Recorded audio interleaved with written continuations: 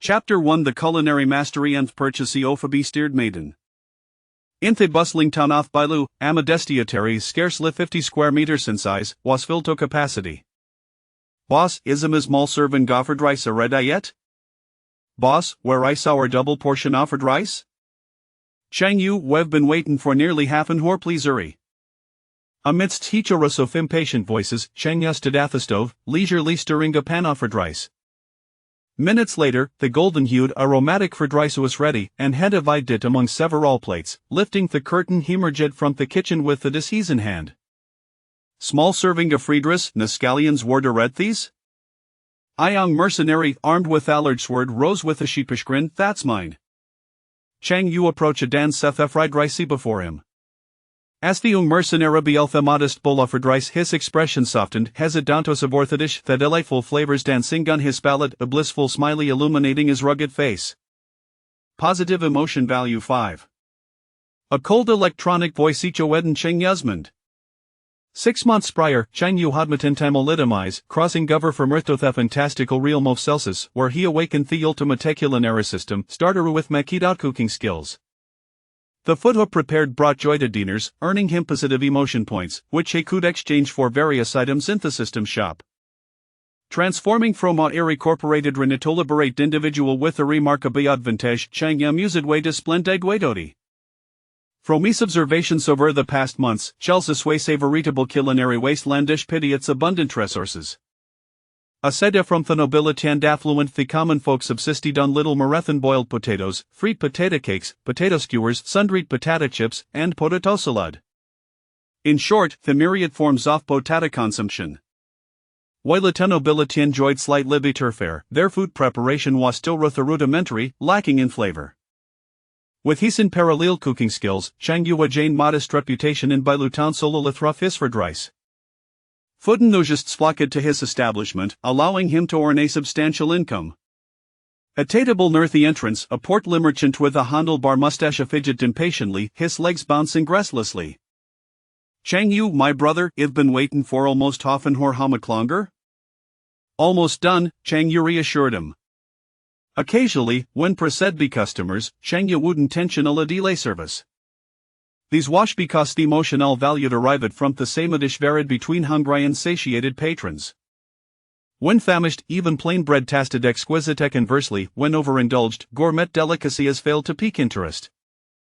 10 minutes later, wearing a strained smile, Chang Yu approached the merchant with a large platter offered rice. Thank you for your patience. Finally, he was about to starve. The merchant eagerly dove in eschewing utensils, his mouth hagapi in an exaggerated manner, devouring the fried rice like a hungry beast. Marcus, pace yourself, I feel choke am not responsible. As a regular customer, Chang Yu felt compelled to for a warning, lest his establishment lo sibasinas dueto an unfortunate incident. Positive emotion value 11. The cold electronic voice chimed again. With his hunger alleviated, Marcus radiated joy, blooming like a flower. Chang Yu, every time I come here for friedris, I wait around half an hour. Should it be a slavato help it? Marcus asked Chang Yu was overwhelmed with work, hence a delays. Buy a slave? Chang Yu paused, contemplating. With business booming, he had been considering hiring a server, and Marcus' suggestion of purchasing a slave suddenly seemed more appealing. According to Thelosoft Black Sun Empire, high-range employees required paying wages, providing regular days off, and covering medical expenses for injurious incurred on the job. Conversely, a slavos the owners private property the ruas no need to pay them, and they could work endlessly without issue. I could say an extra pair of hands, Chang Yu replied, accepting Marcus' proposal. Come with me thighs of turn to the slave dungeon il gavewa 10 discounts since we're friends. Marcus envisioned that with an additional worker, his future visits for fried rice would be expedited. Later that afternoon, Chang Yu closed the restaurant and accompanied Marcus to select a slave. The cars waited as they traveled to a private estate at 10 kilometers from Bailu. A few states in trance as two dados and muscular guards wielding spears. Marcus Chang Yu went to the state's basement, beholding Gary for slaves gathered from various regions, awaiting transport to Narba city as for Saley. The atmosphere was dark and damp, permeated with a musty air. On other side of the corridor, iron barred cells contained numerous humans lives mori captives from defeated nations, others were impoverished individuals who had sold themselves, and some had been deceived into servitude. As they walked, Marcus inquired, what kind of slave are you looking for, Cheng Yu? Someone capable, Cheng Yu replied casually. Capable? Marcus stroked his mustache, a little smile creeping onto his facio shekwick in dispace, leading Cheng Yu deeper into the dungeon. 10 minutes later, Diriak had hinermost part of the dungeon. Chelsus Washamato diverse array of ratiomans, elves, demons, dwarves, dragons, merfolk, and beastmen. The continent was divided into 4 major origins: the eastern empires of humanity, the western holicking dom of elves, the northern demon realm, and the southern tribes of beastmen. In the deepest section of the dungeon, narrow cells contained primarily young femalebiastmen. Beastmen were a rarity in Bailu, and Cheng Yu had only encountered during a 6-month stay.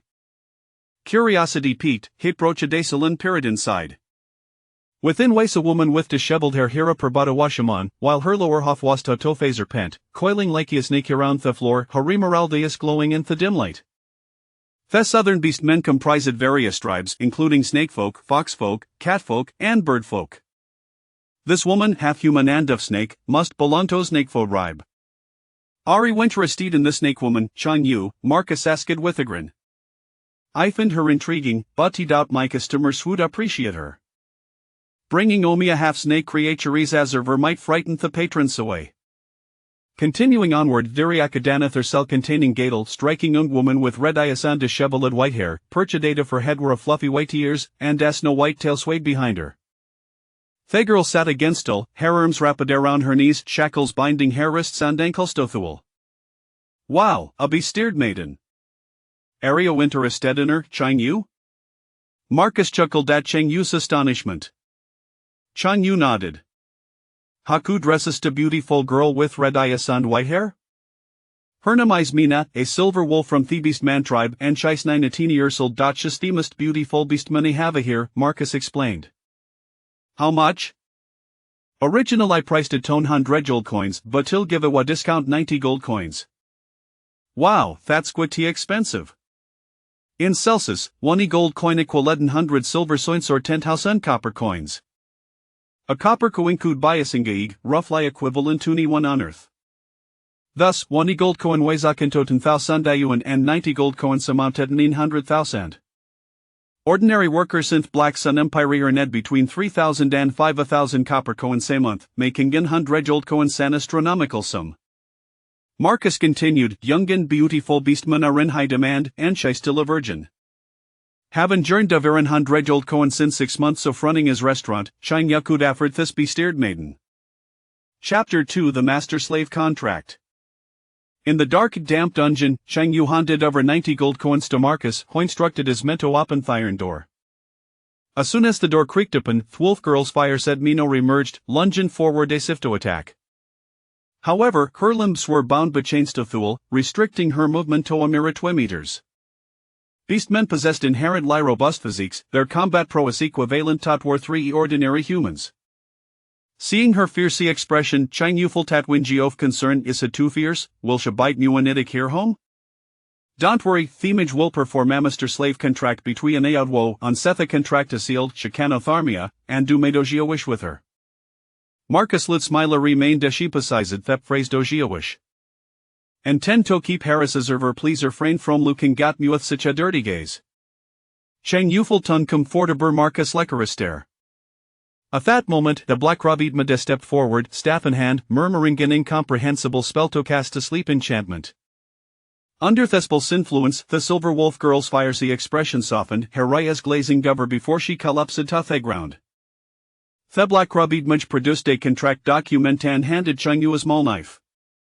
This is the master-slave contract. Press or blood silentilo right corner.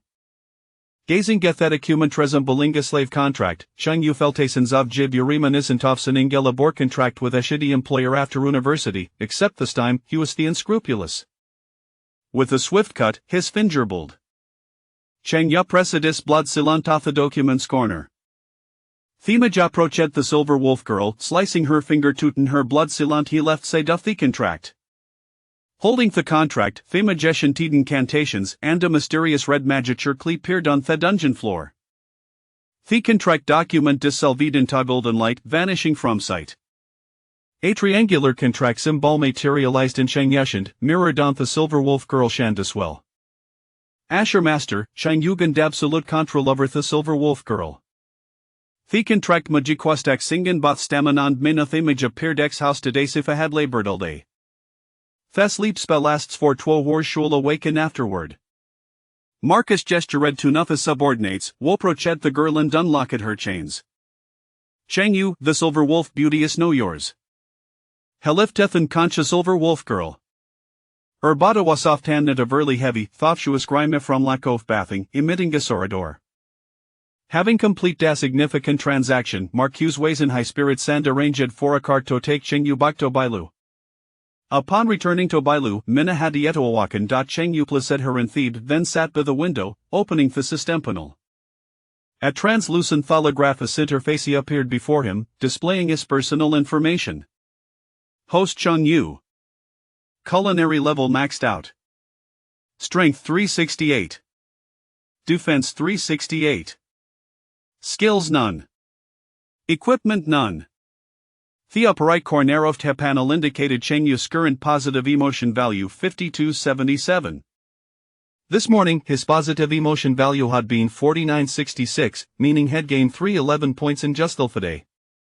Clicking on the shop icon, he entered the system's hope interface, revealing numerous items. 1 point off strength 100 positive emotion value. 1 point off defense 100 positive emotion value. 500 grams off scallions 30 positive emotion value. A bot leaf sesame oil 20 positive emotion value. 30 grams off pepper seeds 50 positive emotion value. Large steamer 300 positive emotion value. Dish soap 90 positive emotion value. Yeast 20 positive emotion value. Plastic bags 100100 positive emotion value. Dragon pattern golden knife 5000 positive emotion value. Having accumulated positive emotion values to exchange for the dragon pattern edgel dank knife, Cheng Yu was thrilled to finally erect the required mount. System exchange for the dragon pattern edgel dank knife. Host consumes 5000 positive emotion value to exchange for and dragon pattern edgel dank knife. Remaining positive emotion value 277 points. A golden kitchen knife appeared in front of Cheng Yu, heavy in his hand, the blade shed with a golden dragon pattern. In the system shop, Cheng Yu typically exchanged it for attempts not available line celsius such as MSG, sesame oil, and baking soda. Previously, other shade attempt to replicate Cheng Yu's success in making for rice, but their efforts failed in comparison. Firstly, Cheng Yu's maxed out culinary skills allowed him precise control over cooking time and seasoning. Secondly, head demesto his friedris enhancing its flavor completely absent in Celsius. Useth the remaining 277 points to increase his strength and defense, Cheng Yu instructed the system. Host strength 1, defense 1. By information known his attribute panel updated. Host Cheng Yu. Culinary level maxed out. Strength 369. Defense 369. Skills none. Equipment dragon patterned golden knife. When he first awakened the system, Cheng Yu's base strength and defense were both 10 points. This meant that an ordinary person would have a strength and defense attributes around 10. Over 6 months, aside from exchanging for daily necessities, he had to locate the remaining positive emotion values to increase his strength and defense. The other world was spare allows enhancing his attributes provide dozens of security. At that moment, an ice came from behind. Cheng Yu turned to see Mina waking up, sitting cross-legged on the bed, her snow-white ears drooping sleepily. "You're awake?" Cheng Yuzmult asking. Upon seeing him, Mina's fury ignited, she leaped from the lunging at Cheng Yu like a ravenous tiger, human preparedity. Holy crap! Cheng Yu's expression changed. Didn't Marcus say could do shuisht? A shell-lamented Marcus words, the triangular contract Markin minish and glow ominously. A sharp pain surged through her, causing Mina to crash to ground, her beautiful physique contorting in agony. Cheng Yu breathed a sigh freely if the master-slave contract was indeed effective. With her long hair disheveled, Minna lay on the floor, her face pressed against the ground, castingus at alonglan si chung yu, wretched human, wathavio donatome? Chang Yu raised a hand to show her the contract mark, grinning, adorable little pup, you are a Noma slave, resist or attempt to escape, and thou wilt see direct consequences. Despicable vulhuman. Minna glared at Chang Yu, her eyes filled with animosity. Chang Yu acknowledged that the master-slave contract was indeed an underhanded method, beautified purchased Minna, another wealthy merchant would have. In the hands of a different merchant, Minna's fata might have been even more tragic. Previously, he had heard that Pettinja dog shed couldn't hands a Theban between honor and pit. Perhaps it worked similarly with wolves? With amundset of experimentation, Chang Yu crouched down and reached out to stroke Minna's shed.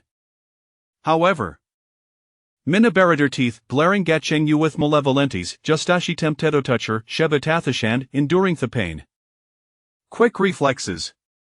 Chang Yu had anticipate her reaction and withdrew wishing just in time. Damn it, who said Pettinja dog would strengthen Theband? With a snap, Manessa Paran lower jaw scullided painfully, nearly bringing her to tears. Areo hungry, ilmuki usoma friedris. Hekud vlit the valuable asset he had purchased for 90 gold coins starvi orgro week. Minna tilted her head defiantly, imna thungri iwu drather diathan consumi anything from a human. Ignoring Minna, Chang Yu stu dan headed to thekachin. 15 minutes later, a bowl of grant for Drysu was placed before her. Eat if you're hungry. Chang Yu took a seat by the window in Grasset in a book. Having John de Red Poor Nutrition ein Theslave Dungeon, Minna had a verbanful theoretic for Drysi before her made her swallow hard. Yet reason reminded her Thethu Mansuri and Evil race, and she must naviri at Thirfood. Chang used it by the window, perusing compendium of Florin Faun of Celsus.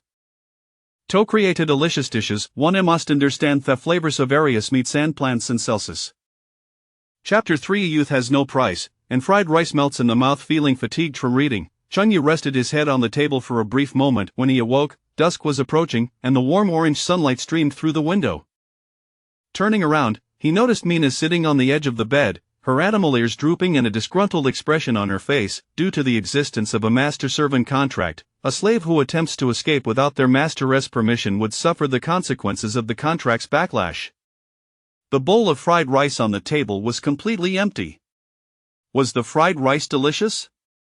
Chang Yu inquired, a confident smile adorning his face. In the room, only Minna and Chang Yu were present, making it abundantly clear who had consumed the fried rice. Minna wiped the grease from the corner of her mouth, glaring at Chang Yu with indignation. I didn't eat it. A huge rat climbed onto the table and devoured it. I refuse to help despicable humans catch rats. Just as she finished speaking, Minna's stomach growled audibly. As a member of the beastman race, her appetite was substantial. A single bowl of fried rice could hardly satisfy her hunger. I'll fry another bowl, Chang Yu declared. He couldn't allow the beast-eared girl he had purchased for 90 gold coins to go hungry.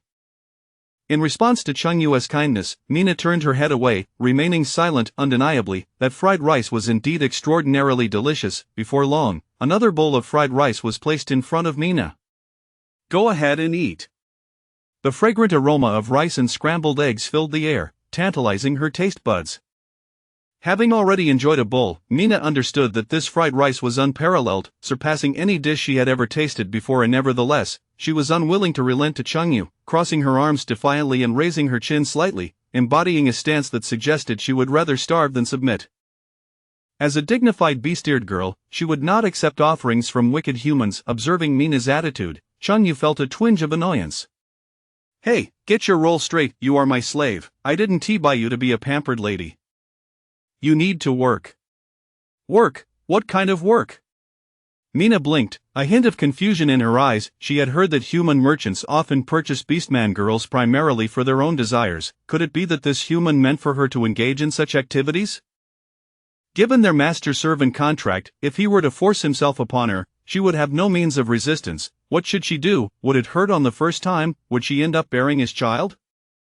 While Minna was lost in these troubling thoughts, Chang Yu nonchalantly stated, "You will be a waitress, helping to serve dishes, wash dishes, and clean up." A waitress? Minna asked, puzzled. My restaurant is thriving, and I can't manage it alone. I need someone to assist. Mina secretly breathed a sigh of relief. This human seemed different from her expectations, unable to resist the allure of the delicious food any longer. She picked up a spoon and began to eat the fried rice voraciously.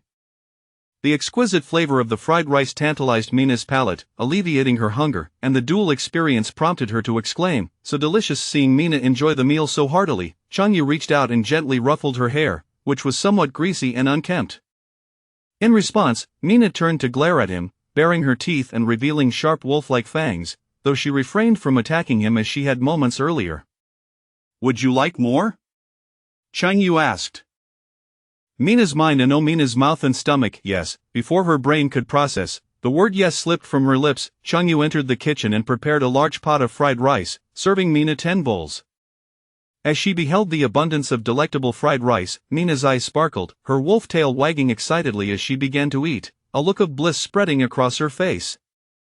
In the past, Changyu had watched a film titled Wolf Totem, which glorified wolves as resilient, proud, and unconquerable creatures. He had believed it wholeheartedly. However, he later came across a news story featuring an old wolf king, cast out from his pack, stopping tourists on the Sichuan-Tibet line to beg for egg tarts and chicken legs, his demeanor more servile than any dog. Youth has no price, and fried rice melts in the mouth, whether human or beast. None can escape the irresistible allure of delicious food. Changyu gently patted Mina's head, and she, now far more docile, continued to savor the delightful fried rice. "Mina, after you finish eating, go take a bath." Mina nodded, having longed for a bath but never finding the opportunity. After consuming the large pot of fried rice, she patted her belly, relishing a meal that filled her like never before. Changyu retrieved a bar of soap from the drawer, which he had exchanged in the systems shop, and handed it to Mina. "The bathroom has a tub, and there's water in the kitchen basin. You can fetch water to bathe yourself." Mina sniffed the soap. It smelled delightful. She took a bite out of it, chewing a few times. Why did this food taste so peculiar? Upon witnessing Mina bite into the soap, Changyu exclaimed, "What on earth? Are you a silly dog? That's not for eating, spit it out." Mina promptly expelled the half-eaten soap, her mouth frothing with bubbles. "This is called soap. It's not edible. You apply it to your body while bathing, then rinse it off, and you'll be clean. Such a fragrant item, and it's inedible." Gazing at the remaining piece of soap in her hand, Mina felt a tinge of disappointment. Changyu retrieved a rough cloth garment from the cupboard. "After your bath, discard those ragged clothes of yours and wear mine for now. Tomorrow, I will take you to buy new clothes." Mina accepted the coarse garment and proceeded to the bathroom for her bath. Changyu stood by the window, admiring the picturesque view of Bailu town bathed in the hues of the setting sun. Unbeknownst to him, half an hour slipped by unnoticed. Mina emerged from her bath, donned in the rough garment. She was tall and graceful, her legs long and shapely, her beauty striking, with skin as fair as snow. Beneath her bangs, a pair of ruby-like eyes sparkled. Her cascading white hair flowed down her back, crowned with pointed beast ears, and a fluffy white wolf tail swayed behind her. Her red eyes glimmered, reflecting the rosy light, while her white hair shimmered like silver dusted with frost. Changyu's gaze fell upon Mina's chest. Good heavens, that was rather ample. No wonder wealthy merchants favored beastman girls. "Why are you looking at me like that?" Mina asked, a hint of shyness causing her to lower her gaze. Cough, it's nothing." Changyu averted his eyes, thinking that the 90 gold coins spent were indeed worth it. "The dwelling has only one bedroom and one bed. You may sleep with me tonight, your master won't mind." Changyu smiled, his intentions evident on his face. Upon seeing Changyu's mischievous grin, Mina understood his intentions, her eyes widening in anger. "You're a bad person. I won't sleep with you, I'll take the floor." "Please, if I were a bad person, I would have dealt with you long ago." Changyu scoffed. It was a lie to claim he had no desire for deeper interactions with such a beautiful beast-eared girl. However, as a well-educated young man, Changyu could never bring himself to commit such an act of violence against a girl. Mina was at a loss for words. Upon reflection, Changyu's assertion held merit. If he harbored such intentions, he could easily overpower her. Moreover, he had prepared such delicious fried rice for her, which was truly irresistible. "Host gains 5 affection from Mina," the system's voice echoed in Changyu's mind. "Affection? What use is that?" Changyu pondered, realizing that affection did not seem to correspond to positive emotions and could not be exchanged for items in the systems shop. When affection reaches 100, the host may share one of the other party's innate skills. Many races on the continent of Celsius possessed innate talents. Chunyu recalled reading the Compendium of Flora and Fauna of Celsius, where the silver wolf race's innate abilities included running and unleashing moonlight shockwaves. However, he needed to raise Mina's affection to 100 to access them. That night, Chunyu slept on the bed while Mina rested on the floor. As dawn broke the next day, at 9 o'clock, Chunyu took Mina to the restaurant to open for business. Operating hours, 10 a.m. to 2 p.m. Chunyu was rather lackadaisical, working only 4 hours each day. When the pair arrived at the restaurant's entrance, a dozen patrons were already waiting. Upon seeing Mina beside Chunyu, the expressions of the onlookers varied. Some were surprised, others envious, and still others apprehensive. The boss actually bought a Beastman girl. Beastman slaves are quite expensive. The boss must be wealthy. I've heard that Beastmen are quite capable in that regard. What if the boss gets drained by her? Who will fry our fried rice? Chapter 4 of the war between the Empire and the Demon Clan. With his culinary skills at their peak, Chunyu is capable of preparing a myriad of dishes. Kung Pao chicken, yusiang shredded pork, boiled cabbage, sour fish, twice-cooked pork, and original nine-turn intestines, among others. Essentially, he can conjure up any dish one can name. The reason Chunyu exclusively sells fried rice is that it is simple to prepare. He can fry a large batch at once and portion it out into many servings. Just a single dish of fried rice has made his small eatery extraordinarily popular. If he were to introduce additional dishes, the business would undoubtedly thrive even more, yet Chunyu finds himself unable to manage alone. Raising the prices to a level beyond the reach of ordinary patrons would inevitably diminish his current bustling trade. However, such a move would lead to a reduction in customers, consequently decreasing the positive emotional value he garners from them. Without this positive emotional value, he would be unable to exchange it for various items. As he opened the doors to his restaurant and commenced operations, Chunyu retrieved the dragon-patterned golden knife he had exchanged for the previous day to chop scallions. The knife felt substantial, its material unlike steel, leaving its composition a mystery. The sound of the dragon-patterned golden knife striking the cutting board resonated crisply. His maximal culinary expertise was evident in every aspect. Chunyu's knife skills were remarkable, slicing scallions quickly and steadily, ensuring each piece was of uniform length. Mina, please crack 50 eggs into the basin and whisk them thoroughly. I'll add salt later. Remember, don't crack too many. If too many eggs were cracked, the ratio of egg liquid to salt would be off, adversely affecting the taste. Eggs? Where are the eggs? Mina inquired, her white wolf ears perked up as she scanned the kitchen, failing to spot any eggs. Check the basket beneath the countertop, Chunyu suggested. Glancing beneath the stove, Mina discovered a basket brimming with eggs. One by one, she cracked them into the basin, silently counting until she reached 50, then used a spoon to blend the egg whites and yolks. Once the scallions were sliced, Chunyu approached to add the salt. With salt incorporated into the egg mixture, Mina continued stirring to ensure an even distribution. Next came the cooking. In the Celsius continent, there were no rice cookers, so the traditional method was employed.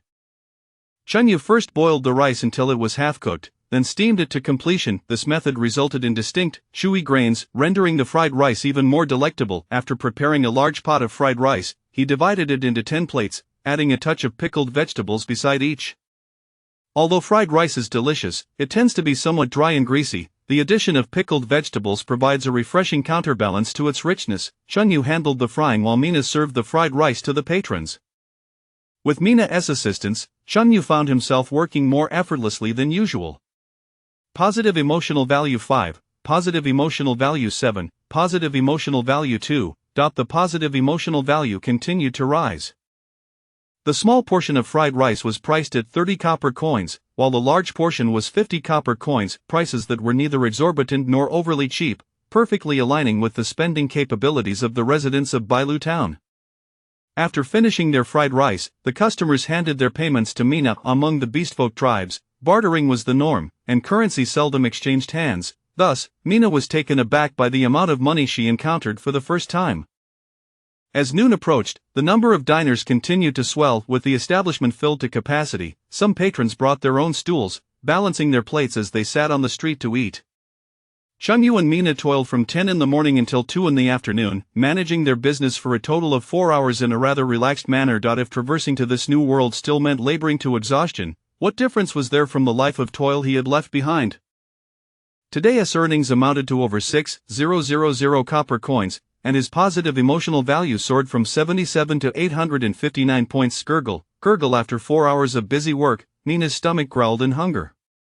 With her beautiful, wide eyes fixed on Changyu, she longed for fried rice but felt too shy to voice her desire. Hearing the sounds from her belly, Changyu turned and entered the kitchen, emerging with a large basin of fried rice. He served himself a small bowl and then pushed the remaining fried rice towards Mina.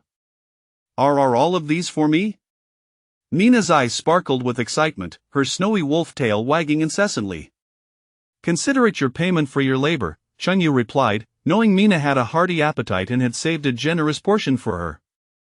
Host gains 5 favorability from Mina, the system's voice echoed in Changyu's mind, marking an increase in their favorability to 10 points.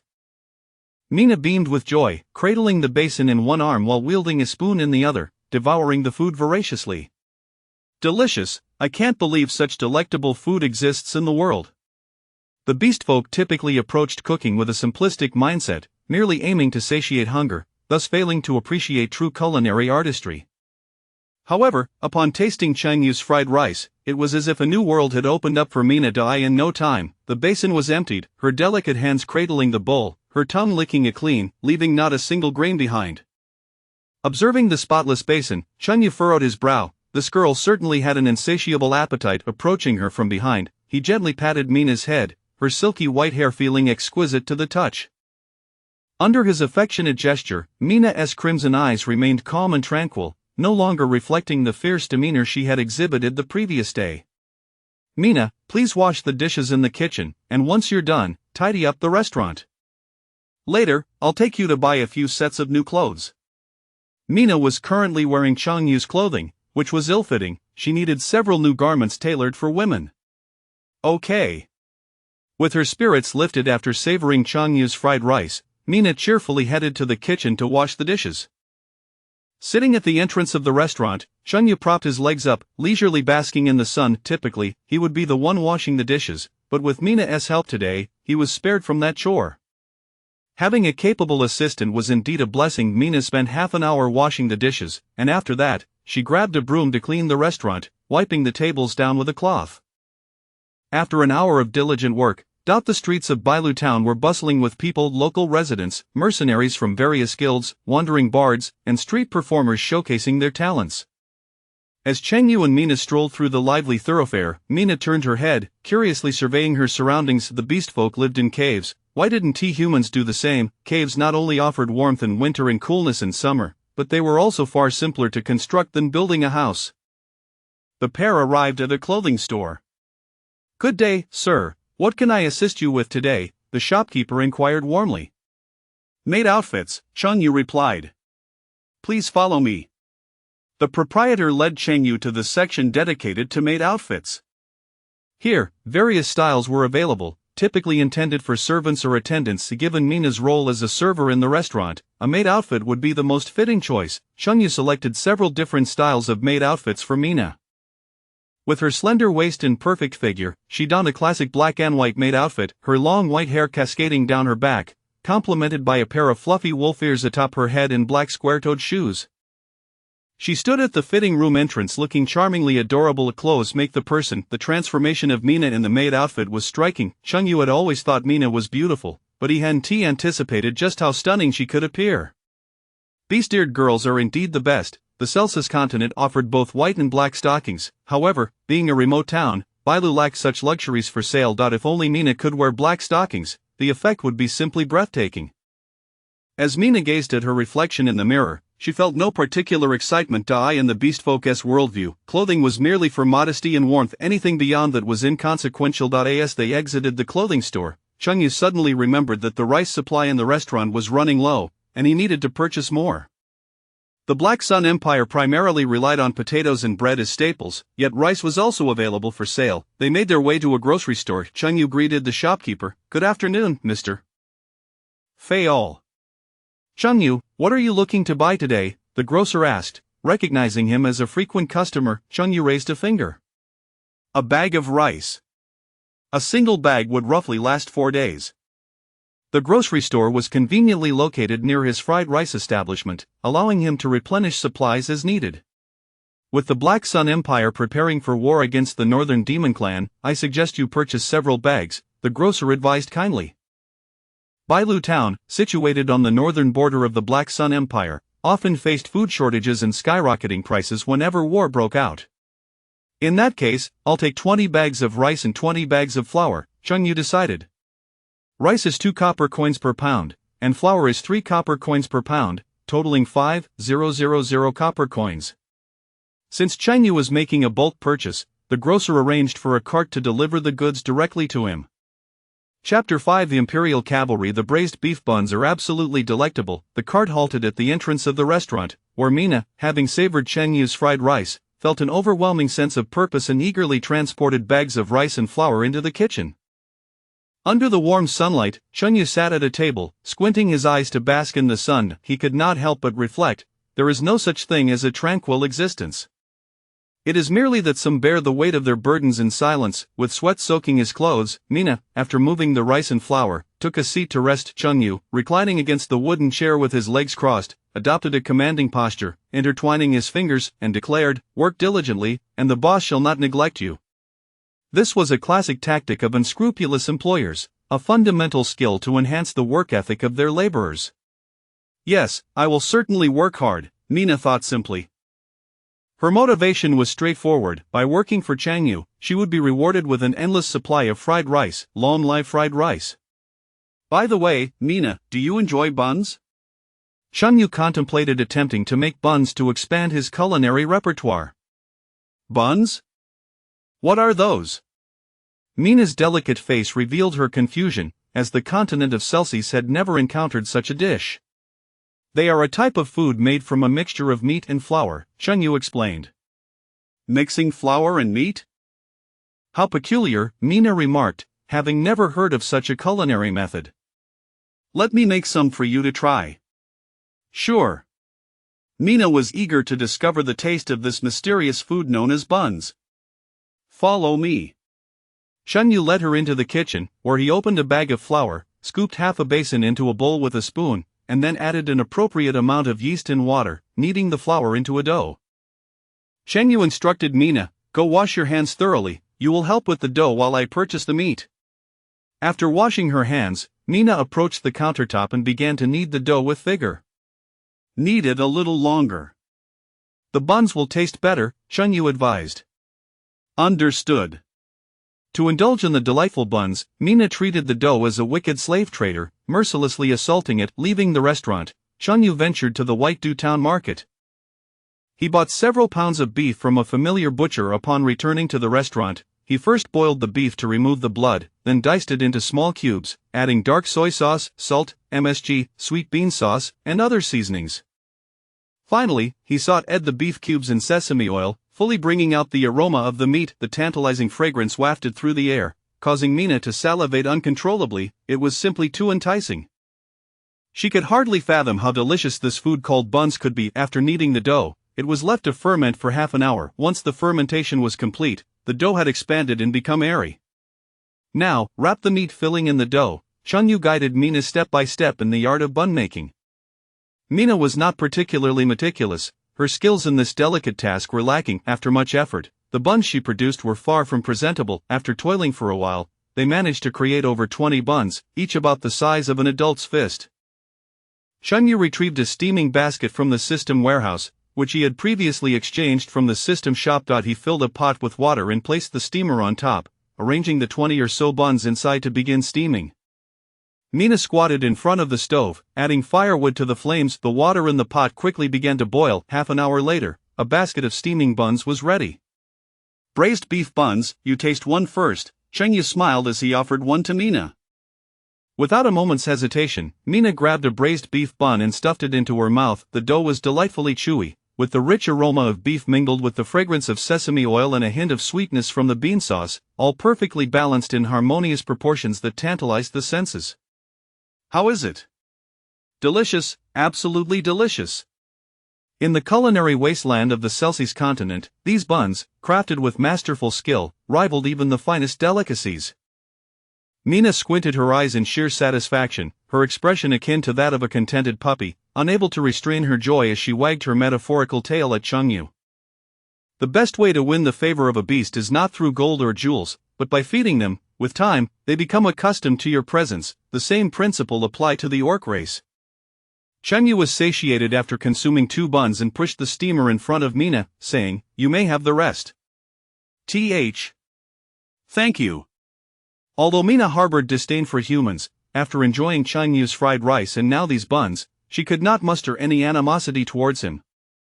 One bun after another disappeared into her mouth, her cheeks bulging like a hamster. How could such delicious food exist in this world? Host receives 10 affection from Mina. The affection between Cheng Yu and Mina rose to 20 points. Tomorrow morning, let us rise early to sell buns, with a limited release of 100. Why sell such delicious food?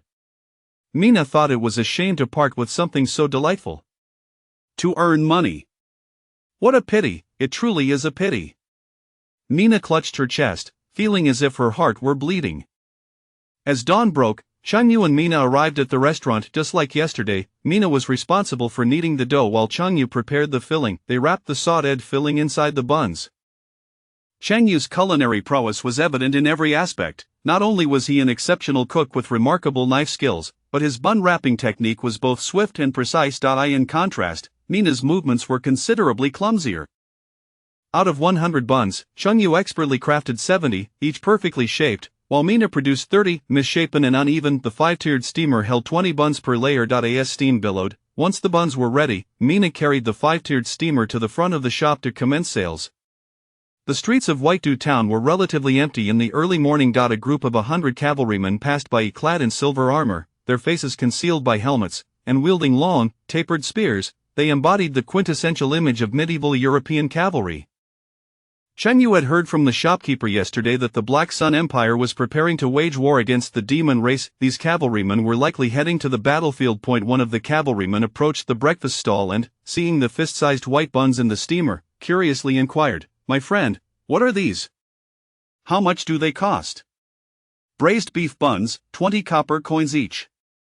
Cheng Yu had yet to create a sign for selling the buns. The cavalryman expressed surprise. 20 copper coins each, that's rather expensive. 20 copper coins could nearly buy half a pound of beef. The price of an item is determined by its value. Unless you try one, how will you know if it is worth 20 copper coins? Cheng Yu replied with a smile. Finding the reasoning sound, the cavalryman produced 20 copper coins and said, "I'll have one to try."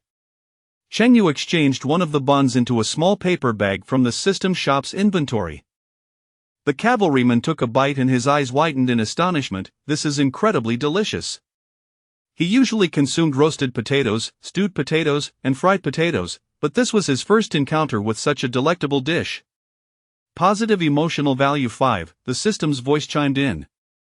Cheng Yu asked, "So, how is it? I didn't deceive you, did I?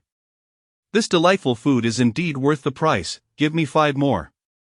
The cavalryman presented a silver coin to Cheng Yu, equivalent to 100 copper coins.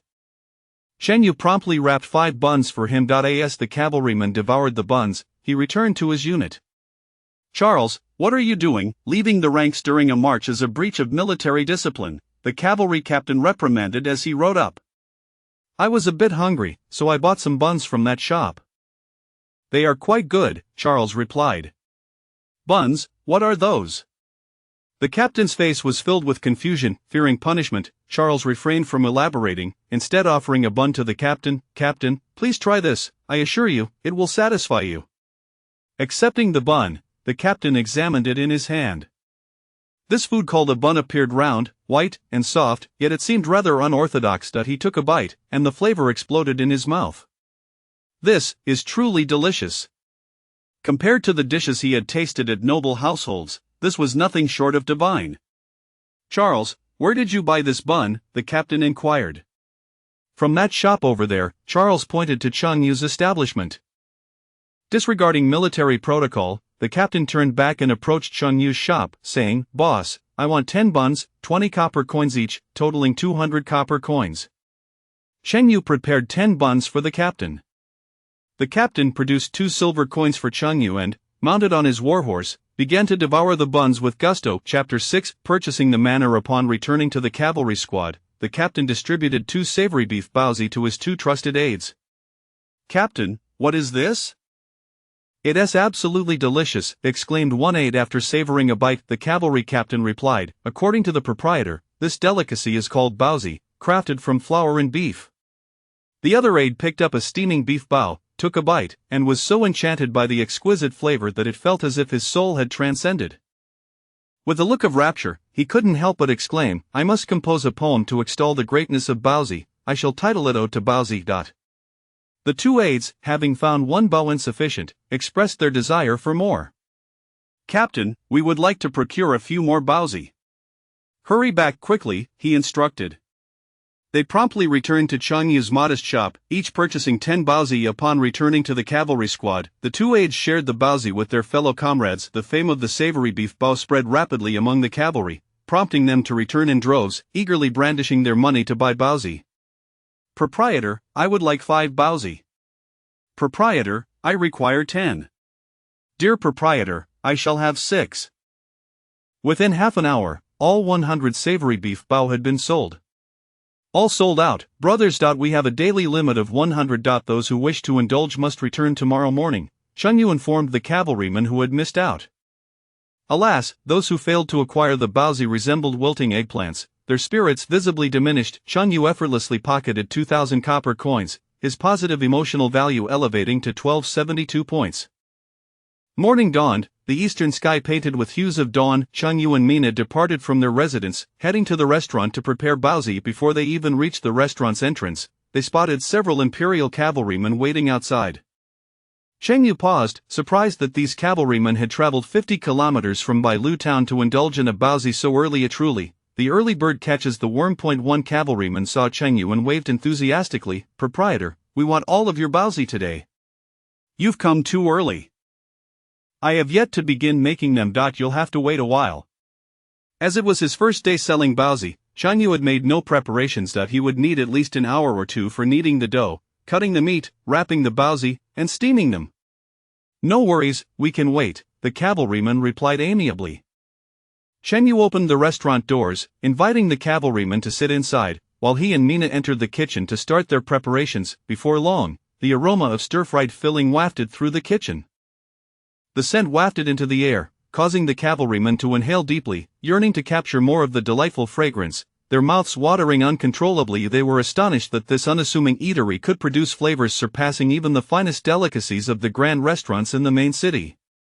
They were tempted to sneak a glance into the kitchen to see Chang Yu at work, but when they noticed the sign hanging at the entrance stating "Kitchen restricted" and "No unauthorized personnel allowed. Violators will be fined 100,000 gold coins," they restrained themselves. Over an hour passed, and a steamer full of meat baozi was ready, steam enveloping the restaurant in warmth. Mina brought out the steaming bamboo basket, carefully placing 100 baozi into small paper bags, which she then packed into several large cloth sacks. The cavalrymen placed 20 silver coins on the table, attaching the large bags of baozi to their steeds. "Proprietor, we shall return tomorrow," they declared, knowing that such delectable meat baozi could not be satisfied in just one day. "You need not arrive so early tomorrow. Around 7 will suffice, and I will reserve some for you," Chang Yu replied, pleased to accommodate the cavalrymen, as it saved him the trouble of selling them one by one. For the next week, the cavalry from the northern fortress visited the restaurant each morning to purchase baozi. The limited supply of 100 savory beef bao was consistently sold out. A week passed. It was noon, the busiest time of the day. Marcus, his belly protruding, cheerfully walked into the restaurant, bellowing, "Chang Yu, my brother, I'm back for more egg fried rice." Mina, serving other customers, turned to the door upon hearing Marcus's voice. When enemies meet, sparks fly. Her lovely face turned icy, almost dripping with disdain, revealing 2 sharp fangs, her hands transforming into white wolf claws, radiating a palpable aura of menace. Under Mina's intense gaze, Marcus's jovial expression froze, his neck retracting as he awkwardly stammered, "Mina, hello. You wretched creature, prepare to pay with your life." With a fierce cry, Mina lunged at Marcus, mercilessly swiping with her claws. Though seemingly rotund, Marcus was surprisingly agile, narrowly evading Mina's attack, leaving 3 long claw marks on his chest. The encounter terrified him to his core. With a quivering voice, Marcus pleaded for assistance from Chang Yu. "Chang Yu, brother, your orc slave is trying to kill me." Chang Yu rushed out from the kitchen, hastily intervening, "Mina, do not harm him." After casting Marcus a fierce glare, Mina refrained from attacking him further. Over the course of the week, Chang Yu had prepared a variety of exquisite dishes for Mina: braised pork, fish-flavored shredded pork, tomato rib soup, fried spring rolls, braised pork knuckle, braised beef, sesame roasted duck. It was not that Mina was not strong-willed, but Chang Yu's generosity had won her over. Each delectable dish resonated deeply within her soul, causing her admiration for Chang Yu to flourish, and she had become more compliant to his wishes. Glancing down at the long claw marks on his shirt, Marcus let out a sigh of relief. Having narrowly escaped death, he chose a seat far from Mina and ordered, "Chang Yu, brother, as before, a large portion of egg fried rice, please." "Just a moment," Chang Yu replied, pulling Mina by the wrist to lead her into the kitchen to prevent any further confrontation with Marcus. "Why did you stop me just now?" Mina asked, her face flushed with indignation, wishing she could dismember Marcus. "Human society has its own rules. You are my slave, and I am your master. Indiscriminate killing will bring me trouble." Chang Yu had always been a law-abiding citizen, disinclined to invite legal troubles. Upon hearing his words, Mina fell silent, not wanting to be a burden to Chang Yu. Half an hour passed outside. Marcus's voice rang out, "Chang Yu, brother, is my egg fried rice ready? I'm starving." "It's coming right up. I'm just a bit overwhelmed," Chang Yu called back. Inside the kitchen, he leisurely sipped tea, as the egg fried rice had already been prepared. He intended to let Marcus wait a little longer. Consuming food while in a state of hunger would yield greater positive emotional value. A few more minutes passed. Chang Yu emerged from the kitchen with a portion of egg fried rice, placing it before Marcus with a professional fake smile. "Business is booming. It's quite hectic. If you're so busy, perhaps you should hire more slaves to help," Marcus retorted, casting a wary glance at Mina, fearful she might charge at him. After observing for a moment, seeing that Mina did not appear poised to attack, Marcus felt somewhat reassured. While eating his egg fried rice, he inquired, "I wonder if you, Chang Yu, are interested in acquiring a manor?" "A manor, indeed, I am interested." Chang Yu had long desired to possess a manor of his own, where he could cultivate fruits and vegetables and enjoy a leisurely pastoral life. However, he had yet to find a suitable property. Some were too large, others too small, some too remote, and others with barren land. "I have a manor located north of Bailu town. The land is fertile, close to Bailu town, and conveniently accessible. I can sell it to you. This afternoon, we shall go and take a look." Chapter 7. A gentle caress of the beast-eared maiden's fluffy tail. In the afternoon, the sun shone brightly. Chang Yu and Marcus set out to visit his estate. Along the way, Mina trailed behind Chang Yu, her gaze icy as she scrutinized Marcus. The intensity of Mina's stare made Marcus feel as though he were pricked by 1,000 needles, rendering him quite uncomfortable. Chang Yu had cautioned Mina that should a slave commit murder, their master would also face repercussions. Mina, not wishing for Chang Yu to be implicated, merely glowered at Marcus without resorting to violence. The trio proceeded northward, leaving the quaint town of Bailu behind. Between Bailu and the northern fortress lay a dense jungle, the environment remarkably pleasant. Golden sunlight filtered through the foliage, casting patches of warm light upon the ground, while the air was infused with the fragrance of fresh grass and wildflowers, uplifting the spirit. A gravel road, more than 10 meters wide, meandered through the woods, extending all the way to the northern fortress. At the far end, from a vantage point 100 meters high, one could behold a majestic mountain range stretching across the northern landscape, its vastness reminiscent of the Great Wall, serving as a bulwark against the incursions of the demonic tribes from the northern realms. This mountain range was known as the Snow-Capped Mountains, marking the northern frontier of the Black Sun Empire. The snow-capped mountains not only thwarted the advances of the northern demons but also shielded the southern lands from frigid air. The southern slopes were adorned with warm, fertile forests, while the northern side was a barren expanse of icy tundra, the true MVP in the ongoing war between demons and humans.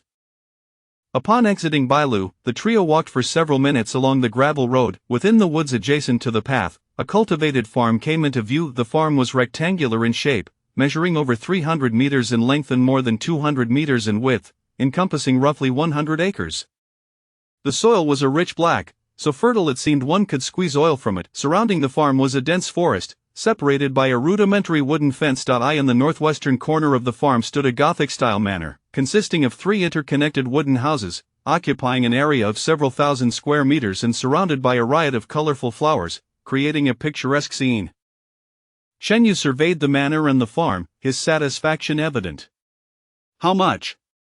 150 gold coins, Marcus replied with a smile. In such a remote border town as Bailu, land prices were relatively low. Thus, the cost of over 100 acres of fertile farmland coupled with a manor was considered a fair price. 150 gold coins is indeed reasonable, but I lack sufficient funds, Chengyu lamented, raising his hands in resignation. After spending 90 gold coins to acquire Mina, he was left with just over 30 gold coins, insufficient to purchase the manor. Marcus's rotund face beamed with delight. Not to worry, if you could share the secret recipe for fried rice with me, I would gladly gift you this manor. Ah, so this old trickster has been waiting for me, Chengyu mused inwardly. A businessman to his core, Marcus had long coveted the secret to Chengyu's fried rice. Sensing that Chengyu had little left after purchasing the orc slave, he had deliberately brought him to view the manor, hoping to barter it for the coveted recipe. Chengyu raised an eyebrow. This fried rice recipe is the result of my painstaking research. I have invested considerable effort into perfecting it. Are you then unwilling to exchange the recipe for the manor? Marcus queried, his brow slightly furrowing. No, I require additional payment. Additional payment? How much do you desire? The manor plus 100 gold coins.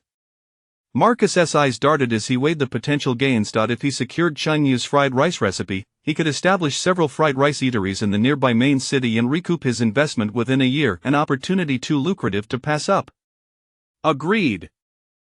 It's a deal, Marcus affirmed, consenting to the exchange of 100 gold coins in the manor for the fried rice recipe. Upon entering the manor, Chengyu procured a pen and meticulously documented the recipe for fried rice, detailing the proportions of egg and salt, the method for preparing the rice, the order for adding seasonings such as MSG and scallions, and the duration of cooking. Notably, the Celxus continent lacked MSG, and Chengyu contemplated selling it to Marcus at a premium once the restaurant was operational. This was what one might call mastering core technology. Both Chengyu and Marcus harbored ulterior motives.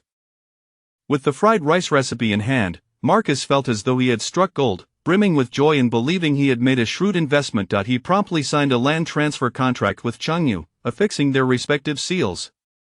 Thus, the ownership of the manor was officially transferred to Chengyu. Chengyu had previously resided in Bailu town and now, with a manor of his own, he could relocate there. The following day, he summoned a carriage and, accompanied by Mina, moved all his belongings to the estate. Conveniently located beside the gravel road leading to the northern fortress, the estate offered easy access. The Orcish people were known for their industriousness and simplicity, and Mina diligently tidied the manor, ensuring the living room and bedroom were impeccably organized. In the evening, Chengyu prepared a dish of steamed ribs with glutinous rice as a reward for Mina. At the long table in the living room, Mina sampled a piece of the steamed ribs, savoring the soft, fragrant, and savory flavor that was utterly delightful. This is exquisite. Everything you cook is absolutely delicious, Mina exclaimed, her joy palpable. Host's affection with Mina 5, the system's voice chimed in. After more than a week of pampering, Chengyu and Mina's affection had reached a score of 70. Once it hit 100, they would unlock a talent skill unique to the Silver Wolf clan. Mina, standing at around 1.75 meters tall, possessed a slender and graceful figure, her delicate legs peeking out from beneath her maid's skirt. As she enjoyed the steamed ribs, her mood was buoyant, and her snowy tail swayed back and forth. Chengyu's gaze fell upon the fluffy wolf tail. Mina, may I touch your tail? Of course, but please don't linger too long. My tail is quite sensitive. Had this request been made a week prior, Mina would have preferred to perish rather than grant Chengyu such permission. However, now, with a budding fondness for him, she acquiesced willingly. Rubbing his hands together with excitement, Chengyu approached Mina from behind and gently stroked her fluffy tail. The sensation of petting an orc's tail was akin to that of caressing a cat. While enjoying the softness of Mina's tail, Chengyu's arm instinctively wrapped around her delicate waist, leaning in closely to her ear, separated by merely a centimeter from her soft beast ear. From now on, stay by my side, and I shall prepare delicious meals for you every day. I have a master-servant contract with you, so naturally, I shall follow you. In such close proximity, Mina's tender cheeks flushed a rosy hue, her eyes darting about like a startled doe. You've worked hard all day. Let me give you a back rub. With that, her tail slipped from Chengyu's grasp, and she gently pressed him down onto the chair, offering him a back rub. At 7 in the morning, several cavalrymen arrived at Cheng Yu's restaurant on horseback. The leader of the group was a young man with striking red hair, standing tall in silver armor, a sword at his waist, likely in his early 20s, exuding an air of nobility. Dismounting from his steed, the red-haired youth greeted with a smile, "Greetings, my friend, I am Karl Moeller, captain of the cavalry, you may call me Karl." "Hello," Cheng Yu replied, sizing up the young man. The aura surrounding him was markedly different from that of ordinary cavalrymen. He seemed to hail from noble lineage. "The buns you make are delectable, I hope you can supply more of them each day." With over 100 cavalrymen in his squad, and Cheng Yu only providing a limited quantity of 100 buns daily, the supply was insufficient. "More buns? How many do you require?" Cheng Yu inquired. "Our cavalry team consists of over 190 men. If each person consumes 5 buns, we would need about 1,000. Cheng Yu and Mina, working together, could produce about 150 buns in an hour, meaning it would take approximately 7 hours to prepare 1,000 buns. Cheng Yu was not particularly industrious. Previously, his restaurant operated from 10 in the morning to 2 in the afternoon, just 4 hours. Committing to 7 hours of work each day was out of the question for him. "I can provide a maximum of 800 buns daily." "Only 800? Karl's tone conveyed slight disappointment, yet he didn't wish to pressure Cheng Yu. 800 will suffice," Cheng Yu calculated in his mind. Each bun sold for 20 copper coins, amounting to 16,000 copper coins for 800 buns. Selling fried rice generated a daily income of 6,000 to 10,000 copper coins, and selling buns proved even more profitable. Cheng Yu contemplated closing his restaurant in Bailu town, ceasing the sale of fried rice, and instead producing buns at the manor, thus saving on rent. "Tomorrow, you need not come here. I will be residing at the manor north of Bailu town. You may come directly to the manor for buns." "Understood," Karl replied with a smile, eagerly anticipating the prospect of enjoying more delicious buns the following day. Chapter 8 of the Invasion of the Minor Demon Clan. As the day's business came to a close, the restaurant's door was adorned with a sign indicating it was temporarily closed. A young man with a mushroom-shaped hairstyle observed the sign with a puzzled expression, inquiring, "Boss, everything was going well, why the sudden closure?" "I'd made enough money, it's time for retirement." Retiring at the tender age of 20, a dream cherished by every young person. "Brother Yu, how could I possibly survive without you?" A middle-aged, rotund man grasped Cheng Yu's hand with his chubby fingers, his gaze filled with reluctance, as if holding back tears. Their bond evoked a poignant image of shared sorrow, reminiscent of tear-filled eyes locked in silent understanding. "Damn it, I'm not interested in men." Cheng Yu forcefully shook off the middle-aged man. "One day without enjoying Boss Cheng Yu's fried rice makes me feel utterly miserable." "I shall forever support Boss Cheng Yu. The spatula in your hand is my unwavering faith." However, Cheng Yu was not genuinely retiring. It was simply more convenient to earn positive emotional value by selling buns. After all, in this world of swords and sorcery, one must possess formidable strength to persuade others with reason. When the carriage arrived at the restaurant, Mina began loading all the kitchen utensils, along with rice and flour, onto the wagon, destined for the estate located to the north of Bailu town. Following the carriage to the estate, Mina unloaded the items into the kitchen. Cheng Yu inspected the estate's kitchen, which boasted 6 cooking pits. Tomorrow, they would steam buns there, and the cavalry would come to collect them. However, steaming 800 buns at once would require more than a single steamer. Cheng Yu accessed the system panel and exchanged for 4 large steamers, each 10 layers high, akin to the towering steamers used in rural banquets. Each layer could accommodate 20 buns, perfectly allowing for the steaming of 800. After procuring the steamers, Cheng Yu focused on preparing the filling while Mina handled the dough. Collaborating efficiently, they swiftly completed the preliminary tasks, with the next step being the bun-making process. If the effort involved in preparing the filling was rated a 1, then the bun-making process rated a 10. The two labored diligently through the afternoon, finally crafting all 800 buns. The buns were neatly arranged in the steamers, which were then placed atop a pot filled with water for pre-steaming. Upon waking the next morning, they would simply need to heat the buns, expediting the process. Though reheating the buns might not yield the same texture as freshly steamed ones, in the culinary desert that was the continent of Celxus, having buns was already a considerable delight. What more could one desire? In this alternate world devoid of mobile phones and electronic devices, Chengyu retired for the night at 7 o'clock the following morning. Before the sun had risen, smoke began to billow from the estate's chimney. In the kitchen, steam rose and appetizing aromas wafted through the air upon catching the scent of the buns. Mina swallowed hard, yearning for a taste, yet, as these were meant for the cavalry, she restrained herself. At 7 o'clock, the cavalry arrived as promised previously. Only a few had come to purchase buns, but this time, with the order of 800, a dozen men appeared. The cavalry captain, Karl, with his fiery red hair, clad in a leather jacket and long boots, dismounted, helmet in hand, and surveyed the surroundings with a grin, remarking, "Boss Chengyu, this estate of yours is quite splendid." "It's decent, more comfortable than the rented place in town," Chengyu replied. "Are the 800 buns ready?" "All set." Karl handed Chengyu a gold coin and 60 silver coins, equating to 16,000 copper coins. "Mina, please pack the buns for the cavalry." Chengyu meticulously counted the coins, then exchanged some points in the system mall for small paper bags typically used for handheld pancakes, instructing Mina to pack the buns into them. "Boss Chengyu, your estate is indeed impressive, though the defensive measures could use some improvement." Karl casually strolled around, assessing the wooden structure of the estate, noting the lack of sturdy walls, merely wooden stakes and fences, leaving it largely unprotected. "This is a private estate, not a bandit's hideout. A little defensiveness is to be expected," Chengyu replied, puzzled by Karl's concern over the estate's defenses. As Karl continued to speak, he mentioned, "I heard from a friend this morning that a few demon soldiers slipped past the border last night under the cover of darkness and may be lurking between the northern fortress and Bailu town." "Your estate's defenses are too weak to withstand an ambush from the demon soldiers." The northern border was vast, and the Imperial army could only fend off large-scale demon assaults. Small groups like these often went unnoticed. Given the estate's proximity to Bailu town, it would be the first target should the demons breach the border. Chengyu began to comprehend why Marcus had chosen to sell this estate.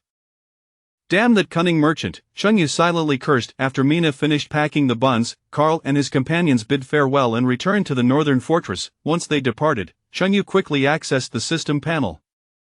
After exchanging points for seasonings, detergent, steamers, and other daily necessities, he found himself with 3,688 points of positive emotional value remaining. Initially, he planned to use these points for more daily supplies, but after hearing Karl's warning about the demons crossing the border, a sense of unease crept in. Exchange for 18 points of strength and 18 points of defense, Chengyu instructed the system. A cold electronic voice responded. Frowny face host consumes 3,600 points of positive emotional value, strength 18, defense 18. Host, Chengyu culinary skill leveled max strength 387 defense 387 skills and non-equipment dragon pattern golden knife. Chengyu clenched his fist, feeling a noticeable surge in strength, which eased his worries somewhat. With 38 times the strength of an average human, his chances of survival against demon soldiers would be slightly enhanced. After completing the exchanges for strength and defense points, the positive emotional value displayed a remaining balance of 88 points. As the evening unfolded, Chengyu, as was his custom, retired for the night by 7 o'clock. The night was devoid of stars and moonlight, the darkness thick and oppressive. At 11 o'clock, a series of violent banging echoed through the night. "What the hell?" Chengyu, residing on the second floor, was jolted awake by the commotion from the first floor. He opened the system mall, expending 50 points of positive emotional value to acquire a flashlight and descended the stairs. Recalling Karl's warning about demon soldiers breaching the northern border, an ominous premonition washed over him. Bang! Another thunderous crash resonated. The nearly 20-centimeter thick wooden door was smashed inward, and a towering figure entered the living room. It was a middle-aged man, standing 2 meters tall, with crimson hair, dark skin, a ruggedly unattractive face, and a pair of backward curving black horns atop his head. He wielded a massive sword in his hand. A demon! Chengyu, having never experienced combat, felt a surge of panic. Seeing Chengyu's fearful demeanor, the demon man could not help but laugh triumphantly. "Ha, weak humans occupying the warm and fertile south, you are unworthy to possess this land." With that, the demon charged at Chengyu, swinging his sword towards his head. "I'll be damned." Chengyu reacted swiftly, dodging to the side and evading the attack. The demon, agile and fierce, raised his sword once more, aiming another strike at Chengyu. In a moment of desperation, Mina leapt down from the second floor, her hands morphing into clawed wolf paws, shielding Chengyu. The sword struck Mina's pristine white claws, inflicting injury and causing blood to splatter. After activating her beast transformation ability, Mina's claws had gained enhanced strength, nearly wounding her hand without severing it. Gathering all her strength, she pushed forward, forcing the demon back a few steps. Are you all right, Mina? Chang Yu asked, concern etching his features as he noticed her bleeding hands. Orc women were not prone to shedding tears easily. Mina's gaze remained resolute. It's just a surface wound. The demon, noticing Mina's breathtaking beauty, leered with malevolence, and here I find such a lovely orc, luck is truly on my side today. Get back. I'll handle this. After spending time together, Mina's affection for Chang Yu had reached 70 points, and she was determined to protect him. Displaying her fangs, she bared her teeth at the demon man, adopting a fierce demeanor. Seeing Mina's bloodied hands ignited a flame of fury within Chang Yu. You dare break down my door without compensation? A golden kitchen knife appeared in his hand as he pulled Mina behind him, declaring, I'll take him on. You'll take him on? Mina was momentarily taken aback. Traditionally, slaves protected their masters, not the other way around. Yes, I'll teach him a lesson. Chang Yu rose, wielding the knife. Host's affection with Mina 20, the system chimed. Mina's affection for Chang Yu surged to 90 points. Chang Yu pointed the knife at the demon. You think you can smash my door and leave without paying? Thinking of money even as death approaches, the demon scoffed, brandishing his sword and launching a heavy strike at Chang Yu. Chang Yu's reflexes were sharp. He responded swiftly, countering with a powerful slice of his knife. Clang, a crisp metallic sound resonated as the dragon pattern golden knife, empowered by Chang Yu's formidable strength, severed the demon's sword. The momentum of the blade did not falter. It continued towards the demon's throat, cleaving his head from his body. Blood gushed forth as the demon fell, lifeless, his headless corpse thudding onto the floor. Am I really that strong? Chang Yu stood in disbelief at having dispatched the demon with a single strike.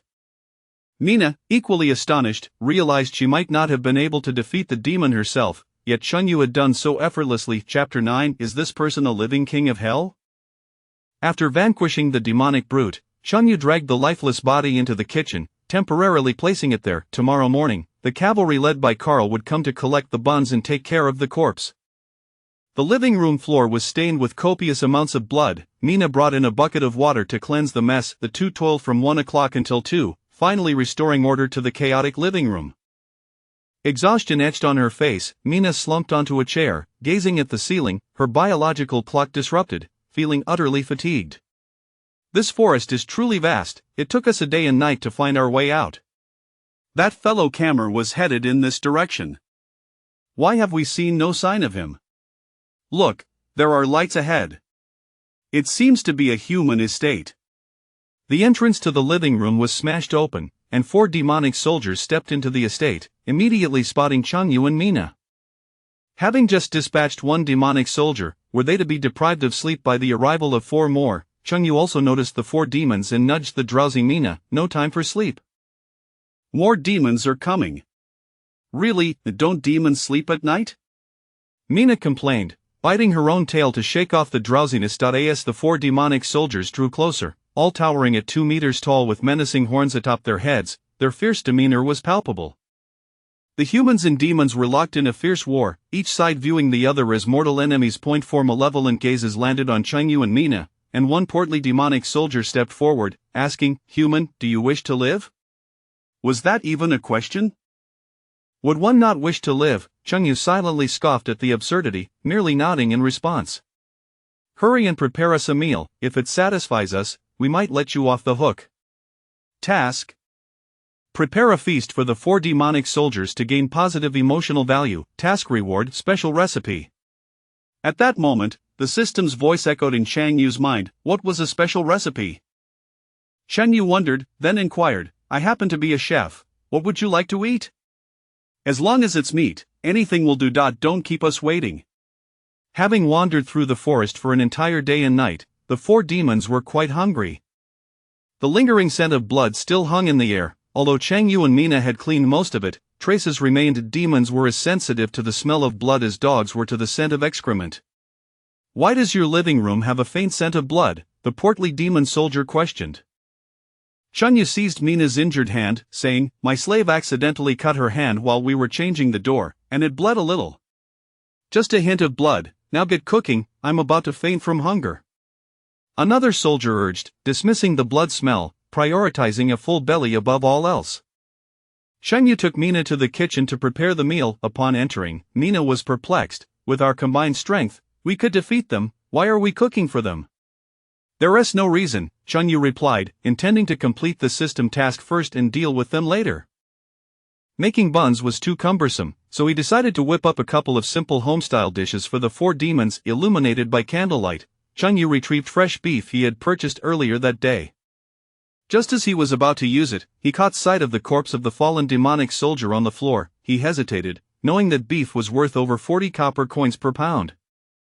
Upholding the fine tradition of thriftiness characteristic of the Huasha people, he returned the beef to the cupboard. Grasping the dragon-patterned golden knife, he sliced open the demonic soldier's clothing, cutting through the skin, and excised 7 to 8 pounds of lean meat from the soldier's thigh.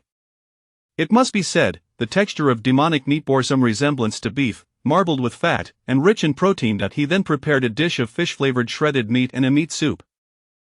The four demonic soldiers waited in the living room for over 10 minutes. Chunyu emerged from the kitchen carrying a large bowl of steaming meat soup. "Gentlemen, the meat soup is served." Mina followed closely behind, holding a bowl of fish-flavored shredded meat.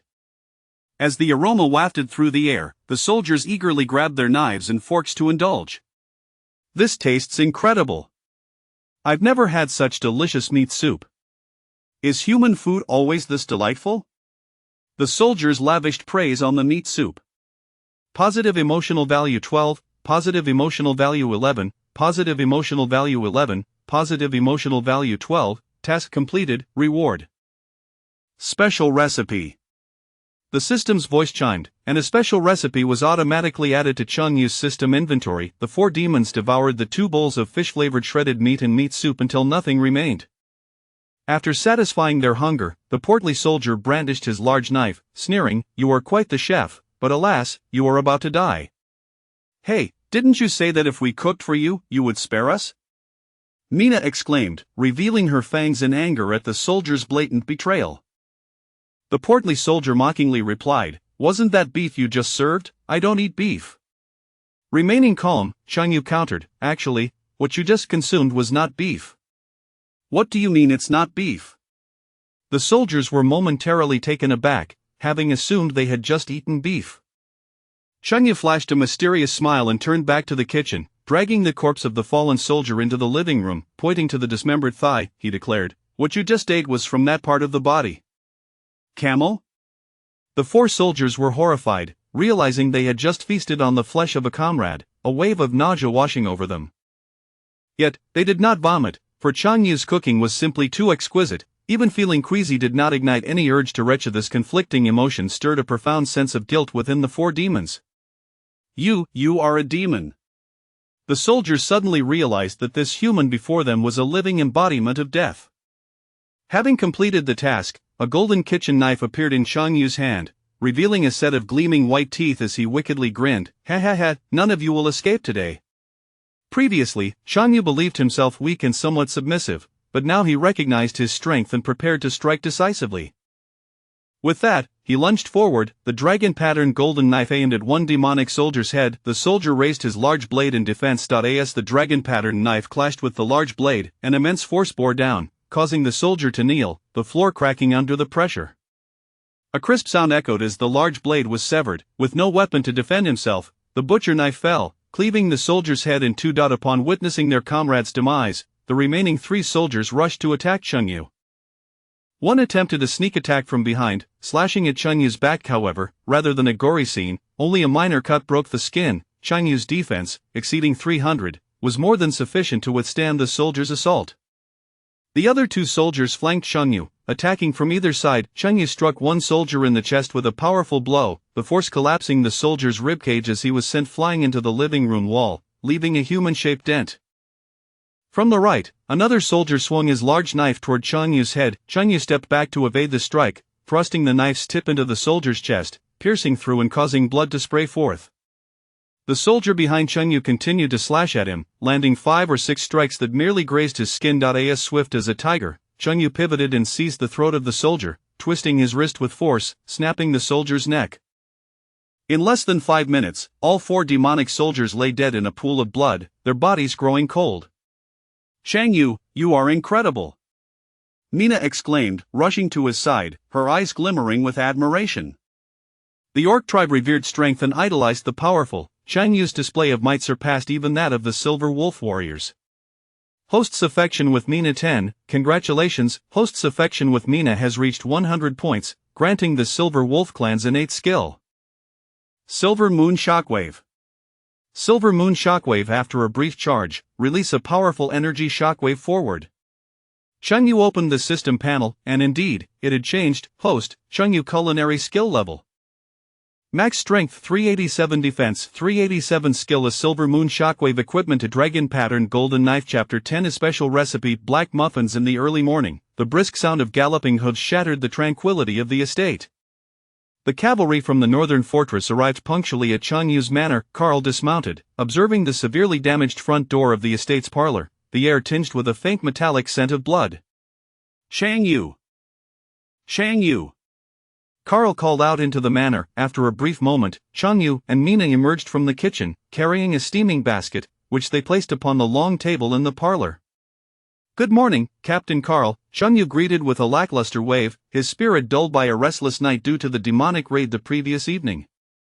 Carl's expression turned skeptical as he surveyed the dilapidated wooden door and the gaping hole in the wall. "It seems there has been a skirmish here?"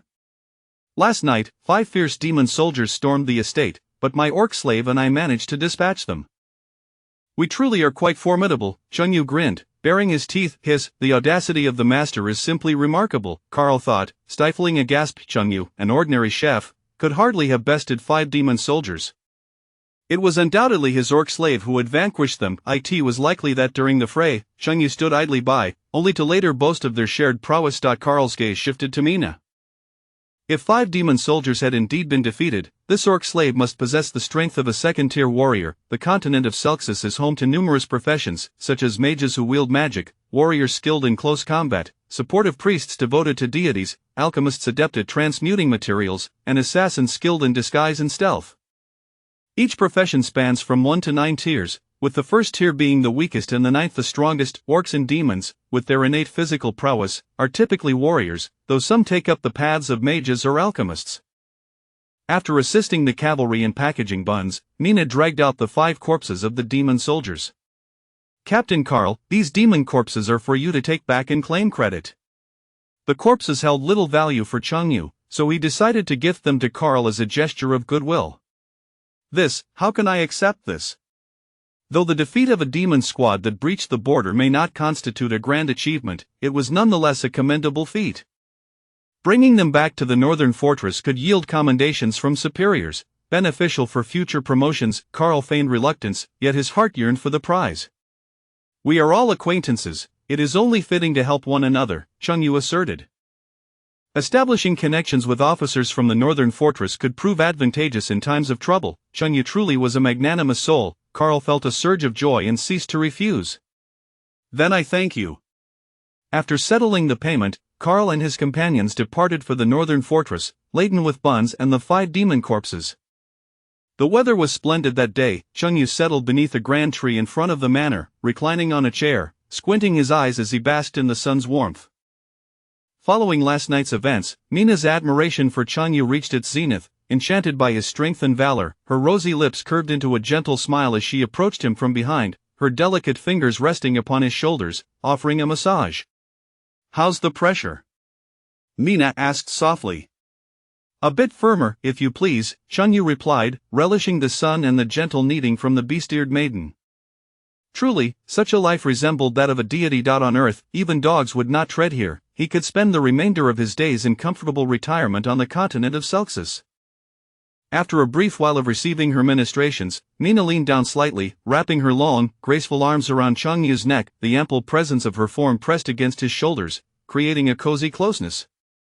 "Mina, isn't it rather warm to be so close on a hot day?" "Not at all," Mina replied, unable to articulate why she felt this way. Being near Chengyu simply brought her joy. Disregarding Mina's words, Chengyu opened the system repository. Having completed a system task the previous night, he had received a special recipe but had yet to examine it. Extracting the recipe, an A4 sheet materialized in his hand, inscribed with various texts. Black muffins, a bitter taste that slightly enhances the consumer's magical potency for a duration of 5 minutes. Ingredients: flour, baking soda, sesame, peanuts, black pine nuts, and thunderfruit. Method of preparation. Thus far, every dish Chengyu had mastered was merely palatable, lacking any buff effects for the consumer.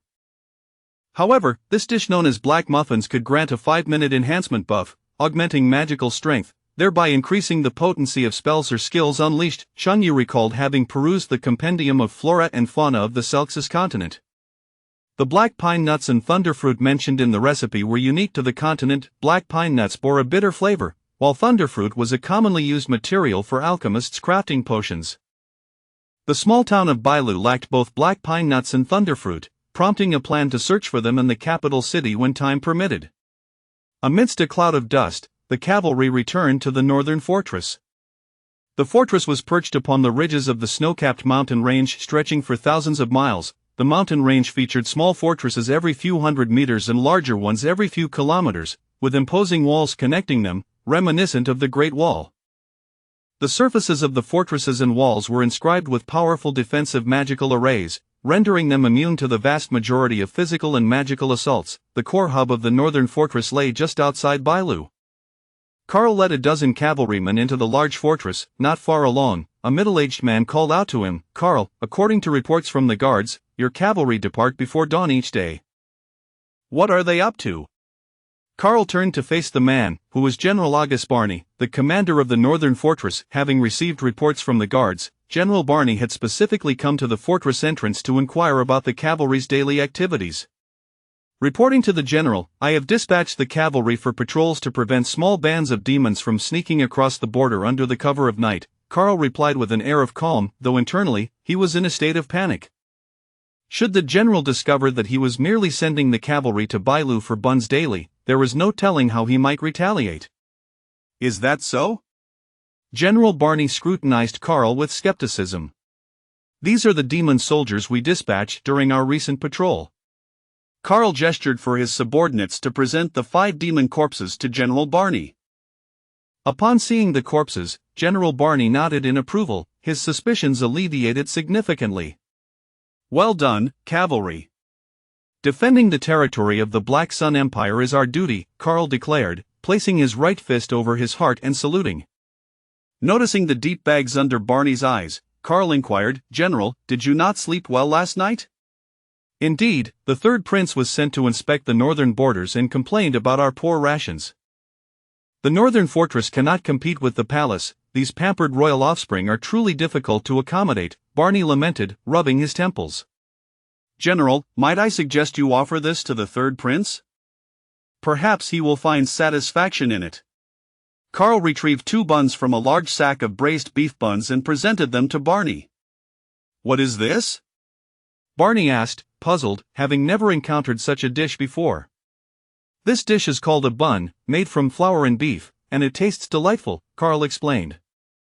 "Very well, I shall present it to the third prince," Barney replied. Chapter 11, Please Don't Speak Anymore. Positive Emotion Value 5, Positive Emotion Value 4, Positive Emotion Value 11. The cavalrymen of the northern fortress savored the braised beef buns, and Chengyu continuously accrued positive emotion points. The positive emotion value in the upper right corner of the system panel fluctuated, rising from 38 to 43, from 43 to 47, and from 47 to 58. Over 100 cavalrymen sampled Chenyu's braised beef buns, resulting in Chengyu gaining more than 800 positive emotion points. Ultimately, the positive emotion value displayed in the upper right corner of the system panel settled at 892 points. With over 800 positive emotion points, what should he redeem? Given the perilous nature of this alternate world, it would be prudent to exchange for strength and defense. Each point of strength requires 100 positive emotion points, and each point of defense also necessitates 100 positive emotion points. He decided to redeem 4 points of strength and 4 points of defense. Host consumes 800 positive emotion points, strength 4, defense 4. Chunyu returned to the system's main interface to review his personal attributes. Host, Chunyu culinary skill level max level strength 391 defense 391 skill a silver moon shockwave equipment dragon pattern golden knife clenching his fist. Chunyu felt a surge of power within him. Mina stood behind Chunyu, giving him a gentle back rub. Are you also a warrior? Having witnessed Chunyu effortlessly dispatch 5 demon soldiers the previous night, she speculated that he might indeed be a warrior. My profession? It is quite apparent that I am a chef. Mina appeared somewhat speechless. Your combat prowess surpasses mine, and yet you claim to be a mere chef. Besides his formidable strength and defense, Chunyu's attribute panel displayed an additional skill. Silver Moon Shockwave. Rising to his feet, he raised his right hand, beginning to gather energy. The magical energy from the surrounding environment converged towards Chunyu, enveloping his palm, which radiated a soft white light. With a look of astonishment, Mina recognized the skill all too well. It was unmistakably the innate skill of their Silver Wolf clan, Silver Moon Shockwave. Why would a mere human possess the innate skill of the Silver Wolf clan? Could he be one of them? Yet, why did he lack their characteristic ears and tail? After gathering energy for 10 seconds, Chunyu swiftly slashed his right hand forward, unleashing a half-meter-long silver energy shockwave that soared ahead. The silver energy shockwave traveled at an impressive speed, striking a large tree trunk 50 meters away. With a resounding bang, the trunk exploded, sending wood chips flying and leaving a bowl-sized dent. The power of the Silver Moon Shockwave was moderate, yet it proved effective for long-range consumption in battle. Wait a moment, as a human, how can you utilize our Silver Wolf clan's innate skill? Mina's face was a mixture of confusion and disbelief, her hands rummaging through Chunyu's thick black hair, searching for any traits that might indicate his Silver Wolf heritage, such as beast ears. After a thorough search, she found nothing. Perhaps I possess the bloodline of the Silver Wolf clan within me, Chunyu casually suggested. Mina's eyes brightened with realization. Oh, I see now, you are a hybrid of human and Silver Wolf, correct? In the continent of Cercis, there exists no reproductive isolation among different races. When humans interbreed with beastmen, their offspring inherit traces of the beastman's bloodline. It is conceivable that Chunyu's ancestors had mingled with the Silver Wolf clan, resulting in a blend of bloodlines that fortuitously awakened in this generation. A hybrid? Very well put, but do refrain from using that term in the future. Chengyu was unaware of where Mina had learned that particular phrase, and he emphasized, it is called mixed blood, not hybrid. Is there really a distinction? Mina pondered for a moment, feeling that the two terms bore little difference. Do not question your master. I am a student at a private university, you are an illiterate. My language skills surpass yours. A private university, Mina struggled to comprehend Chunyu's unfamiliar terminology. In the afternoon, Chunyu visited Bailu town to contact a carpenter, ensuring the wooden house's living room floor and door were repaired, while also purchasing meat and seasonings. Another day had passed. In the morning, Karl, leading a dozen cavalrymen, arrived punctually. However, this time, among those accompanying him were not only cavalry clad in silver-white armor but also a portly young man and an elderly figure in a gray robe. Upon entering the estate, they dismounted and approached the wooden house. Brother Chunyu, we have returned, Karl said with a smile as he hopped off his horse and stepped into the estate. For large steamers were set upon the stone table in the garden, and Chunyu and Mina used small paper bags to pack buns for Karl and the others. Upon seeing the braised beef buns in the steamer, the short, stout young man's eyes sparkled with delight. He hastily rushed to the steamer, disregarding the heat, and began devouring them one after another. Whoa, who are you, fatty? Chengyu delivered a playful kick that landed squarely on the young man's rear. Of course, the kick was not forceful, it served merely as a light reprimand. The young man's ample posterior absorbed most of the impact, rendering it a mere annoyance. Unperturbed by Chenyu's playful assault, the young man continued to stuff his mouth with buns, his words coming out in a jumbled rush. So delicious, so delicious, so delicious, what on earth? Karl's eyes widened in shock. The proprietor Chengyu had just kicked the third prince, and thankfully the prince's ample backside cushioned the blow. The previous day, General Barney had brought 2 braised beef buns to the third prince. After tasting the exquisite flavor, the prince was astonished to discover that the buns surpassed not only the Northern Fortress Army's rations but even the delicacies found within the royal court. Thus, the third prince sought out Karl and joined him in purchasing buns. However, royal members must not attract too much attention while mingling among commoners. Therefore, the third prince instructed Karl to keep his royal identity concealed. Seeing that the young man was still indulging, Chunyu prepared to intervene again, but Karl hastily interjected, "This is my friend, Maxi Bonald, a first-tier mage. If he enjoys eating, let him eat." Since Karl had given his consent for the young man to indulge, Chunyu decided not to interfere further. Once the buns were packed, they were handed to the cavalryman under Karl's command. Karl produced a gold coin and 60 silver coins for Chunyu, declaring, "This is the payment for today's buns." Chunyu accepted the coins. Maxi, the short and stout young man, groaned with satisfaction as he rubbed his round belly, exclaiming, "Such a delectable treat for only 20 copper coins each is truly a bargain. I shall deem Chengyu the conscience of the culinary world." "Is that so? Then I shall raise the price to 50 copper coins each tomorrow." This glutton still thought the buns were underpriced, prompting Chunyu to increase the cost. Upon hearing the raised price, Karl felt an overwhelming urge to give Maxi a good thumping, yet, given that the individual was the third prince of the Black Sun Empire, he refrained from taking any action. The elderly figure in the grey robe also sampled 2 buns, his face alight with astonishment. "Having lived for several decades and tasted countless dishes, I must say that this delicacy known as a bun ranks among the top 10 in deliciousness. Boss, I heard you were previously renowned for your fried rice in Bailu town. Could you prepare a portion for me to sample?" Maxi, having savored the delicious buns, was eager to try Chenyu's fried rice. "I no longer sell fried rice." Chengyu was now focused solely on selling buns, having ceased all fried rice sales. Seeing Chengyu's refusal to sell fried rice to the third prince, Karl grew anxious and stepped forward. "Chengyu, our cavalry team has been supporting your business daily, we are all quite familiar, so could you do us a favor?" "Very well then." Given Karl's prior warning about the invasion of demon soldiers, it was indeed a gesture of goodwill. Chunyu acquiesced to Karl's request and turned to Maxi, "Fried rice, small portion for 30 copper coins, large portion for 50 copper coins. Which would you prefer? Such a low price?" Maxi expressed mild surprise. Karl felt a surge of despair, mentally lamenting, "Third prince, for heaven's sake, please refrain from speaking, soon he will raise the price again." Chengyu replied, "Bringing culinary joy to the common people is my purpose as a chef. I'll take 2 large portions." Maxi turned to Karl, "Captain Karl, you all may head back first. My teacher and I will finish the fried rice here before returning." "Then I shall take my leave." Karl and his cavalrymen departed the estate with their buns. Chapter 12 What to do with money? Naturally, it is to acquire beast-eared maidens. Smoke billowed from the chimney as Chunyu prepared fried rice in the kitchen. The garden of the estate was adorned not only with a myriad of vibrant flowers but also with several umbrella-like trees, beneath which stone tables and benches were arranged. Maxi and the old man in the grey robe casually took a seat at the stone table to rest. Mina, clad in a classic black and white maid outfit, sported a pair of fluffy white beast ears atop her head. She was slender and tall, wielding a broom to sweep the pathway. Maxi's gaze fell upon Mina. This beast-eared maiden possessed a remarkable figure and striking beauty, yet his heart remained unmoved. As the third prince of the Black Sun Empire, Maxi had encountered countless beauties and was long past the point of aesthetic fatigue. Rather than women, he found himself more intrigued by culinary delights.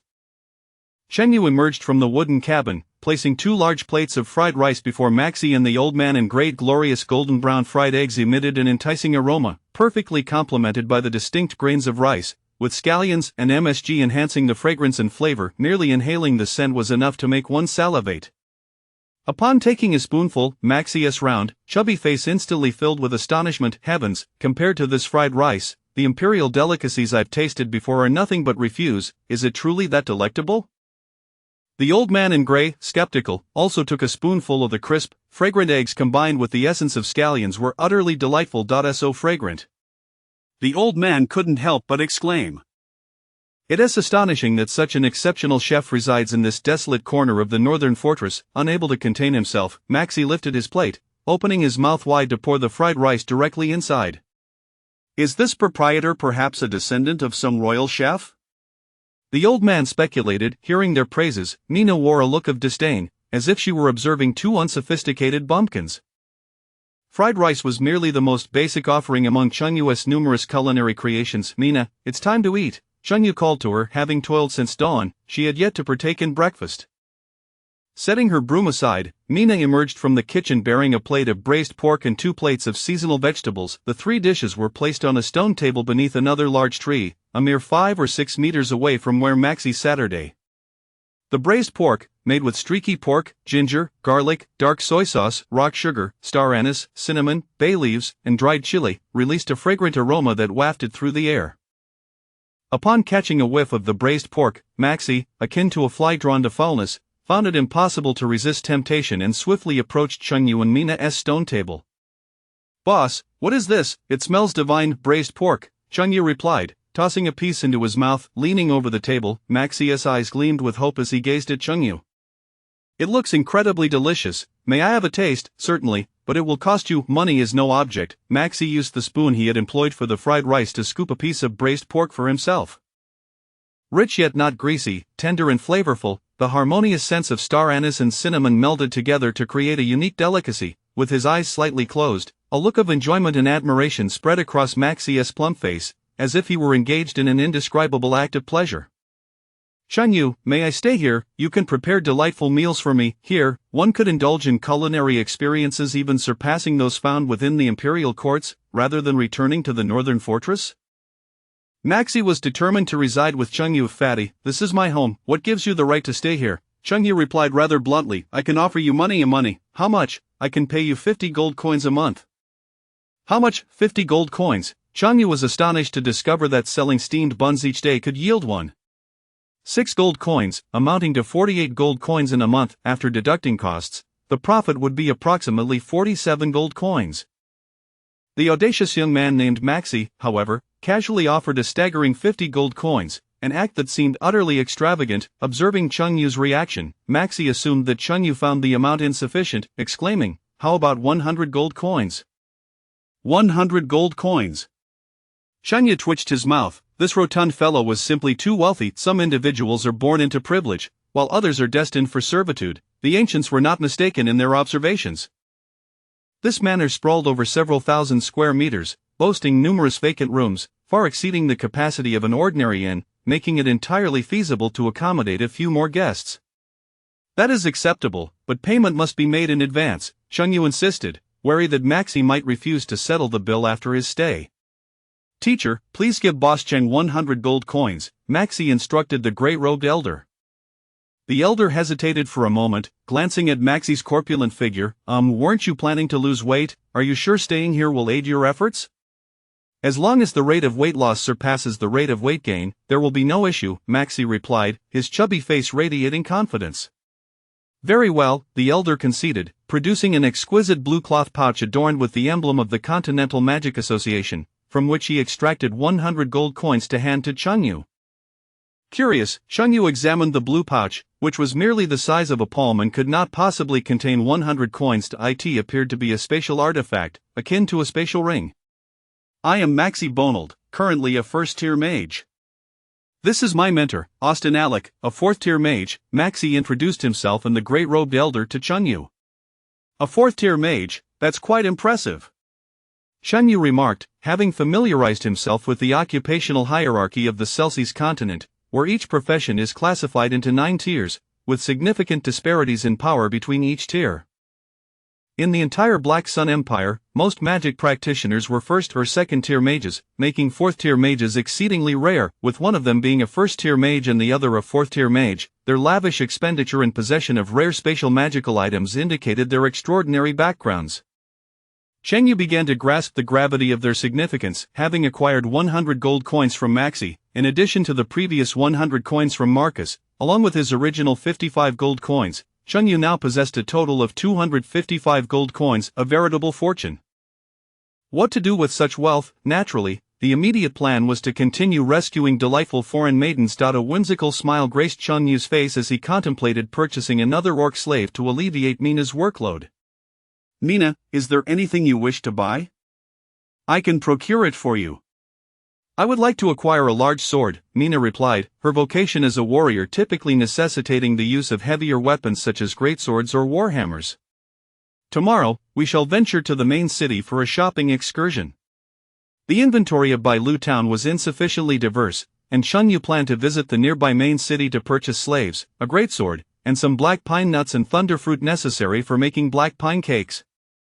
After breakfast, Maxie followed Austin to the edge of the woods to practice magic. A black metallic wand materialized in Austin's hand as he concentrated magical energy through it. The wand's front bore intricate patterns that formed a circular magic circle radiating a soft white glow, adorned with complex and profound designs. In the next moment, a beam of green light shot forth from the white magic circle, striking a small sapling. The sapling, standing half a meter tall, began to grow at an astonishing rate, rapidly transforming into a towering tree nearly 10 meters high, lush with foliage. Today, we will practice the magic of promoting plant growth. You should give it a try, Maxie declared as a golden wand, topped with a ruby, appeared in his hand. Gripping the wand's long handle with both hands, he channeled magical energy to form a magic circle. Upon completion, a beam of green light shot forth, striking another sapling, which grew slowly, reaching an additional 5 to 6 centimeters in height. Despite employing the same type of magic, the efficacy demonstrated by Maxie and Austin differed drastically. The deeper a mage's understanding of a spell, the greater the power they can unleash. Observing the astonishing wonders of magic, Chengyu felt a pang of envy. For his upcoming purchase of a slave, he resolved to acquire one with the mage profession, or at the very least, someone with innate magical talent.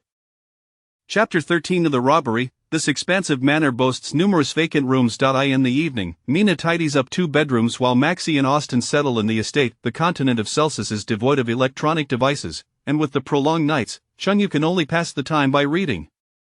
In the study, the flickering candlelight casts a warm glow. Chengyu, with his legs crossed, holds a copy of the Compendium of Flora and Fauna of the Celsus continent, diligently studying its contents. The author of this tome seems to have been a chef, as each entry on various plants and animals is accompanied by an assessment of their culinary delicacies. Mina, clad in a black and white maid outfit, enters the study with a kettle in hand. Chengyu, the water is boiled. Please pour me a cup. Approaching the table, Mina pours water for Chengyu. His gaze is captivated by the fluffy, snow-white tail behind her. Having previously stroked Mina's tail, akin to petting a cat, he is unable to resist the urge to touch it again. He extends his right hand, gently caressing the soft fur of her tail. Feeling Chengyu's tender touch, Mina's cheeks flush. Chengyu, what are you doing? Just touching your tail, Chengyu replies with a smile. Oh, be gentle, it's very sensitive. Mina, having reached 100 points in affection for Chengyu, does not mind his exploration. As he continues his gentle caress, an unfamiliar sensation blooms within Mina, her face a canvas of crimson. After a while, Chengyu embraces Mina from behind, her soft form nestled against him as he continues to stroke her fluffy tail. Mina offers no resistance, resting her head on Chengyu's shoulder, too shy to meet his gaze. Her cheeks are flushed, revealing the innocence of a girl experiencing the stirrings of first love. The Orc tribe does not place much emphasis on education, and Chengyu knows Mina is illiterate. Let me teach you how to read. Read? Mina blinks in surprise. In the Orcs' worldview, they are born to fight. Battle is their romance, while learning to read is seen as a frivolous pursuit. It's pointless to learn, I'd rather not. Mina frowns, showing no interest in literacy. What proper Orc would study letters? Chengyu insists firmly, in human society, written language is crucial, you must learn. Alright. Mina resembles a child reluctantly entering kindergarten, her expression one of unwillingness, yet she has no choice but to obediently sit beside Chengyu and learn. The two continue their studies deep into the night. The following morning, a red-haired Carl leads a cavalry unit to Chengyu's manor, where Chengyu is, as usual, selling buns. Captain Carl, I need to make a trip to Snow City. You won't need to come for the next 3 days. Chengyu plans to visit Snow City, the nearest major city to Bailu Town, with Bailu Town lying over 170 kilometers from Snow City. The journey by carriage takes a full day and night, meaning he will be away for 3 days. The greatest joy each day is savoring your buns. Hurry back, Carl has developed quite a fondness for Chengyu's cooking. Yes, I'll be back soon. Shortly after Carl departs, Chengyu and Mina leave the manor, leaving only Maxie and his teacher, Austin, behind. Chengyu procures a carriage in Bailu Town and, having settled on a price, sets off for Snow City. The carriage rolls leisurely along the cobblestone road. Having traversed to the Celsus continent for 6 months, this marks Chengyu's first departure from Bailu Town. Gazing out the carriage window, he observes fields lush with green wheat lining the road, farmers donning straw hats tending to the crops. In the distance lies a quaint medieval-style village. After half a day's journey, the carriage exits the confines of Bailu town, entering a desolate hilly region surrounded by dense woods and overgrown foliage. Suddenly, hurried footsteps echo from the forest. The carriage comes to a halt, and the frightened coachman exclaims, "Sir, we're in trouble, we've encountered bandits." Bailu town, situated on the northern border of the Black Sun Empire, suffers from a less than favorable security environment. The likelihood of encountering mountain bandits in the wilderness is greater than that of encountering wild beasts. Merchants venturing far often hire mercenaries or employ personal bodyguards for protection. Bandits typically avoid robbing caravans under mercenary guard, as the risks often outweigh the rewards. However, upon spotting Cheng Yu in his single carriage, these bandits, akin to wolves eyeing sheep, surge forth to rob without hesitation. Cheng Yu and Mina disembark from the carriage. In the middle of the road stands a group of over 20 masked men wielding machetes. The leader, a burly masked figure, sets his eyes on Mina, a wicked grin spreading across his face. "Ha, what luck to encounter such a stunning orc beauty today." The strength of the orc tribe is equivalent to that of 2 or 3 ordinary humans, and the masked leader, with his band of 20, feels no fear of engaging Mina. Another bandit brandishes his machete, barking, "Leave the orc, the money, and the carriage, and scram."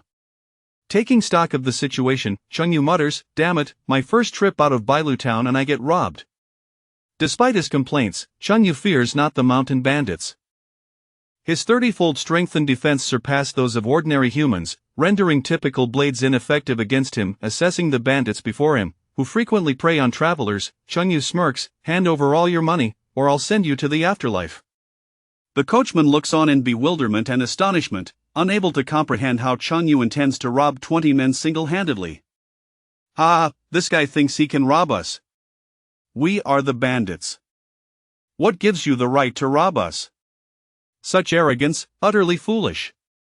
The bandits roar with laughter. They have always been the ones to rob others, and encountering someone attempting to rob them for the first time is a novelty.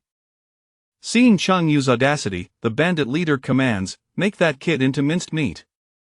With murderous intent gleaming in their eyes, over 20 bandits charge at Cheng Yu, weapons raised, showing their teeth and bearing fierce expressions. Mina steps in front of Cheng Yu, attempting to shield him.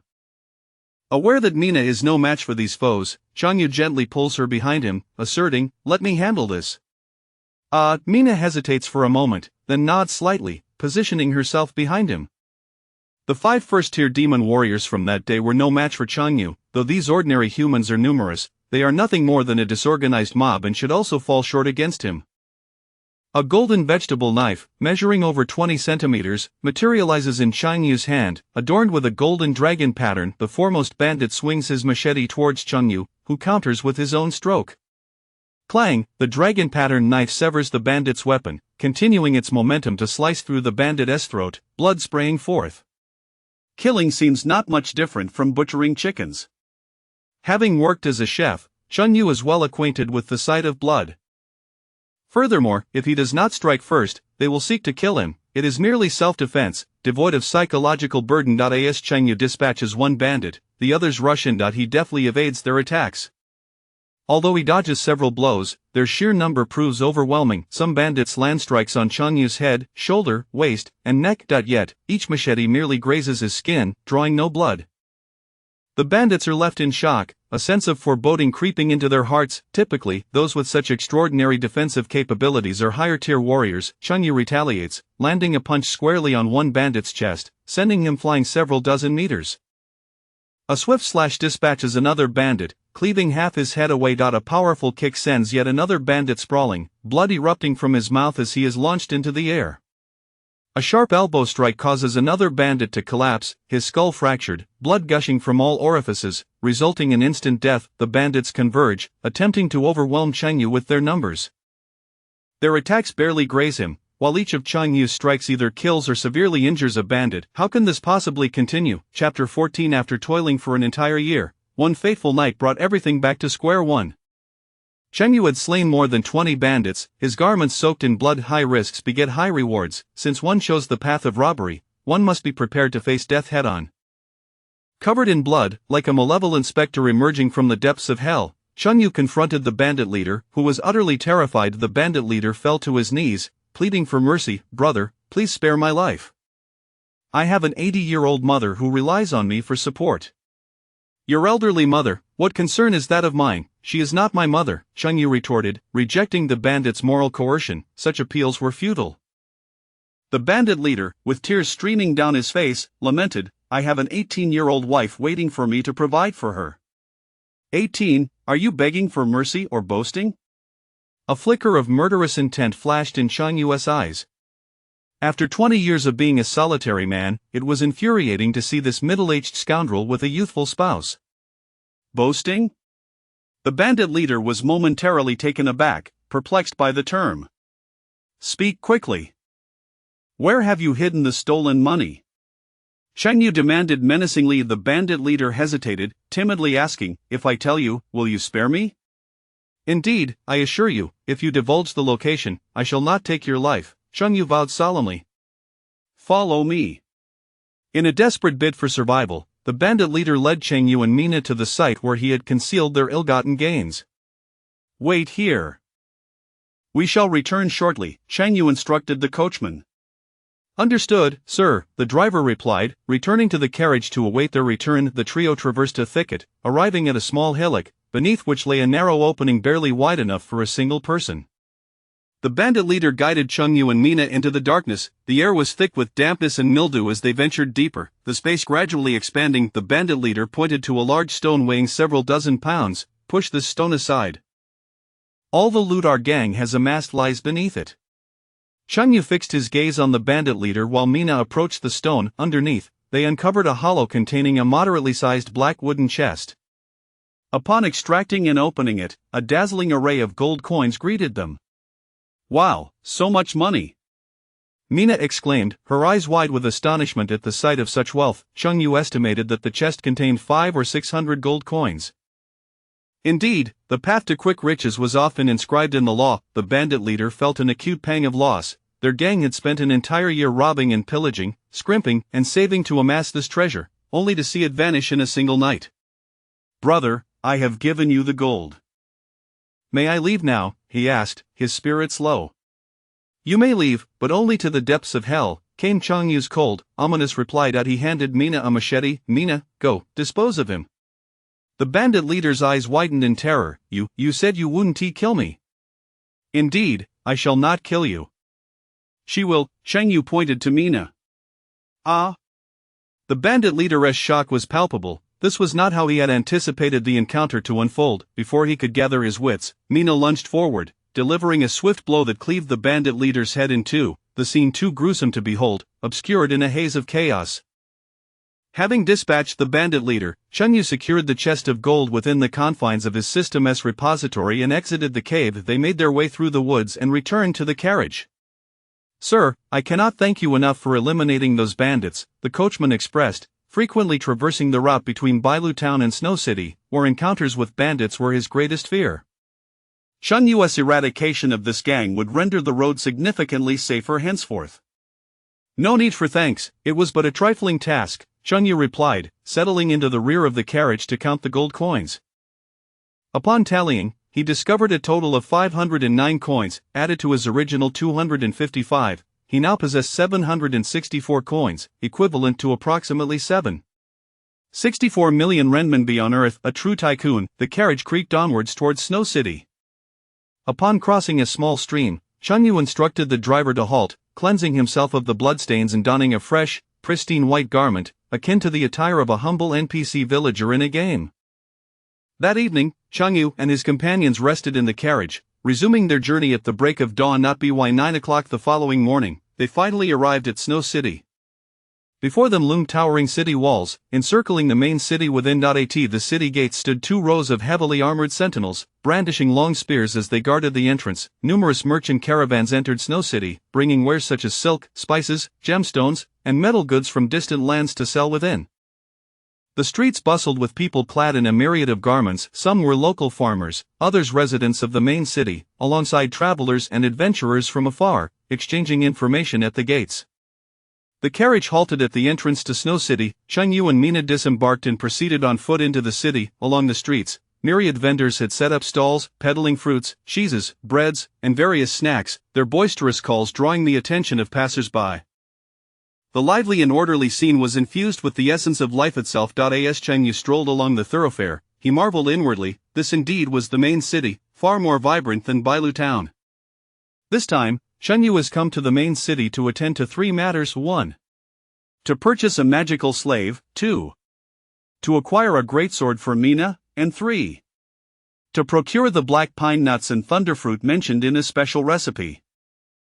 They decide to first acquire the greatsword for Mina, as it is the most straightforward task. The two of them stroll along the street, and after inquiring with passers-by and turning through several blocks, they arrive at the entrance of a weapon shop. This armory is a favorite haunt of mercenaries and adventurers, offering a wide array of weapons: greatswords, ordinary longswords, heavy maces, battle axes, staves, bows and arrows, shields, spears. A young female attendant politely inquires, "Good day, sir, how may I assist you?" "I would like a greatsword," Cheng Yu states directly. "The greatswords are this way, please follow me," the attendant replies as she leads Cheng Yu toward the innermost part of the store, where numerous types of greatswords hang from the walls and shelves. "Mina, choose for yourself." Mina gazes up at the dazzling array of greatswords on the shelves and walls, carefully selecting her choice. These greatswords are wide and thick, each weighing over 100 pounds, far too heavy for an ordinary person to wield. They are typically used by those in the warrior profession. After a short while, Mina selects 2 greatswords from the shelf. Aside from their differing colors, the 2 swords are identical. The white greatsword is priced at 399 silver coins, while the black one is priced at 400 silver coins. Why is the black sword 1 silver coin more expensive when they weigh and are fashioned the same? Mina inquires, puzzled. The attendant chuckles, indeed, they are identical, but the black one is more resistant to dirt, which justifies the slightly higher price. Wouldn't you agree? Is this really acceptable? How absurd! Cheng Yu can't help but chuckle. Then I shall take the black one. Mina also believes that a sword that is more resistant to dirt would be preferable. 400 silver coins equate to 4 gold coins. Cheng Yu retrieves 4 gold coins to pay the attendant. This year, we are offering a weapon maintenance package, where professionals will conduct comprehensive upkeep of your weapon. The standard package is 20 silver coins per year, while the deluxe package is 70 silver coins per year. Would you care to subscribe to one? The attendant enthusiastically promotes the offer. No, thank you, Cheng Yu replies as he and Mina exit the weapon shop. Chapter 15. The Elven Sorceress. On the bustling streets of Snow City, throngs of pedestrians animated the lively atmosphere. Mina, clad in a maid's outfit, bore a large sword upon her back, measuring approximately 1 meter and 60 centimeters in length, broad and thick, appearing rather cumbersome, which seemed incongruous with her slender, delicate figure. Mina, if carrying that large sword proves inconvenient, I can help you store it, offered Cheng Yu, possessing a system warehouse capable of holding the sword. Mina shook her head, no need. I prefer to carry it. As a warrior, the presence of the hefty sword instilled a sense of security. Additionally, shouldering such a weight would serve to strengthen her overall physique. Very well, Cheng Yu acquiesced, continuing his stride. At the end of the street, a square adorned with a magnificent fountain graced the center of a crossroads. Water erupted skyward from the fountain basin, and sunlight filtered through the mist, refracting into a splendid rainbow. A young, beautiful woman in white stood before the fountain, captivated by the colorful display. Excuse me, miss, could you please direct me to the slave market in Snow City? Cheng Yu approached her with his inquiry. The woman turned, her gaze landing on Cheng Yu's chiseled features, his striking brows and starry eyes. She had never encountered such a handsome man before, and her eyes shimmered with infatuation. Hello there, you are quite handsome. May I ask your name? Those who are less fortunate in appearance remain blissfully unaware of the advances of women. The woman exuded an unmistakable eagerness. What are you doing? Cheng Yu found himself momentarily bewildered. He had merely asked for directions. I wish to get to know you better. How old are you? What do you do for a living? Where do you reside? Are you married? The woman drew closer, her excitement mounting with each question, her eyes brimming with possessiveness. Was this truly a desire for acquaintance? Cheng Yu thought to himself, feeling embarrassed to expose her intentions, and chose to leave with Mina. Hey, why are you leaving? Apologies, but I am not interested in pure-blood human women. As he walked away, the woman stood in shock, pondering his disinterest in pure-blood human females. Did he harbor some peculiar proclivity? Upon departing the Fountain Square, Chunyu inquired with others about the direction to the Snow City slave market. The slave market, in essence, comprised a single street lined with numerous slave shops, where cages at the entrances held a variety of humans, young and old alike. According to the laws of the Black Sun Empire, those who defaulted on debts or committed serious crimes could easily find themselves enslaved. Once enslaved, they were no different from livestock. Many patrons frequented the slave market. A minority sought to indulge their desires, while the majority aimed to acquire free labor. The two approached the counter of a nearby slave shop. Upon noticing the orc slave accompanying Chunyu, the shop assistant's demeanor instantly became enthusiastic. Those capable of purchasing an orc female were typically affluent individuals. "Sir, how may I assist you? We have all kinds of slaves in our establishment, including beautiful orc maidens. I am looking to purchase an orc slave proficient in magic, and ideally, she should be attractive."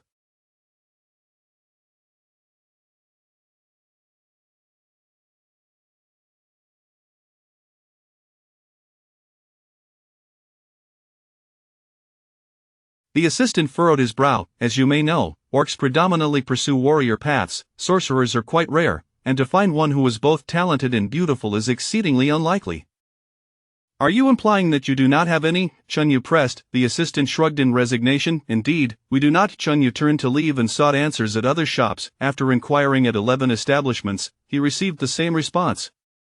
No orc sorceress slaves could be found. Orc sorcerers are indeed scarce. Having lived among orcs for over a decade, I have only encountered a few male sorcerers. Mina, being an orc herself, lamented the rarity of such magic users.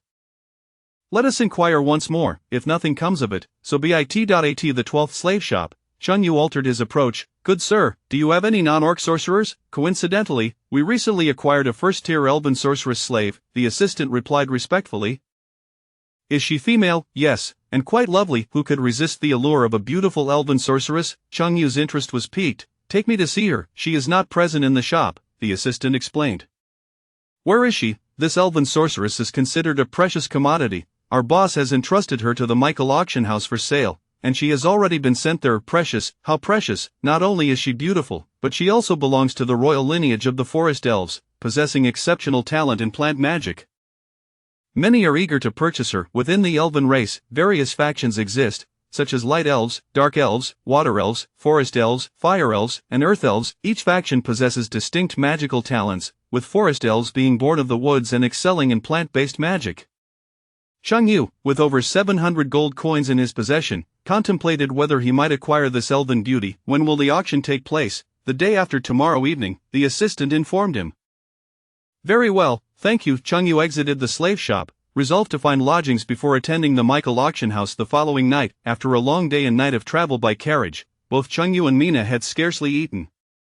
"Mina, let us find something to eat finally. I am starving," Mina exclaimed, her stomach protesting its emptiness. Leaving the slave market, the duo wandered the streets in search of a dining establishment. At that moment, Chunyu spotted a sign across the street from a restaurant, boldly proclaiming, "Secret recipe fried rice." How could there be a fried rice shop here? Chunyu pondered, perplexed. The common folk of the Celsius continent subsisted on potatoes. Few would know how to prepare fried rice. Crossing the street, he entered the fried rice shop and was greeted by a familiar figure, Marcus, the slave merchant from whom he had previously purchased the fried rice recipe. At that moment, Marcus sat at a table, anxiety etched across his plump face. The business of his fried rice shop was lukewarm. Although he earned some profit, it was not substantial. "Marcus, long time no see," Chunyu greeted him. Marcus regarded Chunyu with a hint of suspicion. "Chunyu, what brings you to Snow City?" "I have come to procure some goods," Chunyu replied. "And what of you?" "I opened a shop using the fried rice recipe you provided, but the taste always falls short." "You haven't kept any secrets from me, have you?" Marcus suspected that Chunyu had intentionally withheld part of the recipe. Chunyu, a master chef, knew that even if Marcus possessed a secret recipe, it would be impossible for him to replicate Chunyu's delectable fried rice. "Swear on my conscience, the recipe I gave you is complete." Chunyu placed his right hand over his heart. "Really? Then why does the fried rice taste inferior?" Marcus remained unconvinced. "Did you use MSG to enhance the flavor?" "MSG? What is that?" Marcus looked bewildered. "A type of seasoning." "Ah, MSG is a seasoning," Marcus exclaimed, astonished. Previously, upon receiving the fried rice recipe, he had come across the term MSG, which he had never heard of before. After questioning numerous chefs, none could identify it, leading Marcus to believe Chunyu had made an error and disregarded it. This seasoning was, in fact, a culinary treasure. Without MSG, your fried rice will undoubtedly fall short of mine. Then where can I procure this MSG? Marcus inquired eagerly, discovering the issue at hand. Marcus realized that resolving the MSG dilemma would allow him to perfectly replicate Chung Yu's fried rice, ensuring a booming business for his shop. MSG is my exclusive secret seasoning. It is available only through me across the entire Celsius continent. Of course, if you need it, you may purchase it from me. Why didn't you mention this sooner? Marcus exclaimed, finally understanding why Chung Yu had been so generous in selling him the fried rice recipe. You only requested the fried rice recipe. You never specified that you required the method for making MSG. Marcus, often labeled a shrewd merchant, now found himself realizing that Chung Yu was even more cunning than he. Left speechless, Marcus finally asked, "Can you sell me some of this MSG?" "Certainly, 1 gold coin per packet." Marcus was taken aback. While this MSG appeared exorbitantly priced, it was indeed not cheap. 1 gold coin equated to 2 to 3 months' wages for an ordinary worker in the Black Sun Empire. "That's the price. Take it or leave it." Marcus felt as though he might choke on his frustration. After paying 100 gold coins and offering a manner for the fried rice recipe, he now faced exorbitant costs for MSG, a true travesty. "Then I shall purchase a packet to try it out." With no other option, Marcus decided to buy a packet of MSG to determine whether it could indeed replicate Chung Yu's exquisite fried rice. Chung Yu retrieved a packet of MSG from his system warehouse, and Marcus handed over a gold coin, exchanging currency for the coveted seasoning. Chapter 16. Attending the auction, Chung Yu and Mina indulged in a sumptuous meal at Marcus's fried rice restaurant, and shortly thereafter, they sought refuge at a nearby and close to the Michael auction house. "Excuse me, do you know where I might procure magical materials?" Chung Yu inquired of the young attendant at the inn's front desk. The wind and thunder fruit, mentioned in the black pancake recipe, is a magical ingredient frequently utilized by alchemists as a neutralizing agent, obtainable solely at magical material shops. The young man offered a polite smile. The street where the Magic Association is located boasts numerous shops that sell magical materials. Upon exiting the inn, turn right, proceed to the end of the street, and then make a left. You will find them. The two departed the inn. The Magic Association serves as the authoritative institution for assessing the professional ranks of magicians, conducting magical assessment tests at regular intervals. Successfully passing these assessments allows a magician to ascend to the next tier. Standing at the entrance of the street, one could observe a plethora of individuals clad in black magical robes, wielding staffs, and adorned with pointed magical hats. Prominently displayed on their persons were badges denoting their ranks as magicians. Magicians are a rare breed, and such insignia serves to elevate one's stature. The first-tier magician badge, forged from meteorite black iron, is glossy and palm-sized, taking the form of a circular ring with a hexagram pattern within. The second-tier magician badge bears the same shape as the first-tier badge, yet is crafted from shadow blue copper, showcasing a deep blue hue. Chung Yu walked down the street, his gaze swept across these magicians. The majority were first-tier, with only a handful of second-tier magicians present. Additionally, there were a few magicians who opted for a more discreet approach, choosing not to flaunt their rank insignia prominently. Once upon a time, Chung Yu aspired to possess a magician's badge to display upon his chest, thereby affirming his status as a high-quality male among humans. However, lacking any magical aptitude, the prospect of acquiring such a badge was entirely out of reach. Entering a magical materials shop, he found a middle-aged proprietor engrossed in calculations at the counter. "Do you have any wind and thunder fruits?" "Indeed. How many do you require?" 10, please. Each is 80 silver coins. For 10, that totals 800 silver coins, or 8 gold coins. Magical materials are notoriously expensive, and Chung Yu did not haggle, readily producing 8 gold coins for payment. After securing the coins, the proprietor retreated to the back storage to retrieve a wooden box. Upon opening it, 10 round blue fruits resembling blue tomatoes were revealed. "The wind and thunder fruit has a long shelf life. It should be used within 3 months, the proprietor cautioned. "I'm aware," Chung Yu replied, having studied the comprehensive guide to flora and fauna of the Celsius continent, thus possessing ample knowledge of the fruit's characteristics. "By the way, do you have any black pine nuts?" Chung Yu inquired further. "Yes, how much would you like?" 10 pounds, please." "Very well, that will be 10 copper coins per pound." Black pine nuts are not classified as magical materials, making them relatively inexpensive. "Please prepare 10 pounds for me." The proprietor rummaged beneath the counter to produce a sack of black pine nuts, filling a small cloth bag with 10 pounds. Cheng Yu gathered the 10 pounds of black pine nuts and the 10 wind and thunder fruits, returning to concoct a special dish known as black pine pancakes. 2 days swiftly passed, leading to the evening of the third day. This evening marked the occasion of the auction held by the Michael Auction House, and Cheng Yu and Mina set out at 7 o'clock. The Michael Auction House was ablaze with light, grand carriages lined up at the entrance, and many dignitaries from Snow City had gathered to partake in the auction, not only to see coveted items but also to revel in the spectacle of it all. The affluent attendees donned opulent garments, adorned with flamboyant feathers, exuding an air of grandeur as they entered the auction house, often accompanied by servants or stewards. Compared to these distinguished figures, Cheng Yu felt like a mere passerby. However, with Mina by his side, who, as a beautiful orc slave, was a coveted treasure among the wealthy, the guards at the auction house posed no hindrance to their entry. Upon successfully gaining entry, a graceful and dignified hostess guided Cheng Yu into the main auction hall. The tiered hall, with its ascending rows of seats, could accommodate several hundred attendees. At the front of the hall stood a large exhibition platform, illuminated by magical devices, casting a radiant glow across the venue. The elites settled into their seats at their leisure while Cheng Yu and Mina chose a corner to sit. At 8 o'clock, the auction commenced. A middle-aged auctioneer presided over the proceedings. The first item for bid was a necklace adorned with rubies, starting at a price of 10 gold coins. After a brief introduction by the auctioneer, bids began to flow and, ultimately, the ruby necklace was sold for 33 gold coins. The second item was a silver longsword, possessing a certain capability to penetrate armor, effective against warriors with formidable physical defenses, with an opening bid of 15 gold coins. After a series of bids, the sword was finally sold for 60 gold coins. The third item was a second-tier magic crystal, oval in shape and resplendent in yellow, starting at 30 gold coins. Second-tier magic crystals are energy gems birthed within the bodies of large magical beasts, containing potent magical energy, useful for crafting magical items or brewing high-tier potions. Generally, magicians and alchemists exhibit a keen interest in such items. Following several rounds of bidding, the second-tier magic crystal was ultimately sold for 70 gold coins. As time ticked by, a petite elven girl approached the exhibition platform, standing barefoot, her skin as pale as snow, cascading green hair flowing like a waterfall behind her. Her long, pointed ears showcased the distinctive features of her kind, her bright, clear eyes sparkled like stars, and her delicate, refined nose lent an air of elegance to her profile. Perhaps out of fear, the elven girl trembled involuntarily.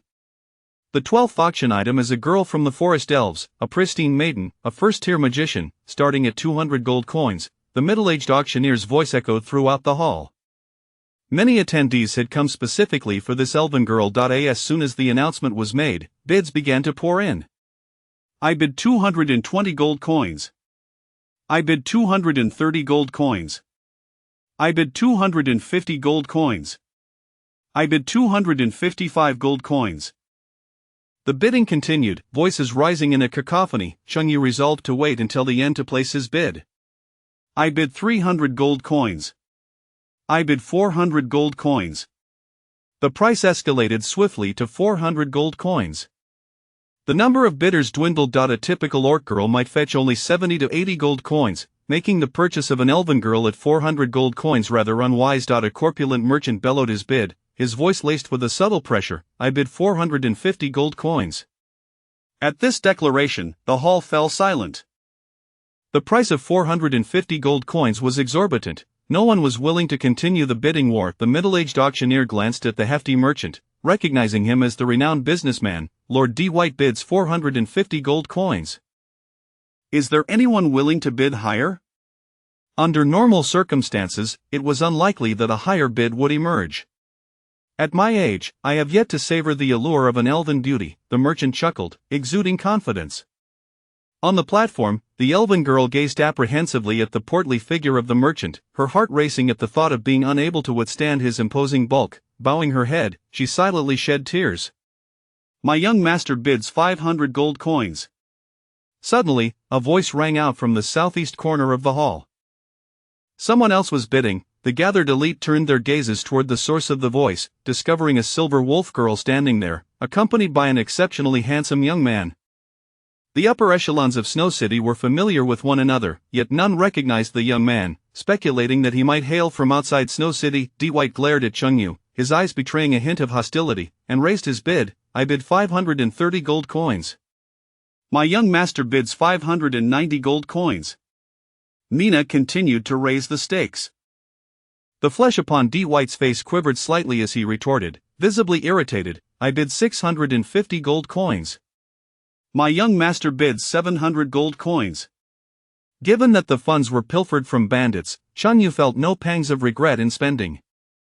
The audience gasped in shock. This young man must be out of his mind to spend 700 gold coins on a slave. Merchants are adept at weighing the value of their investments, and 700 gold coins far exceeded the usual price for a slave.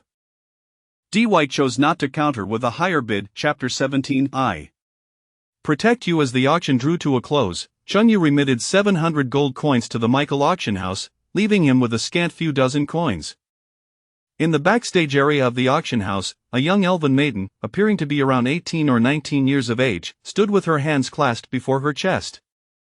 Her large, adorable, light green eyes gazed timidly at Chungyu, reflecting an innocent fear of the unknown regarding his character. The auction staff proceeded to formalize a master-servant contract between Chungyu and the elven girl. Sir, from this moment onward, this elven maiden shall be your personal property. She is unable to resist your commands or flee, the staff member declared respectfully. Chungyu glanced at the elven girl, noting her striking beauty and skin even fairer than that of human maidens. I am Chungyu. What is your name? He inquired. I am called Iweni Lindsay, my lord, she stammered, her voice trembling from the fear that gripped her.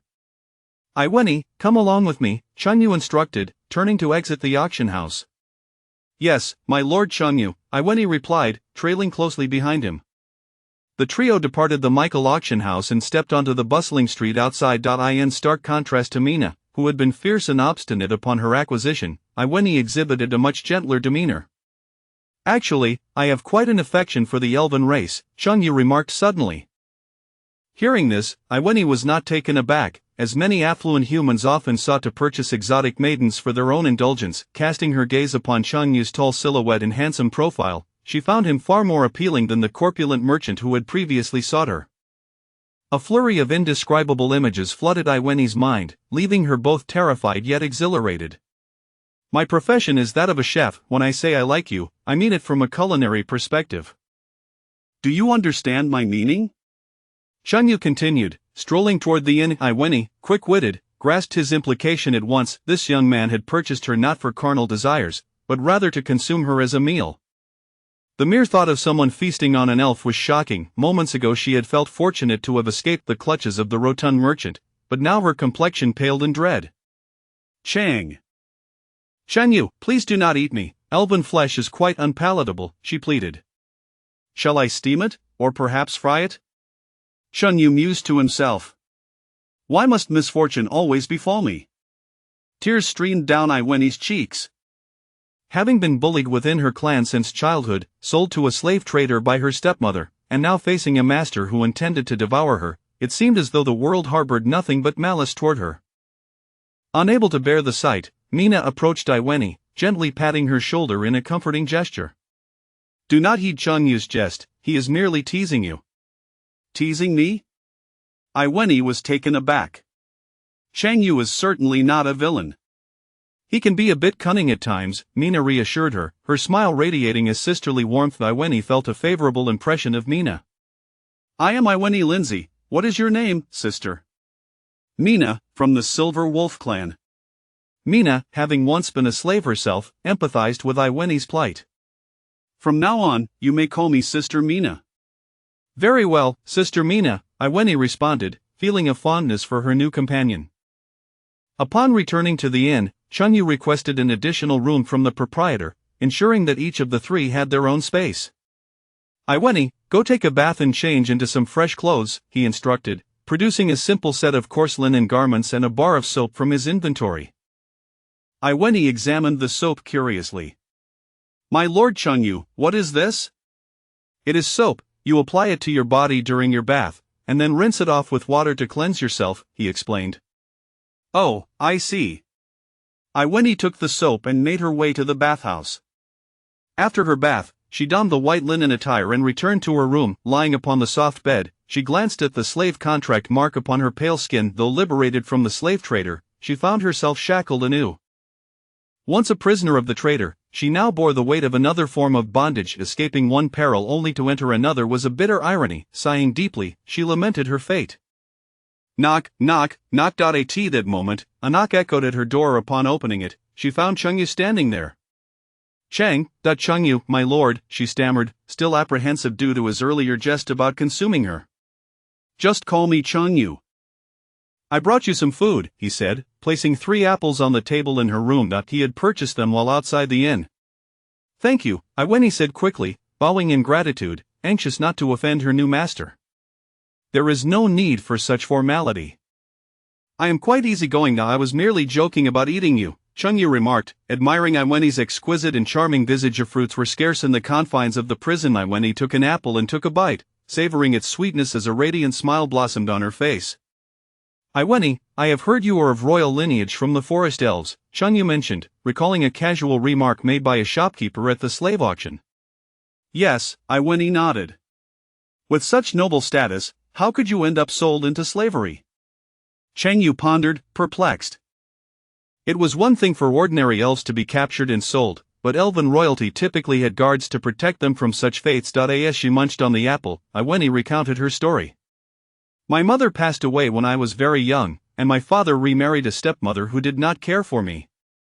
My father was also rather neglectful, and my status among the elven royalty was scarcely above that of a servant. My stepmother, fearing I might threaten her interests, secretly sold me to a human slave trader. Chengyu was taken aback. What a tragic narrative! It resembled a typical storyline from a female-centric tale of dual protagonists. The heroine, despised by her family, is forced to marry a foolish prince, only to discover he feigned his simplicity, leading them both to rise to greatness together. I suppose I am doomed to a life devoid of good fortune, Iweni sighed. Fear not.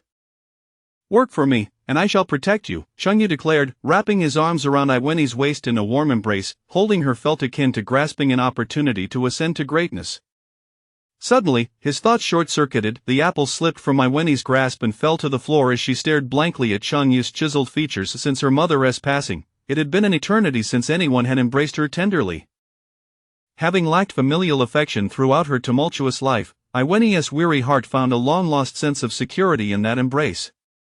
Hostess affinity with Iweni 5, the system notification chimed in his mind. Chengyu released Iweni, asking, You are a first-tier magician, what spells do you know? Upon hearing this, Iweni's expression turned sheepish. Actually, I do not know any magic. You do not know magic? How then did you become a first-tier magician? It may be due to the innate magical prowess of our forest elven royalty, Iweni speculated. The assessment for first-tier magicians was not particularly challenging. With sufficient talent and magical energy, one could pass even without knowledge of spells. In essence, sheer strength could yield miraculous results. Chengyu gazed intently into Iweni's light green eyes and inquired earnestly, Iweni, do you wish to learn magic? I do, she replied eagerly. She had yearned to study magic for ages but had never had the opportunity. Tomorrow, I shall procure a magic wand and spellbook for you. Chengyu still had over 30 gold coins left, sufficient for such purchases. Really? Hope ignited in Iweni's once dull eyes. Indeed. Get some rest, we will return to Bailu town together tomorrow. Yes, yes. Chapter 18. Encountering robbery again. Having completed the 3 tasks in the main city, Chengyu intended to return to Bailu town today. However, before departing, he planned to purchase a magic wand for Iweni. The magic wand is a common magical artifact, aiding spellcasters in swiftly channeling their magical energy and enhancing their casting speed. Just as Jerusalem is indispensable to the West, a proficient spellcaster cannot do without a magic wand. On the street, Nina walked to Chengyu's left, her hair flowing like silk, adorned with a pair of upright white beast ears atop her head.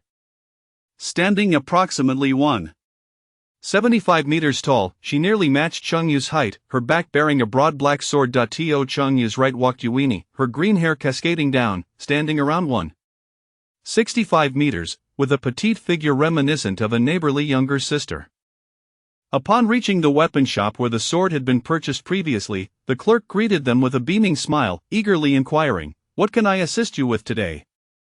"A magic wand. Please, follow me." The clerk led the trio to the section of the shop dedicated to magic wands. The shelves displayed wands of varying lengths and materials, some crafted from wood, others from metal. Chunyu picked up a trident-style wand and remarked, "Brother, is this truly a magic wand? It feels more like a weapon for a warrior." "You don't quite understand, do you? Even a cornered rabbit will bite. If you were to purchase this trident wand, it could serve you well in close combat during dire situations," the clerk explained with a smile. "Impressive. How much does it cost?" 70 gold coins. While it is indeed commendable, its design seems rather rustic.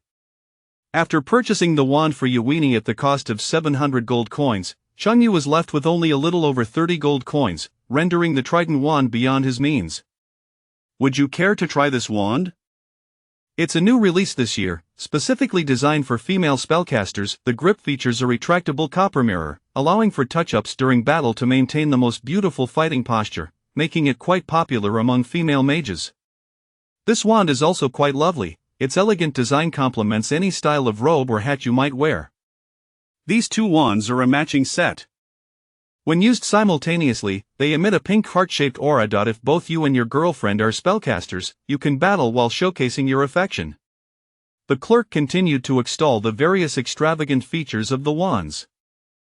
These unscrupulous merchants had devised all manner of peculiar functionalities to sell their wares. "Yuini, you choose." Yuini blinked her beautiful green eyes, surveying the dazzling array of wands. Not wanting to squander Chunyu's money, she selected the most ordinary wooden wand, saying, "I want this one." "How much for this wand?" Chengyu inquired of the clerk. 9 gold coins. The clerk's expression soured, as he had spent considerable time promoting various options, only for the three to settle on the cheapest.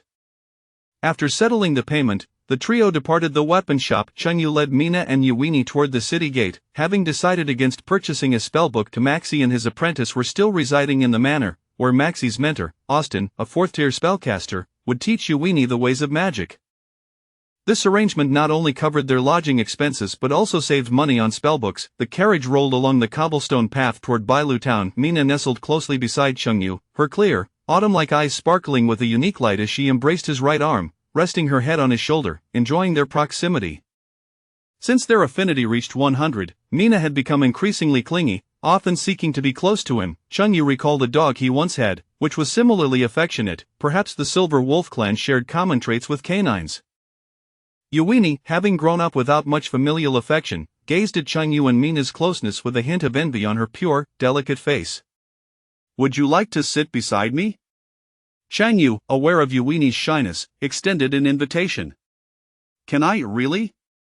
Yuini's head lowered, somewhat bashful. "Of course," Chunyu replied with a smile.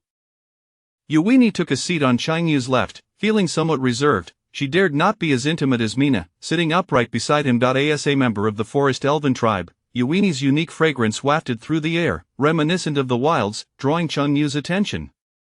"What do you like to eat, Yuini?"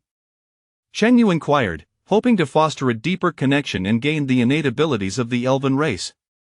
Food often serves as a bridge to affection, and he wished to prepare something delightful for her. Yuini pondered for a moment. "Sweets. I'll make some sweets for you when we return." Chengyu, a master chef, could whip up various cuisines, both Eastern and Western, including tiramisu, mousse cakes, egg tarts, macarons, and fruit salads. Yuini's green eyes widened in disbelief. "Lord Chengyu, you are the master, and I am but a servant. You would cook for me?" "My profession is that of a chef. Cooking is my primary duty." Chengyu's tone was gentle, a warmth Yuini had never experienced. Recalling her harsh stepmother, indifferent father, and cruel slave trader, Chunyu seemed to her like a paragon of kindness, radiating a divine light. Yuini's heart brimmed with joy and gratitude at being purchased by such a tender-hearted master. Affinity between the host and Yuini 15. Chengyu and Yuini's affinity reached 20 points. "Lord Chengyu, may I hold your hand?" Yuini timidly asked, emboldened by Chengyu's kindness. "Certainly." Chengyu could not refuse such an adorable elven maiden. Yuini extended her delicate hand, grasping Cheng Yu's larger one, a gentle smile gracing her face as she felt an unfamiliar sense of security and solace. Suddenly, the carriage came to a halt, and the driver exclaimed, "Sir, trouble! We are being robbed." Upon hearing this, Yuini's expression turned anxious, and she quickly apologized to Chengyu. "I'm so sorry, Lord Chengyu, I've been unlucky all my life and seem to be causing you trouble." Unlucky? In what way? Chengyu mused, recognizing that swift paths to wealth often lead to criminal pursuits. Encountering robbers on the way to and from Sinuous City was quite the stroke of fortune, indeed.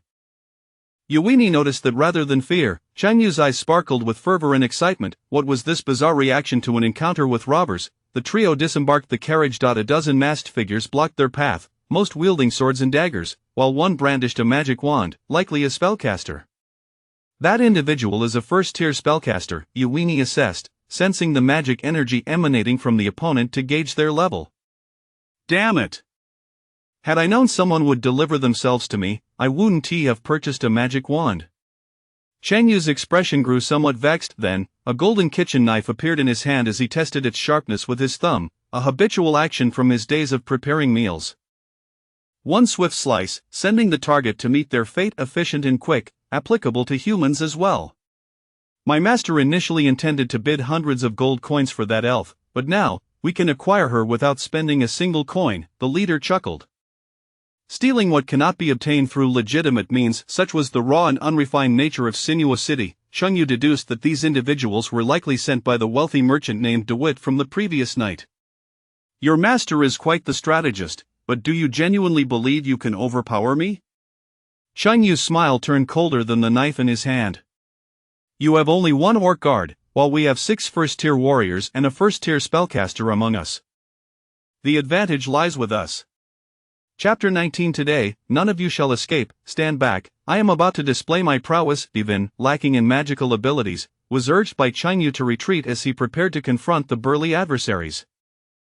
With both hands firmly gripping the hilt of his great sword, Nina's eyes radiated vigilance. Kill that man, the orcs and elves will reclaim their Lord Devitt. At this command, the first-tier mage among the group initiated the attack.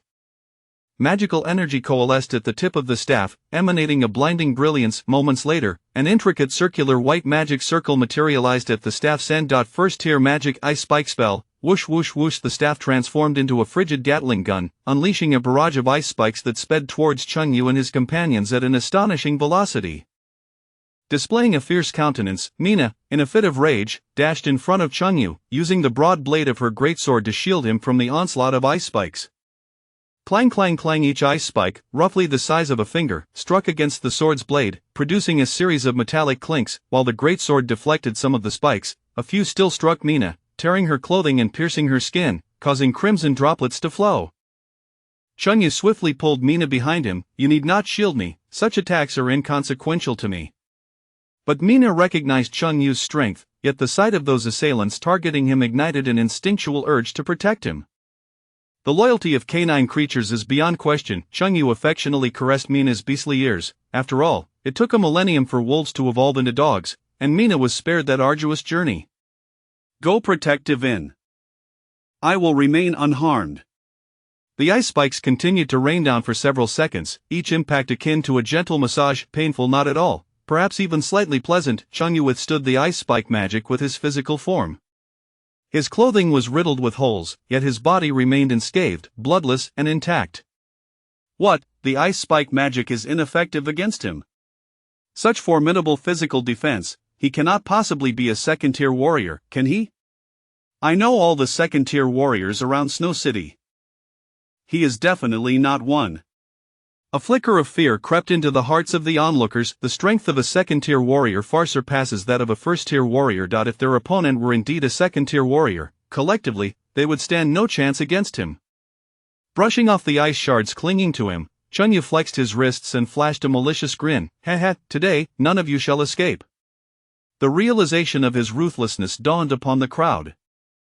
However, to fulfill their mission, they could only steel themselves and charge at Chengyu with their weapons drawn. Much like a tiger entering a flock of sheep, Chengyu surged forward, delivering a single punch that felled one man, leveraging his overwhelming strength to dispatch his foes with ease, akin to slicing through cucumbers, each blow claiming a life.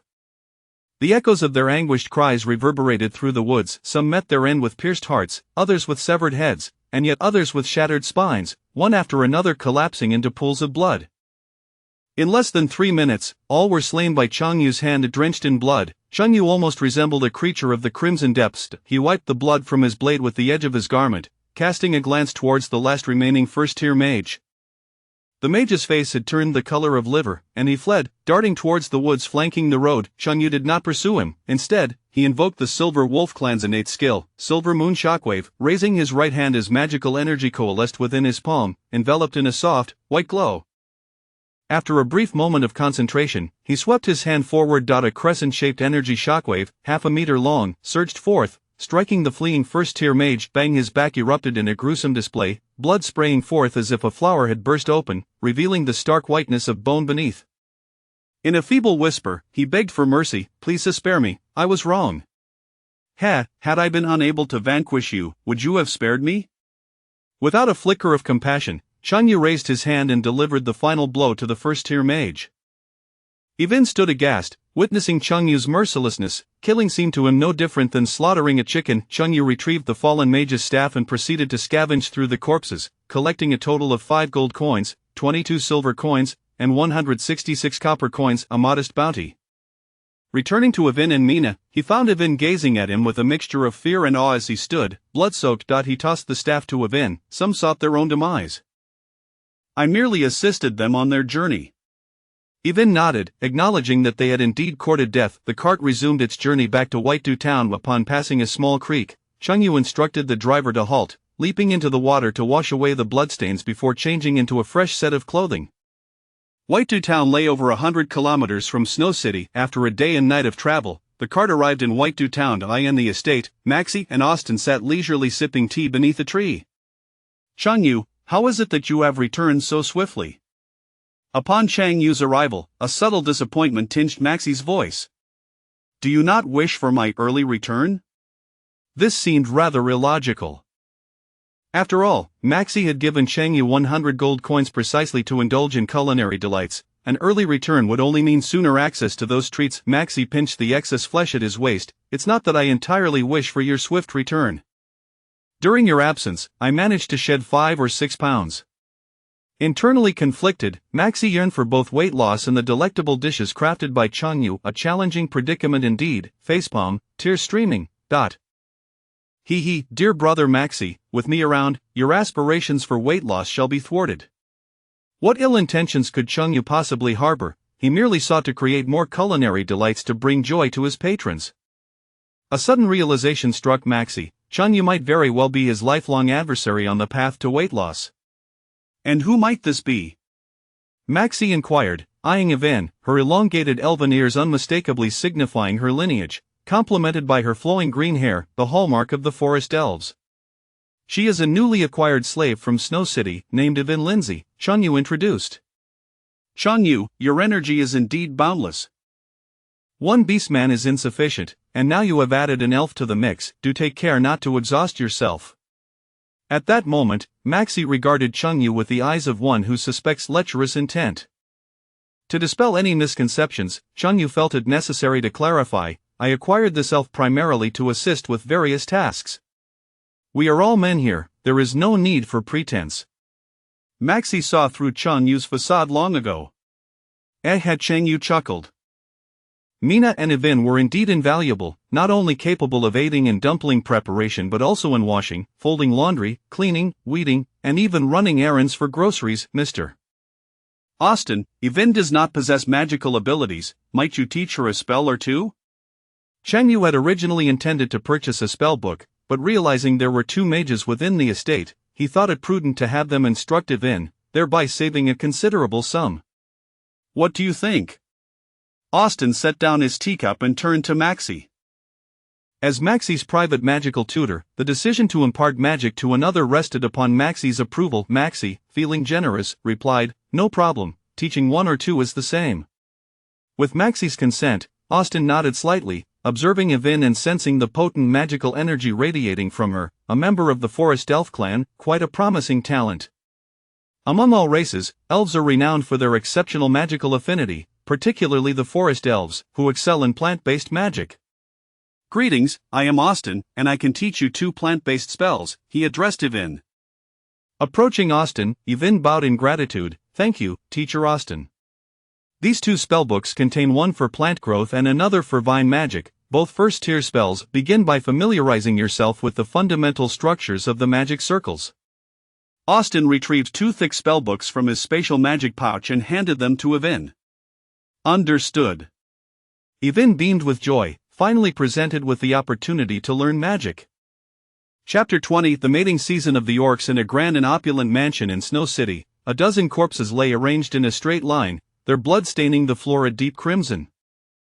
The short and rotund businessman stood nearby, his plump face clouded with fury, the flesh trembling with each surge of anger. This wealthy merchant was none other than Lord Devitt, who had competed with Chang Yu for the auction of Ivany.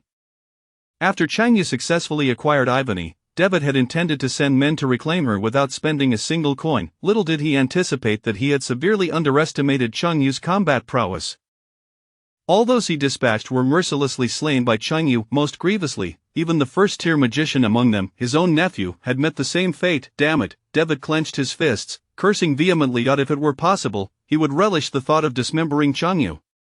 Lord Devitt, judging by the direction the man took in his carriage, he is likely headed to Bailu Town. He may not have traveled far, the butler interjected, offering a timely reminder. You, dispatch someone to Bailu Town immediately to investigate. If that scoundrel is indeed there, our herald family shall not hesitate to raise Bailu Town to reclaim our honor. Yes, Lord Devitt. The herald family was among the most prominent clans in Snow City, wielding considerable influence in the surrounding regions and maintaining a vast retinue of servants. Upon returning to the estate, Chang Yu prepared a meal comprising a meat slice soup, twice-cooked pork, scrambled eggs with tomatoes, and garlic pork. He made ample portions, enough for 5 people, ensuring each dish was served in a large bowl. Maxie, rotund as a pig, eagerly picked up a fork to sample the garlic pork. The tangy sourness of vinegar, the savory aroma of soy sauce, and the pungent flavor of garlic blended harmoniously, delivering an exquisite experience to his palate. Reflecting on the culinary creations of palace chefs, he found their offerings, be they grilled or boiled, lacked the inventive flair that Chang Yu exhibited.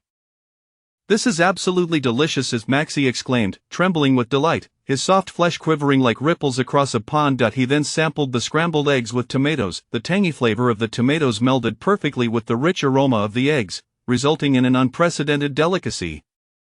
It's astonishing how the combination of tomatoes and eggs can yield such a unique flavor. I truly admire your creativity, Maxie praised. Though tomatoes and eggs existed in the Celsus continent, no one had ever thought to sort them together in such a manner. Feel free to indulge yourself, Chang Yu encouraged. Entering his pig-raising mode, he felt it only fitting to ensure Maxie reached a weight of 300 pounds, given the hefty sum of 100 gold coins he had paid. Then I shall not hold back. Maxie, oblivious to Chang Yu's ulterior motives, grinned widely and, disregarding courtly etiquette, dug into the meal with gusto. Mina, particularly fond of the garlic pork, savored every piece with wild abandon. The tantalizing layers of fat and lean meat disappeared into her mouth, eliciting joyful chews. Chang Yu glanced at Maxie's corpulent form and then at Mina's slender figure. And Mina, do you not fear gaining weight with such a hearty appetite? Mina's consumption was 3 times that of an average person, and logically, she ought to resemble a bloated whale, yet, she remained tall and slender, devoid of any excess flesh. Our silver wolf warriors engage in rigorous physical activity. No matter how much we eat, we do not gain weight, Mina explained. Chang Yu pondered this. Indeed, Mina's daily exertions far exceeded those of Maxie, as she either practiced swordplay or toiled in the fields. Such extensive exercise ensured her body burned away any excess fat. Compared to the garlic pork, Ivany preferred the sweet and tangy flavor of the scrambled eggs with tomatoes. As she tasted a piece imbued with tomato juice, her expression brightened with happiness, her taste buds transcending to new heights. Having previously lived in the dungeons of a slave trader, where her diet consisted solely of dry bread and water, the culinary delights presented by Chang Yu were nothing short of miraculous. Positive emotion value 6, positive emotion value 7, positive emotion value 12, positive emotion value 9. Chang Yu accrued a total of 34 positive emotion points from Mina and the others, adding to his existing 92 points, culminating in a total of 126 positive emotion points. After lunch, Maxie accompanied Austin to practice magic in the nearby woods. Chang Yu, as was his custom, prepared buns for the cavalry unit stationed at the northern fortress. Selling buns served not only as a means of income but also as a way to garner positive emotion points from the cavalrymen. Having prepared the filling and dough, Chungyu, Mina, and Ivany gathered around the long table in the estate's parlor to make buns. Ivany, unfamiliar with the process, inquired, "Lord Chungyu, how do we make these buns?" "First, take a piece of dough and flatten it into a round disc before enclosing the filling within," Chungyu instructed, guiding Ivany through the procedure. "Oh, I see." Making buns proved to be no challenge. Ivany quickly grasped the technique and joined Chungyu in the task. At that moment, Mina settled beside Chungyu, resting her head on his shoulder, her delicate nose nuzzling close to him, her fluffy tail swaying back and forth, brushing gently against Chungyu's back. Her arm brushed against him, either intentionally or inadvertently. "Mina, what are you doing?" Chungyu felt a bit uneasy, sensing her actions resembled those of a lovesick fool from a film. "I want to." "Never mind, it's nothing." Mina hesitated, her shyness evident. Noticing her bashful demeanor, Chungyu sensed something amiss and asked, "By the way, Mina, how old are you this year?" 19, Mina replied, looking up at Chungyu, her ruby-red eyes sparkling like exquisite gemstones. Chungyu recalled the description of the Silver Wolf clan from the book The Compendium of Flora and Fauna of the Celsus continent. Members of the Silver Wolf clan reached adulthood at 18, and the following year marked the onset of their mating season, during which they began to procreate. Could it be that this girl, with her constant proximity to him, was entering her mating season? Chungyu speculated, yet he felt no trepidation. Not a mating season? Would that not be even better? He would not mind contributing to the population growth of the Celsus continent. After a while, Mina inhaled the potent male scent emanating from Chungyu, igniting a fervent desire within her. Unable to restrain herself, she leaned closer to Chungyu's ear and whispered, Chungyu, may I come to your room tonight?" Of course. Chungyu's heart surged with elation. He was now certain that Mina had indeed entered her mating season. "I'll come find you tomorrow night," Mina replied, managing to hold herself together for the moment, though she doubted she would last until then. "Not a problem, you may come to me at any time." Chungyu smiled warmly. As a responsible host, he felt it was his duty to assist the beast-eared maiden with her physiological needs.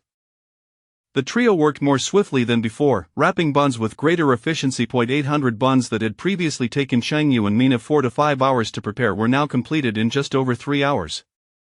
In the kitchen, Chungyu placed the 800 buns into 4 10-tiered steamers to cook. They would simply need to be reheated in the morning. Chapter 21. The gap between humans is greater than that between humans and dogs. In the early morning, a white mist lingered in the woods.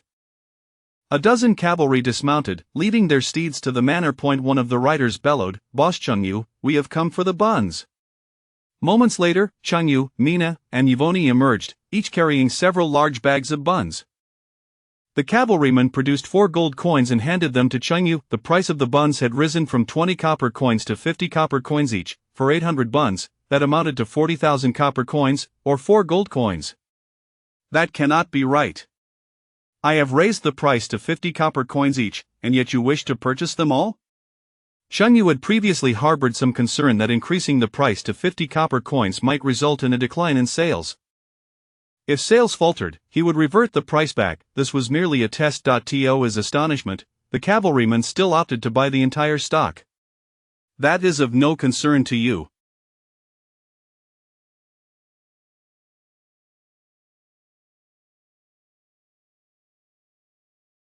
We simply require this quantity." The cavalryman waved dismissively. Despite the price hike, some within the cavalry found 50 copper coins per bun to be rather exorbitant and chose against further purchases. After all, no matter how delectable the buns, they remained merely food and lacked addictive properties. Nevertheless, a portion of the cavalry could still afford the 50 copper coin buns. These buns were exquisitely flavored, and even if the cavalry could not consume them all, they could sell them at a premium to other guarding troops, perhaps at 55 or 60 copper coins each. With so many in the northern fortress, there would surely be buyers who could afford the buns. "Where is Captain Karl? I have not seen him," Chungyu inquired, having shared a modicum of friendship with Karl and wishing to check on him. "A powerful demon from the enemy, the Blood Queen, Afra, has been dispatched, and during the charge with the main force, Captain Karl sustained injuries. Please convey my regards to Captain Karl."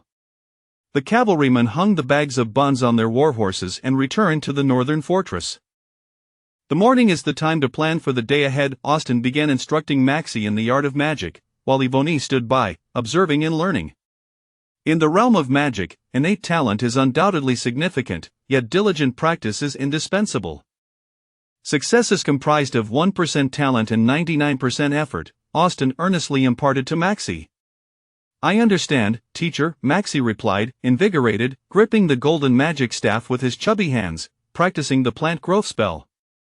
As he recited the incantation, magical energy converged at the tip of the golden staff, forming a circular magic array with a diameter of 20 centimeters. Maxie directed the plant growth spell at a weed at the edge of the farm. New shoots emerged from the core of the grass, slowly unfurling into fresh leaves. A minute passed, and the weed grew from 5 centimeters to 6 centimeters in height. Embracing the notion that effort yields rewards, Maxie fervently practiced the plant growth spell until he depleted all of his magical energy. Have you mastered this spell? Life is too fleeting to feign superiority. What meaning does existence hold otherwise? After studying magic for over a year, Maxie sought to impress Yvonne, a novice. I know a little, he replied. Yvonne's eyelids drooped slightly, her face bearing a trace of fatigue. Having received 2 magic books from Austin the previous day due to her fondness for magic, she had stayed up all night reading. Why don't you demonstrate the plant growth spell and let your senior brother guide you? Maxie adopted the demeanor of a seasoned master addressing a fledgling. All right, I'll give it a try. Having studied the plant growth spell all night, Yvonne had learned some of its intricacies. Gathering magical energy into her wooden staff, she conjured a circular magic array at the tip, exceeding a meter in diameter, significantly larger than the array Maxie had produced moments before. Then, she directed the plant growth spell at a plant in the farm. The small weed rapidly expanded, soon towering over a meter in height, resembling an enormous tentacle. Maxie stood in stunned silence. Have you studied the plant growth spell before? No, I just began learning it yesterday. And you became this proficient in just one night? Without comparison, there can be no suffering. Maxie exclaimed in disbelief, noting the vast disparity between individuals. Teacher, did you not say that success is 1% talent and 99% effort? The swift slap of reality struck like a whirlwind. Austin felt somewhat awkward, feigning irritation. What business does a human have comparing magical prowess with a forest elf? The elves possessed a natural affinity for magic that surpassed that of humans, and the forest elves were particularly adept at plant-based magic. Moreover, Yvonne belonged to the royal lineage among the forest elves, endowing her with exceptional talent in plant magic. Comparing Maxie's abilities to Yvonne's was akin to comparing a fish's swimming skills to a bird's flying abilities. Austin had heard tales of the forest elves' aptitude for plant magic, yet witnessing it firsthand left him in awe. Yvonne's overnight progress eclipsed Maxie's year of study. Yvonne, how are you faring with the vine spell? Austin inquired. I have also learned a bit, Yvonne replied, brandishing her staff as a green magic array materialized beneath her feet. A vine, thick as a wrist, erupted from the ground, stretching over 2 meters long, akin to an octopus's tentacle. Observing this spectacle, Maxie was utterly speechless. After over a year of practice, the vine she summoned barely reached a few centimeters in length, while Yvonne's self-taught prowess allowed her to conjure a vine over 2 meters long in a single night. Was there no justice in the world? Excellent, Austin expressed his satisfaction with Yvonne's performance. Austin, may I ask you about a few points I do not understand? Certainly. Austin was more than willing to mentor Yvonne, the magical prodigy. Truly, she epitomized the archetype of a female protagonist in a fantasy tale, blessed with extraordinary gifts. As the clock struck 9 in the morning, the cavalry returned to the northern fortress, distributing the buns among others. Positive emotion value 5, positive emotion value 5, positive emotion value 6. The system's prompt resonated continuously. Chung Yu's positive emotion value began to rise rapidly. By 10 o'clock, his positive emotion value had surged from 126 points to 2,066 points, a total increase of 1,940 points. How peculiar, why has it increased more than before? Cheng Yu recalled that the last time he sold buns to the cavalry, he received between 700 and 900 points of positive emotion value. This time it had seemingly doubled. Unbeknownst to him, the cavalryman, upon returning to the northern fortress, sold the surplus buns to other guarding troops. With more individuals consuming buns, it was only natural that Chung Yu's positive emotion value soared. With an abundance of positive emotion value, he could exchange for items. Remembering that Yvonne had expressed her fondness for sweets, he resolved to prepare some desserts for her, hoping to enhance their rapport. Opening the system's marketplace, he exchanged for mascarpone cheese, cream, cocoa powder, rum, and other seasonings absent from his world. After completing these exchanges, he glanced at the upper right corner of the main page, noting he still had 1,226 points remaining. System, I wish to exchange for 6 points of strength and 6 points of defense, Chunyu instructed the system. Host consumes 1,200 positive emotion value, strength 6, defense 6, host. Chunyu culinary skill level max strength 397 defense 397 skills silver moon shockwave equipment dragon pattern golden knife. With another enhancement to his strength and defense, he was left with 26 points of positive emotion value. Chunyu stood up. Mina, let us prepare a cake known as tiramisu. Sure. Mina's eyes sparkled with excitement. Although she was unaware of what tiramisu was, she was certain it would be delightful. I'm sorry, but I can't assist with that. Chapter 23. Are we surrounded? As dawn broke, warm sunlight streamed through the manor windows, filling the air with a fragrance reminiscent of heather. In bed, Chanyu's strong arm encircled Mina's supple waist, having transformed her from a girl into a woman over the course of a night filled with passion. Master, you are so strong, Mina murmured as she stirred from her slumber, her head gently nuzzling against Chanyu's chest. Being of the Orsish tribe, she found great satisfaction in Changyu's remarkable physical prowess, which boasted a strength attribute of 397 points. From now on, you shall be my warm bedding maid, keeping my bed warm every night. Chunyu caressed Mina's silky white hair. Mina nodded slightly, her entire being now devoted to Chunyu. After rising, the two made their way to the kitchen to steam dumplings. At 7 o'clock, the cavalry soldiers arrived promptly to collect the dumplings. With money exchanged for goods, Chunyu earned another 4 gold coins. In Snow City, at the Harold family estate, the middle-aged butler reported to the head of the family, D. White, Sir, I have gathered all the information. The young man is named Chunyu and resides in a manor outside of Bailu town, working as a chef. Assemble all our family guards and summon the external guards as well. In a few days, we shall head to Bailu town and eliminate that brat, D. White declared with malice. After a previous failed attempt where a dozen men sent to seize elves were all slain by Chunyu, it was evident that his strength was formidable. This time, D. White planned to bring a larger contingent, doubting that this Chunyu could possess any extraordinary abilities. Yes, my lord. The middle-aged butler set off to gather the personnel. Unbeknownst to them, 4 days had swiftly elapsed. Earning 4 gold coins each day, Chunyu amassed a total of 16 gold coins over this period. Following a price increase for the dumplings, some cavalrymen hesitated to purchase them, leading to an increased circulation as they sold leftover dumplings to other guarding forces. Consequently, the number of diners enjoying dumplings surged, resulting in a corresponding rise in Changyu's positive emotional feedback. Previously averaging between 700 to 900 points of positive emotional value daily, he now enjoyed an impressive range of 1,600 to 1,900 points, nearly doubling his previous intake.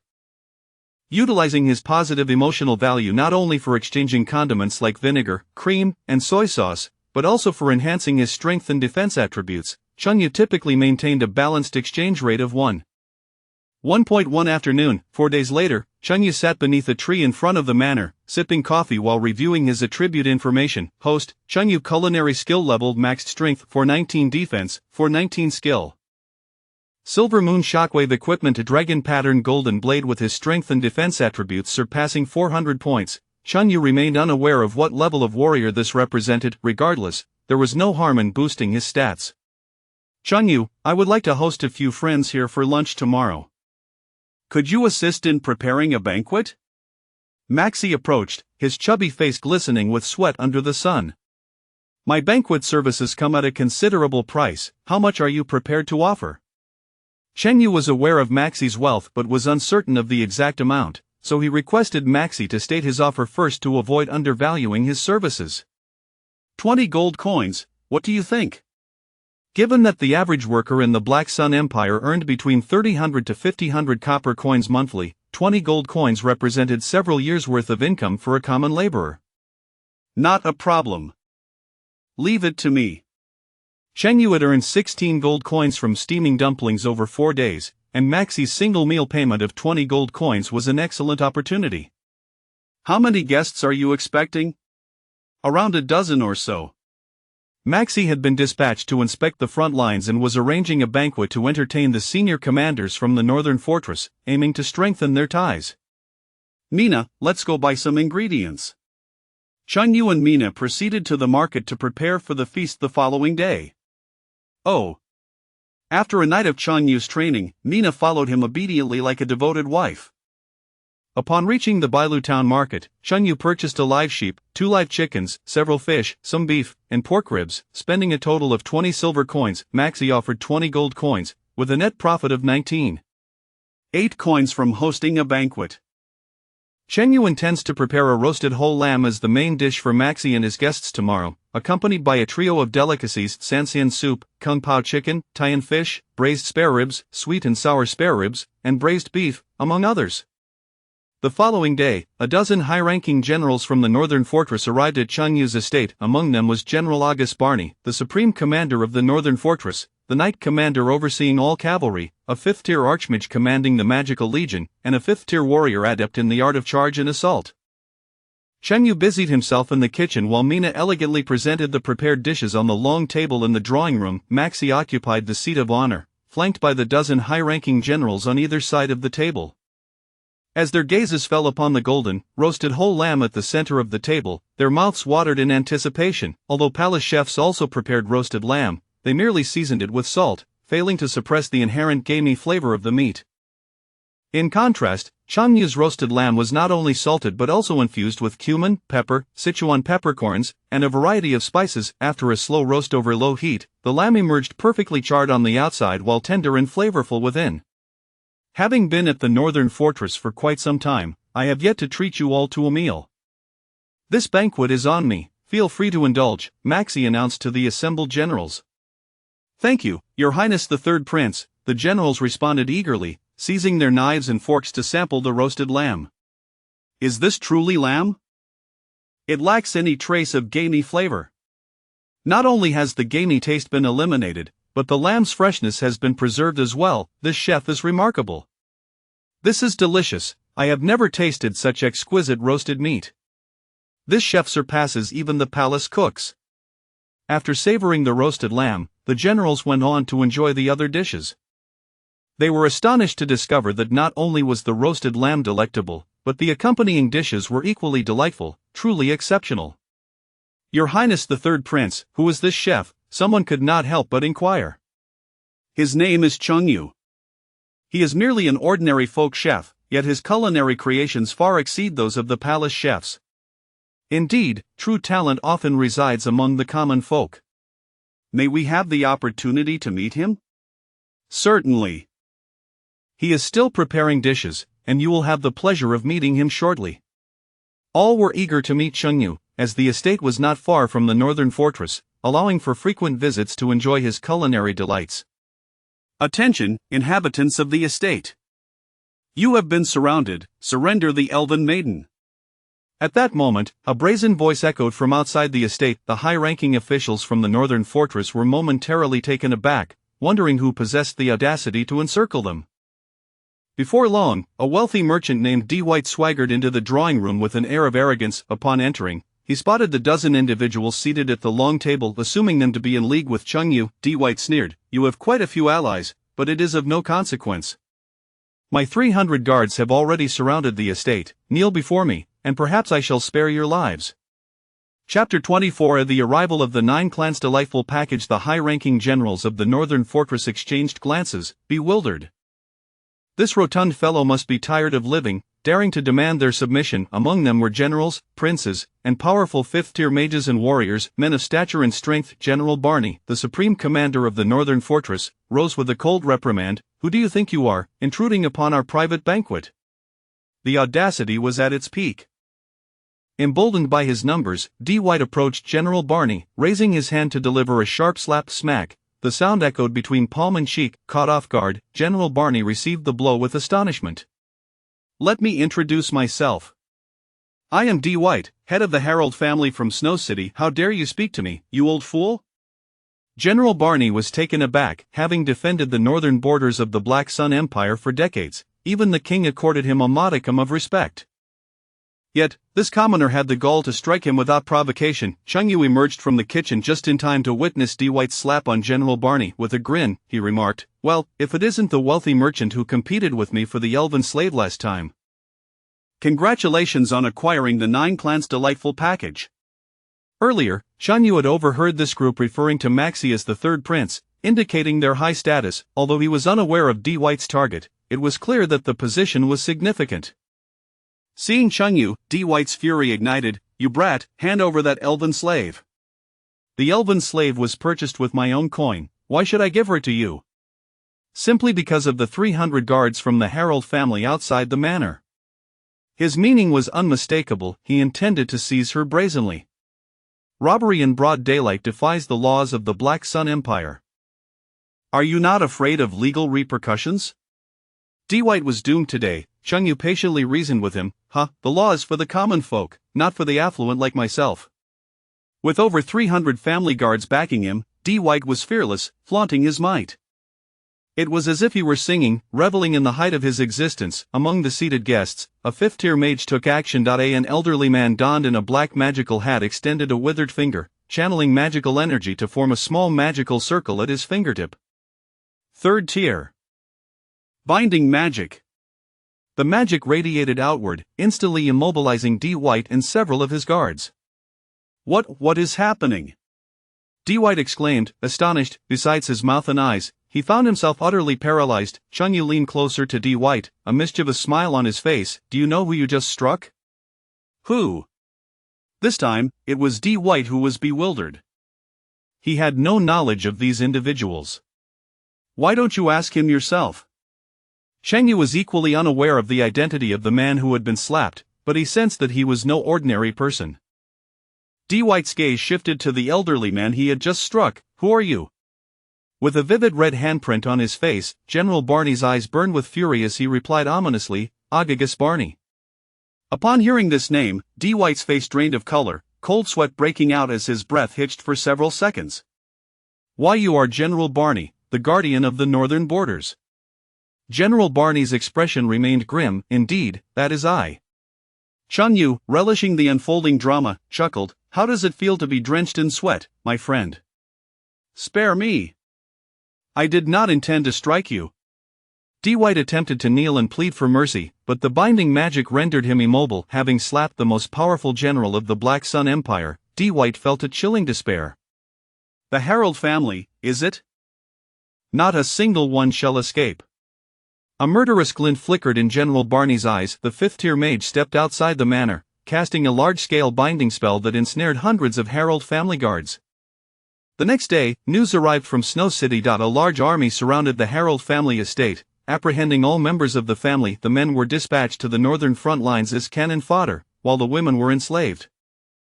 All of this chaos stemmed from Dwight's single slap, leading to the overnight demise of one of the most prominent families in Snow City. In the afternoon, Chung Yu sat beneath the shade of a tree, counting the gold coins he had earned over the past few days. Over 40 coins now. At this rate, he could amass considerable wealth, purchase more beautiful maidens, and acquire more land. It was exhilarating. Iweni had been studying magic under Austin for several days, her magical prowess steadily advancing. Austin buried a pea seed in the soil, saying, "Iweni, give it a try and see if you can make the pea seed sprout." Holding her wand, Iweni cast a growth spell on the pea seed. A tender green sprout broke through the soil, rapidly growing into a half-meter tall plant within mere seconds. To have achieved such a feat in just a few days of learning, your future accomplishments are boundless. Austin marveled at Iweni's magical talent, which would rank her among the top geniuses even in the Imperial Magic Academy, where prodigies were plentiful. In contrast, Maxie appeared much less impressive, having studied magic for over a year yet only grasped the basics. Were it not for his status as the third prince of the Black Sun Empire, the royal family would not have invested so much in teaching a talentless individual like him. "Thank you, Teacher Austin," Iweni beamed, displaying 2 charming dimples. "Would you be interested in accompanying me to the royal capital? I could recommend you to enter the Imperial Magic Academy for further studies." Austin was eager to nurture such talent, unwilling to see Iweni's brilliance squandered in the remote town of Bailing. Iweni glanced at Chung Yu, who was not far away under the shade of the tree, and shook her head. "This is my home. I wish to stay with Lord Chung Yu and go nowhere else." Very well, if you are unwilling, I shall not force you, Austin conceded, understanding that he could not compel Iweni to attend the Imperial Magic Academy. Iweni excitedly rushed to Chungyu's side. Lord Chungyu, I can now make seeds sprout with my growth magic. Is that so? Let us see it in action. Chengyu expended 50 positive emotional points to exchange for a bag of cumin seeds from the system's shop. Cumin was not native to the Celxus continent, and a small vial of cumin powder cost 100 positive emotional points. However, by planting them himself, he could save considerable resources. Taking a handful of cumin seeds, he buried them in the soil. Iweni held her wand aloft, a circular magical formation forming at its tip, and cast the growth spell on the cumin seeds. The seeds began to sprout, growing into plants adorned with numerous small white flowers. Once the flowers bore seeds, he could harvest the cumin and grind it into powder. My current magical level only allows me to achieve this much, Iweni expressed with a hint of regret, unable to nurture the cumin to seed-bearing status. That's quite all right. It is already impressive, Chungyu assured her, embracing Iweni and planting a kiss on her smooth forehead. Iweni's face flushed crimson as she buried her head in Chungyu's embrace. Host and Iweni's affection 5. Chungyu and Iweni's total affection reached 90 points, nearing the coveted 100. Having gained the Silver Wolf Clan's innate skill, Silver Moon Shockwave, from Mina, he was curious about what innate abilities he might acquire from Iweni. Chapter 25, The Blood Queen. Afra, Chungyu, Mina, and Yvonne sat beneath a tree, busily preparing dumplings. Small, round, jet-black pancakes materialized in Chungyu's hands, which he offered to Yvonne. Yvonne, do try this pancake. Wow, Lord Chungyu, what is this? Delight sparkled in Yvonne's eyes as she assumed it would be another delectable treat. Without a moment's hesitation, she took a bite of the dark pancake. In the next heartbeat, a wave of intense bitterness engulfed her palate, transforming her lovely visage into one of agony. It's so bitter! Yvonne exclaimed, her brows furrowing. In her memory, Chungyu's culinary creations had always been delightful, even if they were not to her taste. They never approached inedibility, yet, the flavor of this black pancake was overwhelmingly bitter and astringent, rendering it nearly impossible to swallow. She contemplated spitting it out, but Chungyu quickly intervened. Don't spit it out, swallow it. Oh! Yvonne dared not defy Chungyu's command, forcing herself to endure the bitterness as she swallowed it down. She could not fathom why Lord Chungyu would concoct such an unpalatable dish. Was he perhaps weary of the exquisite cuisine he usually prepared and seeking something less enjoyable for a change? As Yvonne pondered this, she sensed a shift within her magical essence, a notable surge in strength. Intelligent as she was, she swiftly grasped the implication, gazing at Chungyu in astonishment. Does this food enhance magical power? Indeed, Chungyu affirmed with a nod. But how can this black pancake, which is not a magical potion, bolster magical strength? Ordinarily, only potions crafted by alchemists could amplify one's magical prowess. Because it contains magical ingredients that enhance power. That can't be right. I heard from Master Austin that even with magical ingredients designed to enhance power, one cannot concoct a potion without a proper formula. Each alchemist possesses their own unique potion recipes, some for healing, others for enhancing magical strength, physical power, or defense. These recipes are the culmination of countless experiments, each requiring a significant expenditure of magical materials. Thus, even the most basic potion recipes command exorbitant prices. This is not an alchemist's potion, but rather a type of food that can enhance magical strength. The special recipe bears a resemblance to an alchemist's potion formula.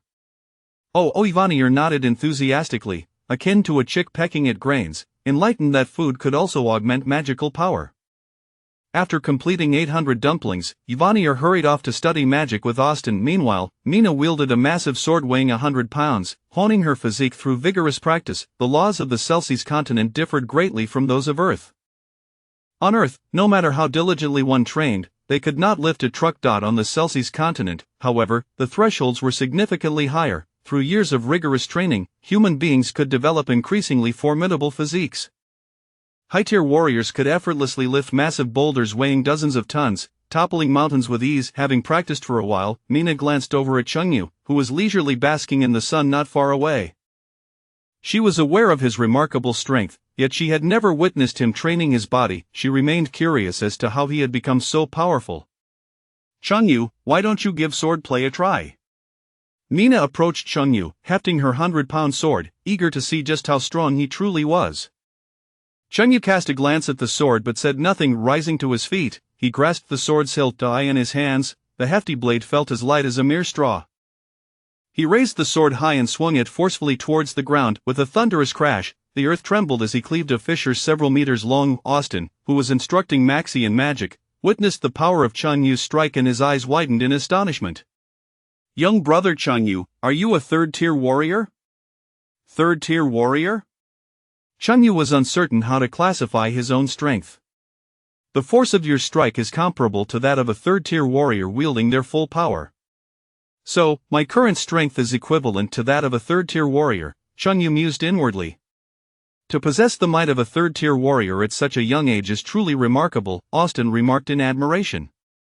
The warrior profession does not require the same level of innate talent as that of a magician, but it demands relentless and arduous training. It can be said that every high-tier warrior possesses an unwavering spirit, having endured training of unimaginable intensity. Chengyu, how are you so formidable? Mina's eyes sparkled with a blend of surprise and admiration. If effort alone sufficed, what need would there be for genius? And if genius were enough, what purpose would external aids serve? Chengyu's strength was entirely reliant on the system's enhancements. Within a mere 6 months, he had attained the prowess of a third-tier warrior. The voracious desires of beast-eared maidens are truly fearsome. For the following period, Chengyu found himself aiding Mina in her nocturnal exertions. Were it not for his strength rivaling that of a third-tier warrior, he would have struggled to satisfy her needs. To the north of the border, an expanse of white snow blanketed the land. The overcast sky released a flurry of snowflakes. Countless skeletal soldiers, armed with swords and blades, surged like a tidal wave towards the northern frontier. Tens of thousands of soldiers stationed at the northern stronghold departed to engage the undead skeletons in battle. The skeletons of the undead were merely weak foot soldiers, interspersed with a few first or second-tier demon warriors, goblin fighters, and lizardmen warriors. The cavalry, known for their agility, charged forth at the forefront of the formation. Clad in heavy armor, the cavalry struck fear into the enemy ranks, slicing through their formations like a dagger. Numerous undead skeletons fell beneath the onslaught of the cavalry. Shield-bearers, spear-wielders, and archers followed closely behind, leveraging their formation to eliminate the encroaching demon forces. Before long, the demon army suffered immense casualties.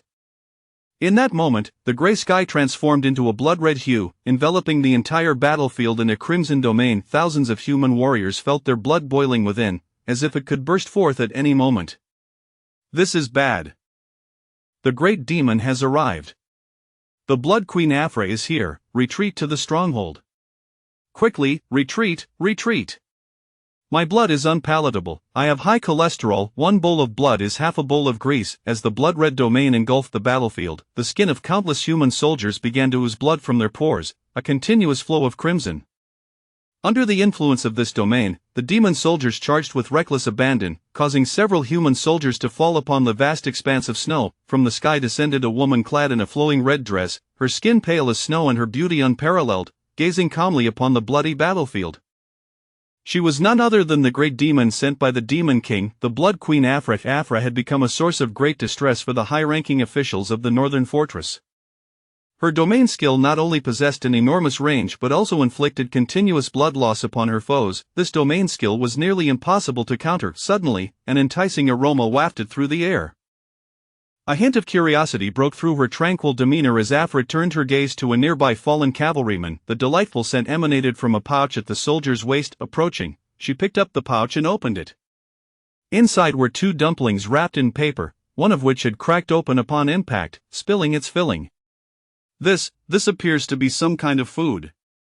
Drawn by the exquisite aroma of the braised beef dumpling, Afra could not resist sampling a bite of the beef filling.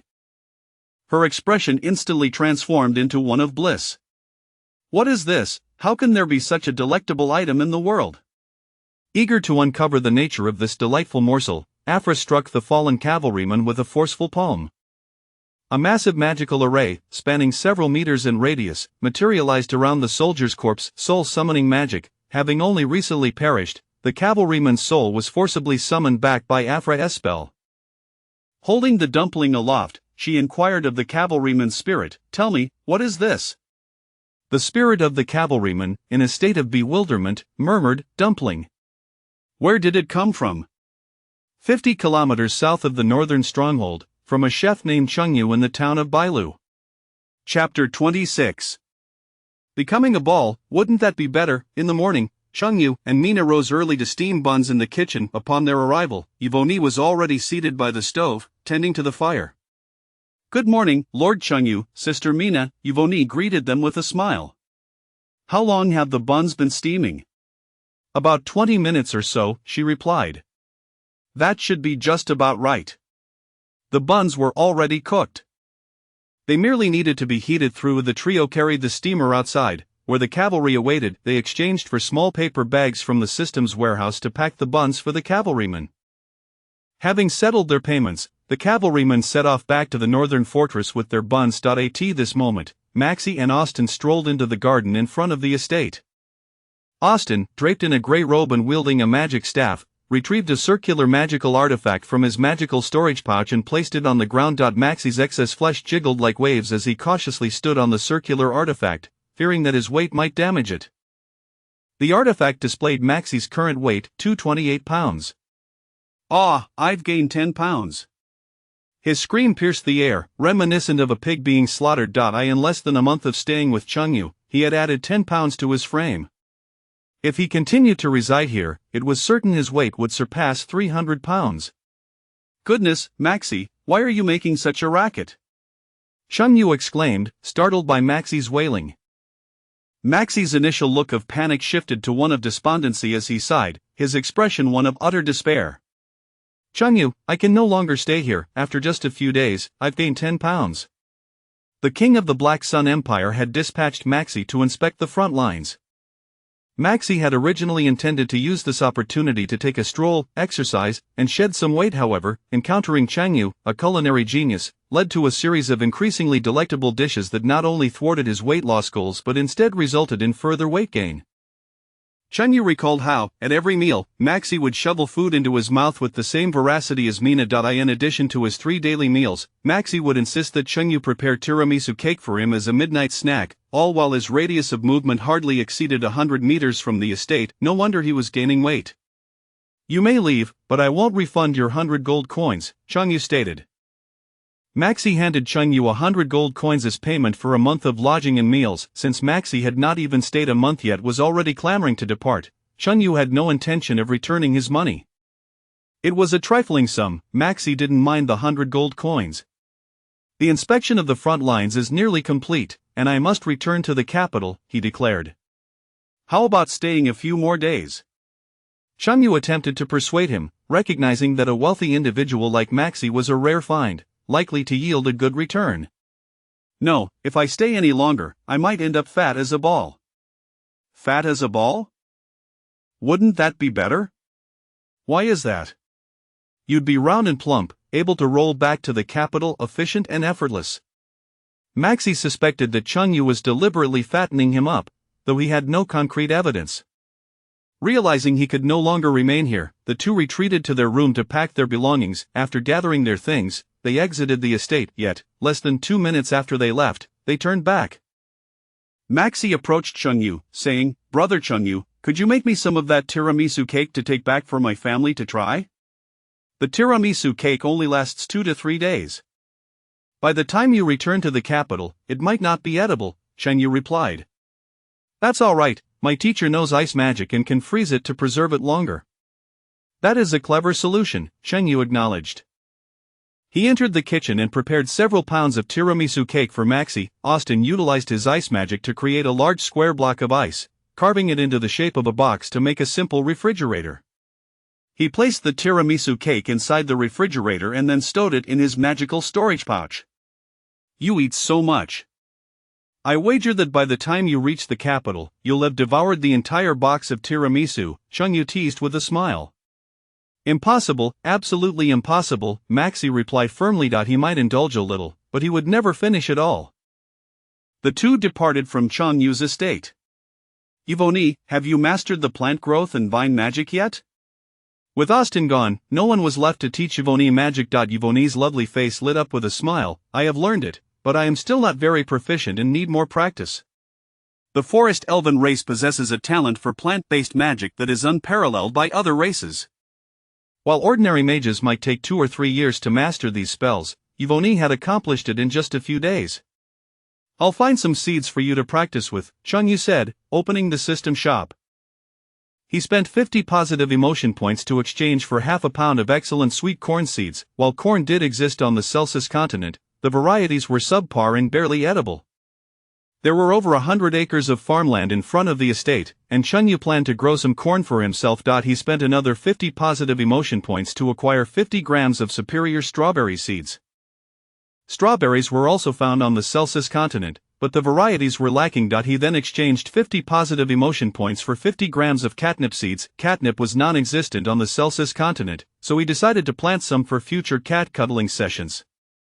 Changyu exchanged for a dozen types of seeds in the system shop and handed them to Yvonne. She took the seeds to the farmland and scattered several sweet corn seeds into the soil, casting the plant growth magic upon them. The sweet corn seeds sprouted rapidly, growing visibly taller by the second, reaching 2 meters in height. Yvonne, with her current limited power, could not yet bring the plants to the stage of flowering and fruiting. To enjoy sweet corn, they would have to wait a bit longer. Changyu sat in the shade of a tree, observing Yvonne practice her magic, marveling at how convenient it was to cultivate land with magic. Just then, a luxurious carriage came to a halt at the entrance of Changyu's estate. The carriage door swung open, and a rotund merchant, leaning on a cane, descended, his face adorned with a professional, artificial smile.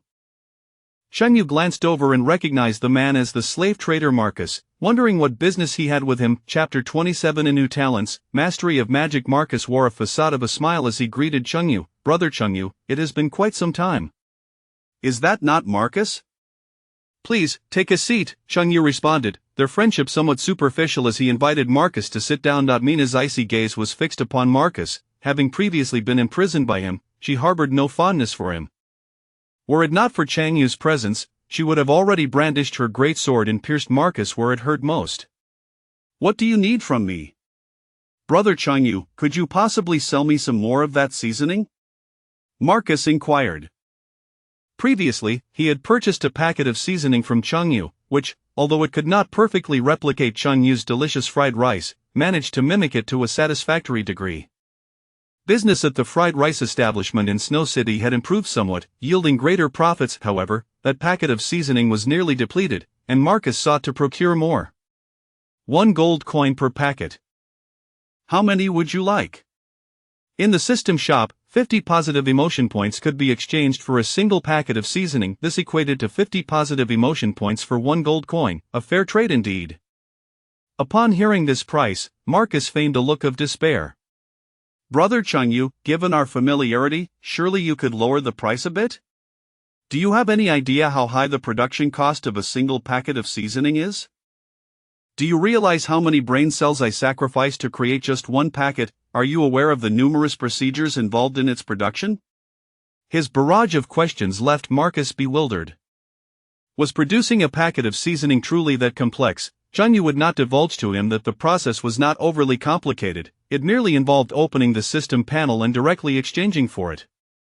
Releasing his hold on Changyu, Marcus ceased his attempts to negotiate a lower price, mentally calculating that at 1 gold coin per packet, half of his profits from each bowl of fried rice would end up in Changyu's pocket. Toiling away in his business only to see half of his earnings siphoned off by Changyu was infuriating. Yet, within the entire Black Sun Empire, only Changyu possessed the seasoning. Very well, 1 gold coin per packet it shall be. Marcus acquiesced to Changyu's pricing. How many do you require? 50 packets, please. Marcus intended to open several more fried rice establishments in Snow City and stockpile seasoning for future use. Changyu entered the room, expending 500 positive emotion points to exchange for 50 packets of seasoning, which he placed into a large cloth bag. Emerging with the bag in hand, he presented it to Marcus. Marcus instructed one of his subordinates to return to the carriage and retrieve a small chest. Upon opening the chest, it revealed a gleaming collection of gold coins. Marcus extracted 50 gold coins and handed them to Changyu, subsequently counting the packets of seasoning himself. Once both parties verified the transaction, Marcus ordered his subordinate to load the bag of seasoning onto the carriage. What a vibrant youth he was. Regrettably alive, Marcus felt a twinge of resentment as he cast a lingering, sorrowful glance at Chengyu, reflecting on his predicament as he departed the manor. Earning 50 gold coins with such ease, Chengyu reveled for the first time in the joy of possessing core technology. Back on Earth, he had toiled at the lowest tier of the industrial chain, performing the most arduous tasks for the least profit. Foreigners sold chips and high-end medical equipment, reaping substantial rewards. Indeed, technology is the foremost productive force. Ivany, wielding her magic wand, stood in the fields practicing plant growth magic. Within less than an hour, she had cultivated a vast expanse of sweet corn and tomatoes. Chengyu approached Ivany, admiring the flourishing crops, and praised her. "Well done, Ivany. From now on, I will be able to assist you." Receiving Chengyu's acknowledgement filled Ivany with joy, her face breaking into a sweet smile. Host's affinity with Ivany has reached 100 points. Host gains the elf race talent. Mastery of magic. Chengyu eagerly opened his system panel. Host, Chengyu culinary skill level max strength for 19 defense, for 19 skills silver moon shockwave, mastery of magic, passive, equipment to dragon pattern golden knife. Mastery of magic is a passive skill. Chengyu examined the details of this skill.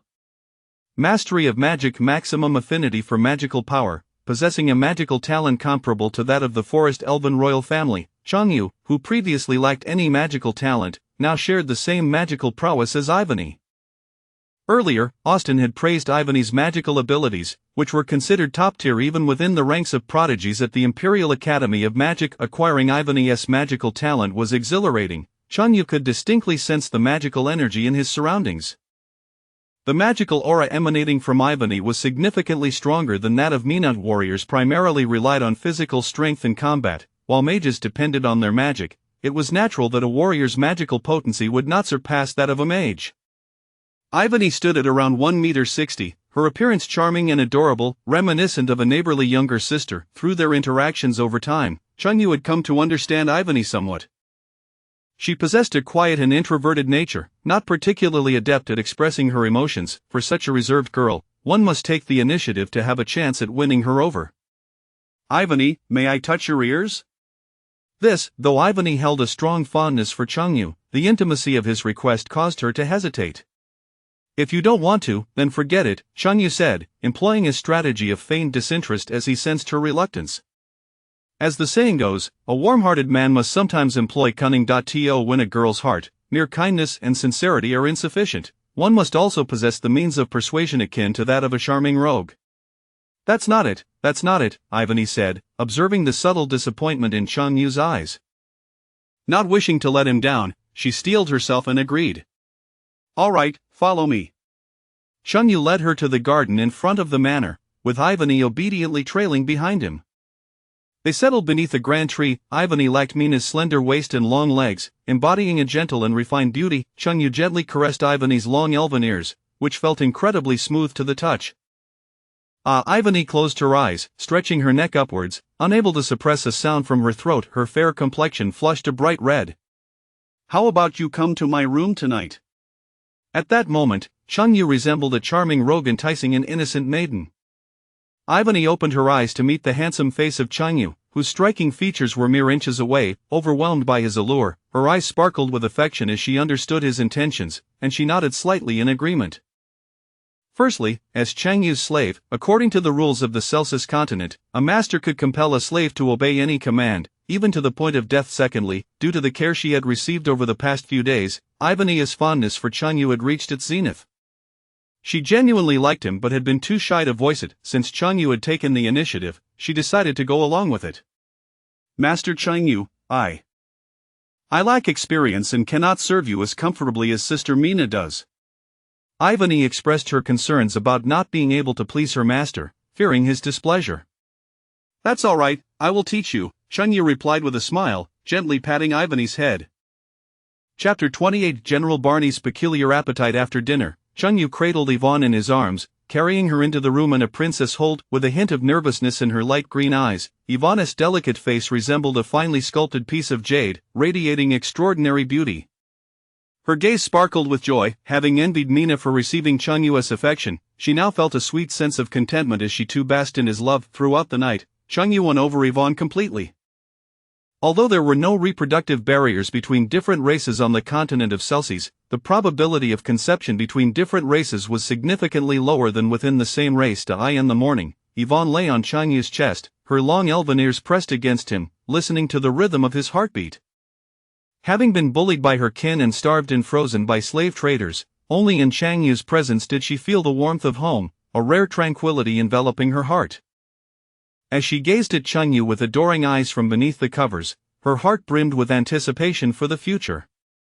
"Sleep a little longer," he urged gently. "Thank you, Lord Changyu," she replied softly. "From now on, we shall be a family, no need for thanks." Changyu then left the room to steam buns in the kitchen. After preparing the steaming hot buns, he and Mina carefully packed them into paper bags before placing them into a large cloth sack. The two of them then carried the heavy sack filled with buns into the living room. Outside the manor, the sound of hooves echoed, heralding the arrival of those seeking to purchase buns. Among the crowd, at the forefront, was a middle-aged man with graying hair and an elderly figure clad in a magical cloak. Changyu recognized the graying man as General Agius Barney, the supreme commander of the northern fortress, who had previously been slapped by a wealthy merchant from Snow City. "Young brother Changyu, I have come to visit the third prince." "Is he still asleep?" Barney inquired, his rugged face reflecting his 50-plus years. Having been invited by the third prince a few days prior to savor delectable dishes like roasted whole lamb, he held Changyu in high regard, his demeanor notably amiable. "He has already left," Changyu replied. "Left? Why?" Barney, having made a special trip to visit the third prince early in the morning, was taken aback by the news. "He found my cooking too delightful and feared gaining weight, so he departed," Changyu jested. "The determination of the third prince to lose weight is commendable and worthy of our emulation," Barney remarked, a sense of admiration welling up within him. "Indeed, your third prince possesses remarkable willpower, constantly lamenting about dieting, yet after a 10-day stay with me, he gained 10 pounds. Changyu chuckled, recalling the young prince's insatiable appetite, which rivaled that of a pig. Were it not for the generous payment, he would have evicted him long ago. Barney faltered, momentarily at a loss for words before shifting the topic. "However, I must say, young brother, your culinary creations are indeed exquisite, and it is only natural to gain weight from such indulgences." Changyu shrugged his shoulders, resigned to the fact that exceptional culinary skills often defied reason. He handed 800 buns to the cavalryman, who paid him 4 gold coins in return. Barney was already aware that Karl's cavalry set out for patrol before dawn each day, but they were actually coming to Changyu for buns. However, considering the soldiers' valiant struggles on the battlefield, desiring a taste of something delicious was hardly a grave matter. Barney chose not to pursue the issue and tacitly approved of it. "Take the buns back with you." "I shall remain here for a while longer," Barney instructed the cavalryman. "Yes, General," they replied in unison. "Ebier, wait for me here, I have a few words to exchange with young brother Changyu," Barney said to the accompanying elderly mage. The elder named Ebier retreated to the shade of a tree in front of the manor to rest. "Young brother Changyu, might I borrow a moment of your time?" A smile broke across Barney's rugged face, adorned with a thick beard. Changyu led Barney to a secluded spot beside a horse, ensuring their privacy. Barney glanced around cautiously before leaning closer to Changyu, whispering, "Young brother Changyu, your culinary skills are remarkable. Do you happen to know how to prepare that kind of food?" Changyu furrowed his brow, perplexed. "What kind of food are you referring to?" "That of foul-smelling food." Foul-smelling food instantly conjured images in Changyu's mind of stinky tofu, pickled herring, and surströmming. These were among the most common foods associated with unpleasant odors. "That doesn't make sense, my good sir. Why would someone of your stature be interested in such repulsive fare?" Changyu questioned, bemused. Barney, ensuring no one was within earshot, began recounting a tale from his youth. "In my impetuous youth, I, along with a few friends, ventured into the ruins of the fallen god for an adventure, only to find ourselves trapped within a magic circle for half a month. There was neither food nor water. Can you guess how we survived?" "How did you manage?" Changyu inquired, intrigued. While one could survive without food for quite some time, without water, survival rarely exceeded 3 days. Adjacent to that magic circle was a large pile of green beast excrement. Barney's expression turned sheepish. Initially, we were repulsed, but desperation drove us to eating excrement to survive? This was quite a revelation. Since that experience, I have developed a peculiar fascination for foods that bear an odor. What a captivating tale, Chun-Yu remarked, recalling a psychological condition known as pica, which describes an appetite for non-nutritive substances. Barney's case was even more extraordinary, as he seemed to have a penchant for the bizarre. This is a rather embarrassing matter. I ask for your discretion. I shall keep your secret. I can indeed prepare foods with a pungent aroma. Chun-Yu originally intended to make stinky tofu for Barney, but after hearing his story, he resolved to create an even more audacious dish: authentic nine-turn intestines. If you can prepare a dish that satisfies me, I would be willing to offer you 10 gold coins. Consider it done. As their conversation concluded, Barney and Chang-Yu returned to the front of the house. Barney introduced Chun-Yu to the elder, saying, "This is Ebir, a 5th-tier Grand Mage and the deputy leader of the Magical Guild at the Northern Fortress." Ebir nodded in acknowledgement towards Chun-Yu. He had previously dined here at Chun-Yu's invitation alongside the upper echelons of the Northern Fortress, marking this as their second meeting. "General Barney, Deputy Leader Ebir, please make yourselves comfortable. I will head to town to procure ingredients." At the market in Bailu Town, the people of the Black Sun Empire typically avoided animal entrails, often discarding pig intestines. Chun-Yu, a frequent visitor to the market, had developed a rapport with the pork vendors, and he received a basket of pig intestines free of charge. Taking the intestines to the riverbank outside Bailu Town, he donned gloves and rinsed them off roughly, deliberately leaving them less than pristine. He then retrieved a knife and chopped them into small pieces, stowing them in his pocket. Upon returning to the manor, Chun-Yu dedicated a cast-iron pot solely to the preparation of authentic nine-turn intestines. Chapter 29, Was it intentional or accidental? The preparation of the exquisite dish, 9 turns of intestines, necessitates a plethora of condiments.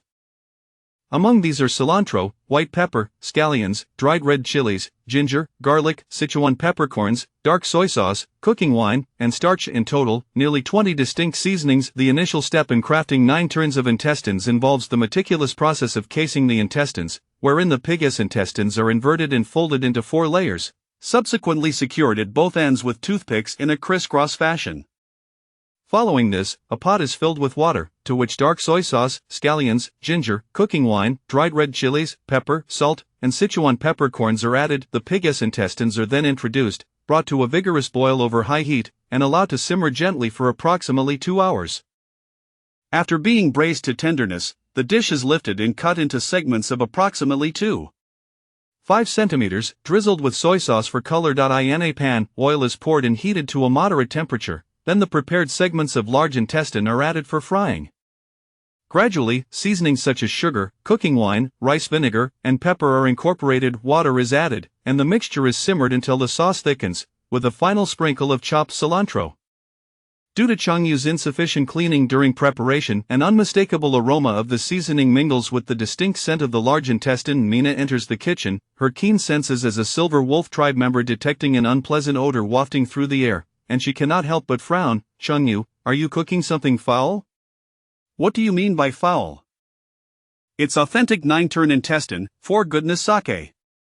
Ugh! Mina nearly retched and hastily fled the kitchen. The manor's wooden structure spans several thousand square meters, with numerous vacant rooms. Chun-Yu casually selects an empty room to serve the authentic 9-turn intestine, aiming to contain the unpleasant odor. "General Barney, the dish is ready," he announces as he steps into the garden, casting Barney a knowing glance. Following Chun-Yu into the room, Barney inhales the air thick with the unique scent of the large intestine, his expression one of indulgence as he eagerly approaches the table to sample a bite. The flavor of 9-turn intestine is characterized by a balance of sweetness and tanginess, accented by hints of salt and spice. It is rich yet not greasy, crisp yet tender, with a soft and glutinous texture that offers a complex taste experience. Most notably, Chun-Yu had not cleaned it thoroughly. Barney's eyes suddenly widen, tears welling at the corners. This flavor, it brings back the youth I thought lost."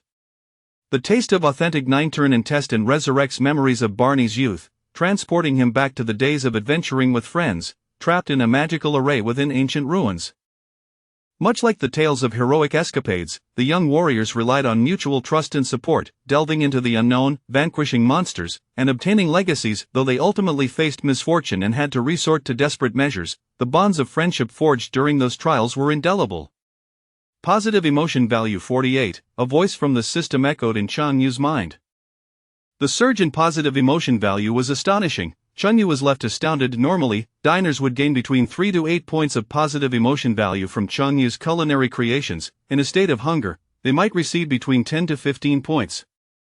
Yet, Barney experienced a remarkable 48 points of positive emotion value. This was more exhilarating than any drug. Chang Yu, young brother, this dish is already delightful, but that unique aroma elevates it even further. How did you achieve this? Actually, I retained a bit of the residue while cleaning the intestines, Chang Yu confessed to Barney. Barney pursed his lips, a subtle smile gracing his features. Was that intentional or accidental? It was intentional. Excellent. Barney grinned, casting Chang Yu an approving glance, for this was precisely the flavor he desired. How utterly outrageous, Chang Yu marveled inwardly. Who would have imagined that the most powerful general of the Black Sun Empire harbored such peculiar tastes? Barney finished the entire plate of authentic nine-turn intestine, feeling a resurgence of youthful vigor, as if he had been rejuvenated by a decade. My youth has returned. Good sir, you are nearly 60. What youth do you speak of? Chang Yu silently scoffed. The two exited the room and strolled into the garden. Ibul, give this young brother Chang Yu 10 gold coins, his dish is truly exquisite. Barney expressed his satisfaction with the authentic nine-turn intestine. It was his crush. Ibul was taken aback. So, what of the delicious dish? I devoured it all myself. Did you not leave me a morsel? Ibul exclaimed in indignation, appalled that Barney had feasted alone. You wouldn't have enjoyed it. Barney, being friends with Ibul, had no intention of subjecting him to such fare. Ibul retrieved 10 gold coins from his magical pouch and handed them to Chang Yu. After accepting the coins, Chang Yu invited Barney and Ibul. Why not stay for a simple lunch before heading back? This meal is on me. These two were high-ranking officials from the northern fortress. Building rapport with them would be beneficial in the future. Since you offer so graciously, we shall not decline. Having missed out on the meal earlier, Ibul readily agreed to stay for lunch. At that moment, Mina and Iwani emerged from the interior, finding Chang Yu basking in the sun in the garden, one approaching from his left and the other from his right. Mina nestled against Chang Yu's arm, nuzzling against him affectionately, while Iwani, though having been with Chang Yu the previous night, retained a degree of shyness. Unlike Mina's boldness, observing the beautiful orc woman on Chang Yu's left and the enchanting elf woman on his right, Barney furrowed his brow. This young brother Chang Yu, despite his youth, was accompanied by two stunning beauties. He felt compelled to offer a word of caution. Chang Yu, young brother, allow me to give you a piece of advice. What advice? Chang Yu queried, momentarily puzzled. Young men should exercise moderation and avoid excessive indulgence. As the saying goes, in youth, one may not realize the value of vitality. In old age, one laments the loss. Barney, facing a wife as fierce as a tiger by night, felt overwhelmed. Is that so? I'll have to practice moderation in the future. Indeed. Barney nodded. Just then, he sensed a fierce glare from Mina directed at him. Realizing his previous remarks had offended her, he ceased conversing with Chang Yu and shifted his focus to chatting with Ibul. Ibul, my good fellow, I just heard General Barney mention you are a 5th-tier archmage. Might you teach me a freezing spell? In this otherworldly realm devoid of refrigerators, food preservation was a challenge. Chang Yu, possessing magical talents akin to those of elves, sought to learn a freezing spell for the sake of food storage. Ibul scrutinized Chang Yu. Mastery of magic requires innate talent. Not just anyone can become a mage. Do you possess magical aptitude? Among all professions in the Celsius continent, the priesthood demands the highest talent, followed by mages, alchemists, and finally warriors. The warrior profession, with its lower talent requirements, is far more numerous than the others. I have a bit of talent. I don't wish to learn anything too advanced, just some basic freezing spells for meat preservation. Very well. Ibul retrieved a spellbook from his magical pouch and handed it to Chang Yu. This is a 1st-tier spell, Basic Freezing Technique. It's a rather common freezing spell. You may borrow it for 3 days. and after that, return it to me via the cavalry. Thank you, Master Rabul. Shen Yu expressed his gratitude as he accepted the spellbook. Chapter 30 of the Mage with Maximized Power and Defense. After having lunch, Barney and Ebel returned to the northern fortress. Beneath the shade of the garden trees, Shen Yu perused the spellbook for the first-tier magic. Basic freezing spell. Possessing an exceptional magical talent, the intricate and seemingly incomprehensible structures of the magical arrays and the methods for condensing magical energy appeared remarkably simple to Shen Yu, allowing him to grasp the essence with little more than a glance. Following the instructions detailed in the spellbook, Shen Yu raised his right palm, channeling magical energy. The ambient magical currents began to flow towards his palm at a remarkably slow pace. While ordinary individuals are oblivious to the presence of magical energy, Shen Yu, endowed with a superior magical aptitude, distinctly sensed a faint and diffuse aura of magical energy forming in his hand. Yuani, sharing a similar magical talent, was equally astonished as she noticed the subtle magical energy coalescing in Shen Yu's palm. Shen Yu, can you wield magic too? She inquired. I'm just starting to learn, he replied, carefully lifting the magical energy from his palm, attempting to construct a magical array. The magical energy you've gathered is too weak. Using a wand would yield better efficiency, Yuani suggested. While a mage can condense magical energy from various parts of their body to form a magical array, utilizing a wand enhances both efficiency and power. No need. I'd like to try it barehanded first, Shen Yu insisted. He focused on the fluctuations of the magical energy in his palm, guiding it with his will to swirl around the tip of his index finger. Subsequently, he silently chanted the incantation. Under the incantation's influence, a delicate wisp of white frost formed at his fingertip. Each type of magic is accompanied by its corresponding incantation. Although directly casting magic is swift, it significantly diminishes its potency. Chanting the incantation before releasing the spell requires more time but results in a stronger effect. As a novice, even after successfully reciting the complete incantation for the basic freezing spell, Shen Yu could only conjure a weak frost, far from achieving the freezing effect he desired. How intriguing! Shen Yu marveled at his first encounter with such supernatural powers. In the following days, Shen Yu diligently practiced the basic freezing spell. With each repetition, his ability to condense magical energy grew more formidable. Concurrently, he exchanged positive emotional points daily for strength and defense points, enhancing his physical attributes. Meanwhile, Yuani practiced plant growth magic, cultivating an array of herbs such as scallions, ginger, and garlic in the farm, along with crops like corn and tomatoes. This alleviated the need to expend positive emotional points on ingredients, conserving a considerable amount for his own enhancements. Unbeknownst to them, 8 days swiftly passed. Thanks to his exceptional magical talent, Shen Yu had preliminarily mastered the basic freezing spell. Although it is a relatively simple spell, it still proves challenging for ordinary mages, typically requiring 2 to 3 months for initial mastery. This underscored the significance of innate talent in the profession of a mage. Those with high aptitude learn magic at an astonishing pace and can traverse further along the path of sorcery, while those with lesser talent struggle even with basic spells, potentially achieving only the rank of a second-tier mage in their lifetime. A basin of clear water was placed in the center of the courtyard. Shen Yu, wielding a wooden wand, concentrated his magical energy, reciting the incantation at a measured pace. After a chant lasting several seconds, a circular magical array over a meter in diameter materialized at the wand's tip.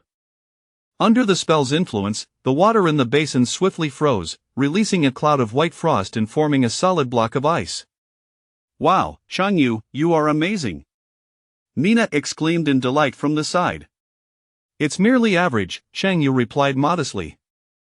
His freezing magic could only affect a meter's radius, lacking significant destructive power. However, his intent in learning this spell was primarily for preservation, making this level of control sufficient. Behind the estate lay a cellar, which Shen Yu transformed into a freezer, allowing for the storage of greater quantities of meat and alleviating the need for daily trips to the market. Mina, could you pick some tomatoes from the farm? I'll have tomato stew with ribs for lunch. Sure.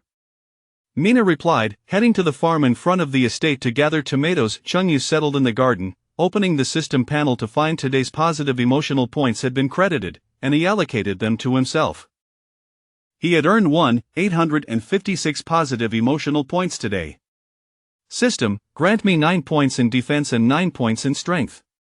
With 1 strength point equating to 100 positive emotional points, and 1 defense point. Likewise, the system confirmed, host consumes 1,800 positive emotional points.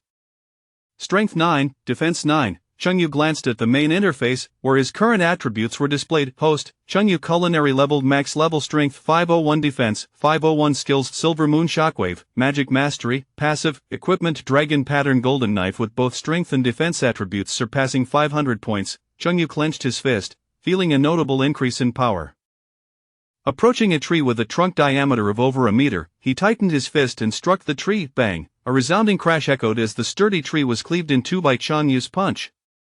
Next, he spotted a boulder towering over 10 meters, roughly the size of a 4-story building, estimated to weigh 200 or 300 tons. He walked up to the boulder, wrapped his arms around one corner, and lifted it.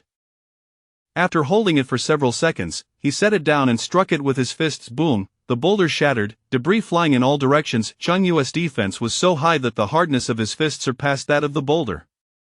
He sustained no injury. Witnessing Chengyu effortlessly pulverize a boulder of such magnitude left Mina astonished. Chengyu, your strength rivals that of the mightiest warriors in our Silver Wolf tribe. It's nothing special. I actually prefer magic, Chengyu replied, though his incredible power was undeniable. He favored the elegant and intricate nature of magic over sheer brute strength. Ice magic, fire magic, water magic, plant magic. Strength is one thing, but style is another. Mina found herself speechless. It was a well-established notion across the Celsius continent that mages possess frail bodies and are ill-suited for close combat.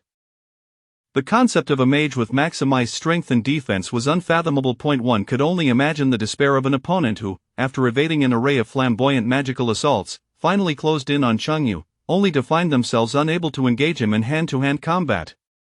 Outside the estate, a young figure approached. The young person was strikingly handsome, adorned in a crimson cloak, their legs clad in white stockings and lantern-style pants, paired with black shoes. Standing at a height of roughly 1.6 meters, they were comparable to Yuani. Chengyu found it difficult to discern their gender based solely on their appearance. Upon noticing Chengyu, the young figure smiled and asked, "Is this the residence of Chengyu?" "That's me," Chengyu confirmed. "My name is Zaire, a traveling bard from distant lands. I heard from the townsfolk that you prepare an exceptionally delicious egg fried rice, so I came specifically to taste it." "I no longer sell egg fried rice," Chengyu declined Zaire's request. "Oh, come on, handsome, just make me a serving." Zaire playfully tugged at Chengyu's sleeve, pleading with him. "No," Chengyu firmly stated, refusing the request. Zaire smiled slightly. "If you make me a serving of egg fried rice, I can offer you 100 gold coins." "How much? 100 gold coins?" It was common knowledge that bards were either miserly or heavy drinkers. The notion that this bard possessed such wealth seemed absurd. "In that case, I will prepare a serving for you." Chengyu turned and entered the house to prepare egg fried rice for Zaire. Chapter 31. No, please, I'm a boy. The delectable aroma of fried rice wafted through the air, tantalizingly presented before the bard named Shar. Overcome by the enticing scent, Shar eagerly seized a spoonful, and an unprecedented delight danced upon his taste buds, as if he had stepped into a realm of bliss. This is exquisite." A rapturous exclamation escaped Shar's lips. "Please, refrain from such outbursts," Chengyu interjected. It's simply divine." Shar continued to shout while savoring the fried rice. "I said to stop." Chengyu, somewhat irritated, delivered a playful kick to Shar's backside. Heaven forbid a passerby outside the manor overheard and assumed they were filming an adult film. Chuckling, Shar rubbed his rear and resumed indulging in the fried rice. Chengyu stood nearby, scrutinizing Shar in an attempt to discern his gender. At around 17 or 18 years of age, with fair skin and delicate features, he might well be a girl in disguise. With a flat chest, he could be a boy. Shoulder-length hair and clad in white stockings, he could also be a girl. Chengyu found himself in a muddle, unable to ascertain whether Shar was male or female. Before long, Shar had devoured every morsel of fried rice, patting his belly. "After wandering for months, I finally enjoyed a hearty meal today. It hasn't been easy." Upon hearing this, Chengyu instantly realized that this fellow was likely a homeless scoundrel indulging in a free meal. His expression darkened as he extended a hand toward Shar. "I have no money," Shar offered an awkward smile. "Good grief, you truly are a freeloader," Chengyu retorted angrily. Please, don't be upset, Shar hastily soothed Chengyu, then retrieved a small harp from his waist. My profession is that of a bard. I can sing poetry for you to settle the debt. Damn! Chengyu exclaimed, having run a business for so long, this was his first encounter with a freeloader. I'm not interested in your pathetic poetry. Just pay up. But I genuinely have no money, or else I wouldn't be in this predicament, Shar shrugged, adopting a nonchalant demeanor. His posture conveyed a message akin to, no money, no life. Chengyu, perceiving Shar as a girl, leaned closer, nearly pressing his face against Shar's delicate visage, rubbing his hands together with a mischievous grin. No money? Then how about the trade? But I'm a boy, Shar replied calmly. A boy? Chengyu's smile grew increasingly sinister. He, that makes it all the more thrilling. Please don't come any closer. Shar's previously composed gaze turned frantic. He hadn't anticipated this character to be so abstract, not even sparing a male. You possess exceptional magical talent. I can teach you a spell to settle your debt. What do you think? Shar inquired. Chengyu was momentarily taken aback. Wasn't magical talent supposed to be assessed through a specialized detection stone? How could Shar discern this? Are you also a mage? My primary occupation is that of a bard, but I also dabble in magic out of personal interest, Shar replied with a smile. Is that true? Chengyu returned to his seat, skeptical of Shar's claim. Mages typically held a high status, and even if they fell into disrepute, they wouldn't reach the point of starvation. Chengyu found it hard to believe that this destitute freeloader was a mage. I know many spells. What would you like to learn? I want to learn an extraordinary spell, one that can obliterate an enemy from across the continent of Celsius. I can't do that. I want to learn a time-stopping spell. I can't do that. I wish to master a 9th-tier forbidden spell. I can't do that. Then what spells can you teach? I can teach you the fly-swatting spell, a spell for automatic laundry, a spell to walk on snow without slipping, and an automatic oral hygiene spell. This time, it was Chengyu who fell silent. What a hodgepodge of ridiculous spells. Just hearing their names seemed absurd. However, upon reflection, exchanging a bowl of fried rice for a spell didn't seem too unreasonable. Teach me the fly-swatting spell, then. As a chef, Chengyu found flies to be his greatest annoyance. Not only did they buzz around incessantly, but they also had the audacity to land on food. Shar raised his right hand, summoning a small magical circle, directing it toward a fly perched on a nearby tree trunk. Do you see that fly? Chengyu nodded. With a swift slap, Shar dispatched an invisible force that struck the fly dead, leaving a handprint on the tree trunk. Chengyu gasped, wow, that's incredible. This spell perfectly addressed the two major issues of failing to swat a fly and getting one's hands dirty in the process. Shar chuckled, retrieving a single sheet of paper from his magical pouch and handing it to Chengyu. What's this? Chengyu inquired. It's the spellbook for the fly-swatting spell. A spellbook? Just one page? Chengyu noted that other spellbooks he had seen were thick tomes, akin to dictionaries, yet this fly-swatting spellbook was merely a single sheet of paper. The fly-swatting spell is a very basic spell. It's not complex at all. Is that so? Chengyu, somewhat skeptical, glanced at the page. The fly-swatting spell was indeed simple. It required no incantation or wand, just the summoning of a magical circle in one's palm to unleash it. Chengyu looked at the handprint on the tree trunk nearby. What's the effective range of this spell? Shar pondered for a moment. The effective range is probably a few kilometers. That far? It's a divine spell capable of eliminating the entire fly race, rendering any fly within sight helpless. The person who invented this spell must have harbored a deep-seated grudge against flies, Chengyu quipped. At that moment, Chengyu suddenly thought of another question. With such an effective range, can it only kill one fly? The fly-swatting spell could essentially be viewed as a long-range consumption skill. The power of the spell is essentially the strength of your slap.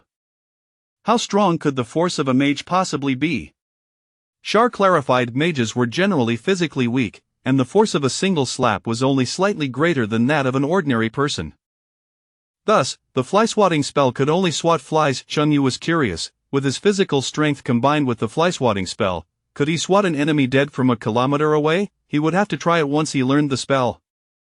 With his hands clasped before him, Shar gazed at Chengyu with hopeful eyes. Your fried rice is absolutely delicious, may I stay with you? You have no money, why would I let you stay? I can use my domestic magic to wash your dishes, clean your rooms, and even sing poetry for you. The manor was spacious, with many vacant rooms. Accommodating Shar was feasible. After finishing her magical practice, Yvonne approached Chengyu, her wand in hand, and upon seeing Shar across from Chengyu, she inquired, Master Chengyu, who is this young lady? He's a boy. I apologize. I thought you were a girl, Yvonne quickly apologized, realizing her mistake. No problem, Shar responded nonchalantly, accustomed to being mistaken for a girl. Noticing Shar's legs clad in white stockings, Chengyu leaned closer to Shar and asked, Young man, may I ask you a question? What question? Where did you buy those white stockings? From a merchant in Snow City. So there was someone in Snow City selling white stockings. Chengyu was overjoyed. Quickly tell me, which merchant? Shar divulged the location of the merchant selling stockings to Chengyu. Chapter 32. Take this, you big fly-swatting fool, sleeping, drinking, and basking in the sun. These were the trifecta of activities that occupied Shar's days at the Chengyu Manor. Chengyu prided himself on his ability to laze about and take it easy, yet Shar surpassed him in this endeavor. However, despite Shar's daily indulgence in idleness, his various practical life spells proved to be remarkably useful.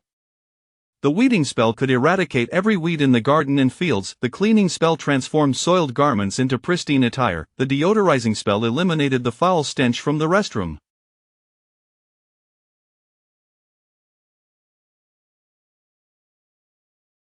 It was baffling to comprehend where he had acquired such an array of peculiar magic. In just 10 days, Chengyu, with his extraordinary magical talent and relentless practice, had completely mastered the fly-swatting spell, resulting in a devastating toll on the flies within the manor.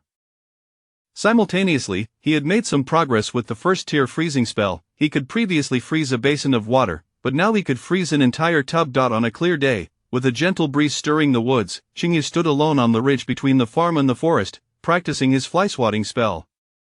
He focused intently, raising his right hand as magical energy gradually coalesced in the palm. Stripes of power swiftly interwove to form a magical array. Before long, a circular magic circle radiating a luminous white light manifested in his palm. With a swift motion, he unleashed it. Bang! A massive stone over 2 meters high shattered into pieces in the distance. The force of the fly-swatting spell, delivered with Chengyu's might, was akin to the strength of the sorcerer's physical prowess, albeit a sorcerer's physical strength was typically feeble, merely sufficient for swatting flies. This is utterly absurd, Chengyu mused. The combination of the fly-swatting spell and his formidable strength rendered it nearly invincible. Furthermore, the fly-swatting spell was instantaneous. The moment Chengyu unleashed it, the force acted upon the target without any delay.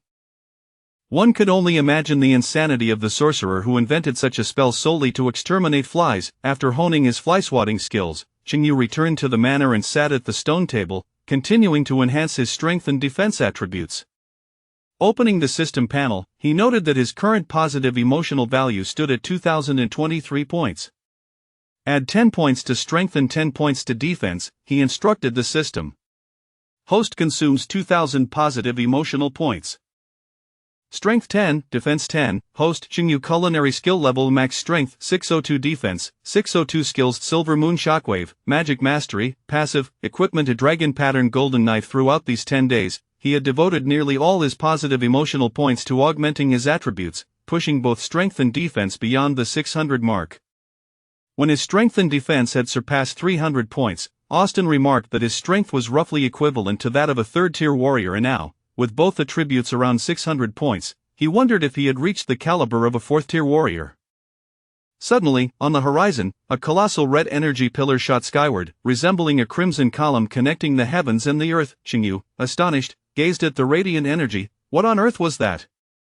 It appeared to be a phenomenon triggered by some potent magic. Look over there, he called to the other three in the manor. Ivania, Mina, and Shar turned simultaneously in the direction Chengyu indicated. What is that? Ivania furrowed her brow, a sense of foreboding creeping in. If memory served correctly, that was the direction of the northern fortress. With a flushed face from intoxication, Shar cast a glance northward without uttering a word, returning to his merry humming and drinking. Wow, how beautiful! Mina exclaimed, captivated by the magnificent spectacle. Mina, are you daft? Clearly, something monumental is occurring over there, Qingyu retorted, bemused by her lack of awareness. Ah, it seems you might be right. Mina finally grasped that something significant was transpiring at the northern fortress.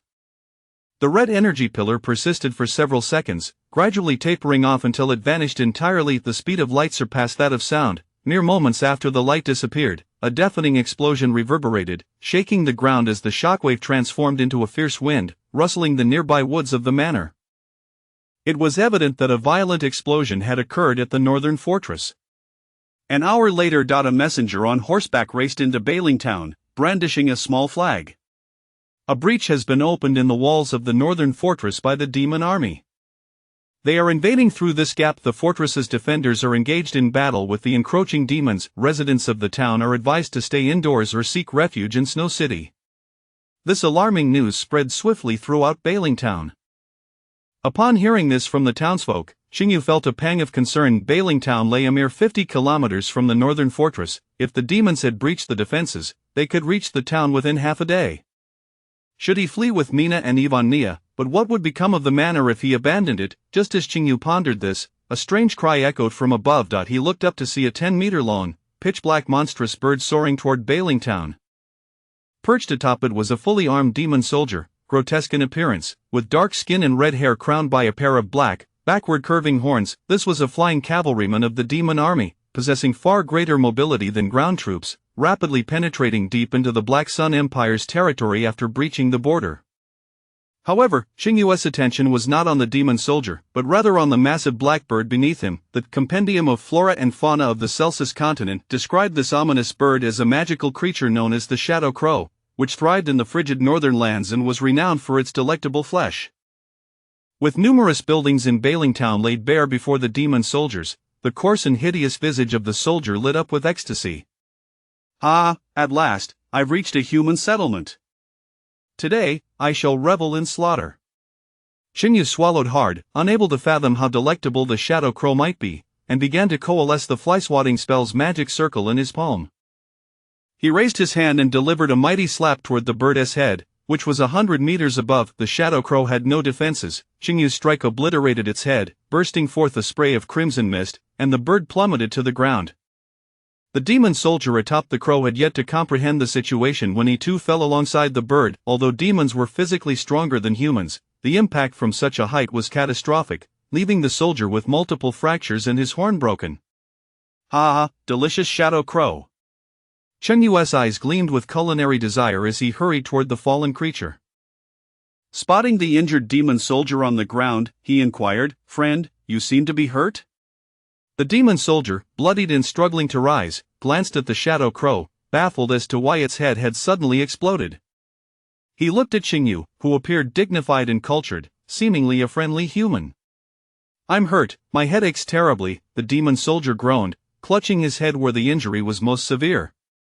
"I shall assist you in alleviating your pain," Qingyu replied, his face adorned with a benevolent smile as he approached the demon soldier.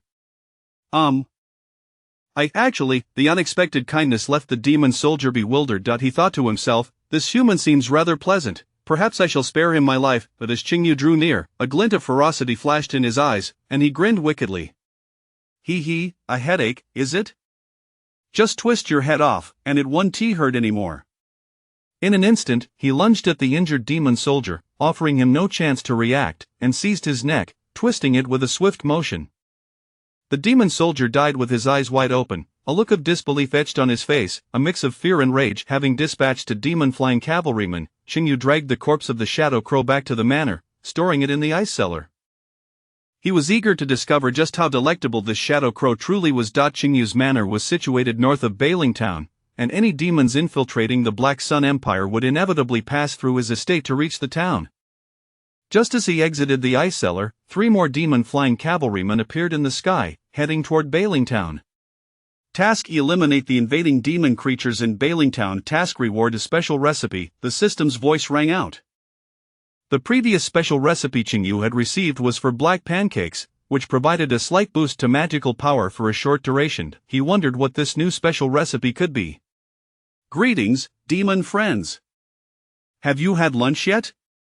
Xingyu called out to the 3 demon soldiers in the sky, waving cheerfully. This human was taking the initiative to greet them, seemingly quite amiable. One of the demon soldiers responded, "Not yet." Not eaten? Allow me to treat you to 3 big fly swats.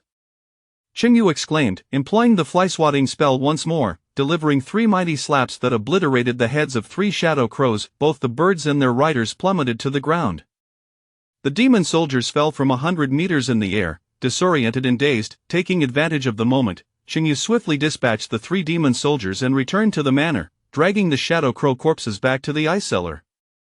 Chapter 33 Lousy desires bone broth. Today in the frigid expanse of the snow-covered mountain range, snowflakes danced gracefully through the air, while the northern winds howled fiercely. Relying on the vast, snow-clad mountains, the Black Sun Empire erected formidable walls, fortifications, and other defensive structures atop the ridges. Each of these fortifications bore intricate engravings of defensive magical arrays. The densely packed magical formations interwove, rendering the defenses virtually impervious, capable of withstanding invasions from the northern demon clans. Common physical and magical assaults proved ineffective against the northern stronghold's defenses. However, just moments ago, the demon forces had utilized an exceptionally potent disposable magical artifact to breach a section of the northern stronghold's defenses. A multitude of demon soldiers and undead creatures surged through the damaged fortifications. The supreme commander of the northern stronghold, General Barney, personally oversaw the breach. First, inform all troops to expel the demon forces across the border in the shortest possible time and repair the defensive structures.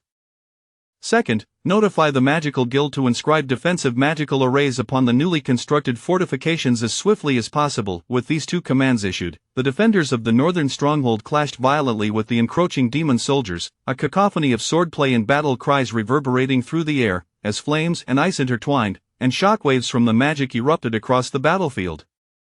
In a mere half-hour, the snow-covered mountain range was strewn with corpses. The mingled blood of humans and demons stained the white snow. Although the majority of the demons were annihilated by the defenders, a small faction managed to infiltrate the territory of the Black Sun Empire. In Whitedew Town, Chengyu employed a fly-swatting spell to eliminate over 20 demon flying cavalry. Yamina dragged the carcasses of shadow ravens, stuffing them into the ice cellar, kicking them twice to secure them tightly. Chengyu, the ice cellar is full. If the ice cellar is full, leave them outside and sprinkle some water on them. These demons were overly generous, delivering such high-quality ingredients, there was no way they could consume it all.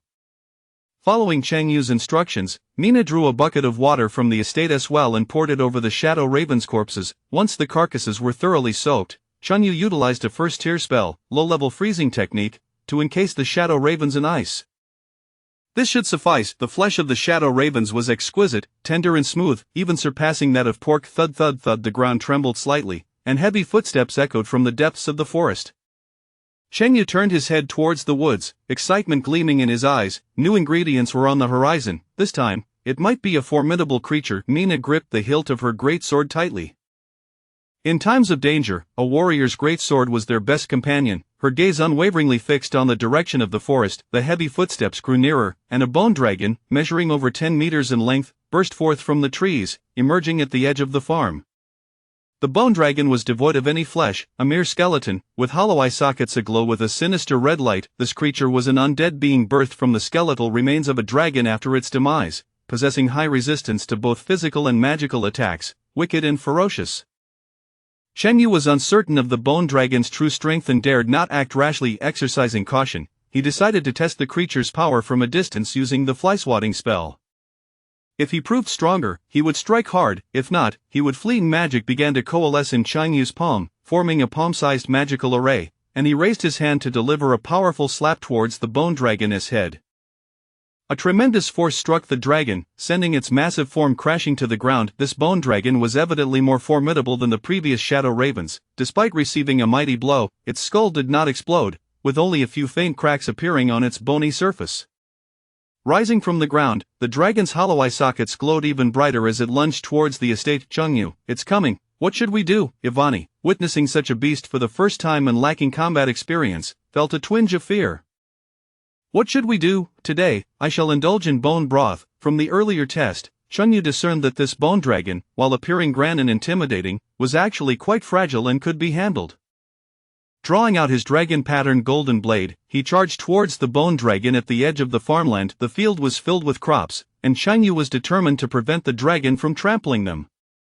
Mina brandished her great sword, following closely behind Cheng Yu. Ivani, however, did not pursue. As a mage, she lacked the close combat prowess of Cheng Yu and Mina, being more adept at providing ranged magical support.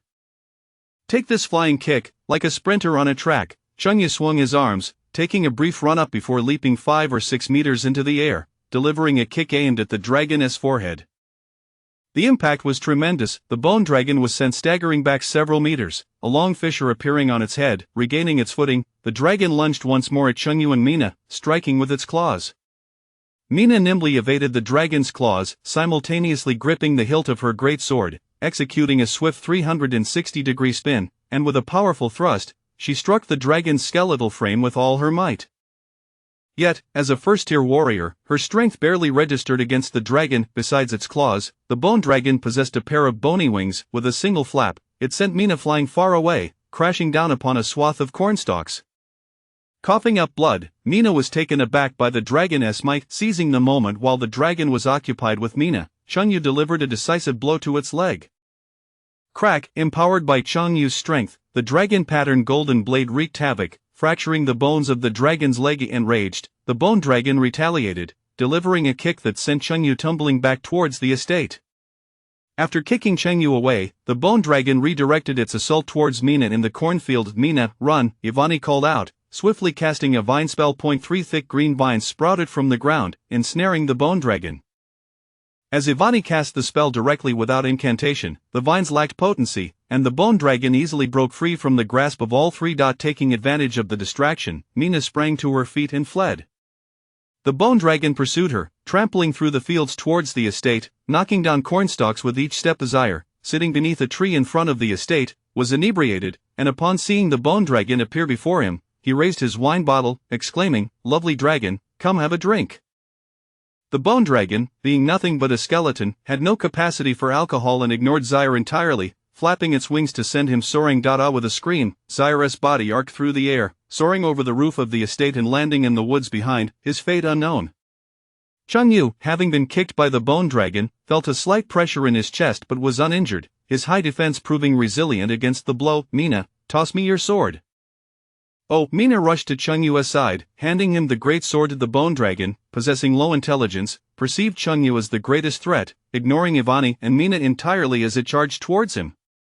Little darling, taste the summer chaos slash. Cheng Yu gripped the great sword tightly, unleashing the summer chaos slash, a technique every descendant of the would employ, forsaking defense to unleash a flurry of attacks upon the bone dragon.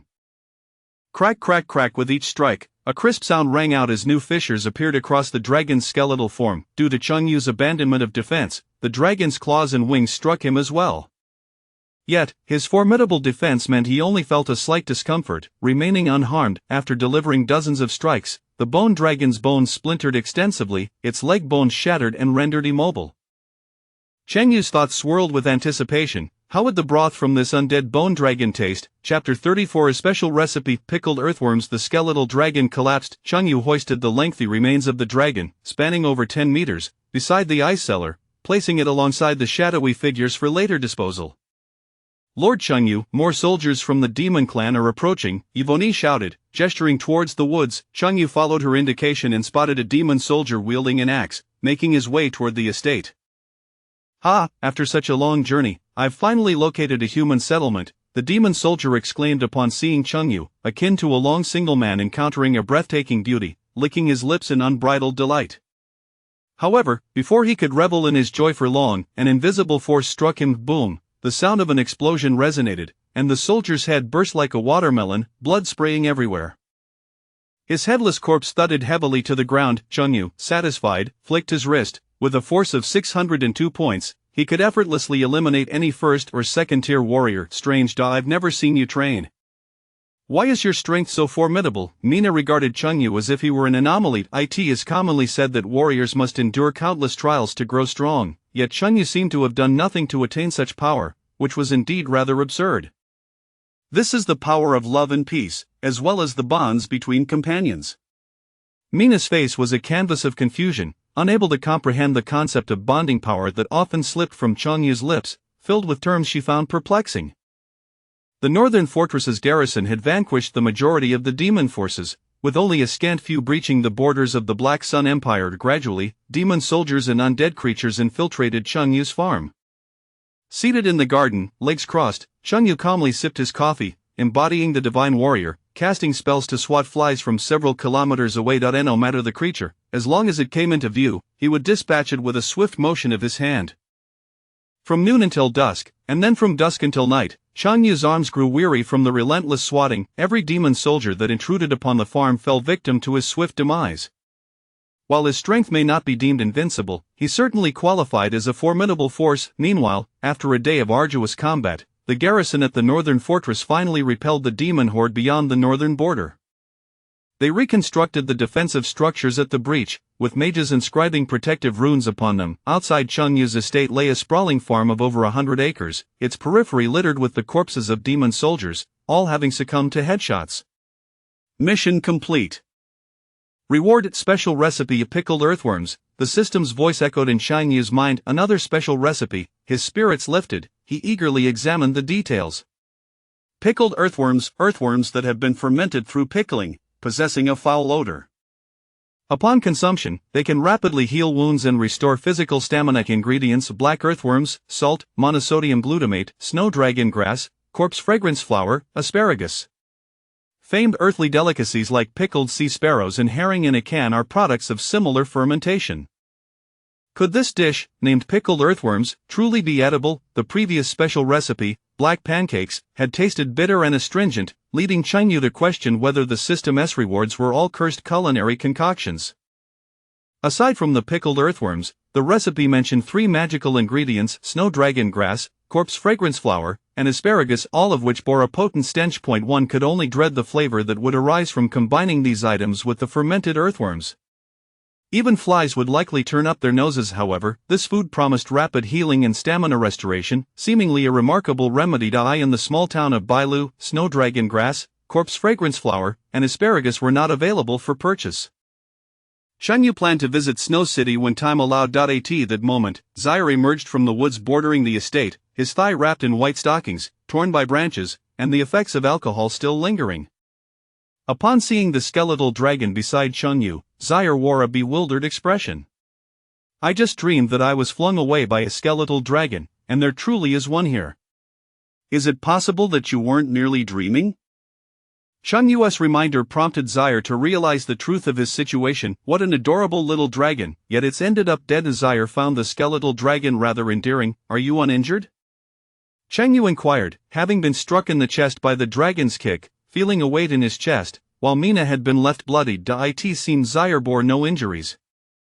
Zaire playfully stuck out his tongue. "Perhaps it's the blessing of the divine." "Really?" Cheng Yu pressed a dragon-patterned golden knife against Zaire's neck, a benevolent smile gracing his face. "Let me test whether the divine still offers you protection. Please, don't slay me," Zaire exclaimed, his expression a picture of despair. That he was merely jesting about divine protection. Cheng Yu shrugged off Zaire's plea. "Tonight, I shall prepare bone soup for you all."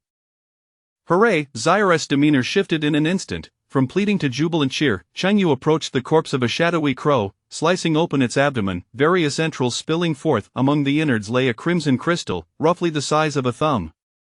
"What is this?" Cheng Yu picked up the crimson crystal, wiping away the bloodstains on its surface. It gleamed with the beauty of a ruby. Within the bodies of large magical beasts, a type of energy crystal known as a magic crystal is formed, essential for magical items or alchemical potions, and quite valuable. The shadowy crow had yielded a delightful surprise, stowing the magic crystal away for his next trip to Snow City to ascertain its worth. Cheng Yu cut a sizable chunk of meat from the shadowy crow's body, taking it along with the dragon bones to the kitchen for dinner preparation. Half an hour later, the 4 gathered around the dining table for their meal. On the table were a plate of fish-flavored shredded pork, a plate of kung pao chicken, a plate of minced eggplant, accompanied by a bowl of dragon bone soup, 3 dishes and a soup. Mina took a bite of the fish-flavored shredded pork, savoring its savory, tangy, and spicy flavor, the tender meat harmonizing perfectly with the aroma of wood ear mushrooms. "Delicious, truly delightful," Mina exclaimed, sampling the kung pao chicken next. The kung pao chicken, featuring shadowy crow meat, complemented with peanuts, cucumbers, and chilies, boasted a sweet and sour flavor, with tender meat that was red but not overly spicy, its heat perfectly balanced. the nutty aroma of peanuts fully awakened by the hot oil. The Kung Pao chicken is also excellent. Mina recognized the dish from her previous tastings of Changyu's Kung Pao chicken. This rendition made with bird meat surpassed even chicken. Yvonne also found it delectable, devouring the Kung Pao chicken heartily. Zaire ladled a bowl of dragon bone soup, its color a milky white, rich and flavorful. The exquisite flavor of the soup carries a hint of warmth, reminiscent of the summer's fervor. I surmised the skeletal dragon was likely a subspecies of red dragon with low blood purity. The trio of dishes in the soup were nothing short of culinary masterpieces, with Mina devouring 3 large bowls of rice. Later that evening, in Changyu's study, Mina stealthily slipped inside. Mina, what brings you here? Changyu asked knowingly. To study human writing more deeply with you. Mina, with her slender figure, gracefully approached Changyu and plopped into his lap, her flawless legs draping over his. How is your injury? Changyu inquired with concern. My chest still aches a bit. Mina delicately pressed her hand against her chest, her demeanor sweet and alluring. Seeing Mina's enchanting appearance, Changyu couldn't help but reflect on the little she-wolf in heat, more enticing than any fox. Perhaps due to her childhood experiences, Yvonne was not as ardent as Mina. Mina's snowy tail swayed playfully, her arms wrapping around Changyu's waist, her head resting on his shoulder.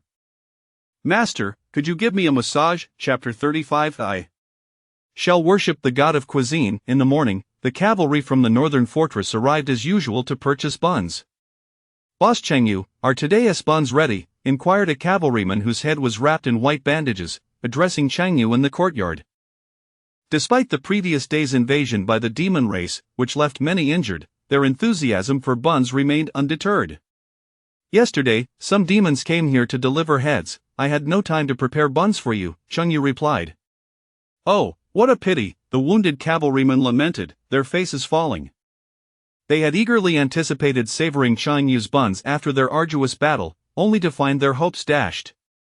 However, there are some demon corpses over there. Changyu pointed towards the fields. At the edge of the farmland lay a chaotic scene, with numerous headless bodies of demon soldiers strewn across the ground, totaling over 100. What, so many demon corpses? Boss Changyu, did you slay all of them? Why are they all headless? The sight of the demon corpses left the cavalryman in utter shock. No, it was the 3 of us, Changyu stated calmly, sipping tea while gesturing towards Mina and Iweni beside him. He preferred to keep his formidable strength understated. The cavalryman glanced at Mina and Iweni and instantly felt relieved. The elven race possessed magical talents superior to that of humans, while the orcs boasted immense physical strength.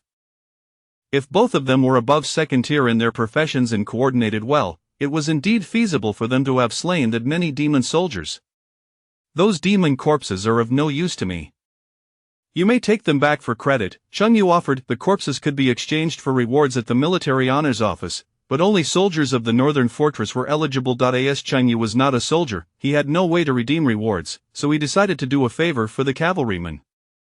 The cavalrymen erupted in excitement, some leaping joyfully, others performing backflips, and a few even embraced their steeds, planting kisses on their snouts. Not only does Boss Changyu make delicious buns, but he is also generous and magnanimous. I love Boss Changyu. I shall call him the god of cuisine. I no longer worship the goddess of light, I shall worship the god of cuisine. I too shall worship the god of cuisine. Once, the continent of Celsius was home to more than one deity, each with its own followers and sections. The Black Sun Empire revered the goddess of light, believing in illumination, with branches of the Church of Light established in major cities. Hearing the soldiers proclaim their devotion to the god of cuisine, cold sweat trickled down Changyu's back, fearing that the goddess of light might sense someone encroaching on her territory and wonder if he might be struck down. However, in this godless era, whether the goddess of light was alive or dead remained a mystery. No one had ever seen her, so he doubted he would face her wrath. The cavalryman fetched a cart from Bailu town to transport the demon corpses back to the northern fortress for credit. Mina stood by the cellar, gazing at the massive corpses of the shadow crows before her. Changyu, with so many large birds, how are we to consume them all? Each of the 20 or so shadow crows measured nearly 10 meters in length, with wingspans exceeding 20 meters, filling the ice cellar to capacity, with several more left outside. Just the 3 of them would take months to finish the meat. Considering Mina's words, Changyu agreed that they needed to consume some quickly, as the ice cellar was overflowing with shadow crow corpses, leaving no room for other ingredients. However, how could they swiftly deplete this stock? The people of the Black Sun Empire had no habit of eating bird meat, and selling it at the market would likely yield no buyers. Such exquisite ingredients were hardly fit to be fed to dogs. Mina, shall we sell barbecued meat at the northern fortress? He proposed, intending to cut the shadow crow meat into skewers and sell them outside the fortress. This approach would not only generate income but also elevate their positive emotional value while consuming the surplus bird meat. You are the master, whatever you decide shall be done. We shall follow Lord Chongyu's wishes. Mina and Iweni had become Chongyu's subordinates, obedient to his commands. It's settled then. In a few days, we shall sell barbecued meat at the northern fortress. Previously, the cavalryman had come to him for buns. This time, he would take the initiative. Please help me dig up some black earthworms from the fields. The more, the better. What do we need black earthworms for? Mina asked, puzzled. To create a certain delicacy. Shen Yu intended to prepare a dark culinary dish, marinated earthworms, and see if it lived up to the extraordinary description in the recipe. The first step was to marinate the fresh earthworms in salt for half a month. Iweni, let us go to the fields and dig for earthworms. All right, Sister Mina. The two returned to the house. Shortly after, Mina emerged with a hoe, while Iweni followed closely behind, cradling a clay pot. As they ventured into the fields to collect earthworms. To sell barbecued meat, they first needed a barbecue grill. In the afternoon, Chonyu made his way to the blacksmith's shop in Bailu town. Clang, clang, clang, the heavy sounds of hammering echoed as a robust middle-aged man, glistening with sweat, wielded his hammer before the forge. Chonyu approached the blacksmith and said, "Boss, I would like to commission a piece of ironwork." Pausing his labor, the blacksmith wiped the sweat from his brow and set down his hammer, exclaiming, "Oh? Isn't this boss Chonyu, what brings you here to tend to my business?" Chonyu had previously run a fried rice shop in Bailu town for 6 months, during which the blacksmith had dined at his establishment a few times, hence their acquaintance. "I need you to forge a grill for me." "Certainly, what kind of grill do you require?" "Do you have paper and a pen?" "I will sketch a rough design for you." The blacksmith procured the materials. Chonyu illustrated a simple sketch of the barbecue grill on the paper, a rectangular iron trough over a meter long, topped with a row of iron mesh, with 4 legs welded at the corners. This should not be difficult to make, but since I've never crafted one before, the price may be somewhat steep. Custom-made barbecue grills are often pricier than standard parts due to their uniqueness. How much? Feel free to state your price.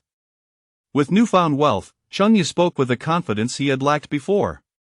Since we are acquaintances, let us say 50 silver coins. I will give you 80 silver coins if you ensure the quality is good and the work is done quickly.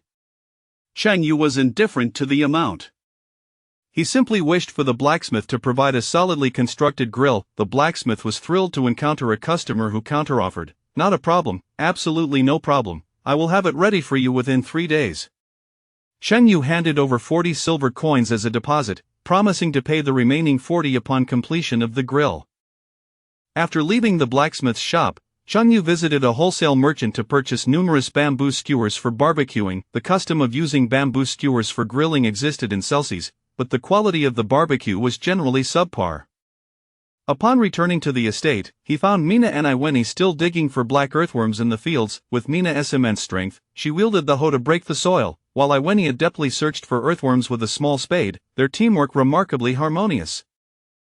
A 10mm plastic sheet was spread out on the ground. Chonyu took out his dragon pattern golden knife. His maxed-out culinary skills endowed him with impeccable prowess in cooking, acute olfactory senses, exquisite taste, and mastery over heat control, not to mention top-notch knife skills, enabling him to slice tofu into hair-thin strands. The knife danced like a fish, gliding through the flesh of the shadow crows, separating the skin and blood from the meat beneath. Subsequently, he meticulously removed the meat from the skeletal frames of the shadow crows, laying it upon the plastic sheet beside him. In less than half an hour, he had transformed one 10-meter-long shadow crow into a mere skeleton. The meat from the other 9 shadow crows was also extracted. The plastic sheet now bore a small mountain of meat, towering 5 to 6 meters high. Although the birds appeared large, the amount of meat obtained, after excluding the innards, skin, feathers, and bones, was not as substantial as anticipated. In addition to a considerable quantity of bird meat, Cheng Yu had also procured 3 magic crystals from the bodies of the 9 shadow crows. As shadow crows were low-tier magical creatures, not every one of them contained a magic crystal. With the one previously acquired, Cheng Yu now possessed 4 shadow crow magic crystals. He took out the bamboo skewers he had bought in town and began threading the bird meat onto them. With such an abundance of bird meat, it proved cumbersome for just Cheng Yu, Mina, and Iweni to skewer it all by themselves. In moments like this, it was time to leverage their financial resources. Cheng Yu spent money to hire dozens of residents from Bailu town to assist in skewering the barbecue. Chapter 36 Journey to the Northern Fortress to sell barbecue. 50 residents of Bailu town gathered around a pile of bird meat, skewering the flesh onto bamboo sticks. The mountain-like heap of bird meat, amassed in just over half a day, had transformed into a staggering 100,000 skewers. Cheng Yu sprinkled water over the skewers and then employed freezing magic to preserve them, storing them in the system warehouse for later use. The barbecue grill was not yet prepared, so he would have to wait until it was ready before heading to the northern fortress. A young woman with flowing green hair and a gentle, endearing demeanor named Iweni approached Cheng Yu, cradling a ceramic jar. "Lord Cheng Yu, the black earthworms you requested, Sister Mina and I have only managed to dig up this much." Inside the jar lay a generous half-full of black earthworms, each roughly the thickness of chopsticks, writhing and secreting a viscous, foul-smelling fluid. According to the pickled earthworm recipe, the freshly dug earthworms did not require washing. They were to be directly sprinkled with salt and monosodium glutamate for preservation, emphasizing an unadulterated flavor. The pickling process was to last for half a month. Once the earthworm carcasses had fully decomposed and fermented, 3 additional ingredients would be incorporated in fixed proportions. Cheng Yu took the jar, adding an appropriate amount of salt and monosodium glutamate. The skin of the black earthworms reacted to the salt, writhing violently and secreting copious amounts of bodily fluid. Cheng Yu sealed the jar with oiled paper and placed it in a cool spot in the manner to ferment quietly. "Lord Cheng Yu, this morning the cavalry took away the demon corpses but left the area uncleaned. There are still many remnants of demon heads along the edge of the fields." Iwene's gaze drifted towards the farmland, her eyes tinged with mild disgust. "I'll take care of it." Traversing through the cornfield, Cheng Yu arrived at the border of the farmland. The over 100 demon soldiers from the previous day had all met their demise at his hands, their skulls shattered, and remnants of blood and flesh, along with eyeballs and brain matter, splattered everywhere, a scene of utter devastation. Any ordinary person would feel nauseated at such a gruesome sight. However, as a chef accustomed to handling blood and meat, Cheng Yu remained unfazed by the remnants of flesh and brain matter. He casually picked up half of a demon soldier's brain, which resembled tofu in its pale, tender appearance. The culinary repertoire of the Huaxia people is quite extensive. Prior to his transmigration, there had been a dish known as roasted pig brain, where the brain was cooked over an open flame, akin to barbecue. He had also heard tales of monkey brain, wherein a monkey's head was decapitated, a small hole made at the top, and a straw inserted for direct consumption without any cooking, a raw, unadulterated experience. Cheng Yu found himself wondering which was more delectable, the brain of the demon soldier, the pig, or the monkey. However, he was merely curious, he held no personal interest in consuming brain matter. At that moment, footsteps echoed from the woods beyond the farmland. A burly demon soldier emerged from the trees, appearing not far from Cheng Yu. A vast, dense jungle separated Bailu town from the northern fortress. The demons that had invaded the Black Sun Empire the previous day had not been entirely exterminated. A few remnants still roamed the woods between Bailu town and the northern fortress. Upon seeing the scattered remains of demon heads, a flicker of fear crossed the soldier's dark eyes. Glancing at the half-brain Cheng Yu was holding, he spoke in a trembling voice, "What are you doing?" Cheng Yu replied, pondering a question. "What question?" "Which is tastier, the brain of a demon or that of a pig?" The soldier felt a wave of suffocation wash over him. Good heavens, did he really just ask that? Comparing the brains of demons and pigs, was this man a devil? Cheng Yu seemed to read the soldier's thoughts as he approached him, explaining, "You needn't look at me with such eyes, nor feel alarmed. My profession is that of a chef, and it is my habit to contemplate which ingredients are more delectable." The demon soldier stepped back, fearfully roaring, "Don't come any closer." The demons were notoriously vicious on the Celsius continent. However, to this soldier, Cheng Yu appeared as the most terrifying of fiends. "Alright, I won't approach you. Chun Yu halted in his tracks, the soldier blinked in confusion. Why wasn't this devil advancing? Chun Yu had already conjured a magic circle for the fly-swatting spell in his palm, and with a swift motion, he unleashed it. Before the soldier could react, his head exploded with a resounding pop. Such copious blood and flesh remnants required a professional hand to handle them. Chun Yu borrowed several dogs from Bailu town, leading a pack to clean up the remnants of demon flesh and brains from the edge of the farmland. Unbeknownst to him, 2 days had slipped by. Chun Yu visited the blacksmith shop in Bailu town. Upon seeing Chun Yu, the blacksmith beamed. Boss Chun Yu, your barbecue grill is ready. Chun Yu inspected the grill, noting its sturdy iron construction, and handed over 40 silver coins in payment.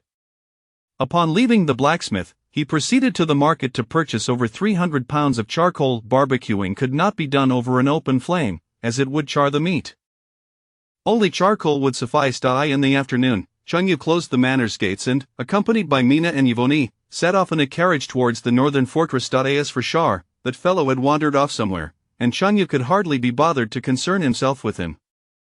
The carriage rolled along a spacious gravel road, flanked by dense woods. The further north they traveled, the colder the surroundings became. In the distance, the majestic snow-covered mountain range came into view, its peaks perpetually blanketed in snow, resembling a formidable wall that separated humanity from the demon territory.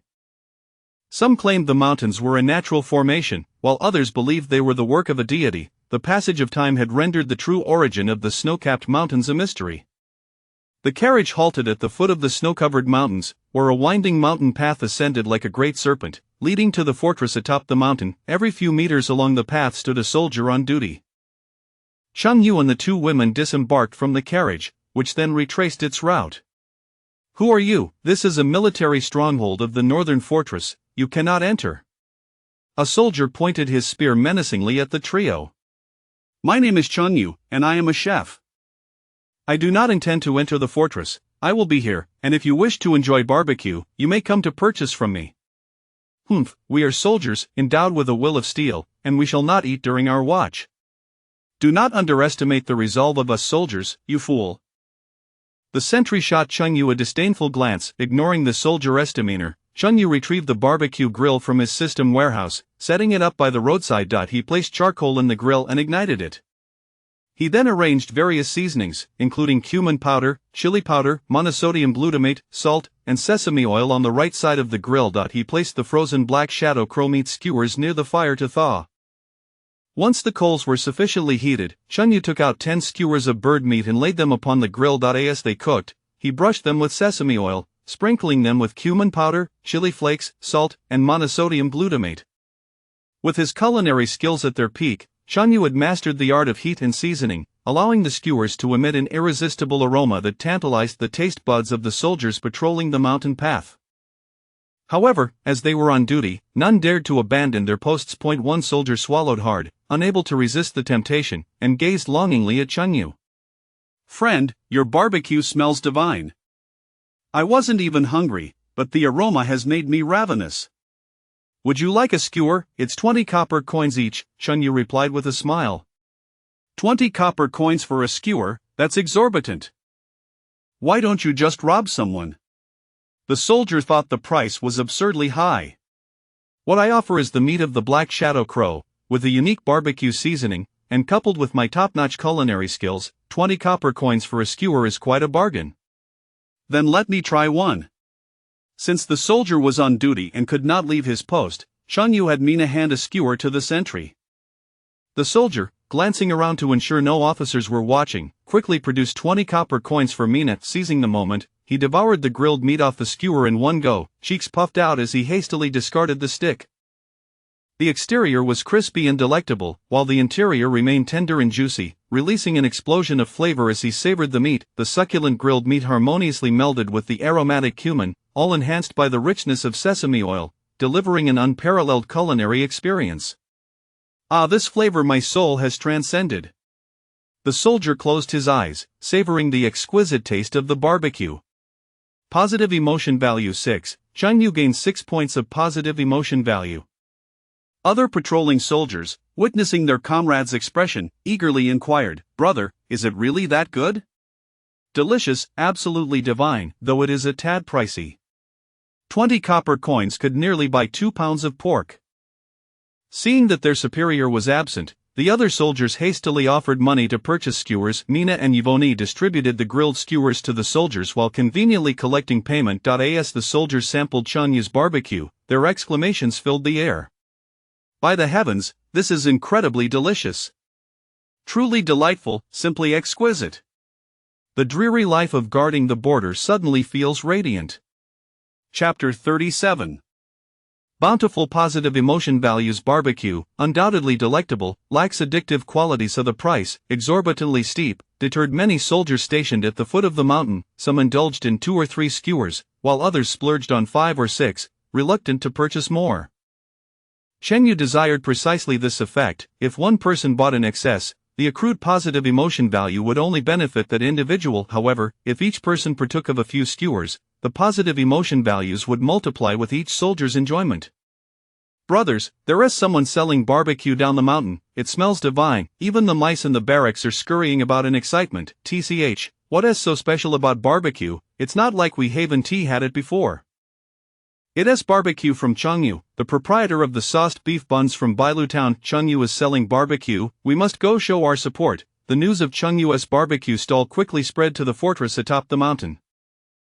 Following a brutal battle, the soldiers of the northern fortress were on leave, and upon hearing of the barbecue, they descended in small groups to partake. The citizens of the Black Sun Empire, who revere the goddess of light and generally exhibit high moral standards, formed an orderly queue at Chengyu's stall.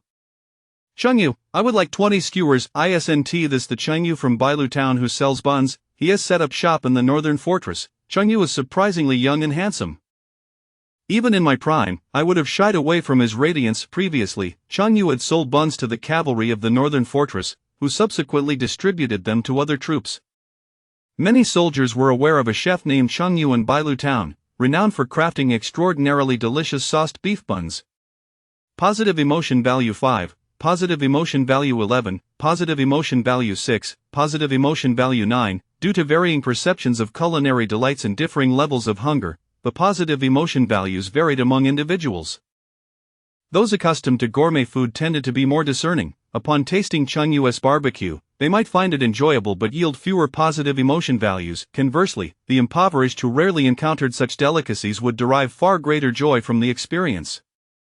As the skewers sold, the positive emotion values surged dramatically. With such a multitude, it was impossible to grill each skewer individually. Chengyu operated akin to a street vendor, one hand wielding a hefty bundle of skewers, deftly flipping them while the other brushed on fragrant oil, the meat glistening and aromatic. The scene was vibrant, infusing warmth into the chilly northern fortress. As more customers arrived, Chengyu struggled to keep pace. Mina and Ivan assisted him. Chengyu focused on grilling, Ivan handled the payments, and Mina distributed the freshly cooked skewers to the soldiers. A young man with a buzzcut approached, producing 10 silver coins for Ivan. Boss, I want 50 skewers. Among the garrison of the northern fortress, there were indeed wealthy scions who spent lavishly. The buzzcut youth, finding Chengyu's barbecue delightful, requested an impressive 50 skewers. What about the folks behind you? From now on, each person is limited to 5 skewers. The more patrons indulged in barbecue, the greater Chengyu's accrued positive emotion values became. Hearing Chengyu's words, the soldiers behind him cast him appreciative glances. A pockmarked soldier handed Ivan 100 copper coins. Satisfied as he departed with 5 skewers, under a nearby tree, he graciously offered 4 skewers to an injured soldier leaning on a cane. Brother, thank you for risking your life to save me on the battlefield yesterday. Please enjoy this barbecue. The wounded soldier took a bite, his face lighting up with happiness. Chengyu's buns are delicious, and this barbecue is equally delightful. It feels as though my wounds no longer ache. It is indeed tasty, though a tad pricey at 20 copper coins per skewer. How much? 20 copper coins per skewer. This barbecue appears expensive, yet it hardly is. Chengyu busily flipped skewers, glancing at the queue extending 200 to 300 meters. Today was certainly exhausting. An older and a younger soldier approached Ivan to pay and received their skewers from Mina before settling on a nearby rock. As the young soldier savored the barbecue, he gazed at the stall. I can't believe Chengyu has 2 beautiful foreign wives. I've been single for 20 years, and it's painful.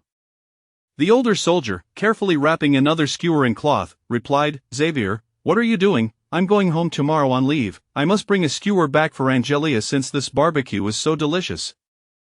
But I remember your wife passed away long ago. Who is Angelia? She is the neighbor next door. Her husband is away on a trip. Chen Yu entered a frenzied work mode, grilling from morning until after 4 in the afternoon, skipping lunch, and managing to cook over 2,000 skewers. In just one day, he amassed nearly 5,000 points of positive emotion value. Previously, selling fried rice, it took a week to gather 5,000 points. Selling buns also required 2 to 3 days to reach that sum.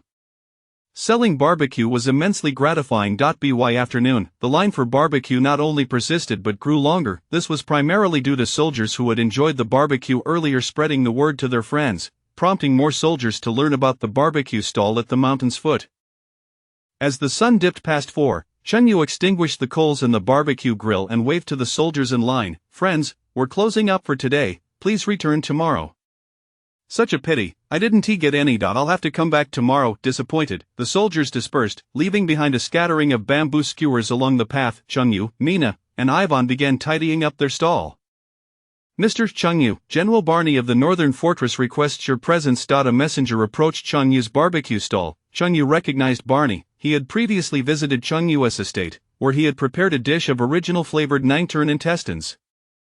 What does General Barney want with me? I'm not sure, the messenger replied. Chen Yu surmised that Barney knew he was in the Northern Fortress and likely craved the original flavored nine-turn intestines once more. Thus, he followed the messenger up the mountain with Mina and Ivan in tow. The mountain path wound its way through the snow-capped peaks, flanked by vast expanses of snow-covered pines.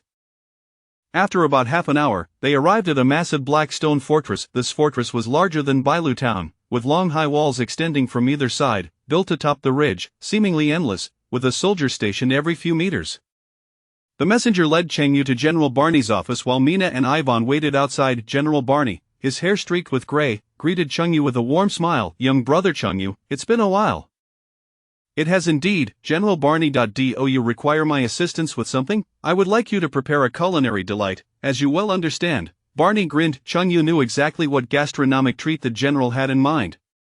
Chapter 38. The workplace PUA master. Within the confines of the office, Barney sat at his desk, resting his chin on one hand, his brow furrowed with concern. He wished to request Chen Yu's assistance in preparing a delectable dish of original flavored pig intestines, yet Chen Yu had failed to bring the necessary ingredients. The kitchen at the Northern Fortress was devoid of such offal. After pondering for a moment, a spark of inspiration suddenly illuminated Barney's face. I just remembered, deep within the forest 7 kilometers east of the fortress, there resides a third-tier magical beast, the black armored boar. This creature typically remains docile, and the Northern Fortress has not dispatched troops to hunt it. Chen Yu inquired, and then? Barney chuckled. Why don't you go and slay that third-tier black armored boar? That would provide us with the ingredients, wouldn't it? Ha, you old rascal, how could you possibly suggest I take on a third-tier magical beast? Chen Yu inwardly scoffed for a moment before responding. Sure, but that will cost you 5,000 gold coins. 5,000 gold coins? Are you serious? Converting 5,000 gold coins into Chinese RMB amounted to approximately 50 million, a substantial sum indeed. Barney had not anticipated that Chen Yu would demand such an exorbitant fee. As a mere chef lacking in combat prowess, I would first have to risk my life to eliminate a third-tier magical beast, then procure the pig intestines for you. Charging you 5,000 gold coins is already quite reasonable. That was inconsiderate of me, quite inconsiderate indeed, Barney admitted somewhat awkwardly, realizing that asking a chef to confront a ferocious third-tier magical beast was indeed asking too much. How about this? I shall send you a helper. With a clap of his hands, the office door swung open, and a messenger entered. General, what are your orders? The messenger inquired. Summon Joyce from the Mage Corps, Barney commanded. Understood, General. The messenger exited the room. 10 minutes later, the messenger returned, accompanied by a young man. Barney introduced him to Chen Yu, saying, This is Joyce Olanto, the eldest son of the Olanto family, a prodigy from the Imperial Magic Academy, who has attained the rank of third-tier mage at such a tender age. His future is boundless. The Olanto family was a prominent household within the Black Sun Empire. The family patriarch was an old friend of Barney's, who had entrusted him with the task of training the younger generation. Joyce appeared to be in his early 20s, possessing an unremarkable appearance characterized by a sharp, snake-like visage, triangular eyes, deeply sunken eye sockets, pronounced brow ridges, an abundance of sclera, small pupils, and a set of uneven buck teeth. His expression was fierce and menacing, giving him an overall unsavory demeanor. This peculiar young man was a sight to behold. Do not be deceived by Joyce's unconventional looks, he possesses a kind heart and is quite compassionate, Barney remarked. Is that so? Chang Yu gazed skeptically at Joyce's serpent-like face, attempting to envision him as a benevolent individual, but failed miserably. This task was as challenging as imagining Lu Zhishan composing poetry. General, what do you require of me? Joyce stood at attention, exuding a military aura. Unlike his playful demeanor with Chang Yu, Barney addressed Joyce with earnestness. Joyce, to cultivate your will and character, I have decided to assign you and this young brother Chang Yu to hunt the third-tier black armored boar. Me? I am merely a third-tier mage, surely, I cannot contend with a third-tier magical beast, Joyce replied, visibly troubled. The magical beasts were renowned for their formidable physical strength and innate skills, making it exceedingly difficult for mages of the same rank to vanquish them. Indeed, the third-tier beast presents a challenge for you. However, youth must endure hardships, adversity is a blessing, and those who brave the trials of hardship shall rise above others. Chang Yu found Barney's words rather familiar. Hadn't he heard similar sentiments from his former employer? When young, one must be willing to shoulder responsibilities, work diligently, and accept minimal compensation. Youth must respect their elders and willingly cede opportunities for advancement to seasoned employees. If you are unmarried, why rush home? It would be better to stay late at the office. Youth should temper their temper. Assaulting one's employer is against the law. Chang Yu vividly recalled his boss's words from when he first entered the company. I understand, General, Joyce replied, acknowledging the wisdom in Barney's counsel, before asking, will I earn merit points from the military for slaying the third-tier magical beast? Soldiers could earn merit points for vanquishing demonic entities and beasts on the battlefield, which served as both a mark of honor and a means of obtaining tangible rewards. Barney's intention in sending Joyce to hunt the black armored boar stemmed from personal motives. Bestowing merit points, a symbol of honor, upon Joyce for personal reasons would be unfair to those valiant soldiers fighting on the front lines. Barney placed a hand on Joyce's shoulder, adopting the role of a life mentor. Life is rife with obstacles and setbacks. True strength is measured by one's ability to grow amidst adversity. Ultimately, whether or not you receive merit points is of little consequence, for you will have gained invaluable experience through overcoming challenges.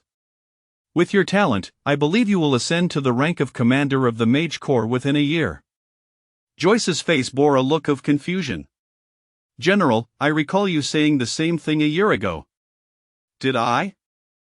You must have misheard. Did I mishear? Joyce was uncertain, only vaguely recalling Barney having spoken such words to him a year prior. Chang Yu discerned that Barney was a seasoned workplace PUA master. Go forth and conquer the third-tier magical beast. I have faith in your success, Barney encouraged Joyce. Yes, General. Joyce's eyes sparkled with hope, brimming with determination. Chang Yu and Joyce departed Barney's office. Greetings, my friend. Joyce extended his hand toward Chang Yu. Despite his unconventional appearance, he exhibited a friendly demeanor. Hello, I am Chang Yu, a chef. Chang Yu shook Joyce's hand, commenting, I notice you possess a rather rare sacred body. Sacred body? What sort of sacred body? The innate ox and horse sacred body. Joyce was bewildered, unable to comprehend the meaning behind Chang Yu's words. At that moment, Mina and Yvonne were waiting for Chang Yu in the corridor. Upon spotting him, they swiftly approached. Chang Yu, we've been waiting for you, Mina said, linking her arm with Chang Yu's, resting her head on his shoulder in an affectionate manner. Upon seeing Joyce's fierce countenance, Mina and Yvonne furrowed their brows, sensing that he did not appear to be a good person. Chang Yu, are these two your girlfriends? Joyce inquired, astonished. Indeed, both are my girlfriends, Chang Yu affirmed with a nod. You actually have two beloved companions. You must be the legendary master of romance. Please impart your wisdom on how to attain true love, Joyce expressed his envy toward Chang Yu. Are you not the eldest son of the Olanto family? Shouldn't finding a woman be easy for you? Cheng Yu thought that a scion of a prominent family would naturally attract female attention. If all else failed, he could simply purchase a few female slaves. Many women are drawn to the wealth and power of the Olanto family. I hope my partner loves me for who I am, not for my family's riches. Joyce had encountered numerous women, yet they all seemed more interested in the Olanto family's wealth than in him as an individual. He held a deep aversion to materialistic women, yearning for pure love. Cheng Yu glanced at Joyce's fearsome visage, and if one were to disregard his family background, it seemed likely that he would remain single for the foreseeable future. My friend, women can be quite troublesome. There is no shame in being a bachelor, Cheng Yu remarked, wrapping his left arm around Mina and his right around Yvonne. No, I desire the sweetness of romantic love, Joyce retorted. Cheng Yu realized that not only did Joyce possess the innate ox and horse sacred body, but he was also a hopeless romantic. Such an individual was prone to becoming an emotional wreck. Adhering to the principle of saving any soul he could, Cheng Yu advised, women can be quite cunning, your innocence may lead you astray. I can navigate it. Please teach me, brother Cheng Yu, Joyce implored earnestly. Very well, tomorrow we shall hunt the magical beasts, and along the way, I will share my insights with you. Thank you, Joyce replied gratefully. That evening, Barney arranged accommodations for Cheng Yu and the two ladies within the northern fortress. Chapter 39 Cheng Yu - A friend in death is better than a friend in life. The following morning, Cheng Yu and Joyce departed from the northern fortress, journeying towards the snow-laden mountains of the frosted snow range to hunt the formidable black-armored boar. Joyce, of a similar age to Cheng Yu, possessed a visage that was both sinister and serpentine, instilling fear in anyone of sound mind who beheld him. The frosted snow range loomed majestically, with the northern fortress's fortifications adorning its ridges. Beneath the ridges sprawled vast expanses of towering pine trees, some areas blanketed in snow, the air thick with a biting chill. Perhaps due to his heightened resilience, Cheng Yu wore only a light garment and felt no discomfort from the cold. In contrast, Joyce was clad in a heavy padded jacket and snow boots, draped in a white, fur-lined magical cloak, yet still trembled from the cold. Are you not the eldest scion of the Orlander family? Barney compelled you into this hunt, yet you could have easily declined. He lacks the authority to impose upon you, Cheng Yu remarked, glancing at Joyce, whose face was flushed from the cold. Nay, the general insists that the youth must toil diligently and refrain from accumulating merit too readily. Such efforts forge an iron will, Joyce replied, his gaze resolute, unwavering in his belief in the general's teachings. Truly, a testament to the innate strength of the sacred bull and horse body. Your enlightenment is commendable. As they traversed the mountain path deeper into the forest, after roughly an hour, they arrived at a desolate clearing surrounded by towering trees, with patches of snow scattered throughout. Joyce produced a round compass, channeling magical energy into it, causing the needle to spin rapidly. Cheng Yu, intrigued, inquired, "What is this device?"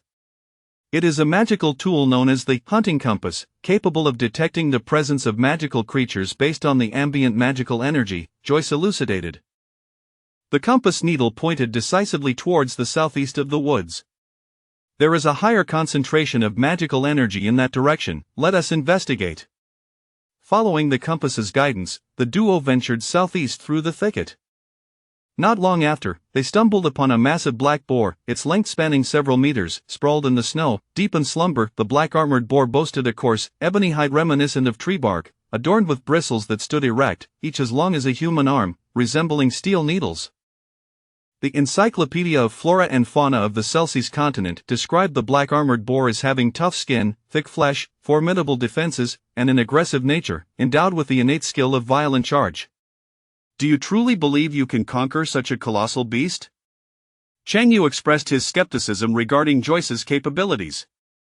It is challenging for a mage of equal rank to vanquish a beast of similar tier. I can only attempt, Joyce replied, a white light flickering in his hand as a crystal wand materialized, clearly a valuable artifact. Gripping the wand with both hands, he focused his magical energy, conjuring a circular magical array at its tip.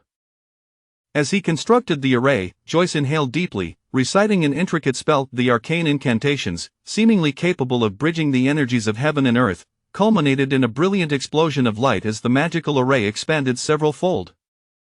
Third-tier magic fire serpent, a colossal fire serpent, measuring 7 to 8 meters in diameter and 40 to 50 meters in length, erupted from the magical array, coiling and slithering towards the unsuspecting black-armored boar.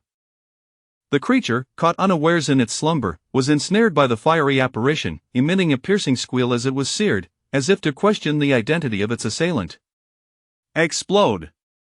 Joyce commanded, clenching his fist, and the fire serpent detonated with a tremendous force.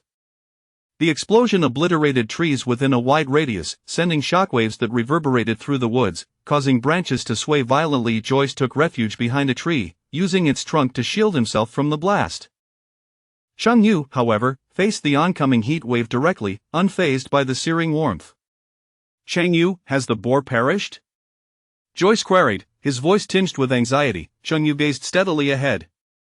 Would you prefer the good news or the bad news? Joyce replied, the good news. Cheng Yu continued, your fire magic is potent. It has indeed wounded the black-armored boar. And the bad news? Joyce pressed. Only superficial injuries, it now charges towards us, Cheng Yu stated. Joyce peeked around the tree trunk, witnessing the bristles of the boar singed in a half-inch gash oozing blood from its back. The beast, akin to a mountain of flesh, barreled towards them with reckless abandon. Run!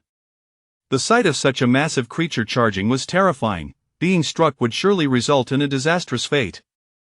Joyce sprang to his feet, sprinting away. Cheng Yu and Joyce dashed ahead as the boar pursued closely behind. Joyce's face blanched in terror as he shouted, we're doomed, Cheng Yu, it's faster than us. Does its speed matter? I only need to outrun you, Cheng Yu retorted, embodying the principle of a friend in death is better than a friend in life. Joyce's expression conveyed his disbelief. The physical prowess of mages was typically lacking, and Joyce could not match Cheng Yu's swiftness. In mere seconds, Cheng Yu had covered hundreds of meters, leaving Joyce far behind, bewildered by the speed at which Cheng Yu fled. As the black-armored boar closed in, Joyce, in a moment of desperation, invoked a first-tier spell. Fireball, casting aside the incantation, he swiftly unleashed a fist-sized sphere of searing flame towards the boar's head. The beast momentarily halted, its vision obscured, granting Joyce the opportunity to scramble away. However, the boar's speed far surpassed his, and it soon resumed its relentless chase. Panic-stricken, Joyce's face drained of color as he fervently prayed, may the Lady of Light bestow her blessings. May the Lady of Light save me. The boar advanced within mere meters of Joyce, its massive jaws gaping wide, ready to strike. Joyce could almost discern the foul stench emanating from its maw. At that critical moment, an invisible force descended upon the black-armored boar, sending it sprawling several meters away with tremendous force. The impact left a deep gash on the boar's head, blood streaming forth. Disoriented, the creature spun in circles, unable to distinguish its surroundings. Joyce stood rooted, astonished, questioning whether the Lady of Light had intervened. Yet, a moment later, he beheld Cheng Yu emerging from behind a tree. Young man, do you crave power? Cheng Yu inquired, presenting a dark, round cake. Of course, I yearn for it, Joyce replied, his longing for strength ever present. This cake will grant you greater power, Cheng Yu asserted, offering the dark pastry, which was said to enhance the consumer's magical potency for 5 minutes. Is that true? Joyce, though skeptical, consumed the black cake without hesitation. The bitter flavor contorted his serpentine visage into one of agony. However, immediately after swallowing, Joyce felt a notable surge in his magical energy. My power has increased, he exclaimed, astonished. It is injured. Unleash another powerful spell upon it, Cheng Yu instructed. Understood. Joyce grasped his wand firmly, channeling his energy to construct a new magical array while chanting an incantation. A second-tier spell, Fire Spike, was unleashed upon the black-armored boar, dealing minimal damage.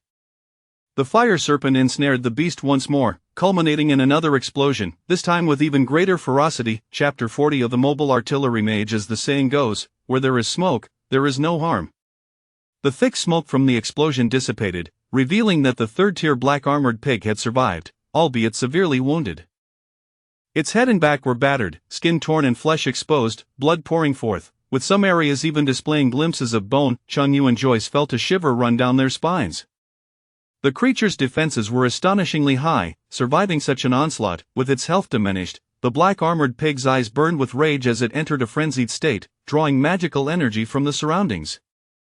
Its body radiated a pale blue light as it let out a deafening roar, charging towards Cheng Yu and Joyce with even greater speed, propelled by its 4 sturdy legs.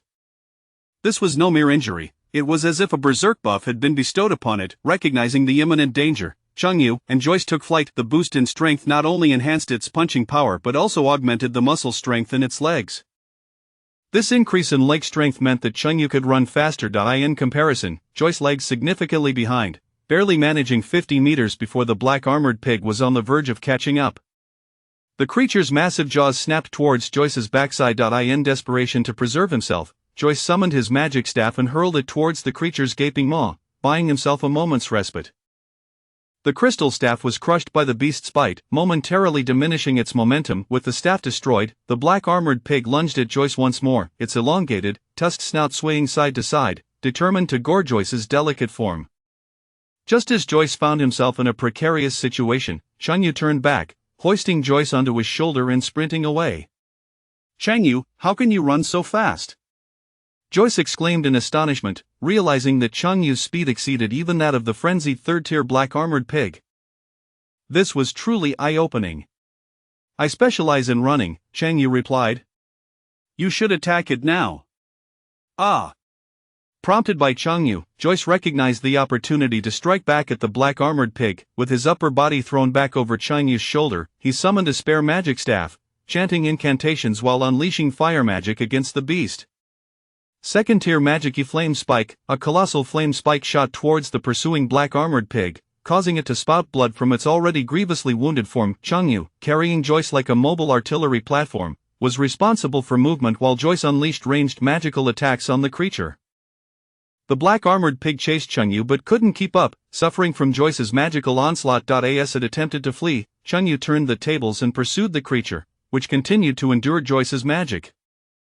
The black armored pig oscillated between chasing and retreating. Caught in a bind, the two men and the black armored pig engaged in a relentless tug of war, gradually wearing down the beast. Ultimately, the creature succumbed to its excessive blood loss and collapsed lifelessly. Chengyu set Joyce down, who sat heavily on the ground, panting and nearly depleted of magical energy. Chengyu, I owe you my life. It was a close call, Joyce admitted, reflecting on how he might have been crushed by the black armored pig had Chengyu not intervened. The challenge of a third-tier mage attempting to slay a third-tier monster was indeed formidable.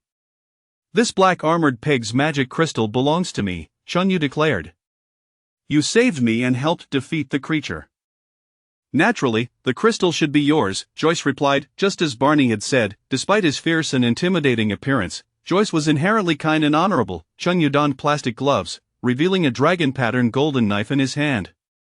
Approaching the carcass of the black armored pig, he made a swift incision in its abdomen, extracting its intestines and discarding the contents into a sack, which he stored in his system's warehouse. He then rummaged through the pig's abdominal cavity and unearthed a pale blue crystal, the size of an egg, resembling a beautiful sapphire. This was the magic crystal of the black armored pig. The magic crystal from a third-tier magical beast was worth several dozen gold coins. Given that Chengyu earned only 4 to 5 gold coins a day from selling barbecues, the slaying of the black armored pig was an undeniable windfall. As the two departed the forest and made their way back, Chengyu inquired, Joyce, why do all your spells seem to be fire magic? Previously, Joyce had cast Fireball, Flame Spike, and Fire Serpent, all of which were fire-based spells. The foundational structures of all fire magic circles and the fundamental logic of magical energy flow share commonalities. Specializing in fire magic makes it easier to learn and more potent, Joyce explained. I see, Chengyu mused, recognizing that his magical aptitude mirrored that of Ivini. He was most suited for studying plant magic. However, the two spells he was currently learning were not plant-based. One was a first-tier spell, basic freezing magic, and the other was an inconsequential fly-swatting spell, compared to a mundane punch that could defeat an enemy in one blow. Chengyu favored magic, relishing the visual spectacle of fire and ice, suffused with elegance. Could you teach me that spell that conjures a fire serpent? I'd like to show off a bit, Chengyu asked Joyce. Becoming a mage requires talent. Do you possess the aptitude? Joyce inquired, surprised. Perhaps a little, Chengyu replied. The fire serpent spell is a third-tier magic. Only mages of the third tier or above can learn it. I don't think I'm even a first-tier mage. Chengyu was uncertain whether he had reached the level of a first-tier mage. He resolved to test his abilities at the Magic Association in Snow City next time. If you haven't reached the first tier, you can only learn first-tier or lower spells. The higher the tier of magic, the greater the magical energy required to support it. Low-tier mages lacked the requisite magical strength, rendering them unsuitable for high-tier spells. Then, could you teach me a first-tier spell? Fireball is the most basic of spells, would you like to learn it? Of course, that could be useful for starting a fire. Shen Yu's interest in magic was more for the sake of prestige than a focus on plant magic. I have a magic book on Fireball. I can lend it to you. Feel free to ask me any questions you may have, Joyce offered. All right. Upon returning to the northern fortress, Joyce and Shen Yu arrived at the area where the Mage Guild was situated. Numerous mages cloaked in magical robes were present. Joyce returned to his dormitory and retrieved the Fireball magic book, handing it to Shen Yu. Take your time, it might be a bit obscure and difficult to grasp at first, Joyce advised.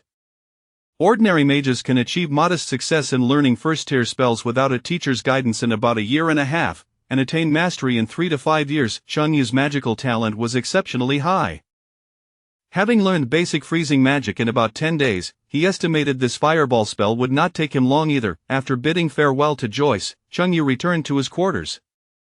Inside, Mina, dressed in a black and white maid outfit, was doing push-ups on the floor to strengthen her physique. Ivini, clad in a green dress, sat by the windowsill, employing plant growth magic on a potted plant.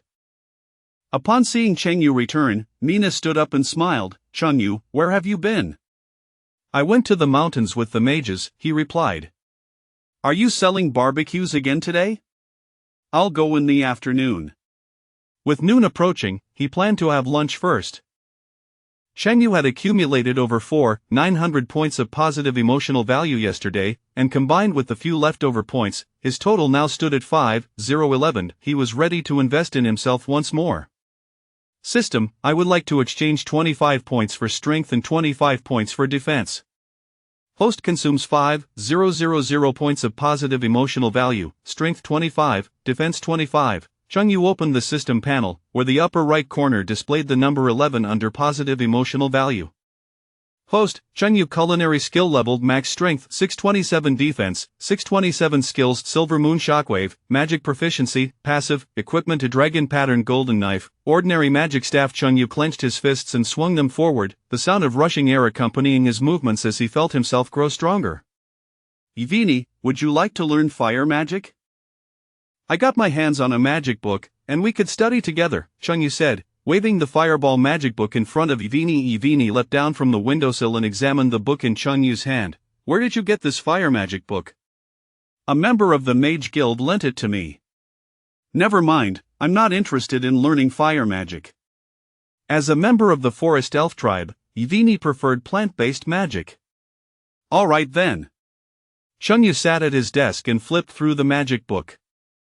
He found that the difficulty of the fireball spell was comparable to that of the freezing spell, not too challenging at all. Chapter 41 My idle life at the Northern Fortress. As the highest commander of the Northern Fortress, General Barney possessed his own private residence, a quaint 3-story building. Shen Yu followed Barney out of the fortress and made his way to the general's abode, where he was tasked with preparing authentic 9-turn intestines. Young brother Shen Yu, your culinary skills are truly remarkable. Who might you have learned from? In my recollection, even the palace chefs of the imperial capital do not possess your level of expertise, Barney remarked, having indulged in countless delicacies as a high-ranking official of the Black Sun Empire, yet none could compare to Shen Yu's creations. I am self-taught, Shen Yu replied modestly. You are indeed a prodigy, young brother Shen Yu, Barney praised with a smile, seeking to win Shen Yu's favor. He then shifted the conversation. Our kitchen at the Northern Fortress is in need of skilled hands, would you be interested in joining us? By recruiting Shen Yu, not only could he provide exquisite meals for the soldiers on the front lines, boosting their morale, but he could also enjoy the delights of 9-turn intestines. It will a twofold benefit. What are the perks? Shen Yu inquired, aware that a direct refusal might offend Barney, so he opted to assess what rewards were on offer first. Well, the kitchen staff and the military dining hall were considered logistical support and received the lowest pay among various departments within the fortress. Barney knew that monetary compensation would not entice Shen Yu, so he chose to sidestep the issue of salary and instead spoke of ideals and aspirations, asking with a compelling tone, Dear young brother Shen Yu, do you yearn to become a revered hero among the people? Not particularly, Shen Yu responded calmly. Barney was momentarily speechless. How could a young man in his 20s not aspire to be a celebrated hero? Was this reasonable? Adjusting his tone, Barney pressed on. Do you have grand ideals and pursuits? I do, Chang Yu affirmed. Barney felt a surge of hope. Indeed, young people often harbored dreams and ambitions. Pray, share them with me. Chang Yu remained composed. My greatest aspiration is to not work and possess endless wealth. Barney's expression soured, his gaze filled with incredulity. He had initially intended to employ the same persuasive tactics that had worked on Joyce, but he realized that Chang Yu's values seemed profoundly misaligned with those of the average youth in the Black Sun Empire. Since you are not interested, let us leave it at that. With no prospect of convincing Chang Yu and with the meager salary of a fortress chef unlikely to attract him, Barney abandoned the idea of recruitment. The two entered the three-story house adjacent to the northern fortress. Chang Yu extracted the intestines from a three-tiered black armored pig, gave them a cursory wash, far from immaculate, and commenced his culinary endeavor. Not far from the residence lay the archery training camp of the northern fortress. Upon catching a whiff of the 9-turn intestines, the archers grimaced in unison. What is that smell? Ugh, where is that stench coming from? Did a latrine explode? I think I might vomit right now. There are 2 of me in the training camp. One is me, and the other is also me. I feel like splitting apart. After a brief span of time, a delicious plate of 9-turn intestines was presented before Barney. As he inhaled the unique aroma, he closed his eyes, revealing a look of ecstasy. Ah, this flavor is simply divine, he exclaimed, before eagerly diving in with knife and fork. Seeing Barney relish the meal, Chang Yu was reminded of a unique dish from his previous life on Earth, beef stomach soup, which was concocted from undigested remnants within a cow's stomach, bearing a striking resemblance to 9-turn intestines. For the next half-month, Chang Yu, Nina, and Yvonne resided at the northern fortress. They set up a barbecue stall daily, earning both money and positive emotional value in the process. Chang Yu managed to grill over 2,000 skewers of barbecue each day, accumulating approximately 5,000 positive emotional points. Aside from a small expenditure on barbecue condiments, he invested all remaining emotional points into enhancing his strength and defense attributes. Through a frenzied accumulation of points over the fortnight, his strength attribute reached 1,009, while his defense also matched that figure. With such formidable physical defenses, he was impervious to blades and fire alike. His extraordinary power allowed him to shatter a small earthen mound of 20 to 30 meters high with a single punch. On an evening 2 weeks later, in a small grove adjacent to the northern fortress, Chang Yu and Joyce practiced magic.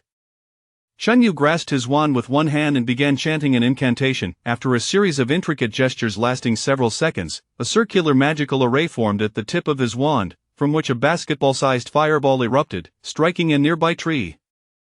Upon witnessing the charred trunk, Joyce's eyes widened in astonishment. Chang Yu, didn't you claim to possess only a modicum of magical talent? How does it feel as though your aptitude surpasses mine by a considerable margin? During their time at the Imperial Magic Academy, Joyce had been hailed as a genius.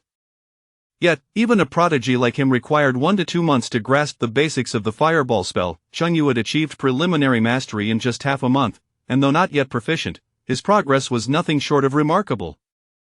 Indeed, just a tiny bit, Chang Yu replied, gesturing with his fingers to indicate a small amount.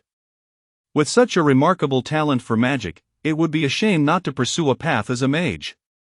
I prefer being a chef, bringing joy to others through food. Being a chef allowed him to garner positive emotional value, which could be exchanged for strength and defense points.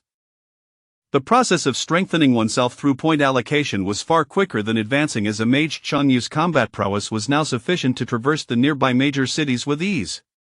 Being a chef is commendable. Your barbecue is exquisite, Joyce remarked, recalling the delightful taste of Chang Yu's culinary creations. By the way, speaking of barbecue, have you heard of the Food God Society? Joyce queried. The Food God Society? What is that? Chang Yu responded, somewhat perplexed, having never heard of such an organization. It is a group formed by those who appreciate your barbecue. Ha! Chang Yu's expression morphed into one of incredulity.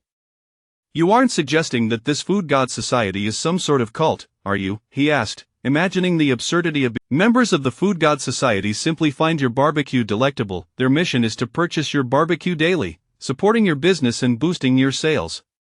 Boosting sales, Chung Yu was reminded of the fervent fans back on Earth who would buy countless copies of music albums to propel their idol sales. He never imagined he would also experience a surge in sales support. When I return, I must write a book titled My Years as an Idol at the Northern Fortress.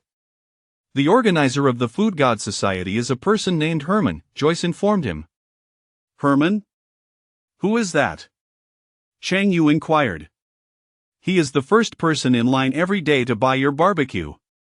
Cheng Yu recalled that for the past half-month, the same unassuming middle-aged man with an unremarkable appearance had consistently been the first to queue for his barbecue each morning. I'll be sure to ask him about it when we set up tomorrow, Cheng Yu decided, eager to uncover the nature of this Food God Society. Chapter 42 Cheng Yu's first patron. The Northern Fortress is perpetually blanketed in snow, and the air is imbued with a biting chill. Despite the high level of fortification, Cheng Yu, clad in naught but a thin garment, remains unfazed by the cold. As is his custom, he sets up a barbecue stall by the roadside outside the fortress. He lays charcoal in the grill and ignites it, then proceeds to array an assortment of seasonings, salt, monosodium glutamate, cumin powder, and ground Sichuan pepper on the grill. Iweni, bundled in a thick cotton coat, shivers as the tips of her nose turn a bright shade of red. She stamps her feet and places her hands in front of the warm embers, which offer her a modicum of comfort. A diminutive middle-aged man approaches, flanked by a group of companions, and queues up at the barbecue stall. Good morning, Boss Cheng Yu, he greets with a smile. Cheng Yu recalls the words spoken to him by Joyce the previous afternoon as he sizes up the man before him, thin, short-legged, broad-shouldered, and appearing to be in his 40s or 50s. Are you Herman? Does Boss Cheng Yu know my name? Herman's gaunt cheeks reveal a hint of surprise. Though he has always been the first in line for barbecue, he has never disclosed his name to Cheng Yu, leaving him curious as to how Cheng Yu came by this knowledge. Ah, I heard from a friend yesterday that Herman established an organization called the Gourmand Society, so I inquired about you. Herman's excitement is palpable. Indeed. Boss Cheng Yu's barbecue is simply exquisite, which is why I gathered like-minded individuals to patronize your business daily. He gestures to the throng behind him. They are all members of the Gourmand Society. Cheng Yu glances behind Herman at the crowd, numbering over 100, a mix of men and women. The Gourmand Society boasts quite a following. I love barbecue. Barbecue is our creed. Long live barbecue. These individuals are fervent enthusiasts of barbecue from the military, their zeal for Cheng Yu's culinary offerings bordering on fanaticism. The Gourmand Society members visit daily to indulge in his fare. My barbecue isn't inexpensive. Can your finances withstand daily purchases? Cheng Yu queries. Each skewer costs 20 copper coins, with a limit of 5 skewers per person, totaling 100 copper coins. Spending 100 copper coins daily amounts to 3,000 copper coins per month, nearly equivalent to the monthly wage of an ordinary worker in the Black Sun Empire. Money is no object, Herman puffs out his chest, exuding confidence. All members of the Gourmand Society adore barbecue. Anyone short on funds can simply approach me for a loan. Cheng Yu raises an eyebrow in astonishment. Wait, brother, are you truly this affluent? My title is Baron, and I possess a substantial estate back home. Herman nonchalantly retrieves 5 gold coins from his pocket and places them on the grill. These coins are a token of support for your barbecue enterprise, Boss Cheng Yu. Cheng Yu stares blankly at the 5 coins. What is this? This is undeniably the hallmark of a true patron. Here, first patron, take your barbecue. Cheng Yu accepts the 5 gold coins and hands Herman 5 perfectly cooked skewers. A splendid day begins with 5 skewers of barbecue. As Herman gazes at the skewers in his hands, his eyes shimmer with a fervent desire, akin to that of a man beholding 5 ethereal beauties. Yet this desire is not of a carnal nature, it is purely a hunger for food. Following closely behind Herman is a young woman, voluptuous yet of average appearance. She approaches the stall, hands clasped before her chest, her gaze fixated on Cheng Yu's chiseled features. I, too, am a member of the Gourmand Society. Boss Cheng Yu, you are so handsome, I shall always support you. The aggressive glint in her eyes makes Cheng Yu furrow his brow slightly. Miss, are you truly in the society for the sake of barbecue? Of course. The barbecue you prepare is as high and handsome as you are, the most alluring barbecue I have ever encountered. Although she speaks of barbecue, her eyes are glued to Chung Yu's handsome face, nearly drooling with anticipation. The most alluring barbecue indeed. This woman is evidently more interested in his physique than the food. Who was it that stated all members of the Gourmand Society were mere enthusiasts of barbecue? Cheng Yu extends the 5 skewers toward the young woman. Here, take your exquisite barbecue. Next, please. The third patron is a young man in his 20s, sporting a buzz cut and clad in a black magical cloak. I have traveled through dozens of main cities and sampled countless barbecues. Boss Cheng Yu's barbecue is truly divine. The young man, brimming with enthusiasm, turns around, raising his thumb to point at the golden letters embroidered on the back of his cloak, proclaiming, "I love barbecue." It is evident that he is a genuine aficionado of barbecue, unlike certain imposters who merely seek to ogle Cheng Yu. The young man pays Iweni and leaves, thoroughly satisfied with his 5 skewers. The fourth customer is a flamboyantly dressed seductress, with a coy demeanor. She lowers her head slightly and inquires, "Is Boss Cheng Yu married?" Cheng Yu feels a pang of annoyance, suspecting yet another admirer seeking his attention. To evade further entanglement, he nonchalantly replies, "I am married. I have children who are old enough to run errands." "Oh, is that so? I consider myself a rather traditional girl. If Boss Cheng Yu agrees, I would be willing to be a mistress." "Be a mistress to your sister," Cheng Yu retorts, handing the 5 skewers to the woman. "Here, take your barbecue. Next, please." Unbeknownst to them, the day slips away, and night falls. Cheng Yu has garnered 5,021 points of positive emotional value today, which is commendable. The trio returns to their quarters within the northern fortress, lighting candles as Cheng Yu sits at the table to tally his earnings. In the half-month since arriving at the northern fortress, he has amassed a total of 93 gold coins. Sigh, robbing is still the quickest way to earn money. He reflects on his last visit to Snow City, where he successfully looted over 500 gold coins from bandits. Selling barbecue in the northern fortress, waking early and toiling for half a month yields only 90-odd gold coins. Compared to robbery, this pace of earning is painfully slow. However, Cheng Yu's purpose in selling barbecue at the northern fortress extends beyond mere profit. It is primarily to accumulate positive emotional value to enhance his own strength and defensive attributes. In this alternate world, strength reigns supreme. "Mina, Iweni, tomorrow we shall venture to Snow City. I need to purchase some items and acquire a few new outfits for both of you, as well as visit the Magic Association to assess our magical prowess." Iweni rests her head on Cheng Yu's shoulder, her smooth elven ears brushing against his neck, her green hair cascading over him, her delicate face adorned with a gentle smile. "I shall follow you wherever you go, my Lord Cheng Yu." Mina sits on Cheng Yu's other side, linking her arm with his. "Me too." With an elven wife and a silver wolf wife, their soft, fragrant forms are truly delightful. "Let us retire for the night. We shall set off for Snow City in the morning." The room contains but a single large bed, and Cheng Yu pulls Mina and Iweni close for the night. Omitted, the northern fortress is home to hundreds of thousands of soldiers, leading to substantial consumption of supplies. Each day, the army dispatches personnel to procure provisions from the main city near the border. The following morning, Cheng Yu provides a small sum to the captain of the transport caravan. The 3 of them board a military cart, accompanying the supply convoy to Snow City. Chapter 43, Procuring magical materials. Before the dawn had fully unfolded, the military transport convoy departed from the northern fortress. Bailu Town lies between the northern fortress and Snow City, and passage to Snow City inevitably traverses through Bailu Town. As the convoy approached the entrance of Bailu Town, Cheng Yu spotted a familiar face.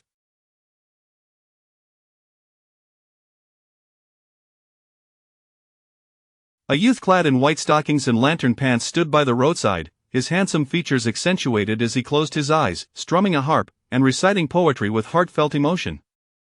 "Who tenderly caresses your wounded yet resolute visage, by the brook, beside the giant rock? Who tightly embraces your weary yet noble soul, in the depths of dreams, in the heights of the heavens? Dear friend, I hold your hand, leading you into the summer night's radiant lights." Cheng Yu instructed the soldier driving the carriage to halt momentarily, producing 2 silver coins to toss into the worn bowl before the youth. The coins clinked melodiously against the porcelain, and the youth opened his eyes, sparkling with delight. "Thank you for your generosity, thank you. It has been a while, Zaire. Shangyu greeted the young man. Ha! Shangyu, where have you been for the past 2 weeks? Zaire finally recognized the benefactor of his bounty. 2 weeks prior, Shangyu adventured to the northern fortress with Mina and Yvonne to sell barbecued delicacies, while Zaire was wandering around Bailu town. Upon returning to his estate, he found the gates tightly shut, leaving him with no choice but to resort to his old profession of singing for a living. I went to the northern fortress to sell barbecue. You couldn't enter my estate. Where have you been living these past 2 weeks?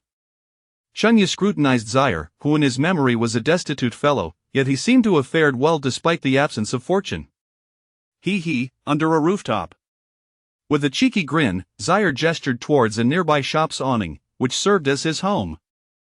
Having traveled across various nations on the Celxus continent, Zaire had grown accustomed to a nomadic lifestyle, be it beneath bridges, under eaves, or by the roadside, all were suitable abodes. Here, take 30 silver coins and find yourself a decent inn. Shangyu placed a handful of silver coins into Zaire's worn bowl. Upon seeing the bowl filled to the brim with coins, Zaire furrowed his brow, his eyes glistening with a pitiful yet grateful expression, nearly moved to tears as he grasped Shangyu's hand. Shangyu, you truly are a kind soul. Shangyu shrugged off Zaire's hand. Get lost. I have no interest in men. Had Zaire chuckled, lifting his bowl to gather the coins. A fortune of 32 silver coins. I need not worry about drink for the next fortnight. Shangyu was somewhat speechless. I gave you that money to rent a room, not to buy alcohol. Zaire waved dismissively. As long as there is wine, anywhere is paradise. Goodbye, you drunkard. Shangyu waved farewell and returned to the carriage. Lord Shangyu, why did you give Zaire money? He's just a drunken beggar. Yvonne grasped Shangyu's hand, perplexed by his actions. Investment, Shangyu replied nonchalantly. A boy of merely a few years past his teens, traveling across nations and possessing knowledge of various peculiar magics, Zaire's identity was surely not trivial. A small monetary gesture to foster goodwill seemed a wise choice. After all, he did not lack these few silver coins. It was a low-risk investment with potentially high returns. The transport convoy continued through Bailu town, advancing towards Snow City. The vehicles of the Northern Fortress's transport convoy were of far superior quality compared to civilian carriages. The steeds pulling these carts were not ordinary horses but rather Windchaser steeds, a first-tier magical beast. Although they appeared similar in size to regular horses, their strength and speed were vastly superior. Shangyu recalled that his previous journey to Snow City by regular carriage took a full day and night. This time, riding with the transport convoy, they arrived in merely half a day. At noon, after expressing gratitude to the convoy's captain, Shangyu, along with Yvonne and Mina, disembarked and headed towards the Snow City Magic Association.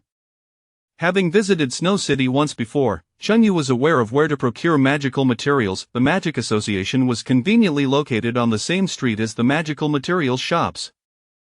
After acquiring the necessary magical materials for pickled earthworm, they could also take the opportunity to test their magical proficiency at the association. The trio strolled towards the center of Snow City, walking for about half an hour. At the heart of the city lay a grand circular fountain square bustling with numerous stalls and vendors, alive with the chatter of both local residents and travelers from afar. Shangyu glanced at the direction and made his way towards the northern street of the fountain square. After turning down 2 blocks, they arrived at the street lined with magical materials shops. This street was replete with shops selling various magical materials, with the Magic Association situated midway along it. Standing at the entrance of the street, Shangyu surveyed the scene. Nearly all the pedestrians donned magical cloaks. Some mages were there to participate in the professional level testing, while others sought to purchase magical materials for crafting magical artifacts. Shangyu entered one of the magical materials shops, the shelves brimming with an array of plants, minerals, various beast bones, and second-tier magical beast cores. Approaching the counter, Shangyu inquired of the shopkeeper, "Do you have snow dragon grass, corpse fragrance flower, and Tiandong Z?" The shopkeeper pondered for a moment. "We have snow dragon grass and Tiandong Z, but the corpse fragrance flower is quite rare. We do not carry it." "Then, I'll take 100 stalks of snow dragon grass and 10 pounds of Tiandong Z." Shangyu decided to procure what was available first. Snow dragon grass is 2 silver coins per stalk, and Tiandong Z is 50 silver coins per pound, totaling 7 gold coins. Cheng Yu paid the shopkeeper 7 gold coins. The shopkeeper packaged 100 stalks of snow dragon grass and 10 pounds of tiandongzi into a cloth bag for him. With over a dozen shops selling magical materials along the street, Cheng Yu spent the next half hour inquiring at each establishment, yet none had the elusive corpse fragrance flower. This particular plant thrived in graveyards or places of decay, exuding a nauseating stench that discouraged alchemists from utilizing it in potion making. With no profit to be made, merchants naturally shunned its sale. Let us first grab a bite to eat. We can inquire again tomorrow. Cheng Yu admitted, feeling a pang of hunger. Food, food. Mina exclaimed, having been hungry for some time. Upon hearing Cheng Yu mention a meal, she perked up, her pointed ears perking up as she strode confidently ahead. Where shall we eat, Cheng Yu? Mina asked. We shall have egg fried rice. Previously, Cheng Yu had shared the recipe for egg fried rice with the slave trader Marcus, who had since opened an egg fried rice establishment in Snow City. It would be interesting to see how his business was faring. How do we get there? Mina paused, unsure. Cheng Yu recalled the location of Marcus's egg fried rice shop. Turn left at the upcoming intersection. The trio made their way to the intersection and turned left, arriving at the entrance of the egg fried rice shop. The establishment was nearly full, with patrons enjoying their meals. Marcus, a portly man with a prominent mustache, was busily calculating accounts at the counter. Marcus, my old friend, your business is booming. Cheng Yu greeted him as he approached the counter. At the sight of Cheng Yu, Marcus's expression momentarily darkened. What was this scoundrel doing here? Cheng Yu had sold him MSG at an exorbitant price of 1 gold coin per packet, which had claimed half of his profits from the egg fried rice shop. It was utterly infuriating. Others might label him a shrewd merchant, but this was the true black-hearted businessman. However, for Marcus's business to thrive, he could not do without Cheng Yu's MSG, and thus a forced smile crept onto his face. Brother Cheng Yu, what brings you to Snow City? Please, have a seat. I came to purchase some goods, Cheng Yu replied with a smile. Your shop seems to be doing quite well. You've made a tidy profit lately, I presume?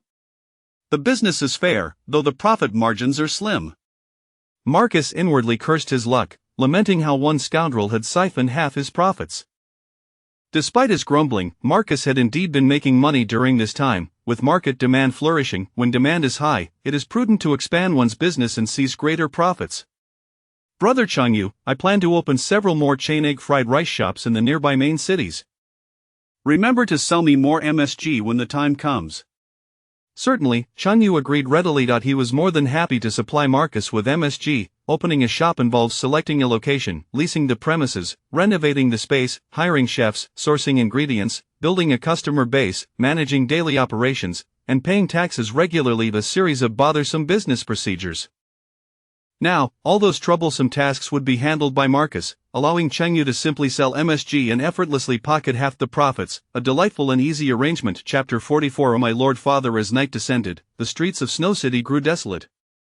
Cheng Yu sought refuge in a modest inn for the night. The following morning, Mina lay sprawled across her bed, indulging in a leisurely slumber. Yvonne dressed and tidied her hair before accompanying Cheng Yu to the Magic Association for the magical proficiency test. At the break of dawn, numerous mages adorned in magical cloaks and wide-brimmed hats awaited at the stone steps of the Magic Association for it to open. May the Goddess of Light bless me. Let me pass the second-tier mage test on my first attempt. I've failed the first-tier mage test 8 times. I suspect the Magic Association is deliberately thwarting my efforts to recoup my registration fee. What S8 failures? I've attempted the first-tier mage test 17 times, each time just shy of success. My mental state is crumbling. Wow, this is my first time participating in a professional level test. I'm so nervous. Among the crowd, some were first-time participants while others had returned for yet another attempt at the magical examination.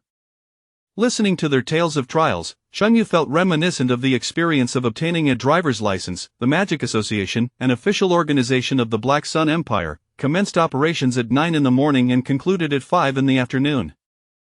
Cheng Yu and Yvonne waited on the stone steps for half an hour. As the clock struck 9, the grand doors of the Magic Association swung open, and several staff members clad in black magical cloaks emerged. One of the staff members bellowed, "Registration fee for the first-tier mage test is 1 gold coin per person, while the second-tier mage test costs 10 gold coins per person. Participants are required to bring their own magic wands." Chang Yu and Yvonne joined the queue for the first-tier mage registration. Approximately 70 to 80 individuals were signing up for the first-tier test, while only a handful were attempting the second-tier. Magic is intrinsically linked to talent, with the second tier often being the pinnacle for most mages, making ascension to the third tier a formidable challenge.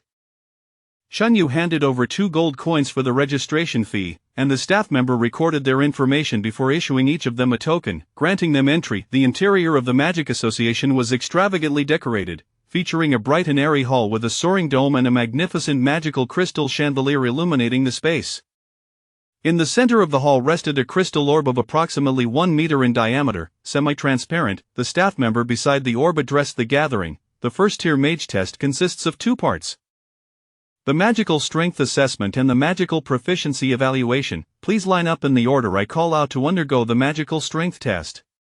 Dozens of test takers formed a line according to the staff members' list, proceeding one by one to the orb for their magical strength evaluation. The first participant approached the orb, placed a hand upon it, closed his eyes, and concentrated his magical energy. The core of the orb illuminated with a cerulean glow, displaying the number 36. After recording the score, the staff member declared, "Next." As it was Chang Yu's inaugural experience with the mage level test, he was somewhat unclear on the rules. He gently tapped the shoulder of the long-haired youth in front of him and inquired, "Brother, may I ask how one passes this test?" The long-haired youth, flicking his flowing locks, turned to Chang Yu and replied, "Both the magical strength and proficiency tests are scored out of 100. The total scores from both tests are summed and averaged. Achieving a score of 80 or above constitutes a pass." "Ah, I see," Chun Yu acknowledged. The first participant left in disappointment, having scored only 36 in magical strength, which rendered even a perfect score in proficiency insufficient to reach the average required for passing. The initial round of the magical strength test was straightforward. One merely needed to place their hand on the orb and channel their magical energy. Soon, it was the turn of the long-haired youth. He approached the orb leisurely. Upon noticing him, the staff member's expression shifted to one of reverence. "Is that not Mr. Roy, the renowned poet of Snow City?" Roy waves dismissively, offering a modest smile. "Such titles are mere vanity, hardly worthy of mention." "Mr. Roy, you are too humble," the staff member responded, as if in the presence of a sage. Chun Yu, observing the staff's respect, pondered whether Snow City held a tradition of venerating literary figures or if this Roy possessed extraordinary talent. Roy placed his hand on the orb, which then radiated a crimson glow, revealing a magical strength score of 60. "Only 60. Roy appeared somewhat distraught. To pass the first-tier mage test, he needed to score 100 in the second round, a daunting task indeed. As Roy departed, Chun Yu approached the staff member and casually asked, "Is that poet well known?" "Of course, Mr. Roy is a celebrated poet in Snow City. His poem My Lord Father won first prize in the Snow City poetry competition." 6. Chun Yu muttered to himself. Was this truly a matter of poetic prowess? It seemed more a matter of lineage. He internally scoffed before placing his hand upon the orb's surface, channeling his magical energy. The orb emitted a golden glow, displaying a magical strength score of 72. Although he had emulated Yvonne's magical talent, he had not inherited the formidable magical energy characteristic of the elven race, resulting in a rather modest score. The staff member recorded Chun Yu's score, stating, "Next." "Wait, why do the colors illuminated by the orb differ for each participant?" Chang Yu inquired. "The colors correspond to each individual's primary magical attribute," the staff member replied with a hint of impatience.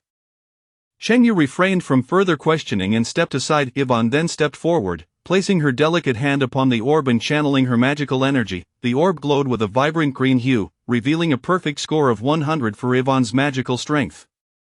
The crowd erupted in admiration upon witnessing her score. Wow, unbelievable, truly worthy of the elven race, naturally attuned to magic, such immense power. Being born into the elven lineage is indeed a skill in itself, saving a decade of struggle. The staff recorded Yvonne's score, declaring, "Next." Yvonne returned to Chun Yu's side, her face beaming with joy as she asked, "Chun Yu, what do you think of my magical strength?" "Truly impressive," Chun Yu replied, wrapping an arm around her waist and planting a kiss on her forehead. In the open hall, Yvonne felt a tinge of shyness and buried her head into Chun Yu's embrace. With the first round concluded, they proceeded to the second round, the magical proficiency test. The rules for the second round were as follows: participants were to showcase their most proficient spell before 3 judges from the Magic Association, who would assign scores. The sequence for the second round mirrored that of the first, with Chengyu still positioned behind the long-haired youth known as Roy. Roy approached the 3 judges. "Isn't this the esteemed poet Mr. Roy from Snow City? What a pleasure. I have had the honor of reading Mr. Roy's masterpiece, my Lord Father. It beautifully expresses your affection for your father, rich in emotion and profound in content. Mr. Roy, with your remarkable presence, you embody the pinnacle of the youth of Snow City." The 3 judges, recognizing Roy as a prominent poet, lavished him with praise. Roy maintained the aloof demeanor characteristic of poets, seemingly indifferent to their accolades. He withdrew his magic wand to demonstrate the first-tier spell, Fireball. Before he could complete the spell, the judges raised their scorecards, unanimously awarding him a perfect score of 100. Roy emerged from the first-tier mage test with an average score of 80, thus passing.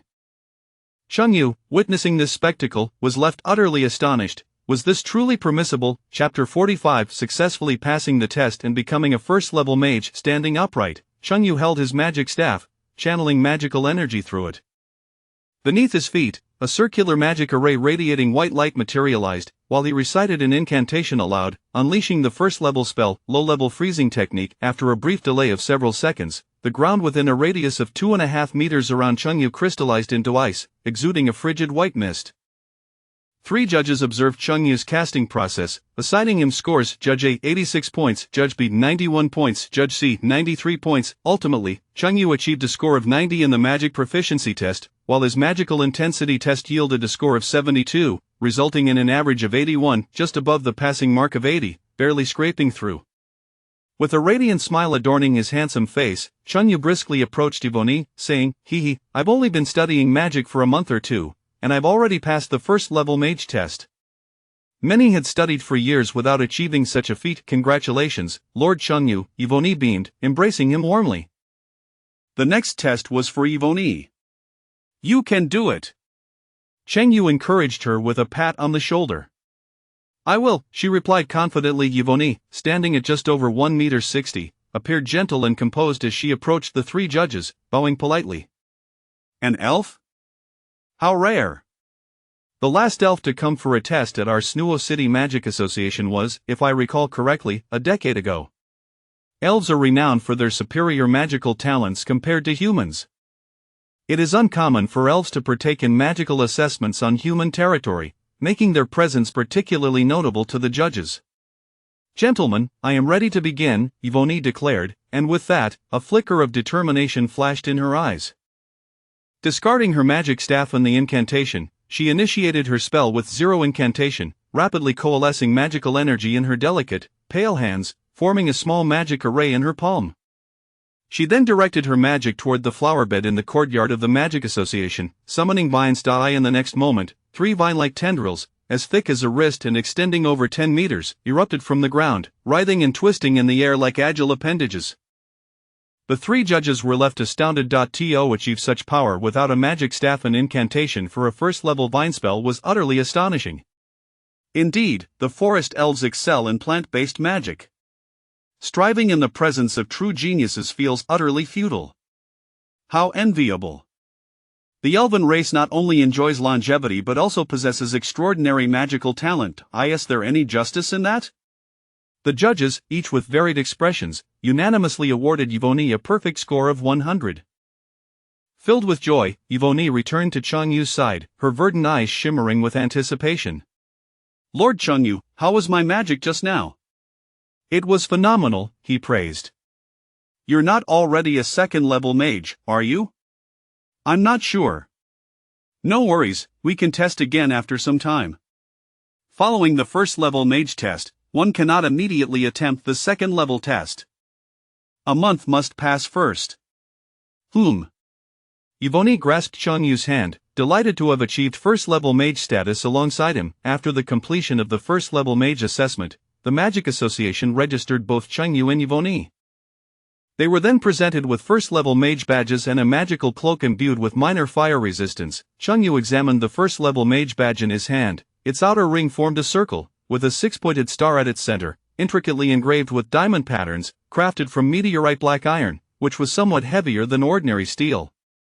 The second-level mage badge bore the same shape, yet was blue, made from a form of blue copper or draped in the black magical cloak, with the first-level mage badge hanging from his chest. Chengyu, a rare mage, would undoubtedly stand out as a high-quality male in the Snuo City matchmaking market.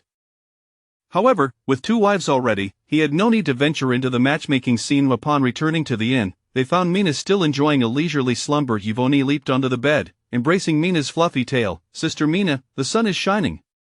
"You're back?" Mina rubbed her sleepy eyes and rose from the bed. "Come on, I'll help you pick out some new clothes." With newfound wealth, Chengyu was eager to choose some lovely garments for Mina and Yvonne. Clad in her clothes and wielding a large sword, Mina followed Chengyu as they set out to shop. The streets of Snuo City were neither crowded nor sparse. The trio traversed several streets until they reached a clothing district filled with boutiques. After browsing, Chengyu purchased beautiful long dresses, various colored lace nightgowns, bathrobes, and both black and white stockings for the 2 ladies. They would undoubtedly look stunning in the stockings. After their shopping spree, they headed toward the mercenary guild. They needed one last ingredient for the dish: pickled earthworm, the corpse fragrance flower. According to the complete flora and fauna of the Celsus continent, this plant often grows in graveyards or places where corpses are found. The local magical material shops did not sell the corpse fragrance flower, so Chengyu planned to hire a mercenary as a guide to search for it near the graveyards or corpse-laden areas around Snuo City. Upon arriving at the mercenary guild, they found a large group of mercenaries idly drinking and basking in the sun. Recently, Snuo City had been relatively peaceful, with no merchants hiring mercenaries for cargo escorts, leaving the mercenaries without work. Chengyu approached the entrance of the guild, recalling that hiring a mercenary was typically not inexpensive. He produced 30 silver coins and called out to the group, "I am looking for a guide to take me to the graveyards or corpse-laden areas near Snuo City." "I offer 30 silver coins." The mercenaries, eager for work, surged forward upon hearing the offer of 30 silver coins. "Boss, pick me, pick me. Boss, I'm strong, choose me. Boss, I'm diligent, choose me. Boss, I'm not handsome, but I can highlight your charm, pick me." Faced with the frenzied self-nominations from the mercenaries, Chengyu hesitated, unsure whom to choose. At that moment, someone shouted, "Boss, pick me, I'll do it for just 25 silver coins." The other mercenaries began to undercut one another. "Boss, choose me, I'll do it for 20 silver coins. I'll do it for 15 coins. I'll do it for 10 coins. I don't want any money. Just feed me along the way, boss." Chengyu stood there, stunned. He hadn't said a word since he started, and there was no need for negotiation. The mercenaries had already driven the price down themselves. Originally, he had intended to spend 30 silver coins to hire a mercenary as a guide, but now it seemed he wouldn't need to spend a dime. He only had to provide food. One cannot truly appreciate the joys of demographic dividends until one is not a boss. Chengyu pocketed the 30 silver coins and inquired with a smile, "Who was it that said they didn't want any money?" "I was." A slender young mercenary raised his hand and stepped forward from the crowd. The other mercenaries glared fiercely at the slender youth, viewing him as a traitor for driving the price down so drastically. "You all bully me regularly, but today, I, Lexi, will outdo you all." The slender youth placed his hands on his hips, puffing up his chest, wearing a smug expression of triumph. Chapter 46: The mental state of the necromancer. Chengyu and his companions followed the lean, dark-skinned youth named Lexi out of the city. Along the way, Chengyu purchased several dry and hard loaves of bread for Lexi as a token of gratitude for his guidance. As Lexi chewed on the bread, he noticed Chengyu clad in a black magical cloak, adorned with the insignia of a first-tier mage, and inquired with a smile, "Sir, are you a first-tier mage?" "I just took the first-tier mage examination yesterday and barely passed with a score of 81. "Impressive, indeed." Lexi flattered. "To the east of Snow City lies a rather large cemetery. Allow me to show you." "Let us proceed," Chengyu replied. The four exited Snow City through the eastern gate and walked along the spacious avenue heading eastward. After traversing 2 or 3 miles, a tranquil and solemn cemetery appeared before them, expansive in size. The cemetery was enclosed by a symbolic wooden fence, half a meter high, within which stood towering gravestones. The practitioners of necromancy often favored such locations. Some necromancers visited cemeteries to pilfer corpses, transforming them into combat puppets, while others simply relished the ambience of the graveyard. At the cemetery entrance, Chun Yu retrieved the compendium of flora and fauna of the Celsus continent from his inventory and turned to the page depicting the corpse flower, displaying its illustration to Mina, Yvonne, and Lexi. I seek this particular plant. Will you three assist me in locating it? Of course, sir, Lexi replied enthusiastically, while Yvonne and Mina nodded in agreement. The four began their search within the cemetery. The corpse flower exuded a potent stench of decay, detectable from a considerable distance. Thus, it was relatively easy to locate by simply inhaling the air around them. Typically, few would wander into a cemetery for leisure. As Chun Yu meandered amidst the grand gravestones, the surroundings were so silent that he could almost hear his own heartbeat, lending an eerie atmosphere to the scene. Upon reaching the space between two towering gravestones, he suddenly spotted an individual seated there, causing him to tense up. Between the two lofty white stone tombstones was a small table and a stool, where an elderly man with a head full of white hair sat, leisurely reading a book and sipping tea. Old man, are you living or dead? Chun Yu queried the elderly gentleman, who appeared engrossed in his tea and literature. It was uncommon for a living person to engage in such activities within a cemetery, thus, the old man could very well be a spirit. Setting aside his teacup and book, the white-haired elder glanced at Chun Yu and replied blandly, I am, of course, a living man. And what brings you here? The old man, sitting upright with poise, gracefully turned a page of his book. As you can see, I am enjoying tea and literature, cultivating my spirit. Chun Yu was taken aback. You come to a cemetery like this to drink tea and read? Upon hearing Chun Yu's dismissive tone towards the cemetery, a flicker of discontent crossed the old man's aged face. He raised his fist and indignantly proclaimed, the cemetery is the final resting place for humanity, the most exquisite realm on earth. Anyone who disparages it shall descend into hell. Chun Yu glanced at the book on the old man's table, titled The Self-Cultivation of an Elegant Necromancer. It seemed evident that this elder was indeed a practitioner of necromancy. Rumor had it that, in the eyes of necromancers, cemeteries were far more delightful than brothels. It appeared that the rumors held some truth. My apologies for the intrusion, Chun Yu said, choosing to ignore the old man and continuing his search for the corpse flower. Half an hour passed, and after scouring the entire cemetery, not a single trace of the corpse flower was to be found. Sir, there is a smaller cemetery to the south, Lexi suggested. Lead me there, Chun Yu replied. The special recipe for pickled earthworms not only healed wounds but also restored stamina. It was imperative to gather some. I can take you to the southern cemetery, but I must request a little extra compensation, Lexi stated. I do not wish to extort you. Any amount will suffice. Considering that Lexi had recently assisted in the search for the corpse flower, Chun Yu said nothing further and tossed a silver coin to Lexi. Thank you, sir, Lexi responded, bowing in appreciation. Let us go, Chun Yu urged, and Lexi led the trio to the southern cemetery. This southern cemetery was somewhat smaller than the previous one, nestled within a dense thicket of trees. The surroundings were eerily quiet, with the foliage blocking sunlight, creating a shadowy and secluded atmosphere. Upon entering the cemetery, the four split up to search for the corpse flower. Not long after stepping into the smaller cemetery, Chun Yu heard a peculiar rustling sound emanating from the ground. Frowning slightly, a sense of unease crept into his mind. Could the corpses here be rising from their graves? Following the strange noise, he approached a gravestone towering over 2 meters high, from behind which the sound seemed to originate.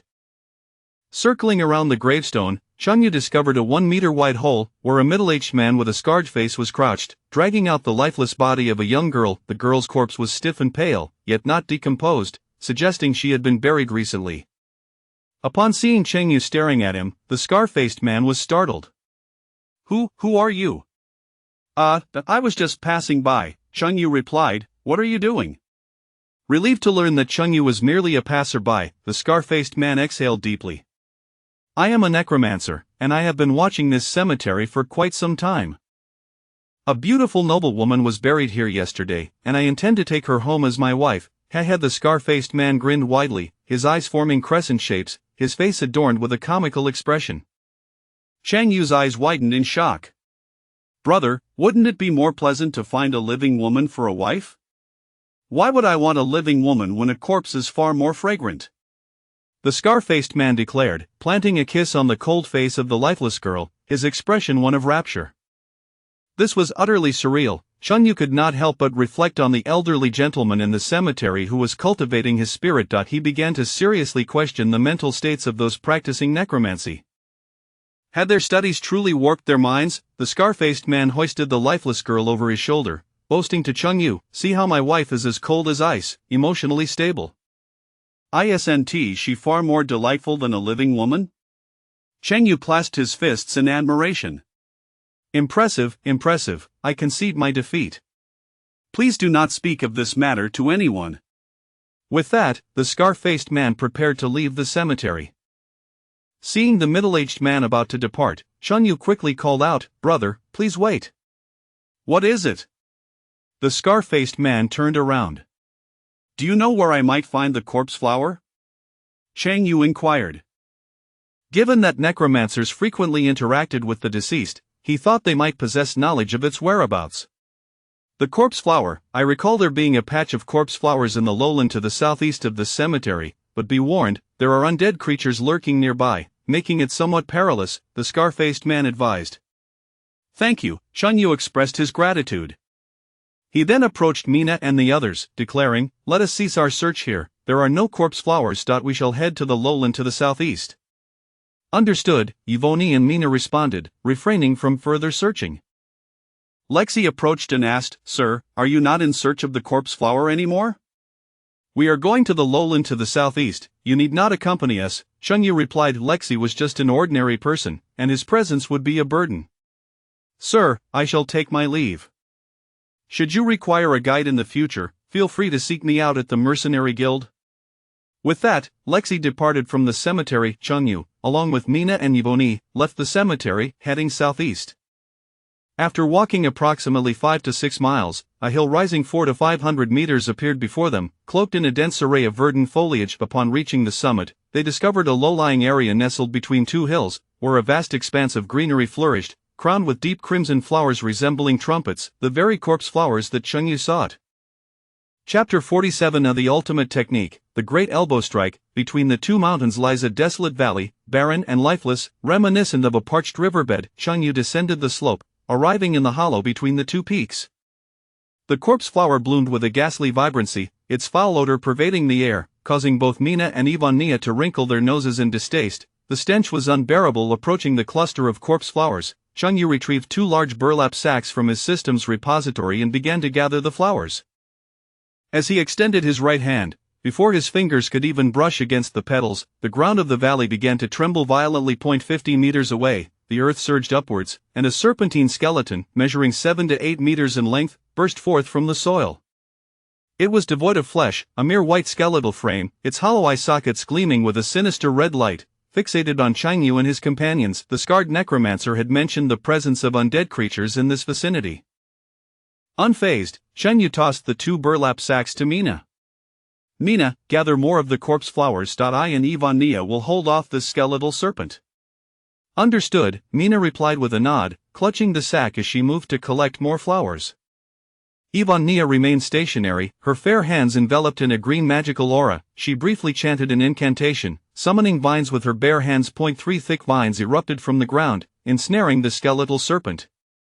The elongated body of the serpent writhed in a desperate struggle, unable to free itself from the binding vines. Meanwhile, Chunyu produced a magic staff, channeling his mana, which manifested intricate patterns, forming a circular magical array at the staff's tip.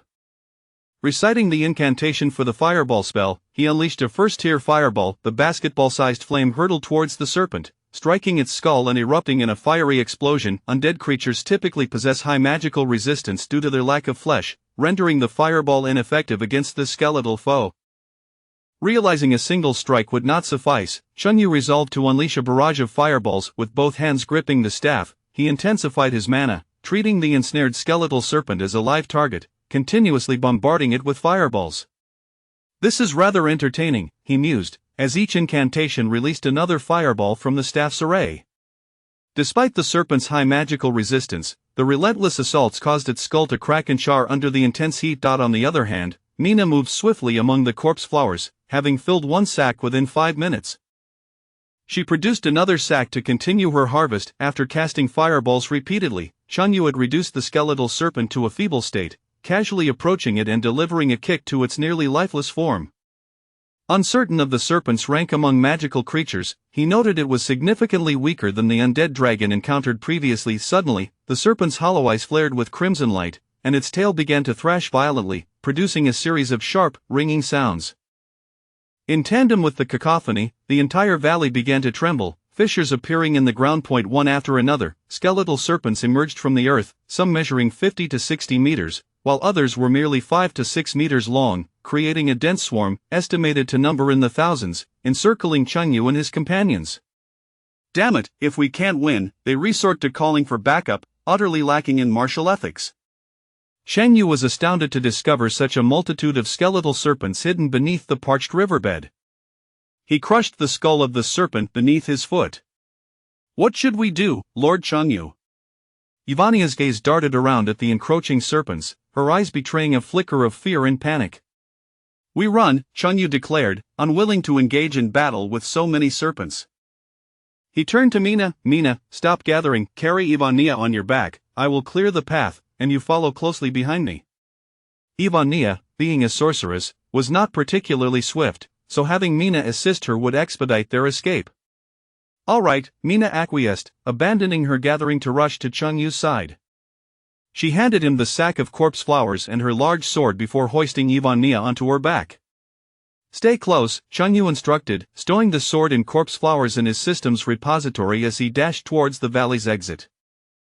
A skeletal serpent, 30 meters in length, lunged at him from the front. Chengyu, showing no sign of hesitation or underestimation, raised his hand and delivered a powerful right hook. His fist struck the serpent's head, and an overwhelming force reverberated through its body, shattering its bones into fragments. The 30-meter-long serpent was reduced to a pile of debris in an instant. This was the manifestation of absolute power, enhanced by his physical attributes. A shorter serpent, measuring just over 10 meters, lunged at him from the right. Ultimate technique, the Great Elbow Strike. Chengyu raised his arm, delivering a devastating elbow strike that detonated the serpent's skull, sending bone shards flying in all directions. Having dispatched yet another serpent, several more surged towards him from all directions. Chengyu assumed the half-crouch, adopting a horse stance, leveraging the strength of his waist as he thrust his shoulders left and right. The waist is the strongest part of the human body, and each thrust sent a skeletal serpent crashing into fragments. More skeletal serpents emerged from the ground, overwhelming the trio with their sheer numbers. Relying solely on the shoulder thrusts proved inefficient against such a multitude. Chengyu clenched his fists and delivered a full-force punch to the ground. A thunderous boom echoed, the sound reverberating through the mountains, causing the entire area to tremble, sending birds fleeing in chaos.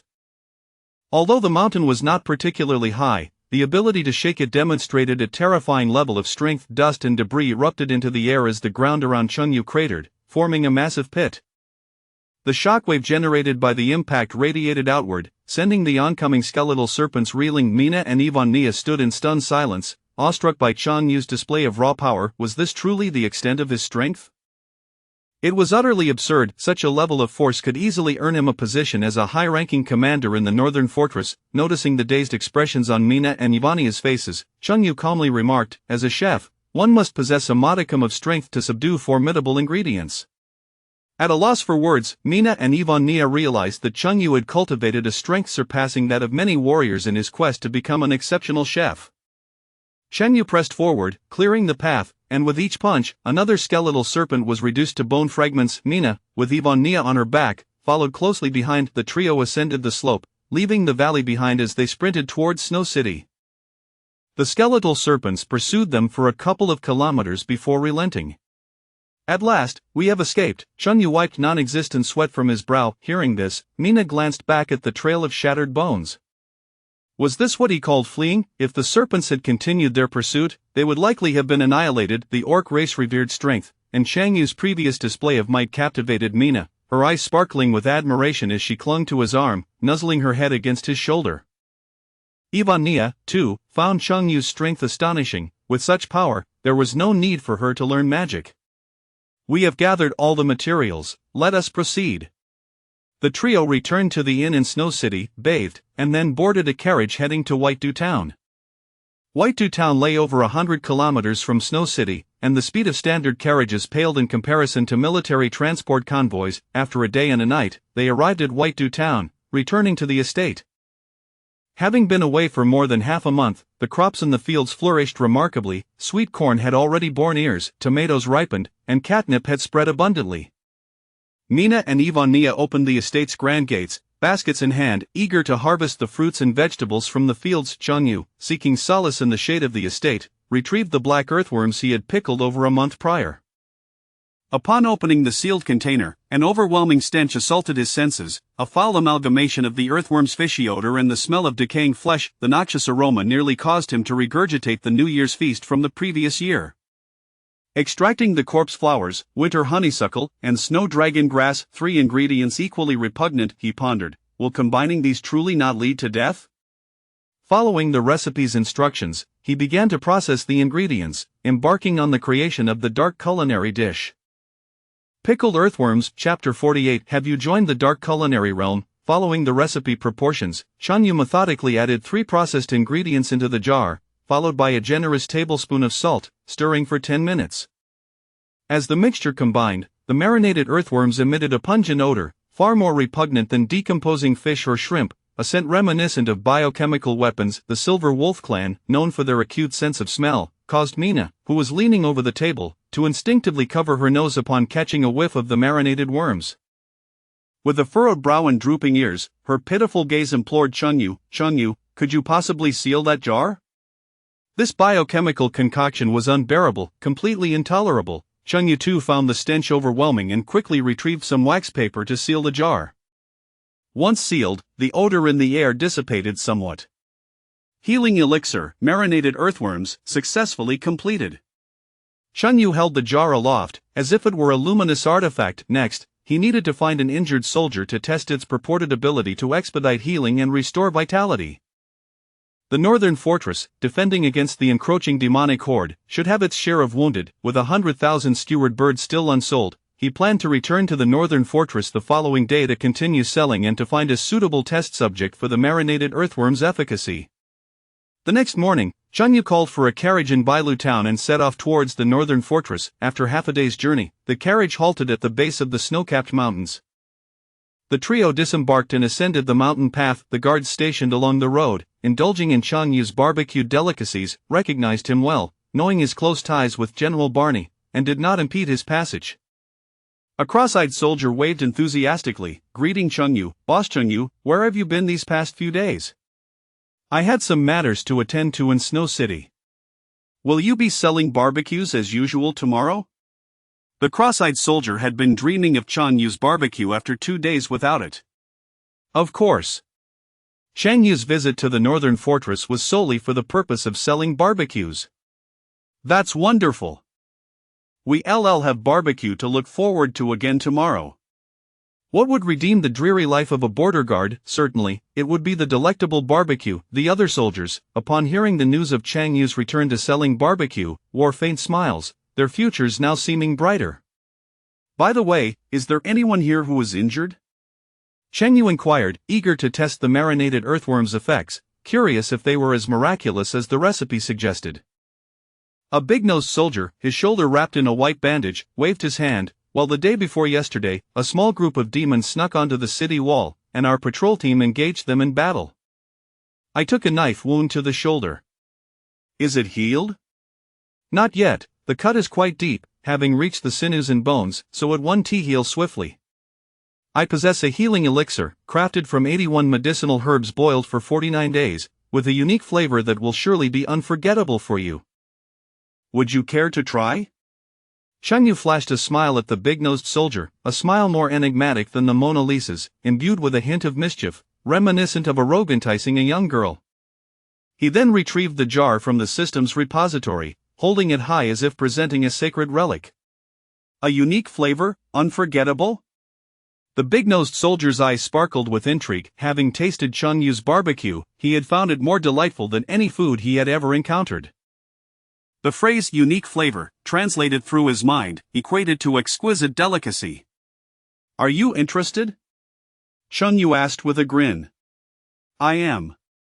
This healing elixir is rather special, you must pinch your nose while consuming it." The big-nosed soldier glanced around furtively, ensuring no officers were nearby, then pinched his nose with his right hand, breathing through his mouth, and asked in a muffled voice, "Is this all right?" "Hold it tightly. Don T, let go." Chun Yu peeled away the wax paper from the jar. A foul stench erupted instantaneously, wafting through the air like a biochemical weapon. The other soldiers nearby gagged at the overwhelming odor. It was horrendous. They had never encountered anything so vile. Mina had already sprinted 100 meters away in a panic. The big-nosed soldier, bewildered, looked at his comrades, pinching his nose, unable to perceive the stench. Cheng Yu scooped a spoonful of marinated earthworms and held it before the big-nosed soldier, saying, "Friend, open your mouth." "Oh." The big-nosed soldier complied. Cheng Yu poured the spoonful into his mouth, unleashing a torrent of salty, fishy, and bitter flavors that flooded his palate. "What is this? It tastes awful." The big-nosed soldier regretted agreeing to consume this supposed healing remedy.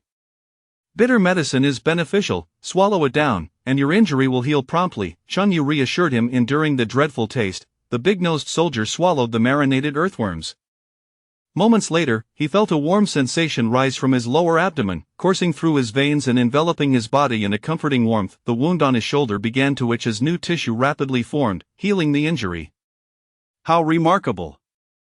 I feel invigorated," the big-nosed soldier exclaimed in astonishment, releasing his nose. The instant he did so, the unbearable stench assaulted his senses, akin to standing amidst a heap of fermented refuse, nearly causing him to faint.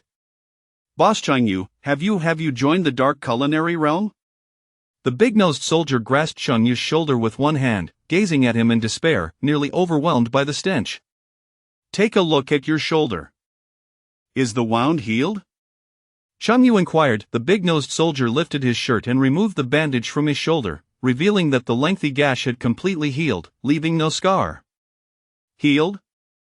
The big-nosed soldier was both astonished and elated. "This is my healing elixir. Would you like another taste?" Cheng Yu asked with a playful grin. The big-nosed soldier scowled. "No, I refuse." Had he known it would taste so dreadful, he would have preferred to let the wound heal on its own rather than endure this concoction. "Would any of you care to try?" Cheng Yu asked the other soldiers on duty. "Seal that jar immediately. It contains the most malevolent demon known to man. After smelling that, I won't be able to eat for 3 days. I guarantee, if this were thrown onto the battlefield, its power would rival that of second-tier magic." The other soldiers were on the brink of collapse, resolutely refusing to partake in Cheng Yu's healing elixir. Chapter 49: The Labyrinthine Secret Realm of the God of Order. The pickled earthworms possess remarkable healing properties, along with the ability to restore physical vitality. However, their taste leaves much to be desired. Cheng Yu and his companions arrived at the fortress atop the mountain. Having sold barbecued delicacies here for half a month, the soldiers stationed on the mountain had become quite familiar with Cheng Yu. As they made their way through, many soldiers greeted him with enthusiasm. "Boss Cheng Yu has finally returned. Boss Cheng Yu, how could I survive without you? Boss Cheng Yu is forever a deity. Barbecue. I adore barbecue." In the afternoon, within one of the military camps, a soldier was changing his clothes. Another soldier, noticing the bandage on his comrade's shoulder, remarked, "Ibu, I recall that you were wounded by a demon's blade on your shoulder. You were still bandaged up this morning. How have you recovered so swiftly?" "While on duty at noon, I encountered Boss Cheng Yu, who provided me with a type of healing food. The injury on my shoulder healed instantly, rivaling even the healing arts of the clergy from the Holy See," replied the soldier named Ibu. "Is there truly such a miraculous food? I have a slight injury on my thigh. Can I go ask Boss Cheng Yu for some?" "Don't, that stuff is horrendously unpalatable. It's not meant for human consumption." "How bad can it possibly be?" "I assure you, it is truly dreadful." "I am not deceiving you. I don't believe you." The soldier left the camp, seeking out Cheng Yu for pickled earthworms to treat his leg injury. Half an hour later, he returned to the barracks, collapsing onto his bed with a look of utter despair, as if he had suffered 1,000 critical hits. "How was it? Is Boss Cheng Yu's healing delicacy delectable? Ibu, do you have a knife?" "Yes. Just end my misery, I am no longer clean." In the following days, Cheng Yu resumed his barbecue business. He sold barbecued food during the day and stayed overnight at the northern fortress. Each day, he managed to sell over 2,000 skewers, garnering around 5,000 points of positive emotional value. All these points were exchanged for enhancements in strength and defense attributes. After 6 days, Cheng Yu's strength and defense attributes rose from 1,009 to 1,177 points. System: what level of warrior corresponds to a strength attribute of 1177? Cheng Yu tentatively inquired. 4th tier, a cold voice responded. It turned out the system could assess the tier of one's strength. Cheng Yu had never tested this feature before. He continued to ask, how much strength is required to reach the 5th tier? Above 5,000, 5,000? How much barbecue must I sell to achieve that? Cheng Yu pondered. If he were to earn 5,000 points of positive emotional value daily, he could exchange it for 25 points of strength and 25 points of defense attributes. Over 153 days, he could accumulate 3,825 points in strength attributes, bringing his total to just over 5,000. This was merely a theoretical scenario. Cheng Yu was not the type to labor day and night for combat power. Moreover, 4th tier strength was already formidable. Among the hundreds of thousands of soldiers in the northern fortress, only a handful were 5th tier warriors, all of whom were vanguard generals, leading troops into battle. 4th tier warriors were scarce, numbering merely in the low hundreds. At that moment, a messenger arrived at Cheng Yu's quarters. Boss Cheng Yu, the general requests your presence. Understood. Cheng Yu followed the messenger out of his room. Traversing several underground corridors, they arrived at General Barney's office door. The messenger knocked. General, Boss Cheng Yu is here. Come in. The messenger pushed open the door, and Cheng Yu entered the room. In the spacious office, aside from Barney, there was a young man with a fierce and sinister appearance, Joyce, a 3rd-tier mage from the Mage Corps. General, you summoned me? Cheng Yu surmised Barney's purpose for calling him, which was likely to request him to prepare some delicious food. Later, please assist me in preparing that delightful dish from last time, Barney chuckled, clearly craving Cheng Yu's signature dish, the original flavored 9-turn intestines. Of course. Cheng Yu's ability to sell barbecues and reside in the northern fortress was entirely thanks to Barney's permission. Otherwise, he would have been expelled long ago. Naturally, he aimed to maintain a good relationship with Barney. Have a seat for a moment, I will finish my discussion with Joyce and then we'll proceed. Cheng Yu sat in a nearby chair, idly observing the oil paintings adorning the office walls. General, in light of the demon race's threatening posture, you want me to explore the labyrinth? If the demons invade, the Mage Corps will lose a portion of its strength. Joyce expressed his concerns. Barney waved his hand with a smile. Rest assured, the demons will not attack anytime soon. Why is that? Joyce asked, puzzled. According to the intelligence we received, the Blood Queen, Afra, has gone missing, leaving the demon race without a leader. Joyce was somewhat baffled. While a retreat was understandable, how could a powerful demon lord simply vanish without a trace? When did she disappear? About half a month ago, during the incident when the demons breached the northern fortress's defenses. Joyce suddenly understood. No wonder the frequency of demon attacks has noticeably decreased over the past half-month. Could it be that Afra took advantage of the chaos to infiltrate the territory of the Black Sun Empire? However, upon further reflection, this seemed implausible. Any demon of her caliber entering the Black Sun Empire would undoubtedly provoke a bloody upheaval. Not a single report of a city being razed had surfaced. It was all quite perplexing. Hence, you need not worry about the northern fortress. Feel free to venture into the labyrinth in search of treasures, Barney reassured him. As a friend of the Orland family, Barney was tasked with training Joyce, the eldest son of the Orland family. Barney had received news of a newly surfaced labyrinth in the east and encouraged Joyce to undertake this experience. General, do you have any information regarding this labyrinth? Joyce inquired. Indeed, though it is limited. All I know is that it pertains to the God of Order, and the followers of the Order God have already made their way there. Cheng Yu listened attentively to their conversation. The Encyclopedia of Flora and Fauna of the Celsius continent contains scant references to deities. The Celsius continent was once home to numerous powerful gods, but after the ancient divine wars, many perished, were injured, or went missing. In this era, deities had long since vanished. Although the Black Sun Empire worshipped the goddess of light, she had never made an appearance. The empire merely relied on the few remaining light spells and doctrines left by her to establish the Church of Light. Mission: travel to the labyrinth of the God of Order to sell barbecues and earn 10,000 points of positive emotional value. Mission reward: special recipe. The system triggered a mission, with the reward being yet another special recipe. Another special recipe, Chang Yu mused, having already acquired 2. Black pine cakes and pickled earthworms. The black pine cake provided buffs for mages, while the pickled earthworms facilitated healing. He was curious about the effects of this new recipe. You will depart tomorrow. Be cautious on your journey, Barney advised Joyce in a fatherly manner. Yes, General. Joyce exited Barney's office, and Barney turned his attention to Chang Yu. Brother Chang Yu, shall we go? Chang Yu followed Barney to his private residence to help prepare the original flavored 9-turn intestines. General, what tier of warrior are you? Chang Yu inquired. Given that all the vanguard generals at the northern fortress were 5th-tier warriors, he wondered if Barney, as the supreme commander, might be a legendary 6th-tier warrior. 1st tier, Barney replied with a smile. Ha!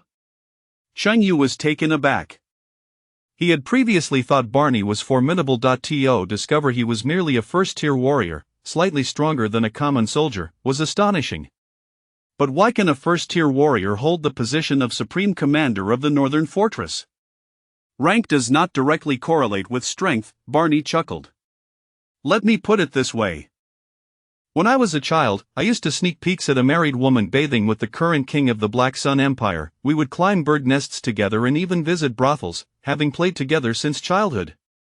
The supreme commander of the northern fortress oversaw hundreds of thousands of troops. Such a critical position would naturally be entrusted to the most reliable individual rather than the strongest. 6. Chang Yu could only exclaim a single word in disbelief. Chapter 50 of the Order of the God of Order. All members with obsessive-compulsive disorder, the magical training grounds. With a serious expression etched on his face, Joyce held his wand, diligently practicing fire magic. Little Chow, I heard you are venturing into the Eastern Labyrinth tomorrow? A clear voice resonated from the edge of the training ground. Joyce paused his actions and turned to see Chang Yu standing there. He was curious as to why Chang Yu posed such a question. Indeed, I shall explore the labyrinth, Joyce responded. Little Chow, how about taking me along? Chang Yu, unable to locate the entrance to the labyrinth, thought it best to accompany Joyce.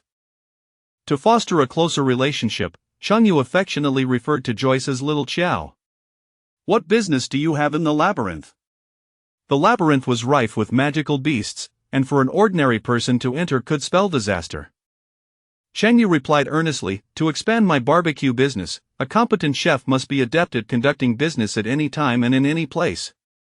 Joyce felt a surge of respect, somewhat admiring Chang Yu's dedication to risking his life for the sake of his barbecue pursuits. While your dedication is commendable, I cannot take you with me. It is far too perilous for an ordinary person to venture into such a place. Should Chang Yu meet his demise within the labyrinth, Joyce would carry a heavy burden of guilt. Moreover, it seemed that the general held a fondness for Chang Yu, as soldiers had mentioned that the general often brought Chang Yu to his private quarters for over an hour at a time, leaving one to wonder what transpired between them. I am not an ordinary person, Chang Yu proclaimed, producing a black hexagram badge from his pocket and affixing it to his chest. It was the emblem of a 1st-tier mage. You passed the 1st-tier mage examination?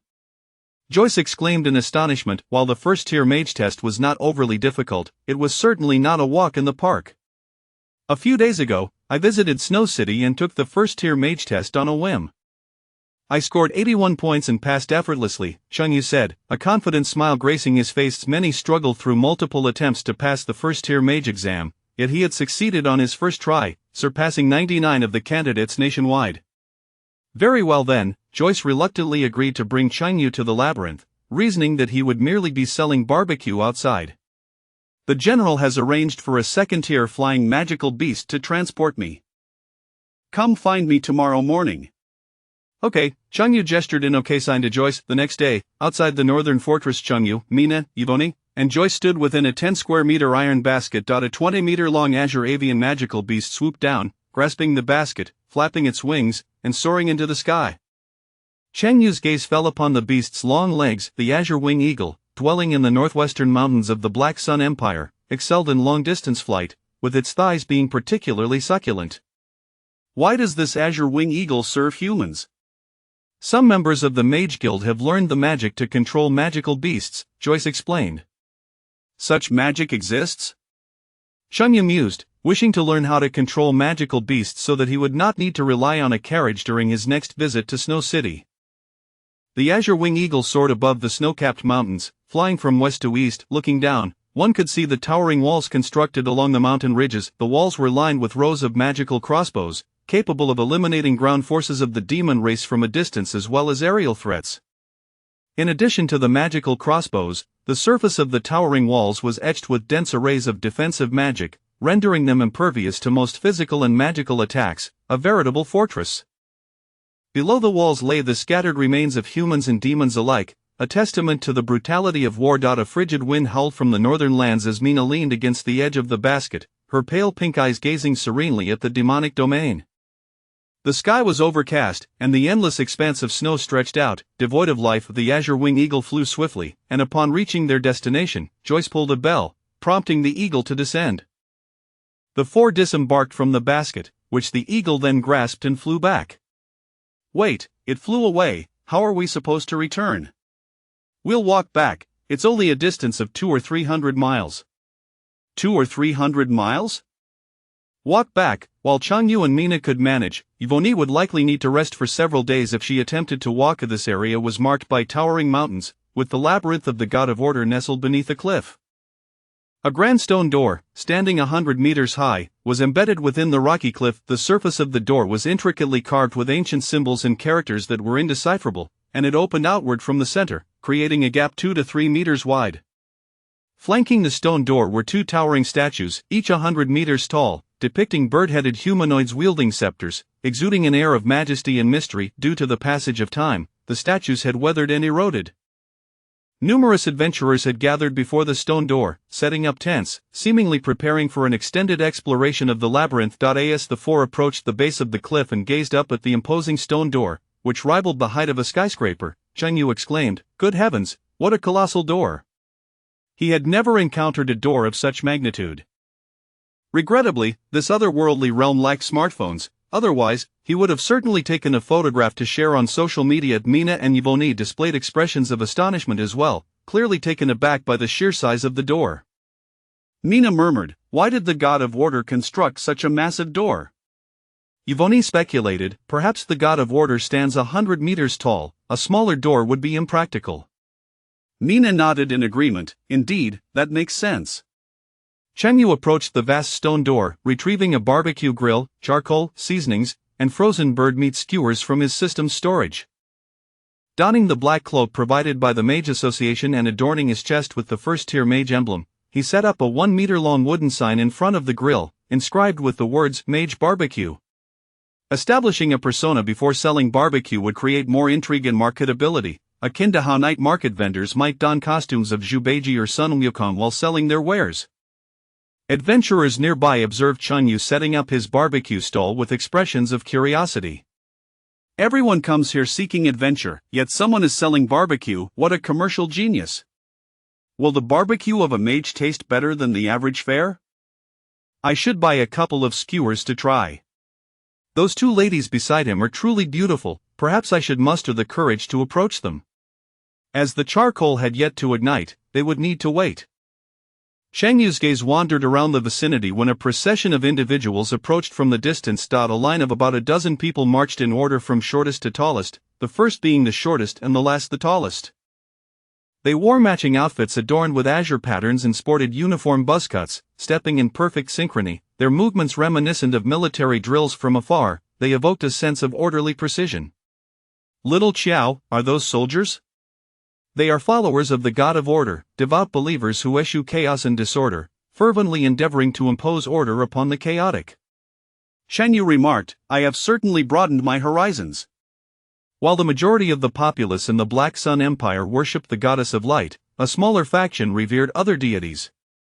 As the labyrinth was under the dominion of the god of order, it was only natural for his followers to come and explore. The shortest elder at the forefront of the procession was a priest of the god of order. The tents erected by the adventurers varied in size and were haphazardly arranged, instantly triggering the elder's obsessive-compulsive tendencies. What kind of tents are these adventurers constructing? It's chaotic and utterly devoid of order. It borders on heresy, the priest grumbled, visibly irate. A wand appeared in his hand as he began to chant an incantation. Powerful magic coalesced on the ground, forming a vast magical array. In less than 2 minutes, the scattered tents began to rearrange themselves autonomously. The previously chaotic assortment was now neatly ordered in 10 rows, each aligned from smallest to largest, with uniform spacing between them. Now, this is much more pleasing to the eye, the priest said with a smile, nodding in satisfaction. However, the adventurers were not so fortunate. All my belongings have spilled out of my tent. Where is my tent? What happened to it? Is this the power of order? This is outrageous. Chapter 51 The True Power of Ivini. Before the stone gate of the labyrinth, a throng of adventurers congregated. Some were eager to venture inside, in search of treasures, for newly emerged labyrinths often harbored more easily discoverable riches. Others, however, refrained from rushing in, choosing instead to observe from the entrance. Though those who entered first might gather more spoils, they also faced correspondingly greater unknown risks. Entering later offered a measure of safety. Eye in the grill, the charcoal burned with a vibrant glow, raising the ambient temperature slightly. Shenyu retrieved 10 skewers of barbecue, placing them on the grill and brushing them with fragrant oil, turning them over as they cooked. Under the intense heat, an enticing aroma wafted through the air, enticing those nearby. Sprinkling sesame, cumin, and MSG enhanced the allure of the scent. A little girl, clad in a white lowly dress, caught a whiff of the deliciousness and bounced over. Her eyes sparkled upon seeing the golden brown skewers, and a radiant smile graced her adorable face. With her big, glimmering eyes fixed on Chengyu, she innocently asked, "Uncle, how much is your barbecue per skewer?" "Uncle, what nonsense is that?" Chengyu replied with a stoic expression, "Call me brother." "Uncle, how much is your brother per skewer?" the little girl giggled. 20 copper coins each, little brother," Chengyu retorted with a cold snort. Such little brats should not be indulged. One called him uncle, the other brother, truly a game of mutual teasing. A flicker of exasperation crossed his gaze as the girl, pouting with indignation, fixed her stare on him. "Big brother, I want 2 skewers." "Of course, little sister," Chengyu said, handing her 2 skewers.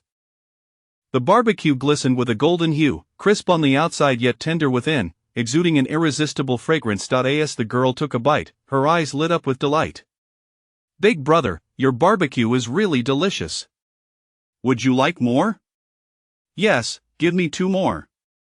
The girl paid for her food and settled down on a nearby stone to savor her treat. Positive emotion value 6, system task progress.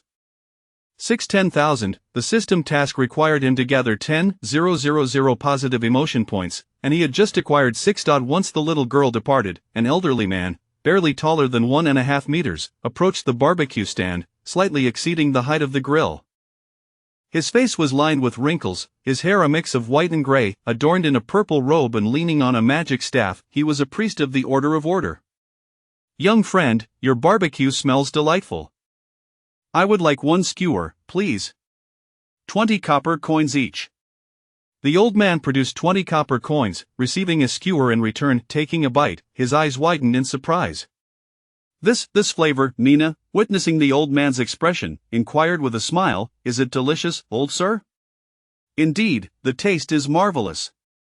The elder licked his lips, savoring another 2 bites. "Bring me 13 more skewers."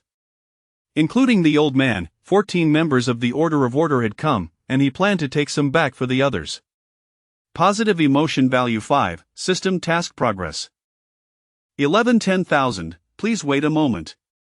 Chengyu placed another 10 skewers on the grill. As the elderly man stood before the barbecue stand, he noticed the arrangement of the spice bottles, some large, some small, haphazardly placed, triggering his compulsive tendencies.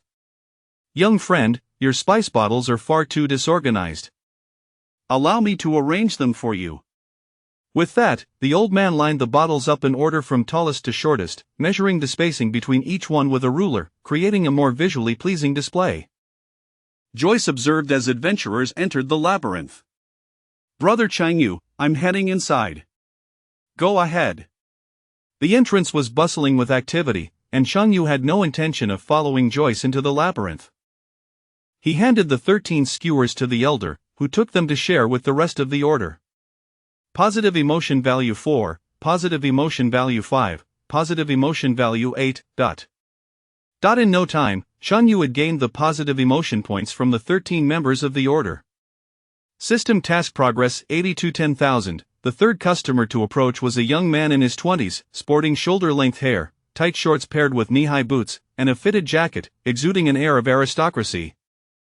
Accompanying him were two middle-aged men. Changyu recognized this young man as Roy, a renowned poet from Snow City, whose work my lord father had won first prize in the Snow City poetry competition.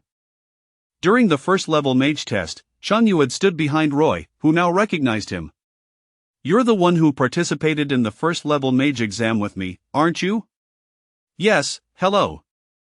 My name is Changyu, he introduced himself. What a coincidence. How many skewers would you like? We are 3, so 3 skewers, please. Changyu handed 3 skewers to Roy, with his attendant settling the payment.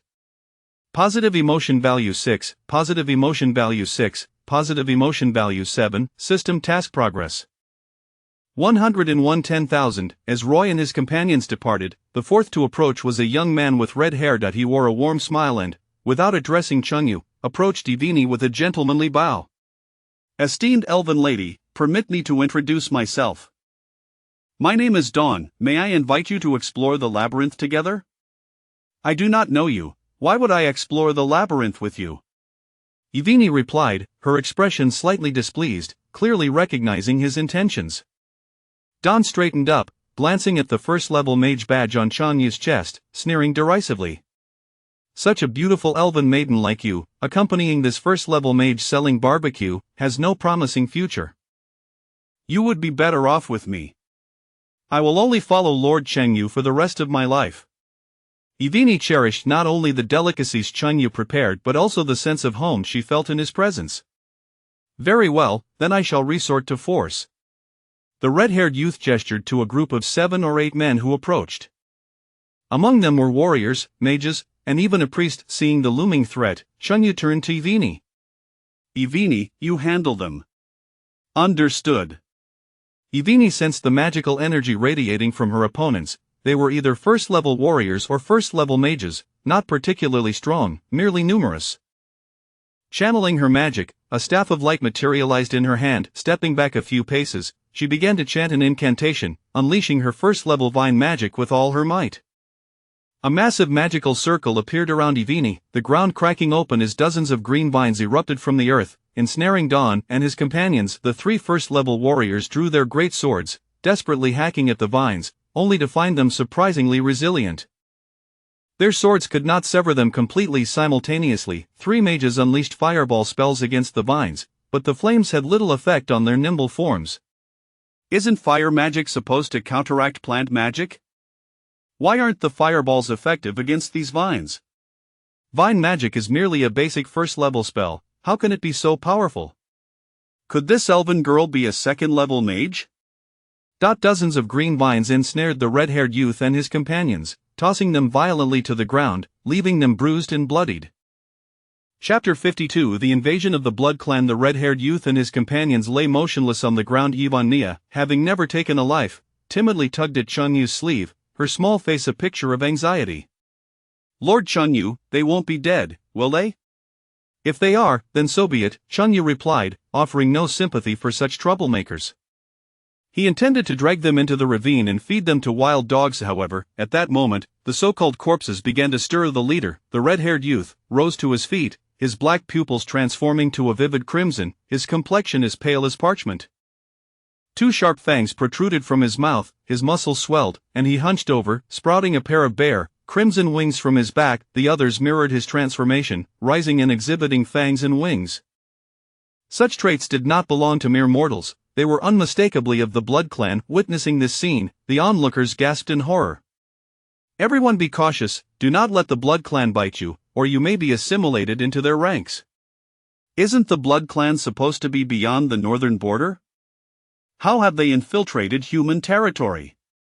The northern border is heavily fortified, how could they have invaded? The Blood Clan, alongside the Demon Clan, served under the Dark Lord, residing in the northern Demon Realm, and there were no Blood Clan members within the Black Sun Empire. Wait, they are not Blood Clan. They are humans transformed into Blood Clan members. The elder priest of the Order of Order, wise from experience, quickly discerned that these individuals were not true Blood Clan. Though the Blood Clan could assimilate humans through special means, some distinctions remained. Chengyu suddenly recalled that Barney had mentioned yesterday that the northern border had been breached a fortnight ago, and since then, the Blood Queen, Afra, had gone missing. At that time, Joyce had speculated that Afra might have crossed into the Black Sun Empire through the breach. Given the current situation, it seemed Joyce's conjecture was accurate. Afra had indeed entered the Black Sun Empire and had begun transforming humans into Blood Clan members. Such a formidable demon was exceedingly dangerous. Even a fifth-tier powerhouse could fall in confrontation. I had originally hoped to sample the taste of elven blood, but it appears I have underestimated their strength, the red-haired youth remarked with a sinister grin. Having grown weary of human blood, he sought a change in flavor. Just moments ago, he feigned attraction to Ivania's beauty, yet it was truly the allure of elven blood that fascinated him. To his surprise, Ivania's prowess exceeded his expectations. "Our identities have been revealed, we must flee," another Blood Clan member urged. With so many adventurers and members of the Order present, they stood little chance. The Blood Clan members flapped their wings and took to the air, fleeing into the distance. "Order!" A sharp command rang out as the elder priest, barely standing at 5 feet tall, slammed his staff onto the ground, conjuring a circular magic array with a 10-meter diameter. The airborne Blood Clan members were forcibly dragged down by an unseen force, brought before the priest, and arranged in a line according to height, maintaining equal spacing between them. The Blood Clan members wore expressions of terror, unable to move. "Blood Clan, perish!" The priest was about to strike down the captives when Chengyu interjected. "Wait, elder." "What is it, young friend?" The priest paused his actions. "I have a question to ask first." "Very well, you may inquire." "They are temporarily immobilized." The priest stepped aside to allow Chengyu to pose his questions. Chengyu approached, scrutinizing the captives before asking, "Tell me, how did you become Blood Clan?" "Why would I tell you?" Though trapped, the red-haired youth's face radiated arrogance and defiance, lacking a sense of urgency. A half-meter-long cleaver appeared in Changyu's hand, gleaming ominously. Raising it, he swiftly severed the head of a nearby Blood Clan member, causing a fountain of crimson blood to erupt. "Can you tell me now?" Chengyu smirked, brandishing the bloodied cleaver before the red-haired youth. The red-haired youth was taken aback, astonished by the human's decisive brutality, akin to slaughtering a chicken. Fear gripped him. "I was bitten by a woman in red, then transformed into a Blood Clan member." "Where is that woman now?" Chengyu pressed on, suspecting that the woman who bit him was none other than the Blood Queen, Afra. This was crucial military intelligence for the northern fortress. "I don't know, that woman drained my blood and left to survive. I had no choice but to feed on others' blood," the red-haired youth lamented. "When and where were you bitten?" 10 days ago, in Canli town." Chengyu rested his chin on his hand, pondering. Afra had entered the Black Sun Empire over a fortnight ago, and this individual had been bitten 10 days prior. The timelines aligned closely. Chengyu turned to the elder priest of the Order of Order. "Elder, I wish to keep this Blood Clan member. The others should be executed." The red-haired youth gazed at Chengyu with a complex expression, surprised that Chengyu would spare his life, a flicker of gratitude blossoming within him. Perhaps there were still kind-hearted individuals in this world. The priest appeared puzzled. "What purpose do you have for keeping him? Blood Clan members are a menace." "To explore the maze, it would be quite delightful to have him lead the way as cannon fodder," Chengyu replied, planning to explore the maze for treasure once the system task was complete. However, given the maze's myriad traps, this fellow would serve perfectly as expendable bait. In a moment of self-reflection, the red-haired youth's sentiment of gratitude shattered, his countenance turning to despair. The priest smacked his forehead in realization. "Ah, indeed, we can use them as cannon fodder. How did I not think of that?" Thus, the Order of Order entrusted the red-haired youth to Chengyu, driving the remaining Blood Clan members into the maze, instructing them to forge ahead and clear the path. Any traps encountered would be met with their demise first. Ivania, bind this fellow with vines. Okay. With her staff in hand, Ivania cast a vine spell. A green vine erupted from the earth, ensnaring the red-haired youth like a rice dumpling. Chengyu discarded the youth beside the barbecue stall, intending to utilize him during the maze exploration later. As time slipped by, the adventurers flowed in and out of the maze entrance. Some emerged injured, supported by their comrades, others discovered treasures, elated beyond measure, while some entered whole, only to exit as mere remnants, their heads left behind in the maze. The tantalizing aroma of barbecue was irresistible. Nearly every passerby at the stall purchased a few skewers from Chengyu. Positive emotion value 7, positive emotion value 4, positive emotion value 5. System task progress 2446 10,000. As the first day drew to a close, Chengyu had amassed 2,446 points of positive emotion value. As the sun dipped below the horizon, adventurers continued to emerge from the maze. Members of the Order of Order also returned, having entered with 6 Blood Clan members, but only 2 remained. Upon seeing Chengyu selling barbecue at the entrance, the priest smiled. "Young friend, your method is exceptionally effective." With the Blood Clan leading the way, our journey through the maze to the 5th layer was much safer. What happened to the other 4 Blood Clan members? One fell into a fire pit trap and was burned alive, another into a pool of acid and was dissolved, one was swallowed by a magical beast, and the last was crushed to pulp by a massive stone ball. Good heavens, is the maze truly that perilous? Chengyu was astonished by the multitude of traps within the maze. The first 3 layers were manageable. The 4th and 5th layers are rife with traps.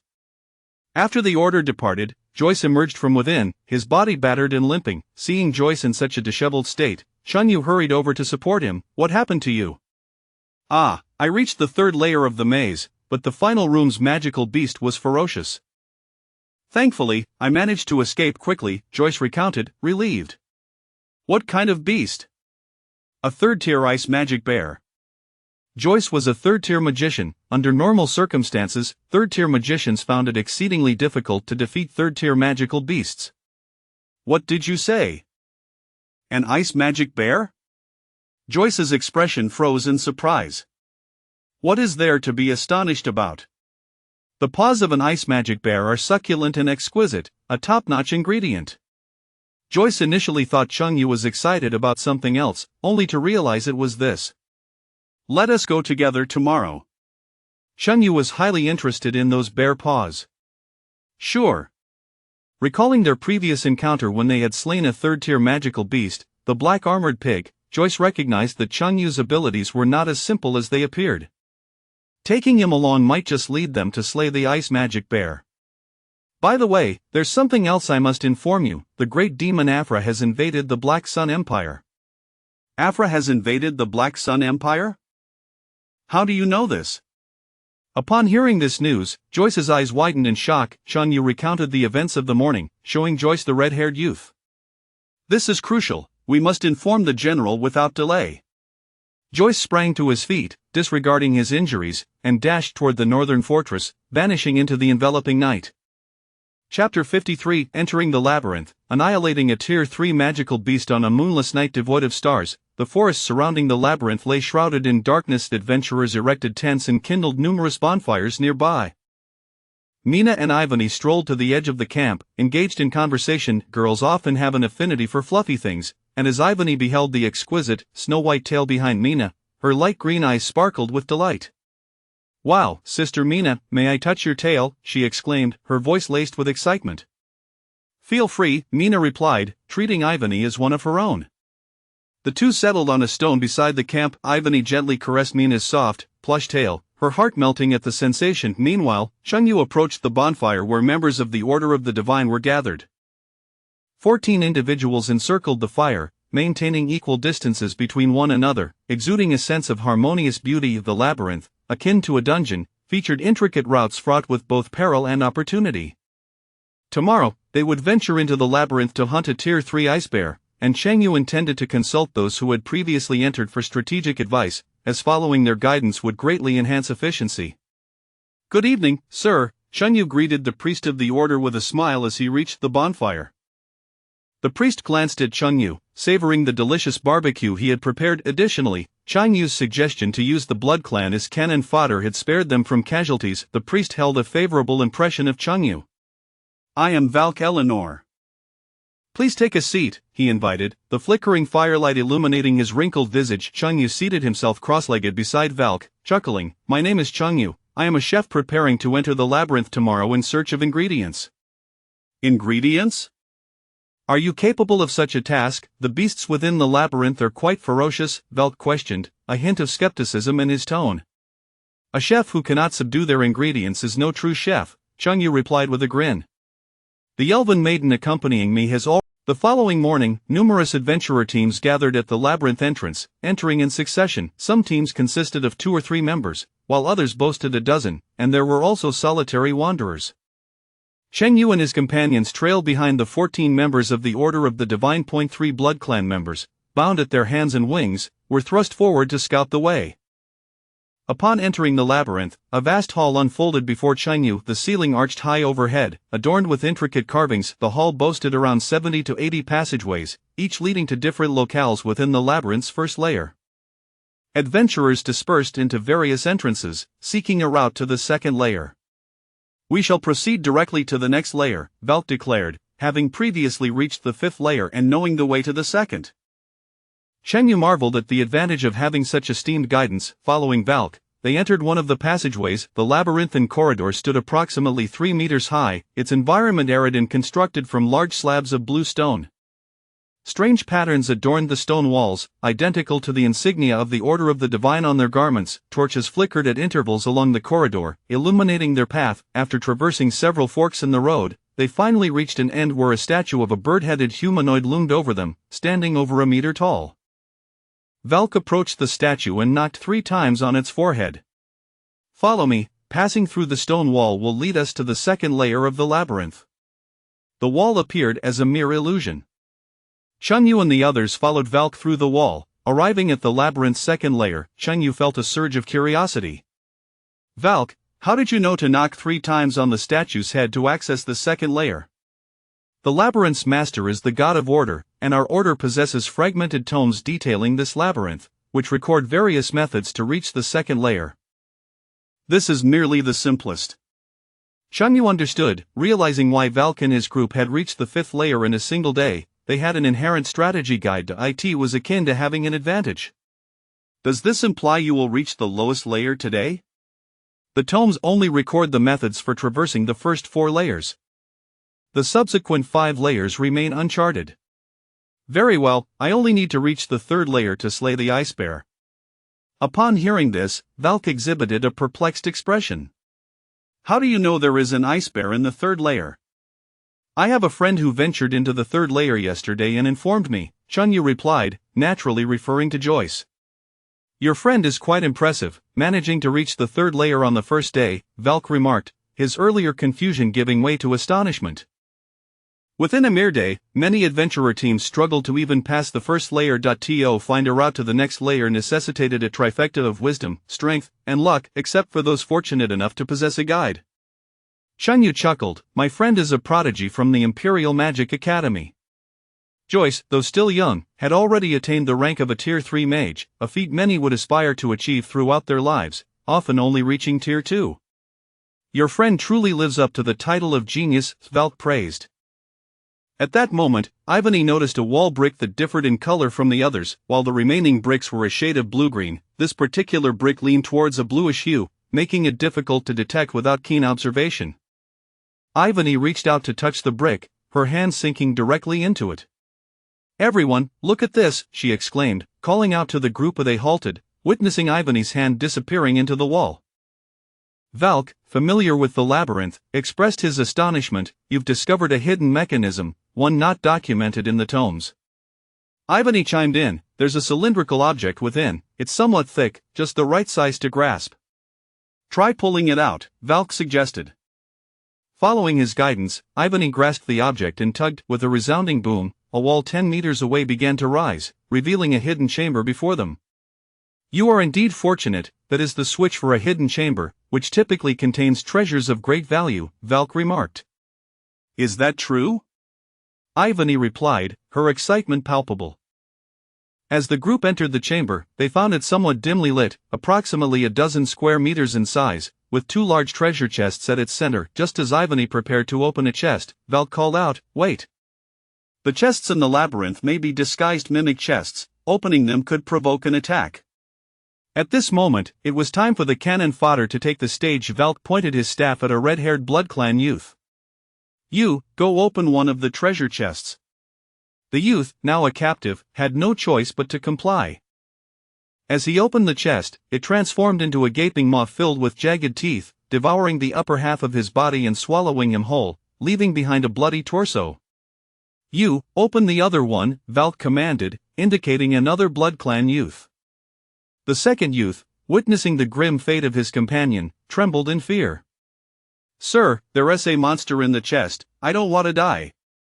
Valk's stern expression offered no solace as he threatened, "If you do not open the chest, I shall slay you myself." Reluctantly, the blood youth approached the chest. As he lifted the lid, he discovered a half-inch-high crystal vial, through which a golden seed could be seen. Valk stepped forward, retrieved the vial, examined it without discernible insight, and then handed it to Ivany. "Since you discovered this chamber, the vial rightfully belongs to you." Adhering to the principles of order, the members of the Order of the Divine would not disrupt the balance of rules.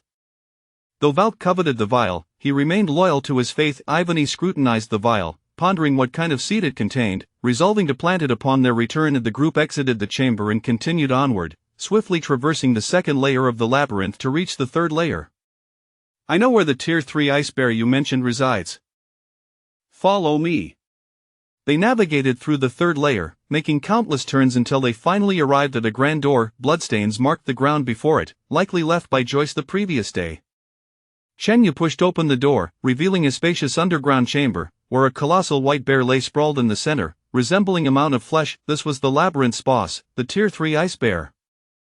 Upon sensing their presence, the bear opened its eyes and slowly rose to its full height, towering over 20 meters, akin to a 4-story building. Valk, aware that Chengyu was a Tier 1 mage, Ivany a Tier 2 mage, and Mina a Tier 1 warrior, understood that the three together could not hope to defeat a Tier 3 beast. "Young friend, will you confront it alone, or shall I assist you? Should I intervene, a price shall be required." As he spoke, Valk's gaze flickered towards the crystal vial in Ivany's hand, his meaning clear. His assistance in vanquishing the ice bear would necessitate the vial as payment. "We require no assistance. I merely need to exert a slight effort." Chengyu's eyes glinted with a hint of menace as he glanced at the ice bear, channeling his magical energy and conjuring an array for a fly-swatting spell, before delivering a swift, powerful strike. With tremendous force, the ice bear's head, exceeding 2 meters in diameter, exploded in a shower of blood, its massive body collapsing heavily to the ground. Was it truly a one-hit kill? Valk and the others stood in stunned silence, utterly astonished. Chapter 54. Amina, Level 10 in Wolf language. Young friend Chengyu, are you not a first-tier mage? How did you manage to slay a third-tier ice magic bear just now? I did not sense any significant magical energy emanating from you, Valk pondered, initially expecting to mentor a novice, only to discover that his companion might also be an expert. The attempt to show off had backfired. I have stated before, a chef who cannot tame their ingredients is no good chef, Chengyu replied, sidestepping Valk's inquiry. He produced a dragon-patterned golden knife and approached the corpse of the ice magic bear, skillfully severing its plump paws and storing them in his system's repository. After finishing with the paws, Chengyu proceeded to slice open the bear's belly, reaching inside to rummage around. After approximately 10 minutes, he extracted a beautiful, semi-transparent yellow crystal. Quite impressive, Chengyu mused, now possessing 2 third-tier magic crystals, one from the previous encounter with the black-armored pig and the other from the ice magic bear, in addition to several first-tier crystals acquired from the Shadow Raven. "Thank you, Mr. Valk, for bringing us here." Chengyu expressed his gratitude. Valk, with a composed demeanor, smiled faintly. "No need for thanks, it was merely a simple task." "And how do we exit?" Chengyu inquired, unwilling to delve deeper as his system quest remained unfinished. Valk replied, "We shall return the way we came." Chen Yu thought, having traversed numerous forks on their way in, and now struggling to recall the route back. Noticing Chen Yu's troubled expression, Vok added, "Of course, you may accompany us to the 5th layer, and upon our return, you can follow us back." Here in the maze's 3rd layer, it was impractical for Vok to escort Cheng Yu to the entrance before turning back. They were not yet that familiar with one another. "Very well, I shall join you on your journey to the 5th layer," Chen Yu conceded. Arriving before a statue of a bird-headed figure in the 3rd layer, Vok uttered a secret phrase to the statue. "I must say, the goddess of light still possesses her charm." The ground then revealed a magical portal leading to the 4th layer. Upon hearing the phrase established by the god of order, Chen Yu couldn't help but chuckle. By his grandmother, such an abstract secret phrase surely indicated that this god of order was anything but conventional. Vok shot Chen Yu a stern look. "Young friend, do not blaspheme our deity of the order church." Chen Yu covered his mouth, his eyes sparkling with amusement. "I typically do not laugh, unless I cannot help it." The group reached the 4th layer and encountered another bird-headed statue. Vok recited the secret phrase to this statue. "Goddess of light, please spare me." The ground then unveiled a magical portal leading to the 5th layer. This time, it was not just Chen Yu laughing. Mina and Iwani joined in. They could almost visualize the scene of the god of order speaking disrespectfully to the goddess of light, only to be pursued and beseeched for mercy. Those from the order church glared at Chen Yu and his companions with disapproving expressions, a hint of hostility in their gazes. Chen Yu stepped behind Mina and Iwani, covering their mouths. "Ahem, let us refrain from laughter. We must maintain seriousness." The group then traversed the portal to the maze's 5th layer. The ancient texts only detail methods for swiftly navigating the first 4 layers. We must rely on ourselves for the 5th layer. "Please assist in observing for any traps or mechanisms," Vok instructed Chen Yu and the others. "No problem," Chen Yu replied, scanning the surroundings but noticing nothing particularly remarkable. "You two lead the way," Vok directed the 2 vampires to take the lead. The group walked through the maze's passages for approximately 20 minutes when they encountered yet another bird-headed statue. "Another one of these statues, can you guess the secret phrase?" Cheng Yu asked Vok. "Of course I can," Vok responded with mysterious confidence. Approaching the statue, he raised his hands high, kneeling in reverence, "In service to my lord, the great god of order." After a moment, the statue remained unresponsive. "Considering the style of the previous 2 phrases, this one is certainly not yours," Chen Yu deduced. The first phrase was "I must say, the goddess of light still possesses her charm," and the second was "Goddess of light, please spare me."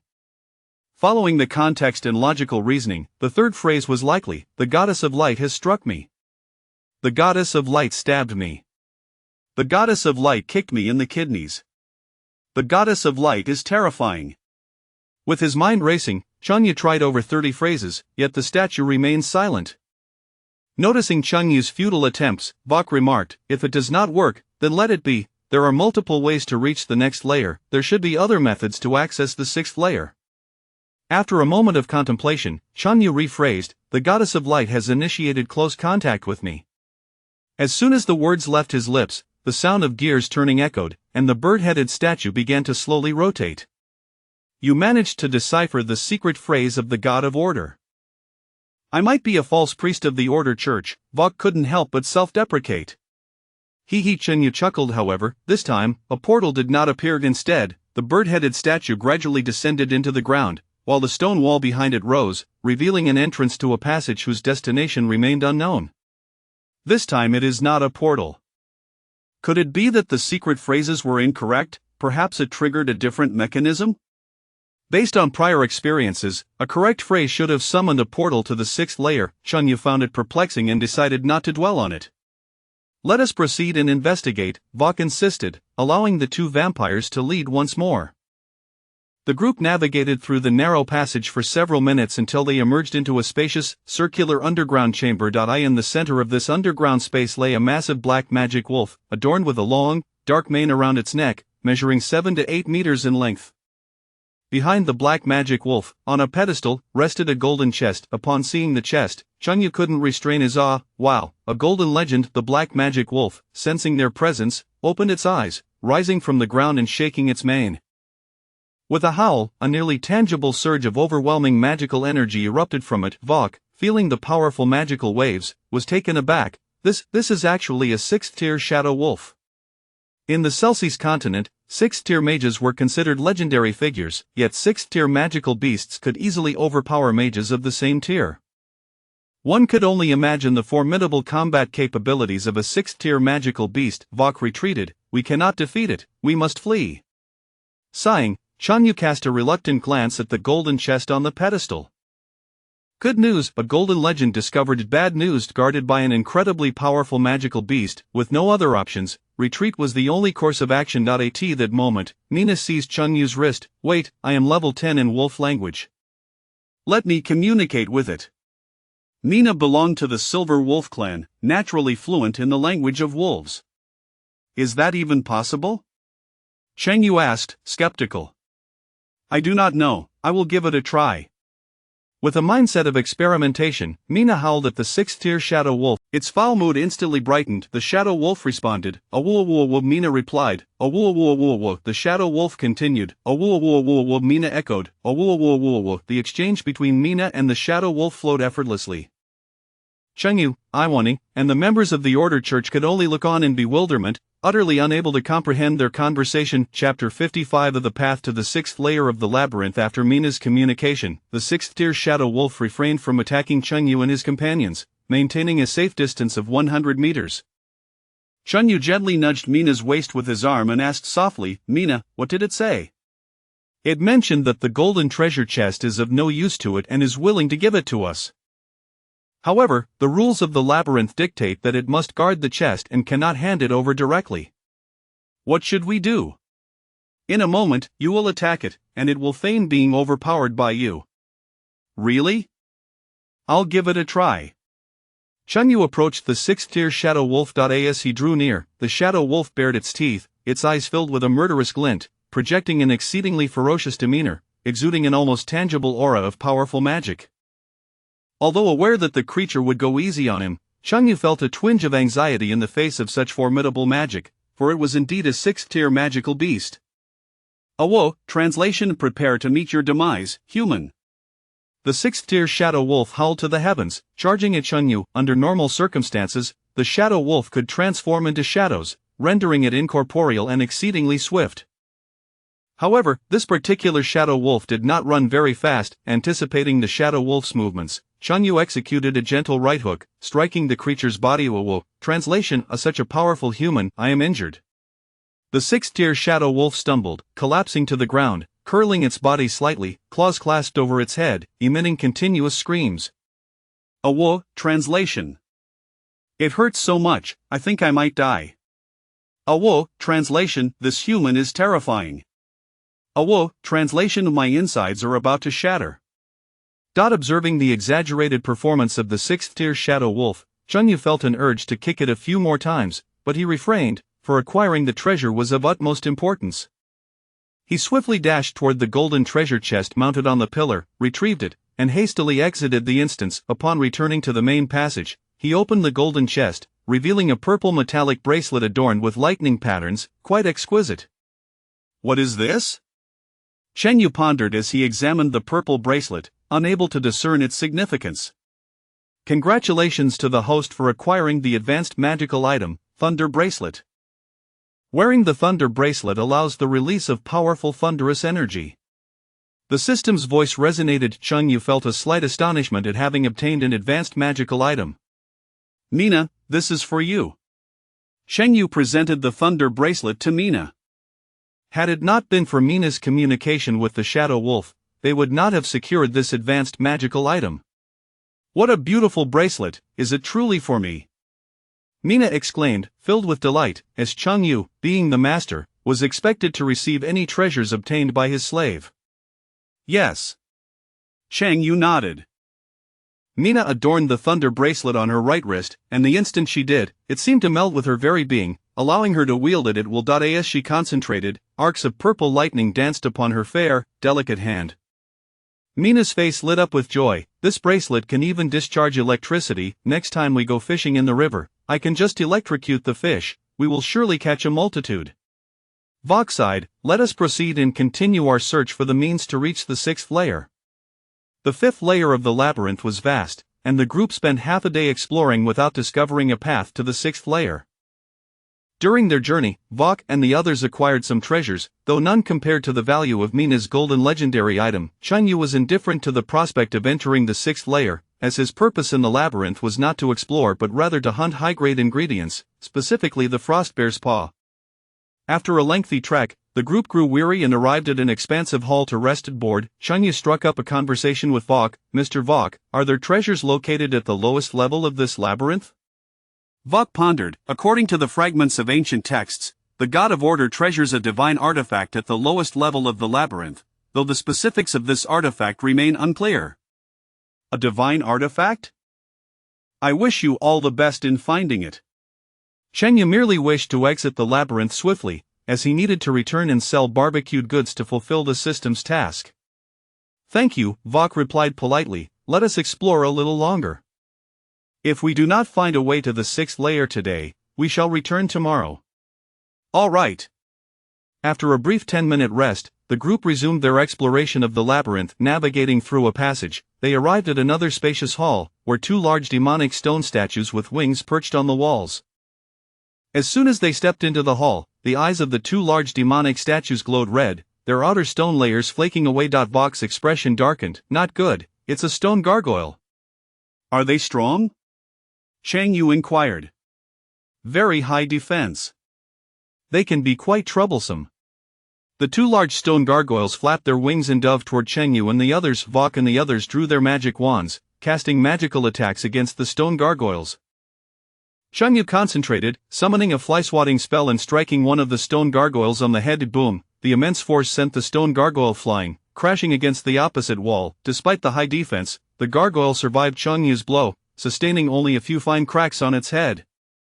Meanwhile, Vok and his companions found themselves under attack from the other stone gargoyle. The creature, relying on its high defense, weathered the magical assaults from over a dozen spellcasters, charging toward Vok and his group, unleashing its claws and wings in attack. Among Vok's companions were magic users focused on defensive spells, and two of them simultaneously cast protective magic. A translucent circular energy shield materialized, blocking the stone gargoyle's onslaught. The stone gargoyle relentlessly battered the energy shield, causing cracks to appear upon its surface. Seizing the moment while the gargoyle had yet to breach the shield, Vok positioned himself at the center, chanting an incantation, summoning a large magical array upon the ground. While the completed spell possessed tremendous power, its lengthy casting time made it susceptible to interruption, necessitating cooperation from his teammates.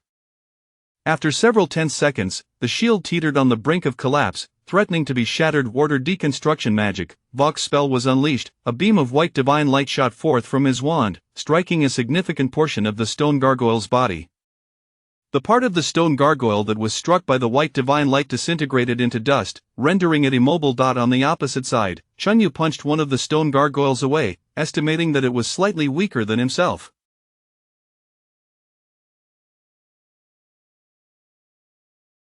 Adhering to the principle of if you cannot defeat them, retreat; if you can, attack with all your might, Cheng Yu took the initiative, charging toward the remaining stone gargoyle. "Take this!" With remarkable speed, he closed in on the stone gargoyle, clenching his fist, and delivered a powerful strike to its chest. The force of his blow cracked the gargoyle's chest, causing the entire hall to tremble violently. Enraged, the stone gargoyle retaliated, launching a full-force kick toward Cheng Yu, sending him hurtling toward the ceiling of the hall. The others watched in astonishment as Cheng Yu's body shot backward like a cannonball, angled toward the ceiling. However, just as Cheng Yu made contact with the ceiling, there was no deafening crash. Instead, he passed directly through it. "Cheng Yu!" Nina and Yvonne called out in unison. "Wait, something is amiss. This hall's ceiling is peculiar. Perhaps it is the way to the sixth layer." Vok was elated, dashing toward the ceiling in an attempt to follow Cheng Yu's lead. But he collided painfully, tumbling back down from the ceiling. The stone gargoyle, still alive, charged at Vok and his companions once more. Having already vanquished one stone gargoyle, Vok was not intimidated by the remaining foe. With the same ease as before, he swiftly dispatched the second stone gargoyle. "Why can't I enter the ceiling?" Vok gazed up at the ceiling, a look of perplexity on his face. The group began to search the hall. Ultimately, in an inconspicuous corner, They discovered a phrase: the method to enter the 6th layer of the labyrinth, utilize the stone gargoyles' attacks to propel oneself into the ceiling. The stone gargoyles refresh every 7 days. Upon reading this, Vok was left dumbfounded, realizing that the 2 stone gargoyles had already been defeated. This implied that they would have to wait another 7 days before a chance to enter the 6th layer could arise. Mr. Vok, is there danger in the 6th layer? Yvonne inquired with concern for Chang Yu's safety. The deeper you go, the stronger the magical beasts become. The 5th layer harbors 6th-tier magical creatures like the Shadow Wolf, while the 6th layer may house 7th-tier beasts. Upon hearing this, both Nina and Yvonne furrowed their brows, their worry for Chang Yu intensifying. Chapter 56 Beasts of the Tiger Kind. Eye of Catnip. Chang Yu rose from the ground, bewildered, as he surveyed his surroundings. He found himself still within the labyrinthine passages, illuminated at intervals by flickering torches. After colliding with the ceiling of the labyrinth's grand hall, he had half expected to break through, yet inexplicably, he had landed in this peculiar place. Though he could not ascertain which level of the maze he found himself in, one thing was certain. He was still ensnared within its confines at first. He needed to seek an exit. As Chang Yu ventured forth along the winding corridor, he remained acutely aware of the myriad traps and monsters lurking within, his senses heightened to the environment around him. After walking several hundred meters, a shadowy figure materialized ahead. The silhouette approached, roughly the height of a human. What is that? He halted, sensing potential danger, and a kitchen knife manifested in his hand. As the shadow drew nearer, a tiger with a magnificent golden coat came into view. Chang Yu recognized the breed, the radiant gold tiger. This species was known to be particularly ferocious among the feline monsters of the Celsus continent. With a fearsome roar, the radiant gold tiger locked its gaze onto Chang Yu, its eyes wide and teeth bared. Feeling the intense malice emanating from the tiger, Chang Yu's nerves tensed, and he conjured a magical array to summon a flyswatting spell, preparing to unleash a powerful blow to test the creature's strength. If he could overpower it, he would attack; if not, he would flee. However, at that moment, a thought struck him. Previously, he had cultivated catnip on the estate's farm, collecting a portion of it for future feline encounters. Being a member of the feline family, surely catnip would affect the tiger as well. With a roar, the radiant gold tiger charged at Chang Yu, ready to strike. In a moment of desperation, he hastily retrieved 3 sprigs of catnip, kneading them together before tossing them towards the tiger. The tiger, mistaking the gesture for an offensive move, leaped back, easily evading the catnip. It regarded the offering with disdain, dismissing the lowly attack as ineffectual. Yet, the next second, an unusual aroma wafted from the catnip. Upon catching the scent, the tiger's fierce demeanor shifted to one of bewilderment, its eyes glazing over. "What is this? I can scarcely contain myself." The peculiar fragrance of the catnip stimulated the tiger's senses intensely, and it succumbed to temptation, eagerly approaching the catnip, wrapping its massive paws around it. It rubbed its head against the catnip, then took a bite, shaking its head in delight. "Aha, catnip truly works wonders on tigers," Chang Yu mused, as he observed the tiger's antics. The radiant gold tiger rubbed, licked, and gnawed at the catnip, bouncing with unrestrained joy. Since entering the labyrinth, Chang Yu had not eaten, and his stomach rumbled with hunger. Seizing the opportunity while the tiger was preoccupied, he retrieved a grill, charcoal, skewers of bird meat, monosodium glutamate, cumin, salt, and sesame oil, preparing to roast a feast for himself. Before long, the tantalizing aroma of grilled meat permeated the labyrinth's corridors. Having exhausted its enjoyment of the catnip, the tiger, now alert, detected the delectable scent of barbecue wafting through the air. With the combination of catnip and grilled meat, who could resist such temptation? "Hey, fat tiger, would you like a skewer?" Chang Yu waved a piece of barbecue in front of the radiant gold tiger. "Absolutely not. Even if I perish, I shall not consume human food," the tiger growled, saliva dripping from its mouth. Amused by the tiger's longing gaze, Chang Yu tossed a skewer of roasted bird meat toward it. The tiger's eyes followed the skewer as it soared through the air. Its mind cautioned against accepting it. The rules of the labyrinth dictated the extermination of all intruding humans, yet, its appetite urged it to seize the morsel before it fell to the ground, becoming inedible. The tiger's craving for the savory treat triumphed over its reason, and with a light leap, it caught the skewer, devouring it with unrestrained delight. "Delicious," it seemed to exclaim. The higher the level of a monster, the more intelligent it became. This radiant gold tiger, being a 4th-tier beast, approached Chang Yu, obediently sitting beside him, its eyes gleaming with hope for more barbecue. The best way to forge a friendship with a wild beast is through the offering of food. Chunyu smiled, stroking the tiger's ears, and rewarded it with 50 more skewers of barbecue. The tiger happily indulged in the feast. Fat Tiger, which level of the maze are we in? Chang Yu inquired. The tiger let out a low growl. While it comprehended Cheng Yu's intent, it was incapable of verbalizing a response. Cheng Yu adjusted his query, asking, "Is this the first level?" The tiger shook its head. The second level? Again, it shook its head. The sixth level? The tiger nodded affirmatively. Only then did Cheng Yu grasp that he must have triggered some mechanism, inadvertently entering the sixth level of the maze. Fat Tiger, do you know how to reach the seventh level? Cheng Yu gently patted the tiger's head. The tiger lay down before him, indicating for Cheng Yu to mount its back, offering to guide him to the seventh level. Though it wished to uphold the labyrinth's rules, Cheng Yu's generous offerings had swayed it. Having satisfied his hunger, Cheng Yu gathered his belongings and climbed onto the tiger's back. The radiant gold tiger led him deeper into the sixth level of the maze. As a wandering monster within this labyrinthine realm, it was adept at navigating the traps and hazards that awaited unwary adventurers.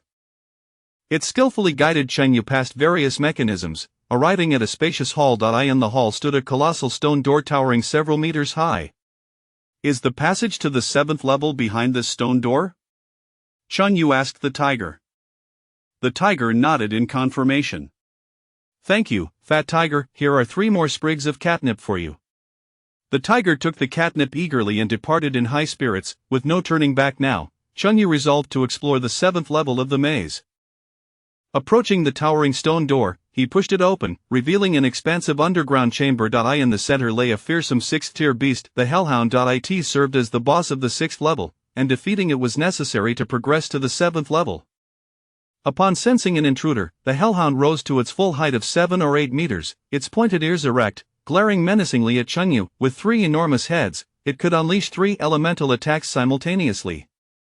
One that spewed scorching flames, another that released raging lightning, and the last that exhaled frigid mist. Simultaneously, the Hellhound unleashed its domain skill, Hell Sai. A shroud of black mist enveloped the space, an oppressive aura weighing down on Cheng Yu, causing his very soul to tremble. With his current strength akin to that of a 4th-tier warrior, he stood no chance against the formidable 6th-tier Hellhound. Wait, dear canine, do not strike. Cheng Yu pleaded with the beast. Earlier, he had prepared extra skewers of barbecue, intending to snack on them during his journey. Now, he laid dozens of skewers before the Hellhound. The creature sniffed the offerings, clearly intrigued by the aroma, devouring them whole along with the skewers. Woof, woof, woof, the Hellhound barked joyfully 3 times, never having tasted such delectable fare. Its hostile gaze softened as it regarded Cheng Yu, the animosity dissipating without a hint of aggression, though it did not fully retreat. Cheng Yu hastily set up his grill, igniting a fire to roast more skewers. One by one, he tossed the delicious barbecue to the Hellhound. Gradually, the creature's hostility waned. After offering several hundred skewers, the Hellhound's animosity towards Cheng Yu evaporated entirely. It willingly dispelled the Hell Sai domain, extending its long tongue to Cheng Yu and wagging its tail. Can I pass now, dear canine? Cheng Yu inquired. The Hellhound cleared a path, revealing the route leading to the 7th level. With ease, Cheng Yu reached the 7th level of the maze. Left speechless, it seemed there were no laws dictating that one must rely solely on brute strength to conquer a labyrinth. Chapter 57. The Divine Artifact of the God of Order. Having gained invaluable experience from conquering the 7th level, as soon as Cheng Yu entered the 8th level, he promptly retrieved a barbecue grill and began to prepare over 100 skewers of grilled delicacies. Originally, he had a total of 100,000 skewers, of which half were sold at the Northern Fortress, leaving him with approximately 50,000 skewers still in stock. As Cheng Yu traversed the passage, he had not walked far when a dozen 5th-tier magical beasts, the Gale Wolves, materialized before him. Leading the pack was a wolf king nearly 10 meters in length, with the others measuring around 7 to 8 meters, their azure fur radiating an overwhelming aura of magical energy. Defeating such a formidable group of 5th-tier beasts would typically require the prowess of a 6th-tier legendary mage. The pack of Gale Wolves, with their crimson eyes glinting like malevolent spirits from the underworld, fixed their gaze menacingly upon Cheng Yu, poised to launch an attack. Brother Wolf, we're on the same side, Please don't attack, don't bite me, I'm here to bring you some benefits, Chengyu exclaimed, tossing several skewers of grilled meat to the group of Gale wolves. The skewers, crafted with his supreme culinary skills, were a feast for the senses, and as the savory aroma wafted into the nostrils of the Gale wolves, their fierce expressions softened, if only slightly. Unable to resist the tantalizing scent of the meat, the wolves sampled Chengyu's offerings, their eyes glazing over in delight. Oru, translation, so delicious. Oru, translation, what is this? It's heavenly. Oru, translation.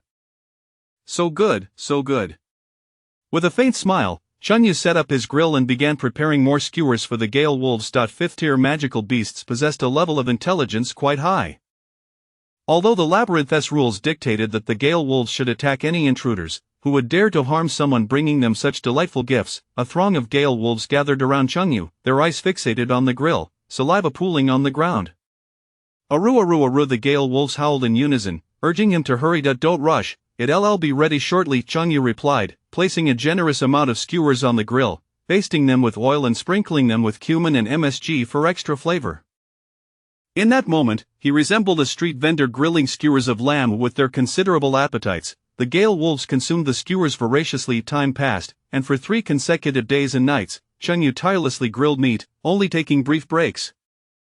After serving over 10,000 skewers, the Gale wolves could eat no more, lounging around Chengyu without any hint of hostility. What would have required the strength of a 6th-tier mage to vanquish a pack of 5th-tier Gale wolves was effortlessly resolved with the mere offering of grilled delicacies. Was this a flaw in the labyrinth's design? Chengyu pondered, however, recalling the cryptic phrases set by the god of order in the 3rd and 4th levels of the labyrinth. I see that the goddess of light is still enchanting, and goddess of light, please spare me. It was clear that the god of order was not a typical deity. The ability to cultivate goodwill among the monsters in the labyrinth could very well have been a deliberate act on the part of the god of order. Brother Wolf, how do I reach the 9th level? After 3 days, Chengyu had grown familiar with the Wolf King, affectionately patting its head. Oru, the Wolf King, shook its head, signaling for Chengyu to follow. Meanwhile, Mina and Iweni had already departed the labyrinth, accompanied by the followers of the god of order. Mr. Avok, it has been 3 days and 3 nights, Chengyu still hasn't emerged. Could something have happened to him? Mina inquired, worry etched across her face as she addressed Vok, the priest of the god of order. Vok shook his head with a sigh. Alas, the 6th level of the labyrinth is fraught with peril, laden with countless traps and mechanisms. Young Chengyu may be in grave danger. Perilous, countless traps. Mina's face paled, tears streaming down her cheeks. Iweni remained silent, silently weeping. I in the 8th level of the labyrinth, Chengyu rode atop the Wolf King, as the pack of Gale wolves sprinted swiftly through the ancient stone halls of the labyrinth. Along the way, other magical creatures recognized the Gale wolves and refrained from attacking them. The Wolf King guided Chengyu through the winding passages for several hours, turning at numerous junctions and traversing countless stone halls, as if the labyrinth had no end.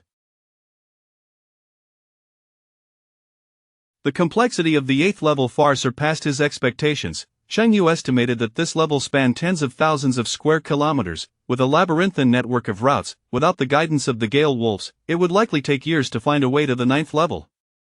After 5 hours, the Gale wolves led Chengyu to a towering stone door, 2 meters high. Chengyu dismounted from the Wolf King's back. Brother Wolf, is the path to the 9th level behind this door? The Wolf King nodded and then tossed a ruby necklace to Chengyu. What is this? Chengyu picked up the necklace, inspecting it with confusion. The Wolf King raised a paw, tapping the neck of another Gale wolf, then pointed at the ruby necklace in Chengyu's hand. Are you suggesting I wear this necklace? Chengyu asked. The Wolf King nodded in affirmation. Chengyu placed the ruby necklace around his neck, but felt no immediate effect. I asked this how I gain entry? Chengyu inquired. The Wolf King nodded once more. I am leaving now. Thank you for your guidance. Chengyu pushed open the grand door, revealing a dimly lit and spacious chamber. In the center stood a mirror, roughly the height of a person. Chengyu approached the mirror, examining it closely. It appeared no different from an ordinary mirror. Where is the path to the 9th level? Just then, the ruby around his neck transformed into a surge of red energy, which flowed into the mirror. The mirror emanated a blinding red light. A powerful force pulled Chengyu into its depths. After a dizzying whirl, the surrounding space gradually stabilized. When Chengyu opened his eyes, he found himself lying in a clearing amidst trees, under a clear blue sky, bathed in sunlight and infused with a delicate floral fragrance.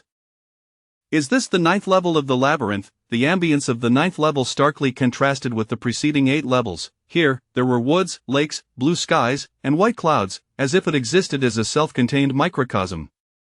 Chen Yu marveled at his surroundings. Creating a small world through divine means was not an insurmountable task. Rising to his feet, he noticed a serene lake not far ahead. Approaching the lake's edge, he found the banks lush with aquatic vegetation, the water crystal clear, and fish swimming gracefully.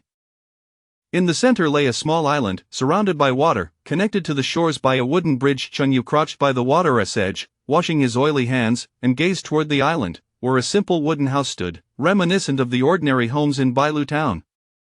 Surrounding the house were vibrant, colorful flowers. According to Vok, the 9th level of the labyrinth housed a treasured artifact of the God of Order. Surely, it must be within that wooden house?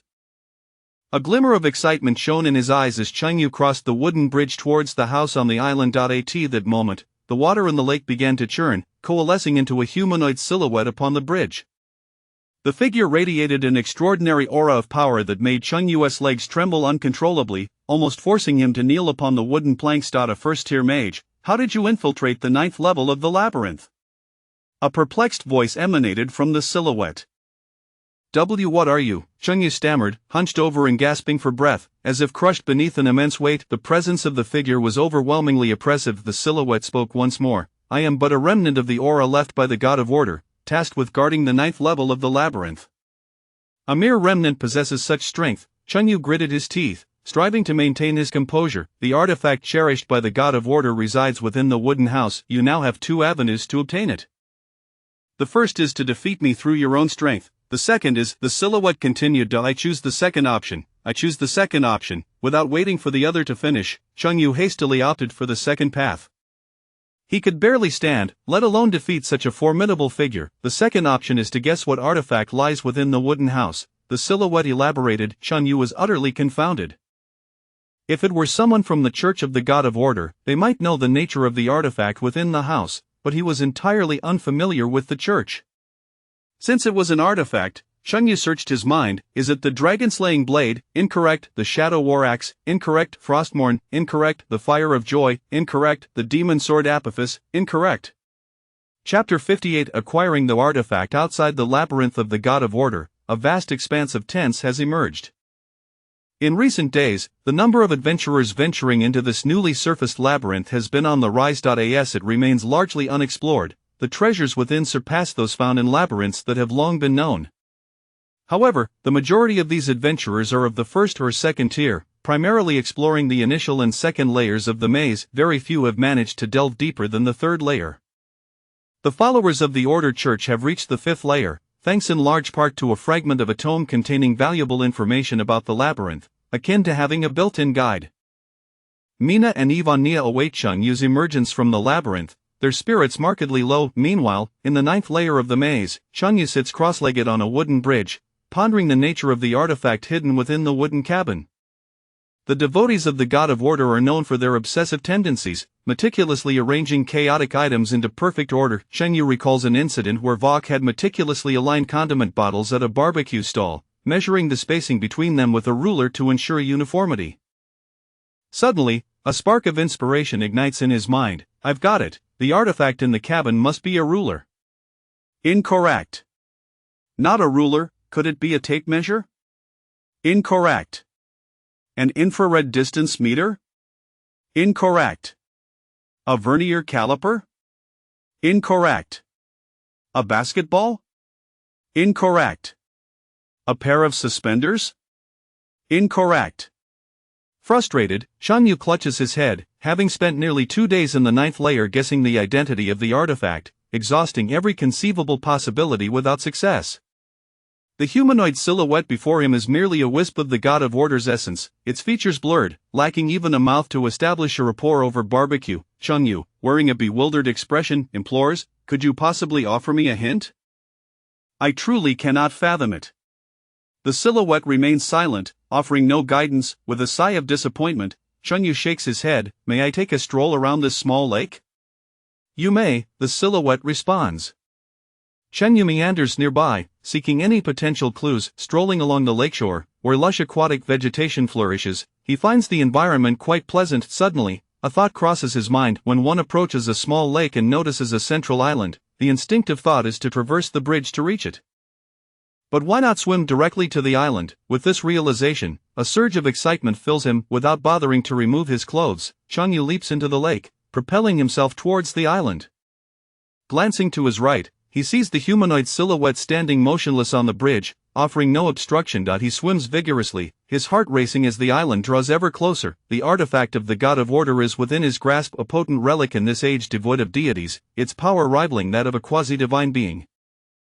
His eyes glimmer with fervor and madness as he strokes through the water with all his might. However, after some time, Chunyu senses something amiss. From the shore, the distance between the bank and the island appears to be merely 100 or 200 meters, a journey one would expect to complete within minutes. Yet, after swimming for over 10 minutes, he finds the island increasingly near yet perpetually out of reach. Swimming further, the island seems tantalizingly close, yet remains unattainable. Damn it! Realizing he cannot reach it, Chunyu curses and swims back to the shore. Just seconds after departing, he emerges onto dry land. Once back on the bank, he kindles a fire to dry his drenched clothes before confronting the silhouette on the bridge once more. That artifact is a pile of excrement from the God of Order. When his guesses yield no fruit, Chunyu resorts to more absurd conjectures. Is it the God of Order's underwear? Incorrect.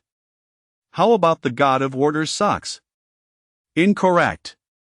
In a state of exasperation, Chunyu recalls two previous phrases: "I see the goddess of light still possesses her allure," and "O goddess of light, spare me."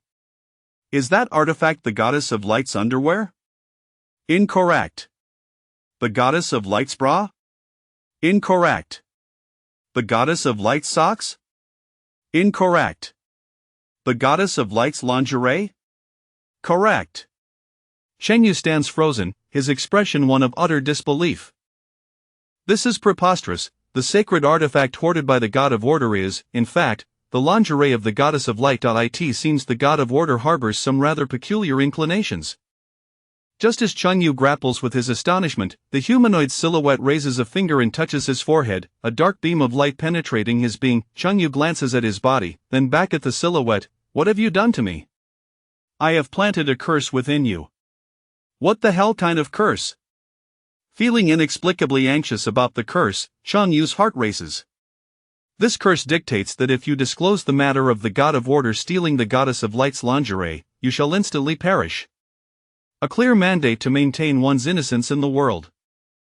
Realizing the nature of the curse, Chunyu breathes a sigh of relief. "What if I write it down?" "You will still perish." Chunyu contemplates while seated on the bridge. "What if I encode it in cryptic text? For instance, telling someone which page and line of a specific book contains certain letters, then piecing them together into a coherent sentence." The silhouette inwardly curses, realizing that Chunyu is determined to divulge this matter. Noticing the lack of response, Chunyu chuckles. "I was merely jesting. I assure you, I will not speak of it." With Chunyu's promise secured, the silhouette dissipates. Crossing the bridge, he approaches the wooden cabin on the island, finding the door unlocked. Upon entering, he discovers a golden chest situated in the center of the cabin's living area. Opening the chest reveals a beautifully crafted white silk women's undergarment, akin to a delicate. Chunyu lifts the straps of the lingerie, muttering, This is indeed the goddess of light's lingerie. How exquisite." "Congratulations, host, on acquiring the goddess of light's lingerie. Wearing this garment will diminish your reputation, yet bestow upon you a modicum of light power, maximizing your holy attributes and granting resistance against all malevolent forces, with full magical resistance." Chunyu covers his face with a wry smile. As a man, donning women's lingerie would undoubtedly label him a pervert. Unless absolutely necessary, he prefers to avoid wearing it. Although the Black Sun Empire's Church of Light venerates the goddess of light, the foundation of the church is merely a fragment of the light magic left behind by her. No one has truly seen the goddess of light, nor does anyone know if she is alive or dead. Chunyu shudders at the thought of the church's members witnessing a man radiating the holy light of the goddess of light. "Never mind, I shall deal with this later." Chunyu places the lingerie back into the golden chest and secures it within his system's inventory, then commences searching the room for a means to exit the labyrinth. Chapter 59. Departing the labyrinth, Chunyu stepped into a room within the wooden cabin, where a half-meter tall stone tablet stood, its surface coated in dust, revealing faint inscriptions. Recite the incantation before the tablet. Order, the cornerstone of societal stability, and you shall exit the labyrinth. Chunyu intoned the phrase, and in an instant, he transformed into a streak of white light, departing from the 9th level of the maze.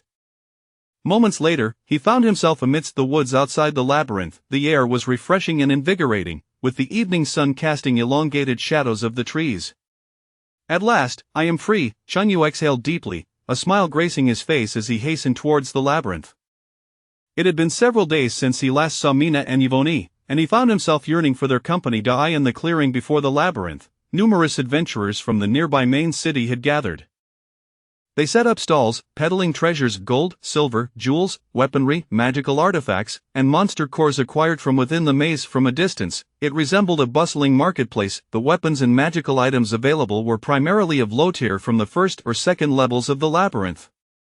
As Chunyu approached the lively market, he made his way to the tent he had previously erected, lifting the flap only to find Mina and Yvonne absent. He glanced around and soon spotted them standing before the massive stone door. It was dusk, and adventurers were gradually emerging from the labyrinth. Mina and Yvonne stood on tiptoe, craning their necks, searching for something amid the throngs of people. During his absence, the two had awaited his return at the labyrinth's entrance daily, hoping for a glimpse of him emerging from the depths. Silently, Chunyu approached them from behind, playfully tapping their shoulders, and exclaimed, "Ladies, fancy a date?"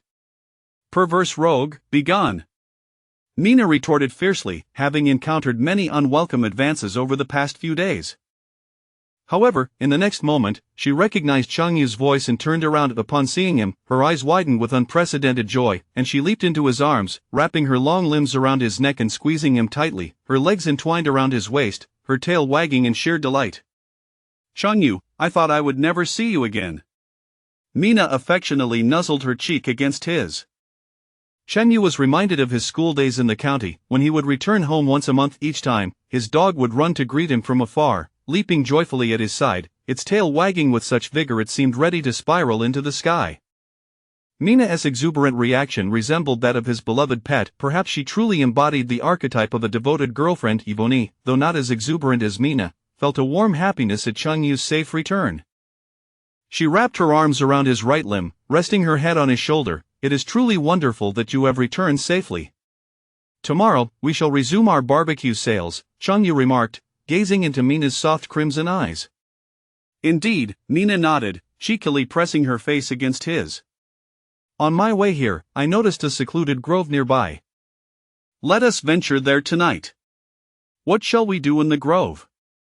Yvonne inquired, puzzled. Chunyu cleared his throat, to stargaze. Yvonne glanced towards the dense grove, further bewildered. Could such a thick forest truly offer a view of the stars?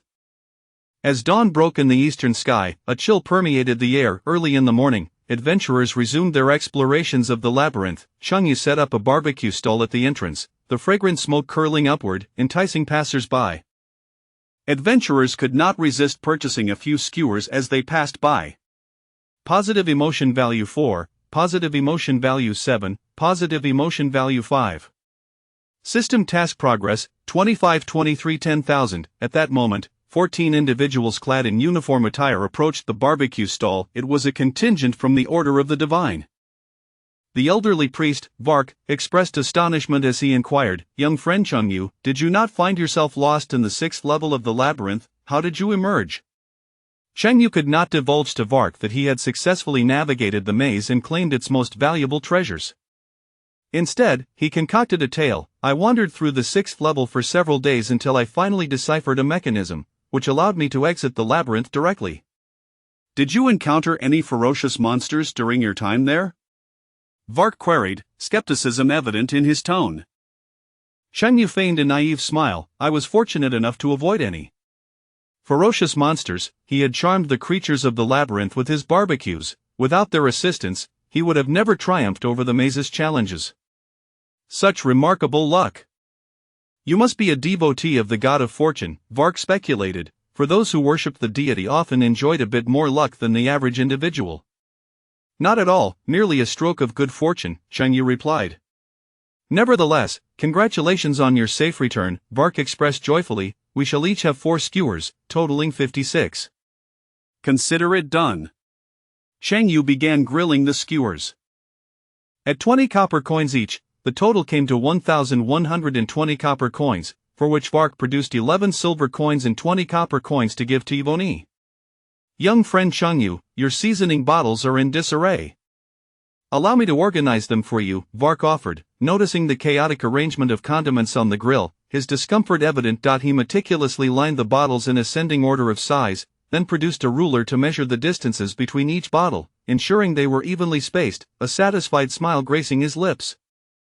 10 minutes later, Chungyu presented the grilled skewers to Vark and his companions, who departed shortly thereafter. Watching them leave, Yvonne turned to Chungyu, perplexed. Why does Mr. Vark always assist you with your seasoning bottles? He has a condition, Chungyu replied. What kind of condition? Obsessive-compulsive disorder.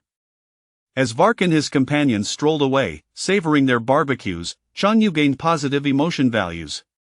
Positive emotion value 6, positive emotion value 5, positive emotion value 7. System task progress, 2610,000. Once Vark departed, a trio of adventurers approached the stall. Among them was a long-haired youth dressed in finery, who smiled and said, "My friend, it's a pleasure to see you again. I would like 5 skewers of barbecue." Chungyu recognized the young man as Roy, the son of the Lord of Snow City and a renowned poet, with whom he had previously taken the first-level mage examination. "How will you divide 5 skewers among the 3 of you?" Chungyu inquired. "I shall have 3, while the other 2 will each have 1, Roy replied, gesturing to his companions, who were his attendants. "Very well, that will be 100 copper coins in total." Yvonne handled the transaction, and Roy produced a silver coin to pay her. "By the way, have you discovered any treasures?" Chungyu asked. "The treasures I seek differ from those of others. I have found great fulfillment," Roy replied. "What kind of treasures are you in search of?" "Exquisite carvings and ancient, mysterious statues within the labyrinth. They are rich in cultural significance and serve as exceptional inspiration for poetry." "Ah, your sought-after treasures indeed stand apart from the others." While other adventurers sought weaponry and magical artifacts, Roy seemed to be on a leisurely excursion. Chungyu prepared 5 skewers for Roy, who departed with his entourage. Chungyu continued to sell barbecues, his positive emotion values rapidly increasing. Chapter 60 A special recipe: root stewed meat. Chungyu sells barbecued delicacies at the entrance of the labyrinth every day, earning the coin and positive emotional value of adventurers. After a few days, the nearby adventurers have all come to know that Chungyu's barbecue is delectable, forming long queues as early as dawn. In the morning, a long line forms at Chungyu's barbecue stall, while only a sparse few linger at the labyrinth's entrance. The highlight of my day is savoring Boss Chungyu's barbecue. This barbecue is simply exquisite, crispy on the outside, tender within, cooked to perfection. 10 minutes of exploration, 2 hours of barbecue. Perhaps I am a false adventurer. Enchanted by the barbecue, many find themselves unable to resist. Some would rather spend 2 hours in line for barbecue than venture into the labyrinth to seek treasures. A young adventurer clad in armor approached, saying, "Brother, I hail from the fast family of Blackstone City. Could you sell us a few more skewers? I can pay extra." 50 skewers for one person means Chungyu can only garner the positive emotional value of a single individual. However, if he serves 50 skewers to 10 people, he can collect the positive emotional value of 10. Thus, Chungyu imposes a limit of 5 skewers per person. He hesitated briefly, asking, "How much extra?" The armored youth spread his fingers. "You sell each skewer for 20 copper coins. I'll pay 50 copper coins per skewer, what do you think?" "That's unacceptable. I am a person of principles, a limit is a limit." Chungyu firmly rejected the armored youth's offer. 50 copper coins were too meager. Perhaps if he raised the price to 1 gold coin per skewer, he might consider it. Disappointed, the youth turned to his companions, saying, "This barbecue is so enticing, 5 skewers are simply insufficient." One of his companions suggested, "Young Master Charlie, let us hunt nearby afterward. We can provide for ourselves." "A splendid idea." The 2 each purchased 5 skewers and set off to hunt. At that moment, a middle-aged man arrived, carrying a pallid figure on his back, approaching Chungyu's barbecue stall. The middle-aged man gently laid the pale figure on the ground, saying, "Boss, my friend has been grievously wounded by monsters in the labyrinth. He is on the brink of death. His greatest wish before passing is to taste your barbecue. Could you allow him to cut in line?" Just 1 more skewer of barbecue, and I shall have no regrets." The pale man gasped weakly, his complexion devoid of color, a fist-sized penetrating wound wrapped in white cloth, now soaked in blood. Had he not been a second-tier warrior, such a severe injury would have surely claimed his life, but he conveyed his dying wish to his friend. "Enoch, I am nearing my end, my only concern is for my wife, Polly.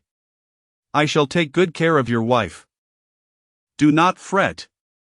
With you here, I am at ease." The pale man coughed up blood, teetering on the edge of existence. Seeing his plight, the queuing adventurers were filled with compassion. "Let him cut in line. Fulfill his final wish." "I concur, allow him to go ahead." "Boss Changyu, I am in no rush, please serve him first." Changyu retrieved a clay jar from his system's warehouse and asked the two beside him, "Would you like to try my healing elixir? Its restorative effects are remarkable." "Useless, the injury is too severe, unless a priest of second tier or higher is available." The man named Enoch replied, "Priests are clerics of the Holy See, few in number. Among thousands of adventurers here, there are but a handful, and their profession level only reaches the first tier. First tier priests can only treat minor surface wounds. Your friend is on the verge of death. A dead horse is better than a live one." Chengyu intended to leverage this gravely injured man to promote his dark cuisine, pickled earthworms, hoping to showcase its effects and perhaps make some sales. After all, this concoction is so foul-smelling that it would never sell directly. "Very well." Enoch consented to Changyu's suggestion. Changyu held the clay jar aloft, warning the crowd, "Everyone, cover your noses. I am about to unveil something extraordinary." Ivy and Nina, knowing the contents of the jar, quickly shielded their noses and distanced themselves. The others looked on in confusion, uncertain why Changyu instructed them to cover their noses. Changyu peeled away the seal from the jar, unleashing a potent stench that enveloped the air, more pungent than rotten eggs or decaying fish, akin to a biochemical weapon. Ugh, this odor struck like a robust demon, landing a punch to the gut of the onlookers, causing some to retch immediately. "Heavens, what is this foul substance? It is unbearable. I assure you, this is the most repugnant thing I have ever encountered. It's 10 times worse than my wife's feet." The adventurers in line quickly covered their noses. "Dark cuisine, pickled earthworms, a miraculous healing elixir, come, take a taste." Chengyu flashed a devilish grin, scooping a spoonful of the viscous black paste and offering it to the pale man. Upon inhaling the aroma up close, the pale man grimaced. Though he was loath to consume it, with death looming, he had no choice but to gamble on this last resort. Suppressing his nausea, he swallowed a spoonful of pickled earthworms. "Having tasted this, I find that death is not so frightening after all," the pale man remarked about the pickled earthworms. The effects of the pickled earthworms were instantaneous. A warm, soothing sensation surged through his abdomen, radiating throughout his body, warming him from within. A fresh granulation began to form over his chest wound, and color returned to his face. He was visibly healing at an astonishing rate. This is truly miraculous," the pale man exclaimed in wonder. Not only did his wounds heal rapidly, but he also felt invigorated, as though he possessed boundless energy. Ripping away the blood-soaked white cloth from his chest, he saw that the fist-sized wound had largely healed, leaving only a small portion unhealed. He had secured his life. Changyu grinned widely. "You're not fully healed yet. Would you like another bite?" "No, thank you for your wondrous remedy." Though the pale man praised the pickled earthworms as a miraculous remedy, his eyes conveyed a hint of disdain. Having experienced the taste once, he had no desire for a repeat encounter. "Boss Changyu, thank you for saving my friend," Enoch expressed his gratitude. However, Changyu sensed a barely perceptible resentment in Enoch's gaze. The two returned to their place in line. The adventurers, witnessing the astonishing efficacy of the pickled earthworms, were filled with amazement. Its effects rivaled those of a priest of second tier or higher. "Boss Changyu, do you sell this?" someone inquired. "Indeed, 1 gold coin per spoonful." Chengyu had administered the pickled earthworms to the man specifically to promote it. "I'll take a spoonful." "I want one too. Bring me a spoonful." In the end, Chengyu sold 7 spoonfuls of pickled earthworms, earning 7 gold coins. Despite witnessing the remarkable effects of the pickled earthworms, the adventurer's willingness to purchase remained lukewarm. Firstly, the overwhelming stench left an unfavorable impression. Secondly, at 1 gold coin per spoonful, it was deemed too expensive a waste if it proved unnecessary. Chengyu glanced at the remaining contents of the jar, still half full, planning to prepare more another day. He sealed the jar and resumed selling barbecue. After days of accumulation, the system task was nearing completion. System task progress 9886 10,000, system task progress 9891 10,000, system task progress 9900 10,000. System task progress 10,001 10,000. Congratulations, host, for completing the system task. Reward: a special recipe root stewed meat slightly bitter, accompanied by a strong heather aroma, renowned for its significant aphrodisiac properties. Ingredients: a dragon meat, wood dragon root, heavenly fragrant grass, licorice, fennel, bay leaves, cinnamon, nutmeg. Chang Yu was overjoyed. The root stewed meat dish could indeed serve as an aphrodisiac, and he must procure some. Chapter 61. Luring the Blood Clan with Blood. Hotpot. Cheng Yu entered the maze of the God of Order primarily to fulfill a system task. Now that the task was complete, and having obtained the treasure from the 9th layer of the maze, remaining here held little significance. That afternoon, Cheng Yu gathered his belongings and departed with Mina and Ivania. The maze of the God of Order lay 200 miles east of Bailu town. Without a carriage or flying mount, their journey relied solely on foot. Cheng Yu had initially arrived at the maze with Joyce, but Joyce, upon discovering that the Blood Clan had infiltrated the Black Sun Empire, had hurried back to the northern fortress to sound the alarm. It remained uncertain whether the northern fortress had apprehended the formidable demon. A Fura. 200 miles, at a normal walking pace, would likely take several days. Cheng Yu was in no rush and chose to meander leisurely with his two lovely maids, Mina and Ivania. The verdant mountains rose majestically, undulating like a colossal dragon. Lush trees intertwined to form a vast ocean of greenery, while sunlight filtered through the leaves, casting a dappled pattern on the ground. The trio traversed the woods and arrived at the bank of a babbling brook. The crystal-clear water mirrored the surrounding peaks and trees, resembling a flawless mirror. Wildflowers flourished along the stream's edge, displaying a riot of colors and exuding delightful fragrances. In this tranquil wilderness, everything seemed to transform into a serene and beautiful tableau. Cheng Yu settled beside the stream, soaking his feet in the cool water, savoring the idyllic surroundings. Having once been a weary corporate drone, burdened by endless overtime, he now reveled in this leisurely life, which he had long desired. Mina and Ivania sat beside him, equally enchanted by the mountainous scenery. Noticing Ivania's charming and delightful demeanor, Cheng Yu affectionately ruffled her green hair, which fell softly around her. Ivania, now Cheng Yu's beloved, gazed up at him with gentle eyes, a tender smile gracing her lips. The thought of his exotic wife brought Cheng Yu a private joy. He envisioned acquiring more exotic maidens in the future, with the dish of braised pig's blood being an essential part of his plans. After sitting by the stream for over an hour, the trio continued westward. As the sun began its descent, they reached a small town. Upon entering, Mina noticed the shops shuttered and the once bustling street now eerily quiet. "Why is this town so desolate?" she inquired. "Perhaps the townsfolk have retired for the night," Ivania speculated. Cheng Yu, equally perplexed, pondered why the town was so deserted even before sunset. As they strolled through the town, someone tapped Cheng Yu on the shoulder from behind. "Cheng Yu, my brother, what brings you to Kota town?" Cheng Yu turned to find a short, middle-aged man, even shorter than Ivania, clad in a brown coarse garment, whom he vaguely recognized.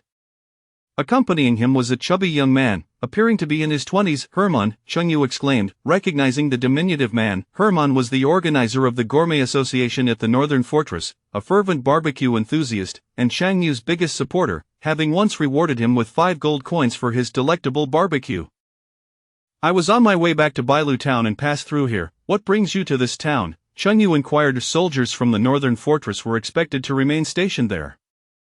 Why was Hermann, dressed in civilian attire, wandering this small town? "There have been reports of the Blood Clan lurking about, and I was dispatched to capture their remnants," Hermann replied. Cheng Yu nodded, understanding the eerie quiet that had fallen over the town even before dusk. Standing on the street corner, they engaged in conversation. Hermann informed Cheng Yu that Joyce had recently returned to the Northern Fortress and reported the Blood Clan's presence within the Black Sun Empire to General Barney. The border forces of the Northern Fortress had joined forces with the garrison of nearby major cities to capture the infiltrators and apprehend a number of humans who had been transformed into members of the Blood Clan. Cheng Yu admired the remarkable efficiency of the Northern Fortress. "What do you plan to do about the Blood Queen of Fura?" Cheng Yu asked. Hermann replied, "We have yet to capture a Fura, but we have detained 2 of her personal attendants, who are also searching for her. Cheng Yu raised an eyebrow, perplexed. How can her attendants be seeking her? What does that imply? Hermann explained. The whole situation is unrelated to Afura. According to the 2 attendants, Afura has a poor sense of direction and vanished upon entering the Black Sun Empire, likely having gotten lost. Those 2 attendants transformed humans into members of the Blood Clan to increase their manpower in the search for Afura. Cheng Yu chuckled at the absurdity of a demon of her stature, having lived for centuries, being lost. Though formidable, some demons may exhibit baffling behaviors due to their lengthy existence. Hermann noted last year, a demon led an army to attack the northern fortress, but instead of strategizing an assault, he spent his days outside the fortress playing an excruciatingly discordant tune on a flute, earning him the moniker Short Flute Demon King. It wasn't that the demon's flute playing contained any magical essence, it was simply unbearable. During that time, the soldiers at the northern fortress experienced the terror of being subjected to the cacophony of his playing. Hermann's words reshaped Cheng Yu's understanding of demons, revealing them to be quite enigmatic. Do those demons not fear the Demon King's wrath for their idleness? Cheng Yu queried. Not all demons are like that. The demon factions are varied, some are steadfastly loyal to the Demon King, while others merely pretend to follow his orders, obeying him out of necessity. Hermann elucidated. Such insights are enlightening, Cheng Yu remarked, glancing at Hermann and then at the chubby young man beside him. So, it's just the 2 of you hunting for the remnants of the Blood Clan? No, there are others lying in wait in the town. Our plan is to use Sid as bait to draw out the remnants of the Blood Clan and capture them all at once. With a grin, Hermann patted the young man's shoulder. Sid looks chubby and innocent, an ideal target to lure them out, sir. My blood isn't healthy, it's mostly fat. The remnants of the Blood Clan would find it greasy and unpalatable, protested the youth named Sid, his face reflecting reluctance. Mentioning the Blood Clan reminded Cheng Yu of a dish called stir-fried blood hot pot. He wondered if it might attract the Blood Clan. What if I act as bait to help you capture the remnants? He proposed. Boss Cheng Yu, you truly are a kind-hearted soul, Sid exclaimed with gratitude. Cheng Yu replied, I'll take your place as bait if you can procure some pig's blood for me.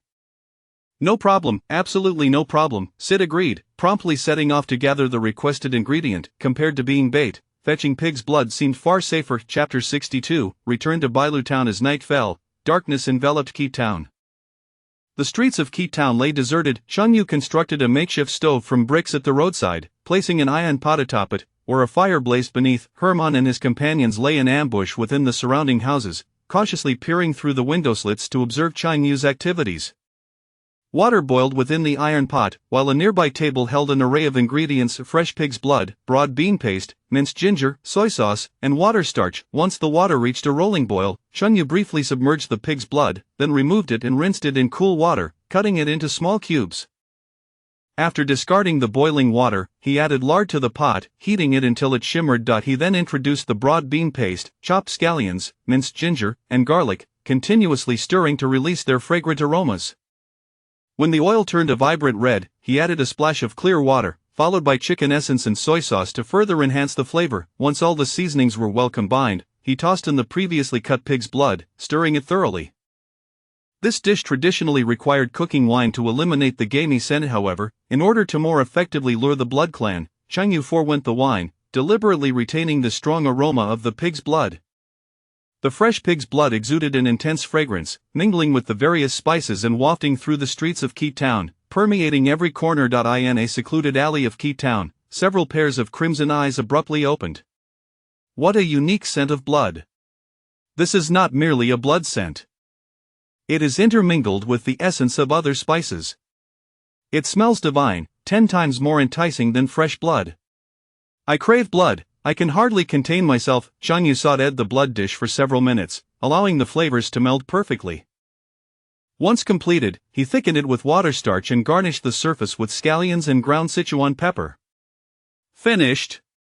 Cheng Yu placed the plate of sauteed blood on a small wooden table beside him, sitting quietly in anticipation. The tantalizing aroma of the dish drew forth all the Blood Clan hiding in Keat Town. In the street, a multitude of crimson eyes appeared, akin to vengeful spirits emerging from the depths of hell. There were a total of 8 Blood Clan members. Keat Town harbors such a multitude of Blood Clan? Hermann, concealed in the shadows, was taken aback. He had initially anticipated only 2 or 3 remnants of the Blood Clan. To his surprise, there were 8. With only 10 of them, he questioned whether they could contend with the 8 Blood Clan members. Meanwhile, the 8 Blood Clan, following the scent, approached Chun Yu's stall. "What is this?" "It smells incredible," one of the Blood Clan inquired. Chun Yu replied, "Sought Ed blood. The rich, aromatic scent of blood, combined with various spices, makes my very blood boil with desire," another Blood Clan member exclaimed, eyes closed in rapture. The relationship between fresh blood and sought Ed blood is akin to that of raw meat and sweet and sour pork. The latter is undoubtedly far more delectable. "Such a delicious dish, would you care to partake?" Chen Yu lifted the plate of sought Ed blood, grinning at the 8 Blood Clan members. They nodded fervently, saliva nearly spilling forth. The aroma alone was irresistible, and they could only imagine how delightful it would taste. However, in the next moment, Chun Yu tilted his hand slightly, and the plate of sought Ed blood tumbled to the ground, shattering with a loud crash. "Such a delectable dish, gone. Do you think I did that on purpose or by accident?" "You little brat," the 8 Blood Clan members were instantly incensed by Chun Yu's actions. "Come, strike me down." Chun Yu tilted his head, raising his middle finger toward the 8 Blood Clan members. Though they did not comprehend the gesture's meaning, witnessing Chun Yu's defiance ignited an inexplicable urge within them to exact revenge. "You insolent wretch, you have provoked our wrath. Prepare to face our fury." The 8 Blood Clan displayed their fangs and claws, sprouting a pair of blood-red wings from their backs. Just as they prepared to attack Chun Yu, 8 bolts of purple lightning suddenly descended from the heavens, striking the Blood Clan members directly. The thunderous energy left them jarred, spewing black smoke and convulsing uncontrollably.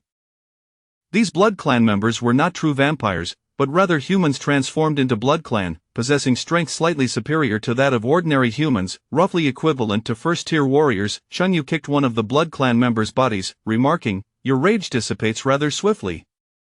At that moment, Mina emerged from a nearby house, raising her right wrist adorned with a purple bracelet, arcs of lightning crackling ominously. "Chun Yu, this magical artifact is extraordinary." It subdued those Blood Clan members in an instant. The purple bracelet was a treasure Mina had obtained in the labyrinth, a thunder bracelet capable of unleashing powerful lightning attacks. Indeed, it is quite remarkable. This thunder bracelet, observing the reactions of the 8 Blood Clan members, Chun Yu was now certain that for the Blood Clan, sought Ed blood was indeed a delicacy of the highest order. Should he encounter the Blood Queen Afra in the future, he would have a means to deal with her. Herman and the others emerged from the nearby wooden house, glancing at Mina and then at the smoke-emitting Blood Clan members. "Brother Chun Yu, your orc wife is truly formidable." The first time Chun Yu was referred to as Mina's husband, she felt somewhat taken aback. Actually, I'm not Chun Yu's wife." "Not a wife?" "Then she must be a girlfriend, it's all the same." Herman laughed heartily, grateful for Chun Yu's assistance in subduing the 8 Blood Clan members. It was merely a trivial matter. Chun Yu had fortuitously passed through Key Town, and since Herman was his closest ally, he had lent a helping hand. "Herman, ever cordial, invited, do come visit my fief sometime. I shall arrange for the common folk to welcome you along the way." "Is that for real?" Chun Yu was aware of Herman's title and fief, but the specifics of its size remained a mystery.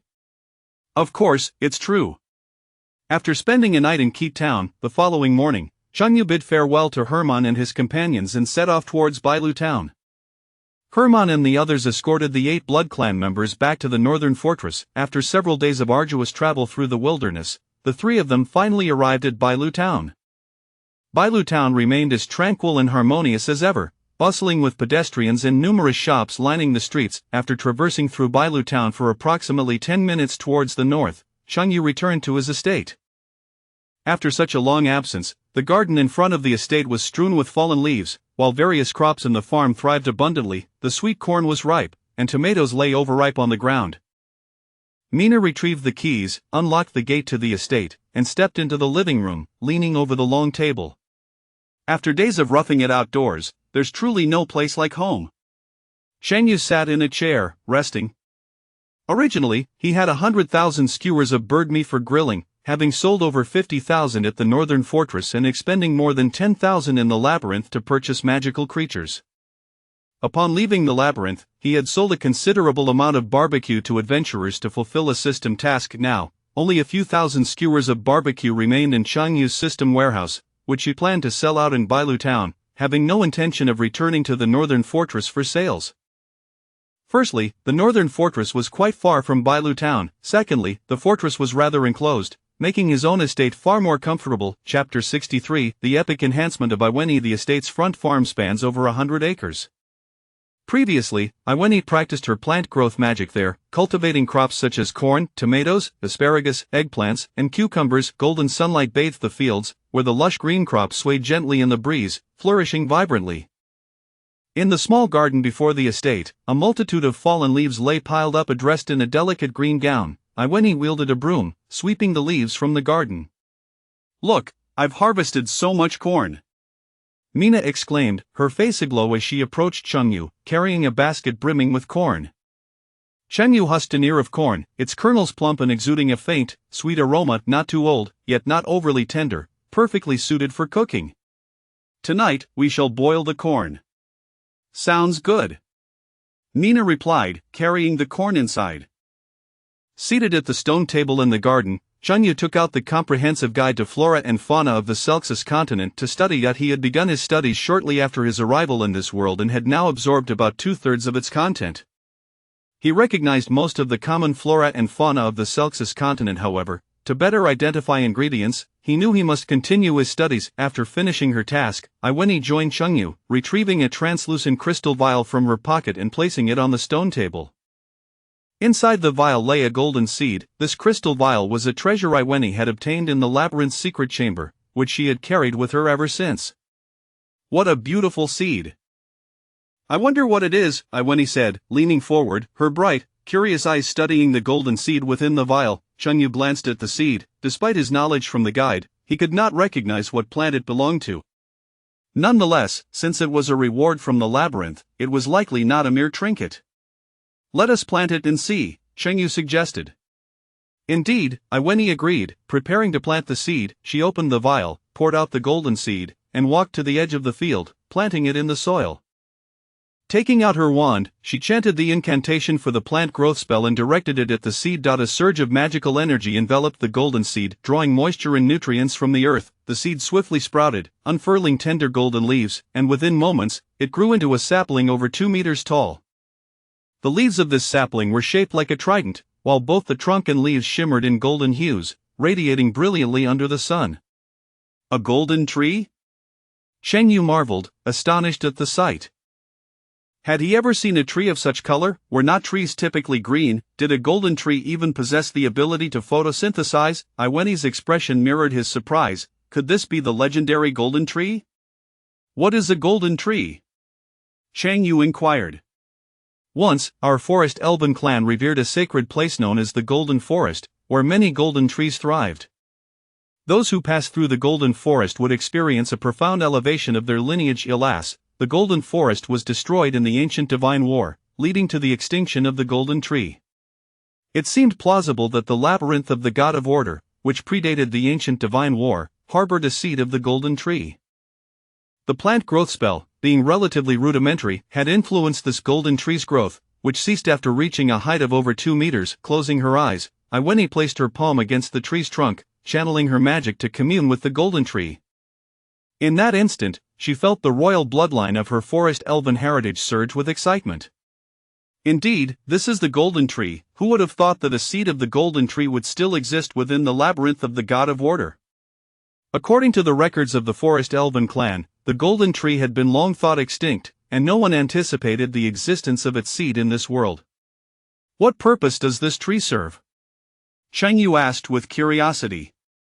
"The golden tree can purify the bloodline of the forest elven clan, enhancing their innate talents, and the plant-based magic it releases is far more potent. If the forest elven royalty were to be considered geniuses in plant-based magic, then after receiving the golden tree's blessing, their talents would ascend to a level that could only be described as extraordinary. Is that truly the case?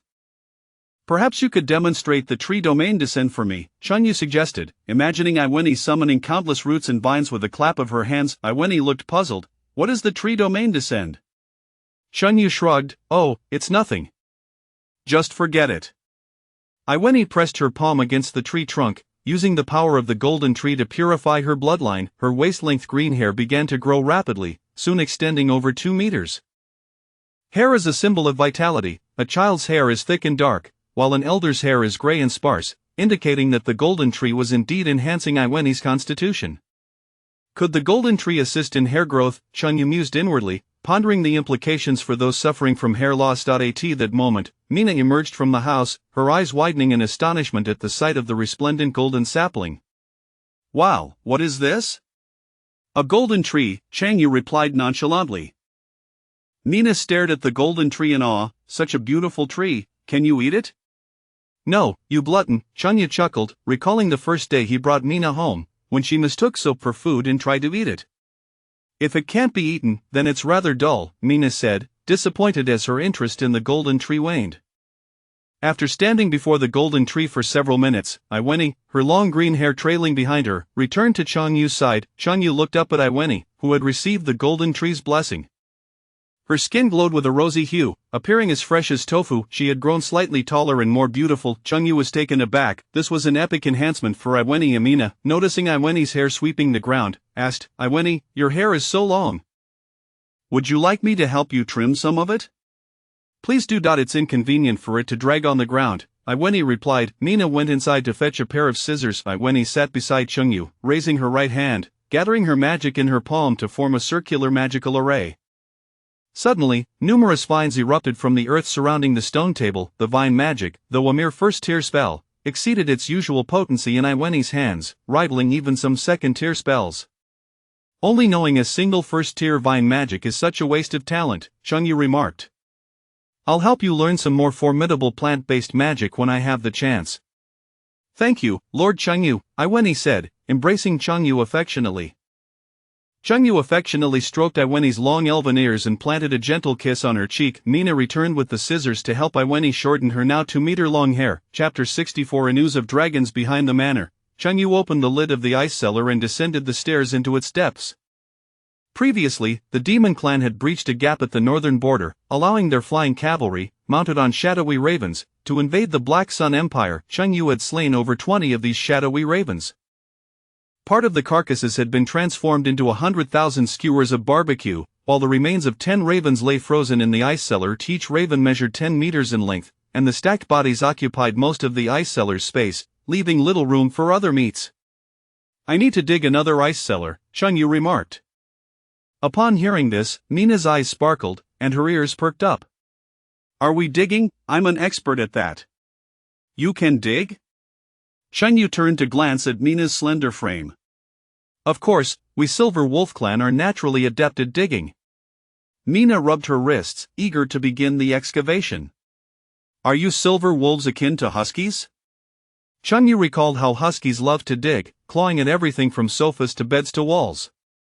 Where shall we dig? Where? Mina was oblivious to what a husky was and had no interest in finding out. She was solely focused on the digging. Changyu pondered for a moment. Dig beside this ice cellar. The area should be roughly the same size. Wonderful, finally, I've found a chance to dig. Mina exclaimed and hurried back to the manor to fetch a shovel, commencing her work on the new ice cellar. Changyu began to understand why Mina consumed so much food yet remained slender. Her energy levels were several times that of an average person. While Mina excavated the ice cellar behind the manor, Changyu and Ivanette returned to the garden in front of the manor. Ivanette stood behind Changyu, her delicate hands resting on his shoulders, providing him with a gentle massage. Changyu's thoughts flickered, and a translucent system panel materialized before him, displaying his current strength and defense attributes. Host, Changyu Culinary Skill Level Max Strength 1177 Defense 1177 Skills Silver Moon Shockwave, Magic Proficiency, Passive, Equipment Dragon Pattern Gold Blade. In the upper right corner of the system panel, the value of the positive emotional currency read 13610. Previously, he had accumulated this positive emotional currency during tasks but had yet to exchange it for attributes. System, exchange 68 points for strength and 68 points for defense. Changyu Culinary Skill Level Max Strength 1245 Defense 1245 Skills Silver Moon Shockwave, Magic Proficiency, Passive, Equipment Dragon Pattern Gold Blade. The positive emotional currency in the upper right corner now displayed a value of 10. Changyu's current strength was equivalent to that of a 4th-order warrior. To reach the level of a 5th-order warrior, both strength and defense attributes needed to reach 5,000. Nevertheless, being a fourth-order warrior was already quite formidable. In the northern fortress, there were hundreds of thousands of troops, yet only about 100 fourth-order warriors, and even fewer fifth-order warriors. The sixth order above fifth was known as legendary. In daily life, individuals of professional rank above sixth order were nearly unseen, while those of seventh, eighth, or ninth order remained the stuff of legend. That evening, Chengyu cooked 10 ears of corn for dinner. The corn grown in this otherworldly land bore no resemblance to that of Earth. It was indistinguishable. The following day at 10 o'clock, Chengyu arose to prepare breakfast. After the meal, the three of them leisurely set off to Bailu Town to set up a stall for selling barbecue. There were still several thousand skewers of barbecue unsold in the system warehouse, and with no pressing matters at hand, they continued their sales. They erected a barbecue stall by the roadside, smoke spiraling into the air.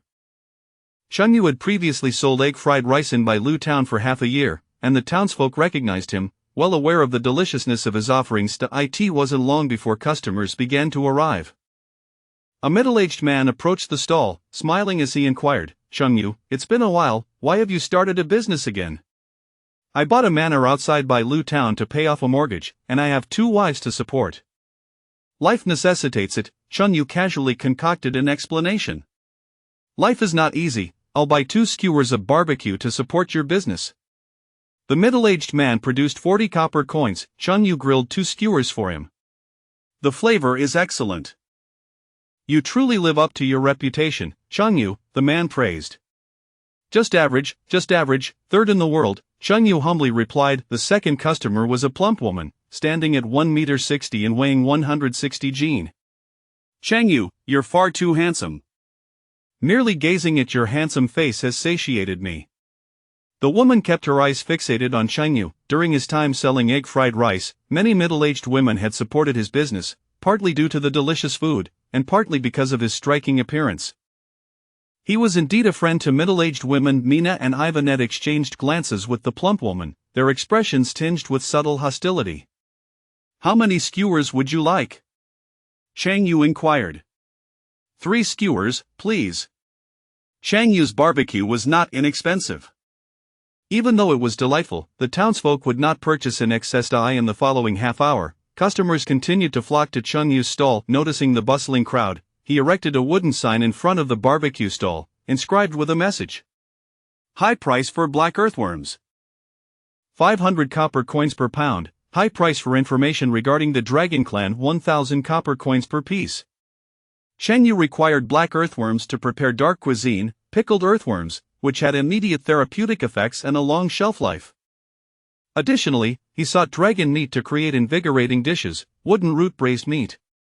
500 copper coins per pound for black earthworms. That price is exorbitant. Beef is only 40 copper coins per pound. I have plenty of black earthworms in my fields. I'll go dig some for you right away. Some customers waiting in line for barbecue spotted the sign and decided against their purchases, opting instead to return home to dig for earthworms. Chengyu continued selling his barbecue. As noon approached, a young adventurer approached Chengyu's stall, noticing the wooden sign. "Boss, are you seeking information about dragons?" "Indeed. Last time I took a commission for a task, I saw a request stating that a mountain east of Haishi City is occupied by an evil dragon. The Lord of Haishi City has issued a commission for adventurers to slay the dragon. However, the difficulty of that mission is too great, and no adventurers are willing to take it on. The Dragon Clan is the most powerful race on the Cirxith continent, possessing significantly higher physical and magical defenses than other races. Moreover, the Dragon Clan boasts considerable physical strength and formidable dragon language magic, rendering them nearly invincible. No one wished to provoke them." "In which direction is Haishi City?" Chengyu had heard of Haishi City. It was in the vicinity, but he was uncertain of its exact location. "Southwest of Bailu Town, it takes 2 days and nights by horse-drawn carriage to reach it," the adventurer explained. "All right, thank you for the information." Chengyu retrieved 1,000 copper coins to reward the adventurer. Chapter 65 A Necromancy. Chengyu set up his barbecue stall in Bailu Town at 10:30 in the morning and closed it at 2:30 in the afternoon, earning over 1,000 points of positive emotional value. As a freelance worker, Chunyu felt he had already done justice to his conscience by working 4 hours each day. During his time at the stall, he procured over 6 pounds of black earthworms from the townsfolk. He divided these earthworms into 2 ceramic jars, sprinkled salt into them, sealed the jars with paper, and placed them in a cool spot to naturally ferment. According to the recipe, the worms needed to be pickled for more than half a month. Although he was unsure of the underlying principle, he was confident that following the recipe's steps would yield the correct outcome. Upon returning to the estate, Mina eagerly shed her black long skirt for a fitted, practical outfit, humming a cheerful tune as she took up a hoe and headed to the back of the estate to dig an ice cellar. Chunyu remained perplexed by Mina's penchant for digging. Perhaps it was an innate trait of the silver wolf tribe. Standing beneath the golden tree in a flowing light green gown, Ivani leaned against the trunk, continuously receiving the tree's blessings. Her green hair began to grow wildly, soon trailing down to the ground. It's a pity that this other world doesn't have a market for hair, otherwise, I could become wealthy selling it, Chunyu mused, recalling how, before his transmigration, there were always people on the streets buying women's hair for a handsome price. As he approached the edge of the fields, Chunyu announced, Ivani, I plan to visit Blackstone City tomorrow. With a look of mild confusion, Ivani turned to him and asked, What will you do in Blackstone City? I need to procure some items. You and Mina need not accompany me, I shall go alone. With Mina focused on digging the ice cellar and Ivani on receiving the tree's blessings, Chunyu intended to venture to Blackstone City by himself. How long will you be gone? Ivani inquired, reluctant to part from him. If he would be away for an extended period, she would accompany him. If only for a few days, she would not mind. Chunyu estimated, about 6 or 7 days. Blackstone City was not far from Bailu town, requiring 2 days and nights by carriage. A round trip would take 4 days, with an additional 2 or 3 days of delays. 6 or 7 days was not overly long, and Ivani smiled sweetly at Chunyu, saying, You go ahead. I will stay at home with Sister Mina, waiting for your return. Every day, merchant caravans traversed between the main city and surrounding towns, transporting goods and earning their freight fees. Chunyu could join a caravan to Blackstone City. These caravans typically departed early in the morning. Before dawn, he dressed quietly, glancing at the sleeping Mina and Ivani, and left without waking them, heading west of Bailu town. After walking a few hundred meters west of Bailu town, he arrived at a vast open space, the departure point for the caravans, essentially serving as the goods distribution center for Bailu town. The townsfolk preferred to travel with the caravans for safety, as they were larger groups that often hired adventurers or mercenaries to protect their cargo. Although it was still dimly lit, several caravans had already gathered in the open space, preparing to set off. Chunyu approached the caravans and inquired, Is there one heading to Blackstone City? Yes, we are heading in that direction. A girl in a green outfit waved him over. How much? Chunyu asked as he approached her. The girl spread her fingers and replied, 5 silver coins.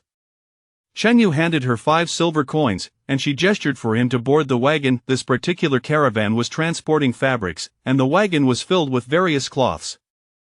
As dawn broke, the caravans began to move in different directions towards the surrounding major cities. After sitting among the cargo for a while, feeling a bit stifled, Chunyu turned to the girl driving the horses in front of him and asked, Miss, it's rather cramped in here. May I sit somewhere else? You can sit beside me, she offered. Thank you, Chunyu replied, moving to take a seat next to her. As the caravan departed Bailu town, the roads were flanked by extensive farmlands, where vibrant green wheat swayed in the breeze. Farmers, wearing straw hats, busily tended to their fields. The wagon traveled at a moderate pace, occasionally bouncing along the way. Chunyu leaned against the side of the wagon, squinting his eyes as he quietly admired the picturesque scenery of this other world, eventually drifting off to sleep. The caravan passed through the agricultural zone surrounding the town and entered a desolate forest area. After an unknown distance through the wilderness, the caravan suddenly came to a halt. Chunyu, still drowsy, heard someone shout, This is bad, Miss Morin. We've encountered monsters. What kind of monsters? The girl in green beside Chunyu asked. They have a single horn on their heads. They appear to be a subspecies of unicorns. Following the girl named Morin, Chunyu moved to the front of the caravan. Before them stood a dozen robust horses, their coats a mix of white and brown, with a nearly half-meter-long black horn protruding from their foreheads. Purebred unicorns are powerful sacred beasts, entirely snow-white. These horses, however, bore impure coloring, indicating they were hybrids possessing unicorn blood, commonly referred to as crossbreeds. Equine monsters are herbivores. Why would this group of unicorn subspecies attack a caravan? Cheng Yu furrowed his brow in confusion, unable to comprehend the situation. Mr. Baron, these monsters are in your hands, Morin directed towards a scar-faced middle-aged man who stepped forward from the crowd. He was a bodyguard hired by the caravan to protect it from monsters and bandits. Cheng Yu then recognized this scar-faced man. He was the necromancer he had encountered during his visit to the cemetery in search of corpse flowers, who had dug up a young girl's corpse to serve as his wife. He had claimed that his corpse bride was cold as ice and emotionally stable. Cheng Yu had been skeptical of his mental state at that time. Rest assured, Miss Morin, my wife and I will take care of this group of unicorn subspecies, the necromancer, Baron, declared as he retrieved a black coffin from behind him, placing it beside him. Channeling his magical energy, a flash of white light revealed a staff in his hand. Gripping the staff with both hands, he began to chant a spell, and a circular magic circle appeared at the tip of the staff. Necromantic control magic. Under the influence of the spell, the nearby black coffin began to tremble. Soon after, a girl clad in a black Lolita dress pushed open the coffin lid and emerged, her long hair flowing, expressionless, with wide eyes, her face pale and devoid of warmth or breath. The crowd furrowed their brows upon seeing the girl's corpse. It was evident that Baron had treated the corpse in a special manner, for it could not have remained uncorrupted for so long otherwise. The dozen unicorn subspecies reared back and neighed loudly, charging towards the caravan. The girl in the black dress moved with agility akin to that of a living being, swiftly rushing toward the unicorn subspecies, striking one back with great force. As the vanguard, she engaged in close combat with the unicorn subspecies, absorbing damage, while Baron, as the mage, remained behind, casting necromantic spells to support her. After a brief chant, numerous translucent black ghostly hands erupted from the ground, seizing the legs of the unicorn subspecies and binding them. The girl in black drew a curved dagger from her waist, her movements swift as she slashed wildly among the unicorn subspecies, wounding several of them. Just as the girl in black was fervently hacking away, one particularly sturdy unicorn subspecies managed to break free from the ghostly grasp and launched a surprise attack from behind her. Its horn, nearly half a meter long, pierced through the girl's chest. With a powerful toss of its head, it sent her flying far away. My wife, my wife! Baron cried out in anguish, rushing in the direction where the girl had been thrown. The onlookers exchanged glances, their expressions filled with unspoken words. Chapter 66, The Unicorn Encounter. Exciting, a dozen powerful subspecies of unicorns began to break free from the necromantic bindings. With her pupils constricting, Morin appeared utterly flustered, exclaiming, "This is disastrous. Mr. Baron is absent, and the others stand no chance against these unicorn subspecies."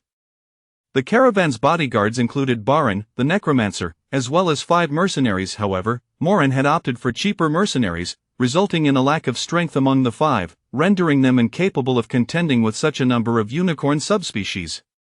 Do not panic. I shall handle them, Cheng Yu declared, stepping forward. Seeing a glimmer of hope, Morin approached Cheng Yu and asked urgently, "Sir, can you truly manage these dozen unicorn subspecies?" "I can, but you must agree to one condition," Cheng Yu replied, his gaze lingering upon Morin's exquisite figure. Feeling a bit bashful under Cheng Yu's scrutiny, Morin lowered her head, stealing glances at his handsome visage adorned with striking eyebrows and captivating eyes. The thought of such a dashing man desiring her form felt like an unexpected boon. Unspeakable images flickered through her mind. "I agree, for the sake of the caravan, I shall accept any condition," Morin shyly responded. "Return the 5 silver coins to me," Cheng Yu stated, recalling the fare he had paid to accompany Morin's caravan to Blackstone City. "Every bit saved counts, after all." "Is that the condition you speak of?" Morin's eyes reflected a hint of grievance. "Indeed, what else did you expect?" Cheng Yu retorted. "Nothing at all," Morin said, retrieving 5 silver coins to hand to Cheng Yu. Just then, a dozen unicorn subspecies broke free from the necromantic restraints, excitedly whinnying as they charged towards the caravan. Cheng Yu stepped to the forefront, prepared to engage these unicorn subspecies. However, to his surprise, the unicorn subspecies did not assault him or anyone else. Instead, they bypassed the crowd and headed straight for the caravan's mares. One unicorn subspecies mounted a mare, beginning to mate with the caravan's mare. Cheng Yu and the others stood in stunned disbelief. These unicorn subspecies were after the caravan's mares. Cheng Yu had previously wondered why the unicorn subspecies, typically gentle herbivores, would intercept the caravan. It turned out they were lured by the beauty of the mares. Miss Morin, those unicorn subspecies are defiling the purity of your caravan's mares. Shall we not eliminate them? Chun Yu queried Morin, who was behind him. No, do not interfere.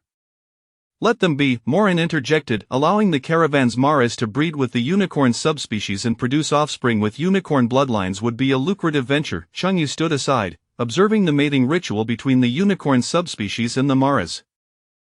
Having previously watched certain films, this was his first encounter with such a spectacle involving horses, rendering it a rather unique experience. After the unicorn subspecies had their fill, they frolicked away, bounding joyfully into the distance. At that moment, Baran, the scarred-faced man, returned with the girl in the black dress. Where are those damned unicorn subspecies? They ravaged my wife, and I shall have my revenge. Baran bellowed in a fit of rage.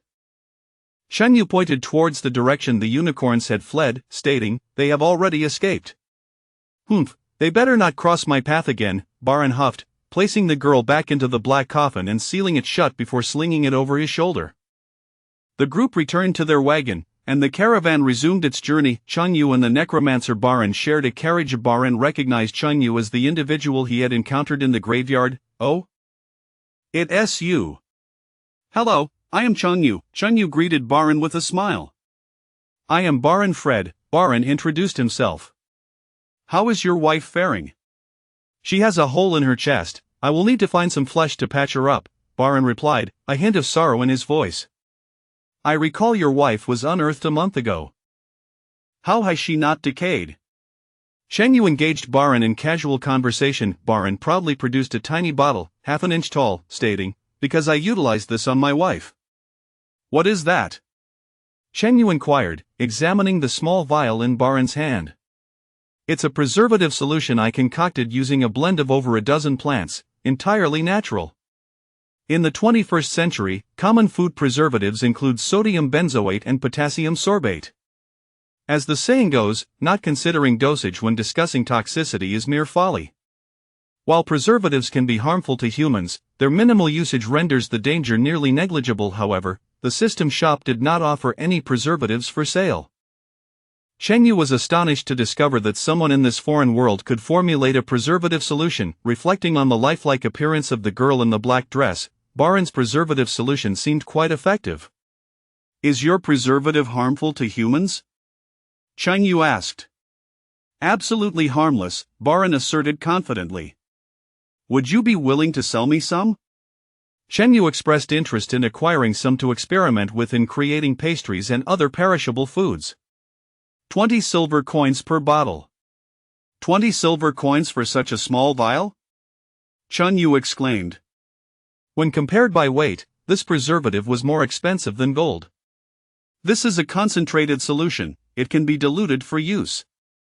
Baran began to explain the application of his preservative solution. Throughout their journey, aside from the encounter with the unicorn subspecies, they faced no further troubles. 2 days later, in the afternoon, the caravan arrived at Blackstone City. Baran, carrying the black coffin, bid Chun Yu farewell, saying, "My friend, I reside at 233 Winter Snow Street in Snow City. Should you require more of this solution, feel free to seek me out. Indeed, if the results are satisfactory, I shall return." Chun Yu noted Baran's address. Blackstone City, much like Snow City, was encircled by imposing walls, with guards stationed at the gates.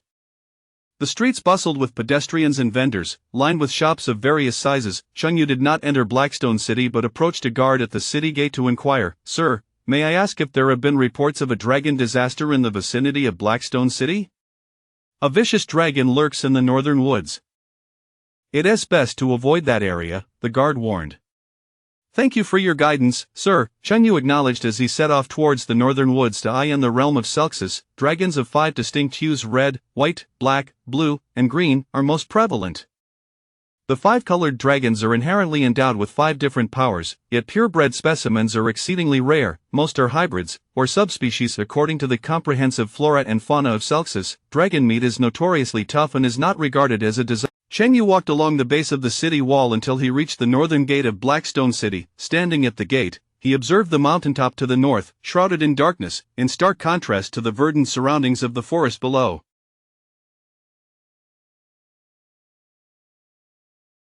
The sight was striking given that red dragons wield the power of flames. Cheng Yu speculated that the dragon residing atop the mountain was likely a red dragon, though he was uncertain of its strength.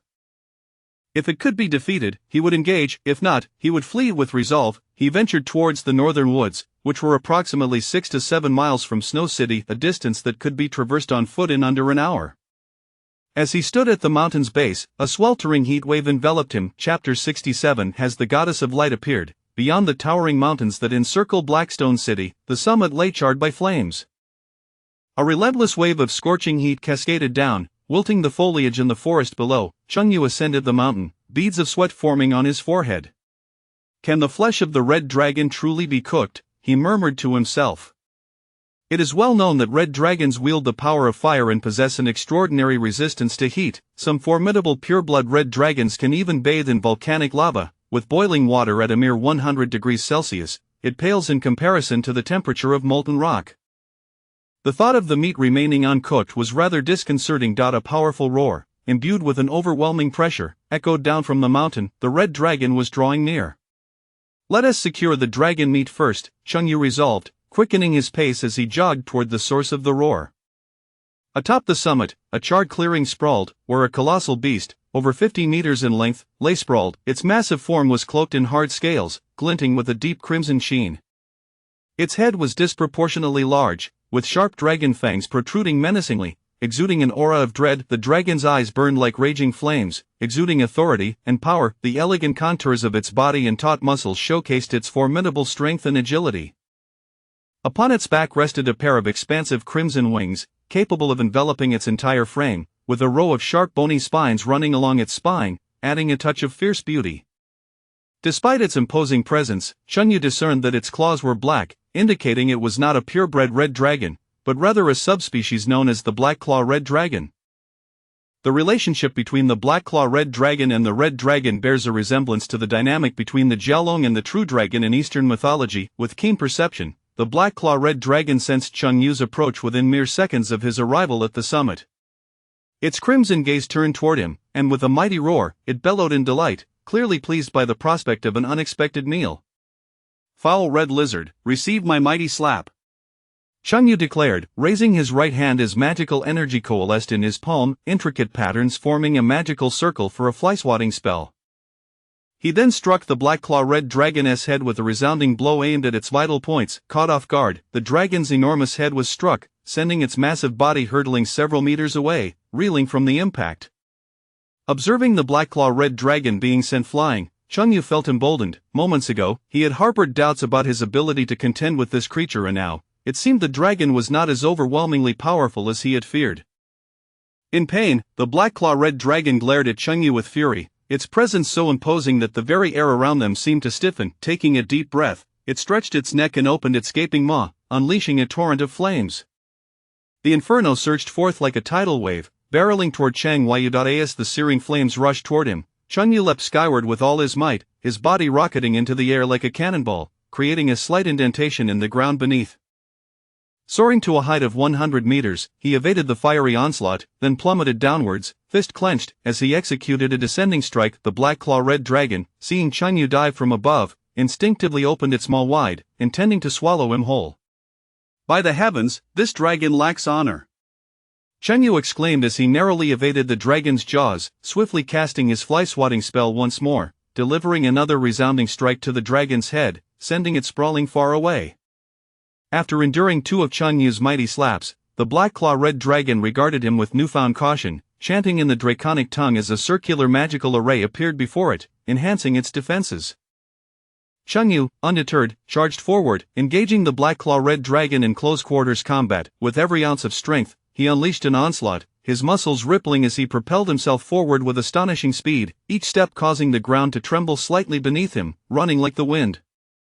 Reaching the dragon's formidable form, he leapt several meters into the air and delivered a powerful right hook. The black claw red dragon attempted to block the strike with its massive wings, but the sheer force of Cheng Yu's punch sent it staggering back several meters, despite its colossal size. Feeling a stinging pain in its wings, the dragon realized that, had it not fortified its defenses with magic, it would have certainly sustained injuries. Cheng Yu employed his fly-swatting spell once again, delivering another slap to the black claw red dragon, which absorbed the impact without sustaining damage. Is its defense truly so formidable? Chun Yu pondered, knowing his strength could shatter a 4- or 5-story building, yet failing to inflict harm upon this dragon. With a powerful flap of its enormous wings, the black claw red dragon lunged at Chun Yu, swinging its tail in a sweeping motion. The raw physical strength of the dragon was immense. Chun Yu raised his arms to block the tail strike, but was sent skidding several meters across the ground, his shoes worn down. Ugh! Chun Yu exhaled, acknowledging the sheer power of the beast. His own resilience was high, and the dragon's tail swipe had not harmed him. Seizing the moment, he grasped the dragon's tail, pivoting to execute a shoulder throw, sending the black claw red dragon tumbling. Following the throw, he sprang back into action, delivering a devastating elbow strike to the dragon's abdomen. The impact resounded with a thunderous boom, the immense force transmitting through the black claw red dragon's body and into the ground, causing it to sink slightly as it spewed forth dragon blood. In retaliation, the black claw red dragon swiped its claws, sending Chun Yu hurtling away. He collided with a nearby cliff face, leaving an impression of his form within the rock emerging from the indentation. He charged once more at the black claw red dragon. In the ensuing melee, both combatants exchanged blows, the air filled with the sound of heavy impacts as the dragon's scales cracked and blood flowed. Chun Yu sustained minor injuries, blood trickling from the corner of his mouth, his stamina waning. Recognizing Chun Yu's strength, the black claw red dragon hesitated to engage in close combat any longer, taking to the skies, where it unleashed a furious barrage of flames from above, scorching the earth below. The expansive inferno engulfed the mountaintop, transforming it into a blazing inferno. The flames of the Red Dragon clan burned hotter than ordinary fire. Amidst the conflagration, Chun Yu's clothing was reduced to ash. Though his formidable physical defenses shielded him from the searing flames, the discomfort was overwhelming, and he realized that lingering any longer would leave him severely burned. Surrounded by a sea of fire, visibility was compromised, and he could not discern the location of the black claw red dragon. In desperation, he retrieved the holy garment of the goddess of light, a strapless piece that could not be incinerated by the intense heat. Reluctantly, he secured the straps around his neck, fashioning it into a makeshift cloak. This intimate garment, imbued with the overwhelming light of the goddess, radiated a powerful force. Upon donning it, an immense surge of light erupted, forming a colossal beam that pierced the heavens, obliterating the surrounding flames. A radiant and unparalleled power enveloped Chun Yu, dazzling in its brilliance. In that moment, he felt as though he stood unrivaled beneath the heavens. Recalling the system's description of the garment, which claimed it would bring shame to the wearer while granting a modest boon of light, he mused, a mere modest boon? This is a display of overwhelming strength. However, upon reflection, he considered that the modest light might be relative to the goddess of light herself. The residents of Blackstone City gazed toward the north, transfixed by the towering pillar of light. What is that luminous entity? It blinds the eyes. My eyes, oh my eyes! Such potent light, has the goddess of light truly descended? Chapter 68 Afra, I am lost. Chun Yu no, you are not. The radiant light shines brilliantly. Chun Yu glows with an ethereal brilliance, as if a deity has descended upon the earth. Sensing the imminent approach of death, the black-clawed red dragon is filled with terror, frantically flapping its wings in an attempt to flee. Red lizard, do not think you can escape. The power of light gathers at Chun Yu's fingertips. A terrifying beam of white energy shoots forth from his fingertips, piercing into the fleeing black-clawed red dragon, penetrating its very being. Blood stains the azure sky, and the enormous dragon, over 50 meters long, the luminous aura enveloping Chun Yu's form dissipates entirely. He rushes to the side of the black-clawed red dragon's carcass, where blood continues to seep from the gaping wounds. Chun Yu stores the dragon's body in the system's warehouse. With this, the most crucial ingredient for crafting, wooden root braised meat, has been secured. And now, he still requires two magical materials, wooden dragon root and celestial fragrance herb. As he is not far from Blackstone City, he plans to visit the city's magical material shop to see if he can procure them. Chun Yu sets off for Blackstone City to gather the magical materials. The dragon's blood on the ground does not flow down the mountainside, rather, it is drawn upward by some mysterious force. Chun Yu pauses to observe this peculiar phenomenon. Is this blood unaffected by gravity? Has Newton's principles been rendered obsolete? Following the direction of the blood's flow, he spots a tall and stunning woman in a red dress, sauntering leisurely towards him. The bloodshed from the slain black-clawed red dragon converges around this woman, forming a thick crimson ribbon. Upon seeing the woman in red in the surrounding dragon blood, an ominous premonition stirs within Chun Yu. Who are you? I am Afra, and I have lost my way in the mountains, the woman replies nonchalantly. Good heavens, what a stroke of fortune, Chunyu exclaims inwardly. The Blood Queen, whom he has sought for so long in the northern fortress, appears here in the mountains outside Blackstone City. A powerful member of the demon race, her strength surpasses even that of a fifth-tier grand sorceress. Are you affiliated with the Holy Light Church? Upon witnessing Chunyu wield the power of light, Afra perceives him as a formidable being, akin to a divine entity, and refrains from striking at him lightly. I am merely a chef, not a member of the Holy Light Church. Although Chunyu is surprised, he does not feel intimidated by Afra.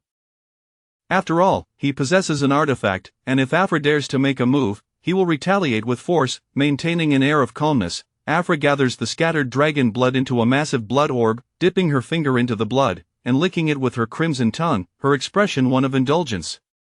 The blood of a fourth-tier black-clawed red dragon is quite delectable.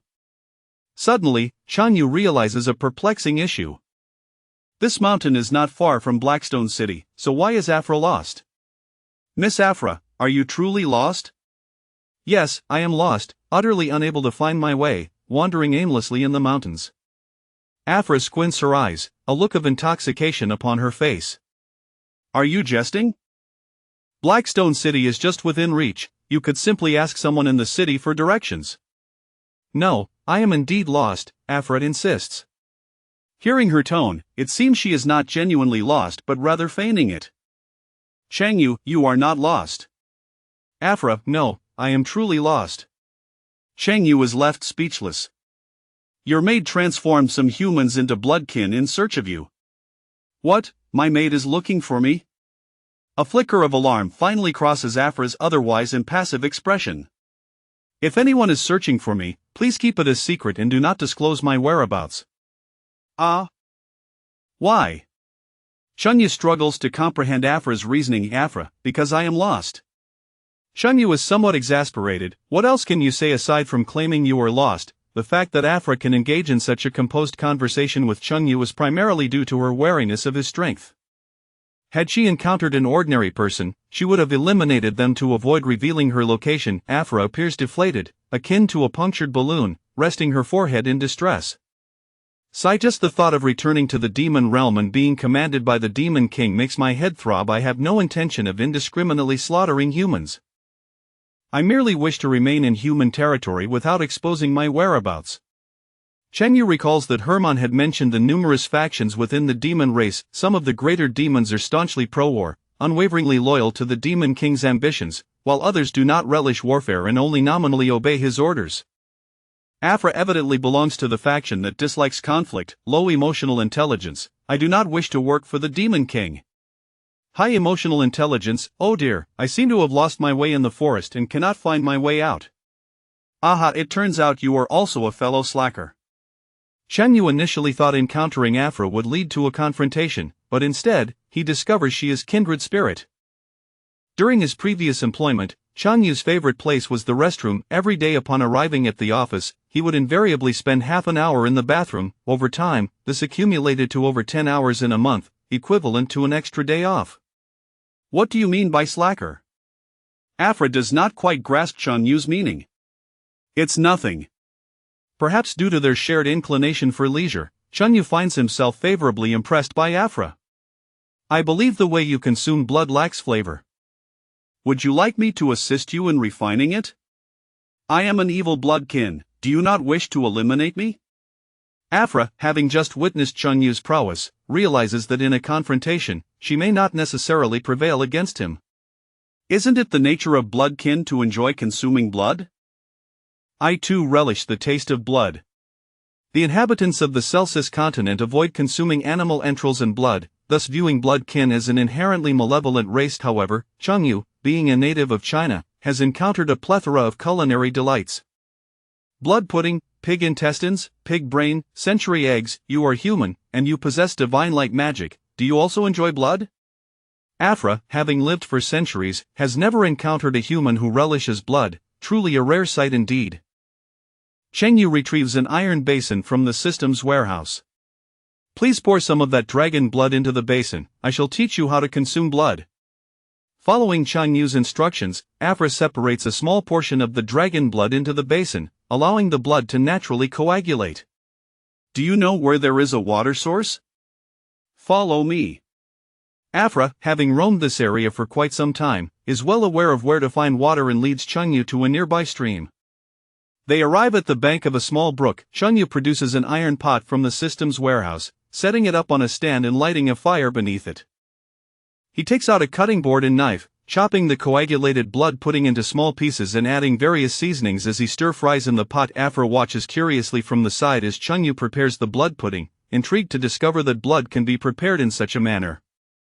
Chapter 69, Bringing the Blood Queen Home. By the stream, Chang Yu prepared a dish of stir-fried blood delicacies and a bowl of blood vermicelli soup using dragon blood.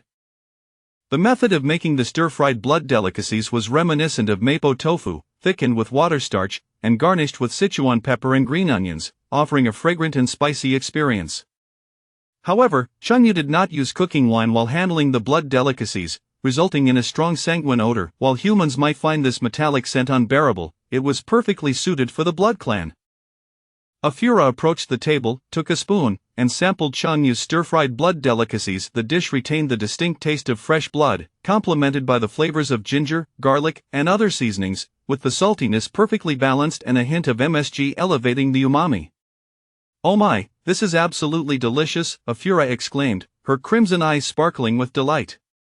Although this method of consuming blood might not be as exhilarating as simply drinking it, it was infinitely more palatable than fresh blood. The people of the Black Sun Empire do not consume blood. How did you come up with such an ingenious method? It is the wisdom of the hard-working people from my great Huaxia. In ancient times, the wealthy shunned animal entrails and blood, while the impoverished felt it a pity to waste such ingredients and endeavored to make these unpalatable items delectable.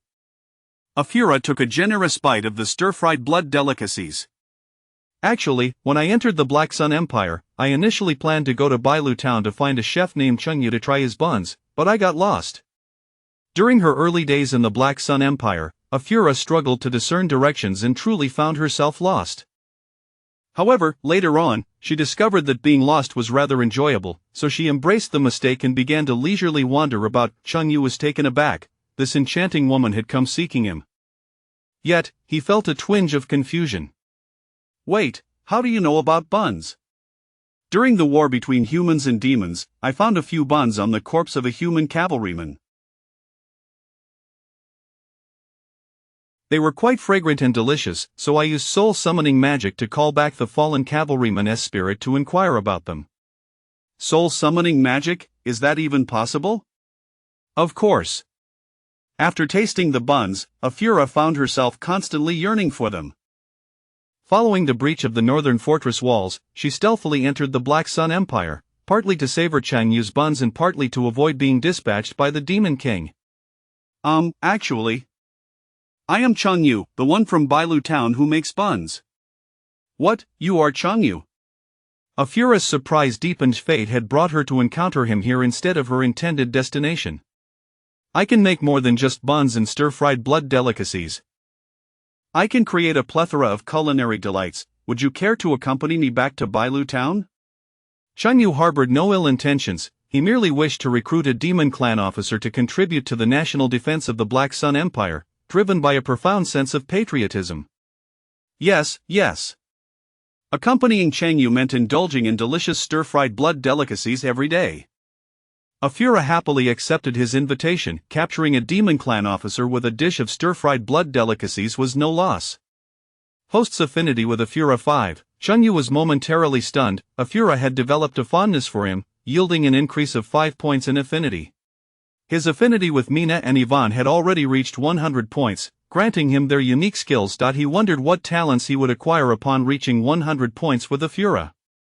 If someone bullies you, tell me, and I will help you, Afura began, but paused mid-sentence. Having witnessed your powerful light magic vanquishing the Black Claw Red Dragon, you possess such formidable light power. You likely do not need my assistance. If you don't help, are you planning to just follow me around for free food? Chang Yu countered. What assistance do you need? Feel free to ask. Afura seemed less concerned with the grand ambitions of the Demon King and far more invested in the pleasures of life. After finishing the plate of stir-fried blood delicacies, Afura also polished off the bowl of blood vermicelli soup. Her spirits lifted. The two departed the mountain. With her crimson eyes, dark red hair, and vibrant long dress, Afura stood out conspicuously in human society. "You should change your attire. This outfit is too eye-catching," Chengyu suggested. Afura's beautiful blood-red eyes blinked, transforming into human-like black, her bright hair gradually darkening, and her striking red dress becoming white now. Afura appeared less otherworldly, resembling a beautiful and pure human maiden. "How does this look?" "Quite fitting." Afura's beauty was remarkable, rivaling that of Mina and Yvonne. "Upon entering human society, you certainly cannot be called Afura. What shall I name you instead?" Chang Yu inquired. "A name is merely a label, you may call me whatever you wish." "Really, then I shall call you Ergozi." Afura shot Cheng Yu a fierce glance, remaining silent. Cheng Yu felt a chill run down his spine under her gaze and chuckled. "How about Little Fu instead?" "That is more acceptable." Afura's deadly glare softened. The two descended the mountain. A throng of residents from Blackstone City surged forth, their eyes gleaming with fervor. "The Goddess of Light has appeared. O Goddess of Light, bless me to pass my second-tier magic test on the first attempt. I am blind. I beseech the Goddess of Light to grant me sight once more." Most inhabitants of the Black Sun Empire revered the Goddess of Light. Moments ago, Cheng Yu had donned the Goddess of Light's strapless top and unleashed a surge of radiant power.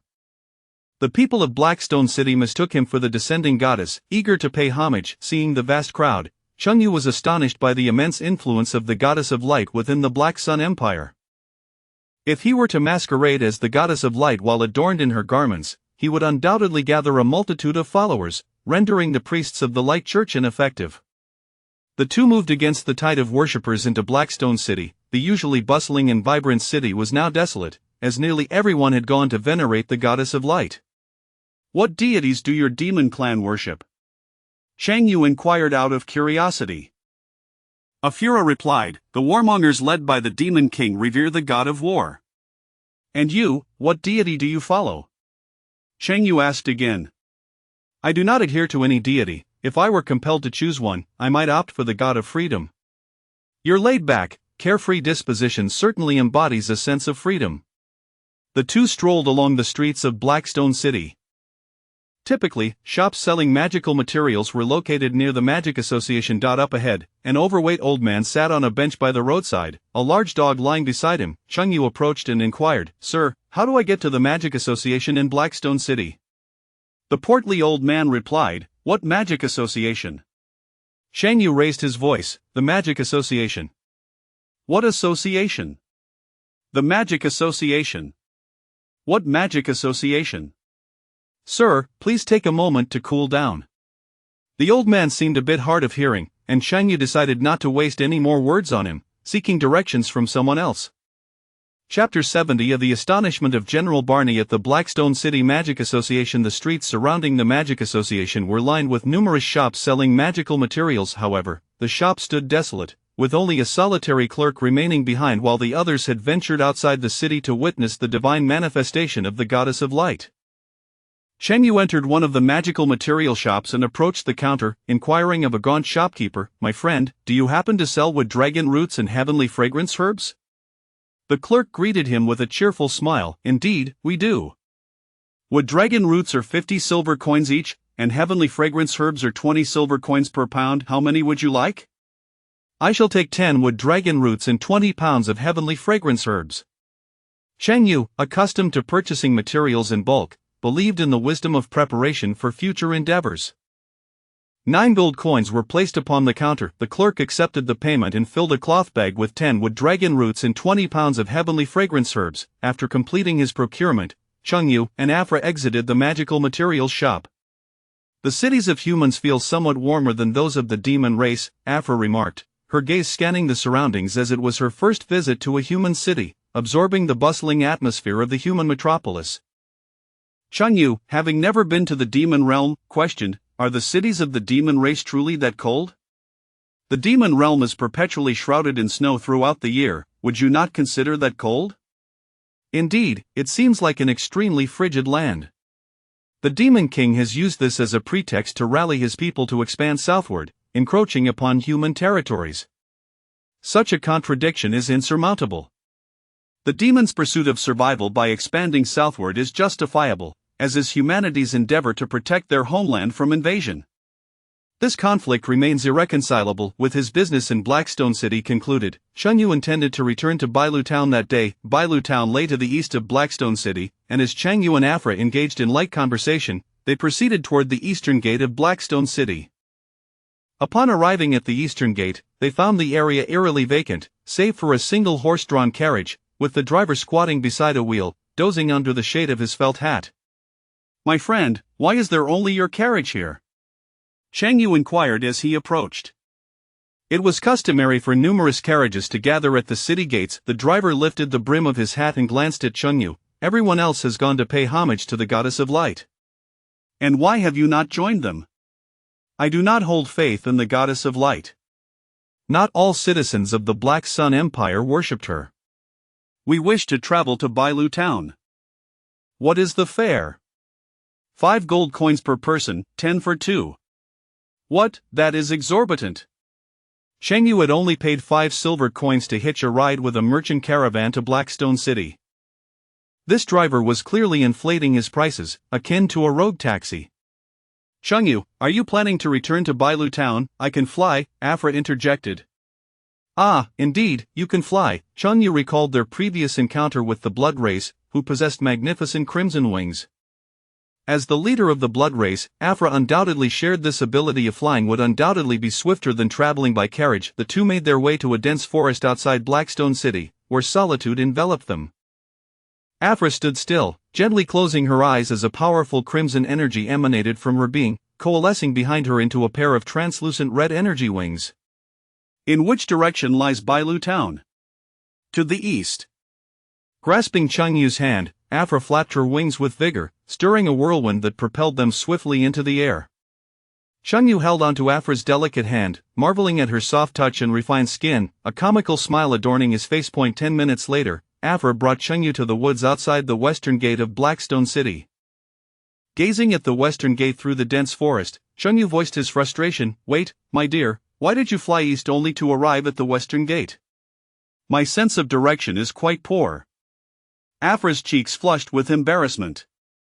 Navigating low through the forest made it challenging to discern direction, and she had veered off course. "You truly are directionally challenged." "Indeed." Afra refrained from disclosing to Chengyu that during her time in the demon realm, she had often lost her way, prompting her subordinates to turn the territory upside down in search of her. "Let us return to the eastern gate." "I shall assist you in correcting your course."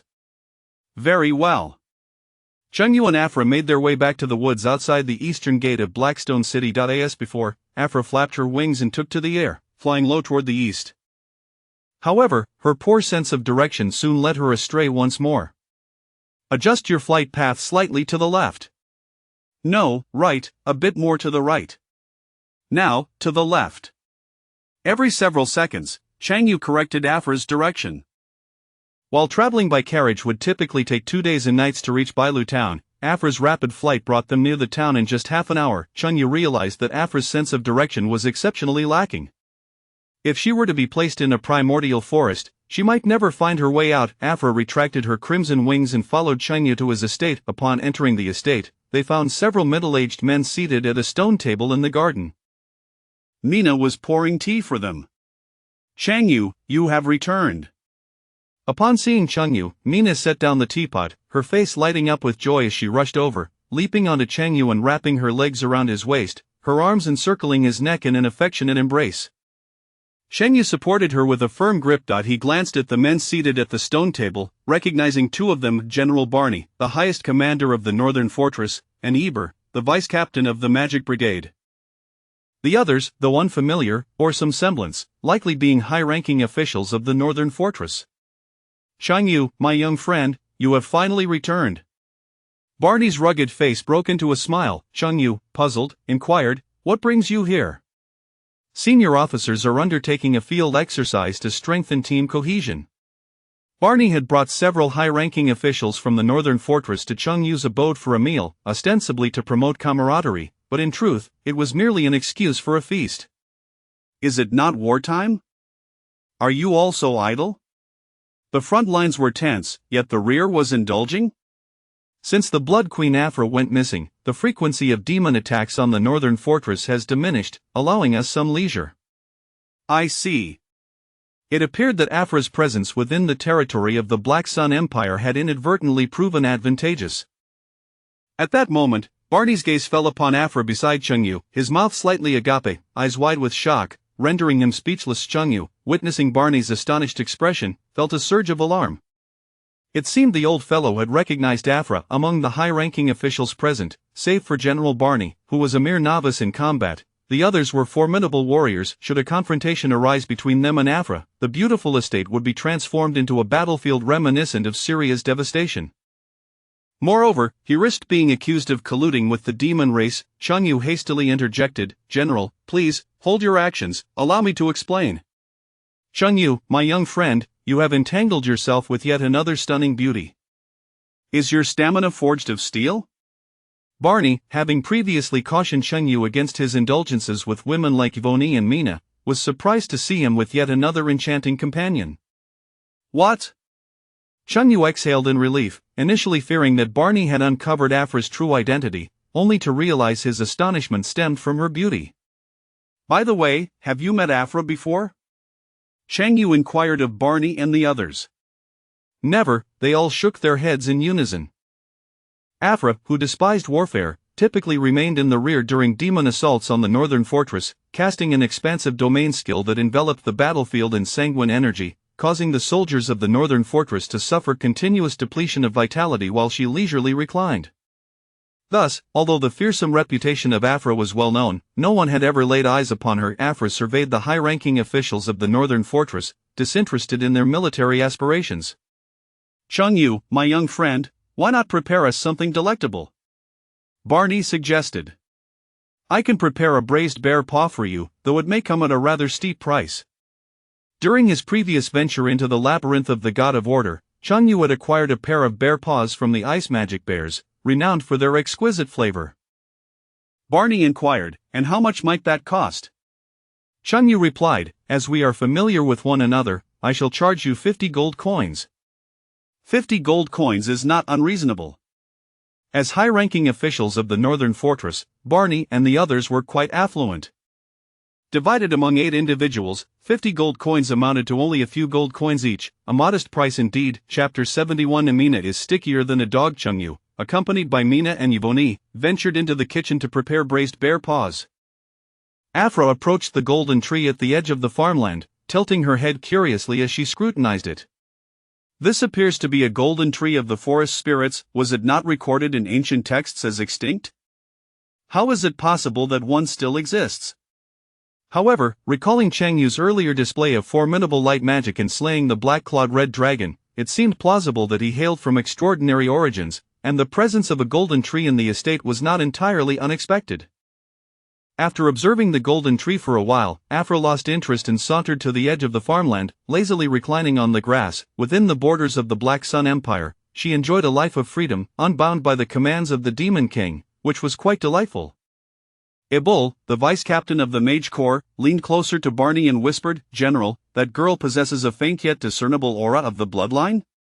During their journey to White Dew Town, Afra had concealed her bloodline essence, making it imperceptible to most. Yet Ebul, being the vice-captain of the Northern Fortress's Mage Corps, had an acute sensitivity to magical energies and could detect subtle traces. Barney's expression shifted with surprise. "Do you suspect her to be of the bloodline?" "Indeed," Ebul nodded slightly. "Surely not, the bloodline intruders within the Black Sun Empire have long been captured," Barney replied, skeptical of Ebul's assertion. Ebul's countenance grew serious. "The other remnants of the bloodline have been apprehended, but the Blood Queen Afra remains at large." "Whether she is captured or not is inconsequential. She has not caused any significant disturbances," Barney remarked, glancing nonchalantly at Afra, who was nearby. Ebul's expression betrayed concern. "Afra's presence within the Black Sun Empire is a persistent risk. I shall probe her intentions, it will soon be revealed." Barney grasped a bull's arm, chuckling, "Do not pursue her, that girl is so exquisite, so innocent. She cannot possibly be the Blood Queen Afra." Yet, a bull remained apprehensive. "There are no yets when I command you not to go, you shall not go," Barney declared authoritatively. Although Barney was not particularly skilled in combat, he was the leader of the northern fortress, and with such an edict, a bull felt compelled to acquiesce. Meanwhile, Chang Yu and the two ladies arrived in the kitchen, where Chang Yu produced a bear paw from an ice bear. This paw measured over 1 meter in length, with a remarkably elastic pad. Clearly, the 8 of them would not be able to consume the entirety of it. Chang Yu fetched a dragon-patterned golden knife, deftly removing the fur and slicing the paw into 8 substantial pieces, each weighing about 2 to 3 pounds, and placed them onto 8 plates. "Please assist me in washing the blood off the bear paw meat," Chang Yu instructed Mina and Yvonne to help. The two fetched water from a vat into a wooden tub to cleanse the blood from the bear paw. Based on the weights of the 8 pieces, Chang Yu prepared an appropriate amount of scallions, ginger, cooking wine, light and dark soy sauce, sugar, chicken essence, salt, and other seasonings. "Mina, once you finish washing the bear paw meat, kindle the fire to boil some water." "Okay," Mina replied, pouring some water into the pot and tending to the fire. Once the water reached a boil, Chang Yu submerged the bear paw 3 times to blanch it, removing impurities from the meat. He scored several cuts into the pieces to enhance the flavor absorption. After heating oil in the pot, he sautéed the scallions and ginger until fragrant, adding the cooking wine for a brief stir. Finally, he placed the blanched bear paw into the pot, adding an adequate amount of clear water, along with the light and dark soy sauces, sugar, chicken essence, and salt.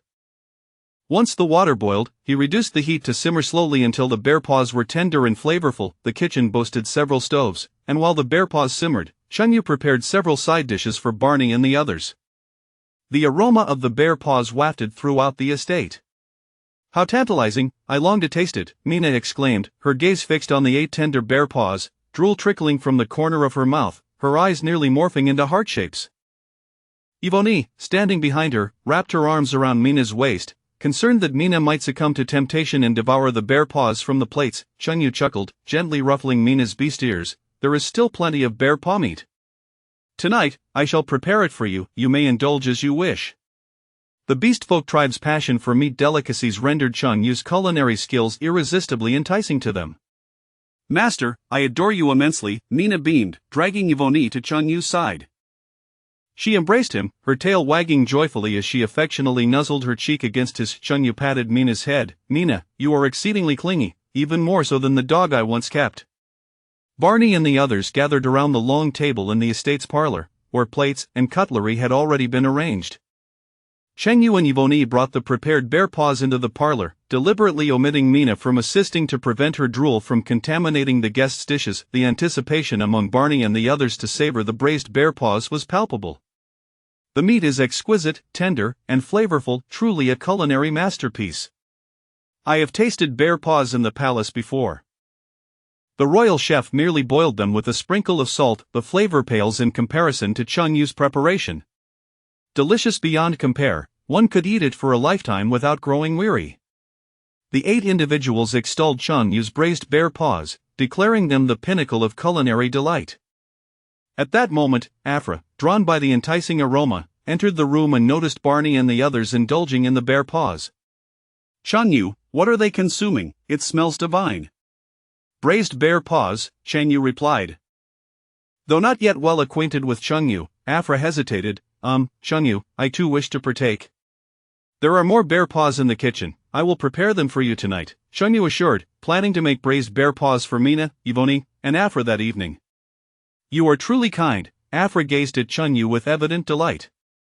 Meanwhile, in the northern vicinity of Blackstone City, thousands of residents stood near the mountain, hands clasped before their chests, heads bowed, fervently praying to the goddess of light. "O goddess of light, I am 30 years old and still unmarried. Grant me a wife who is both wealthy and beautiful. O esteemed goddess of light, please bestow health upon my family. O honored goddess of light, I confessed my feelings to the girl I secretly admire yesterday. She said I am a good person. Does she like me or not?" As the crowd continued their prayers, a group clad in white robes, wielding various religious artifacts, approached. They were clergy of the Church of Light. An elderly man, stooped with age and hair white as snow, arrived at the site where Chang Yu had battled the black-clawed red dragon. Leaning on his staff, he emanated a soft, holy light, his aged eyes closed as he sensed the lingering light energy in the environment. This is truly the divine power of the goddess of light. Could it be that she still lives? The elder exclaimed in astonishment. The Church of Light was founded on the remnants of the goddess of light's magic and teachings, and no one had truly witnessed her presence, nor did anyone know if she was alive or dead. Bishop, did the goddess of light? The individual possesses an extraordinarily pure light power, far surpassing the light magic we have learned, the bishop replied.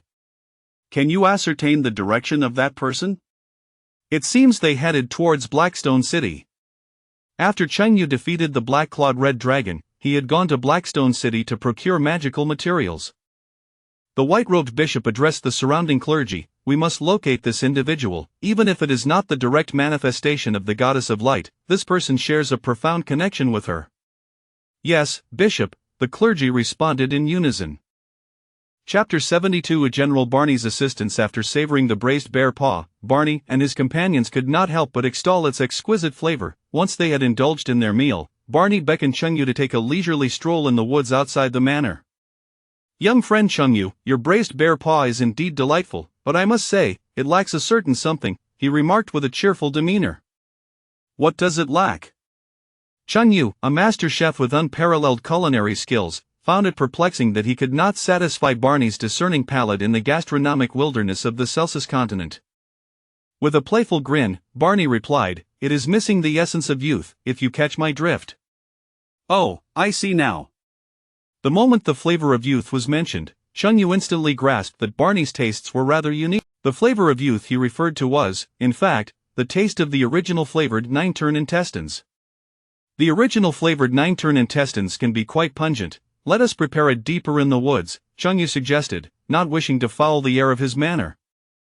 The two strolled further into the forest. As they walked, Barney inquired, "Do you know what flower the Blood Clan holds in the highest regard, young friend Cheng Yu?" "I do not," Cheng Yu replied, shaking his head, bemused by the sudden turn of conversation. "Allow me to enlighten you about the origins of the Blood Clan," Barney began calmly. "During the ancient War of the Gods, a powerful deity fell from the heavens, and his blood pooled into a lake.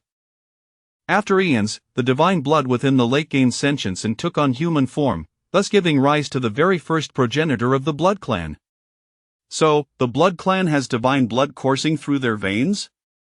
Cheng Yu was hearing about the origins of this race for the first time. Although the Encyclopedia of Flora and Fauna of Celsus contained records of the Blood Clan, it merely offered a cursory overview of their habits and physical traits.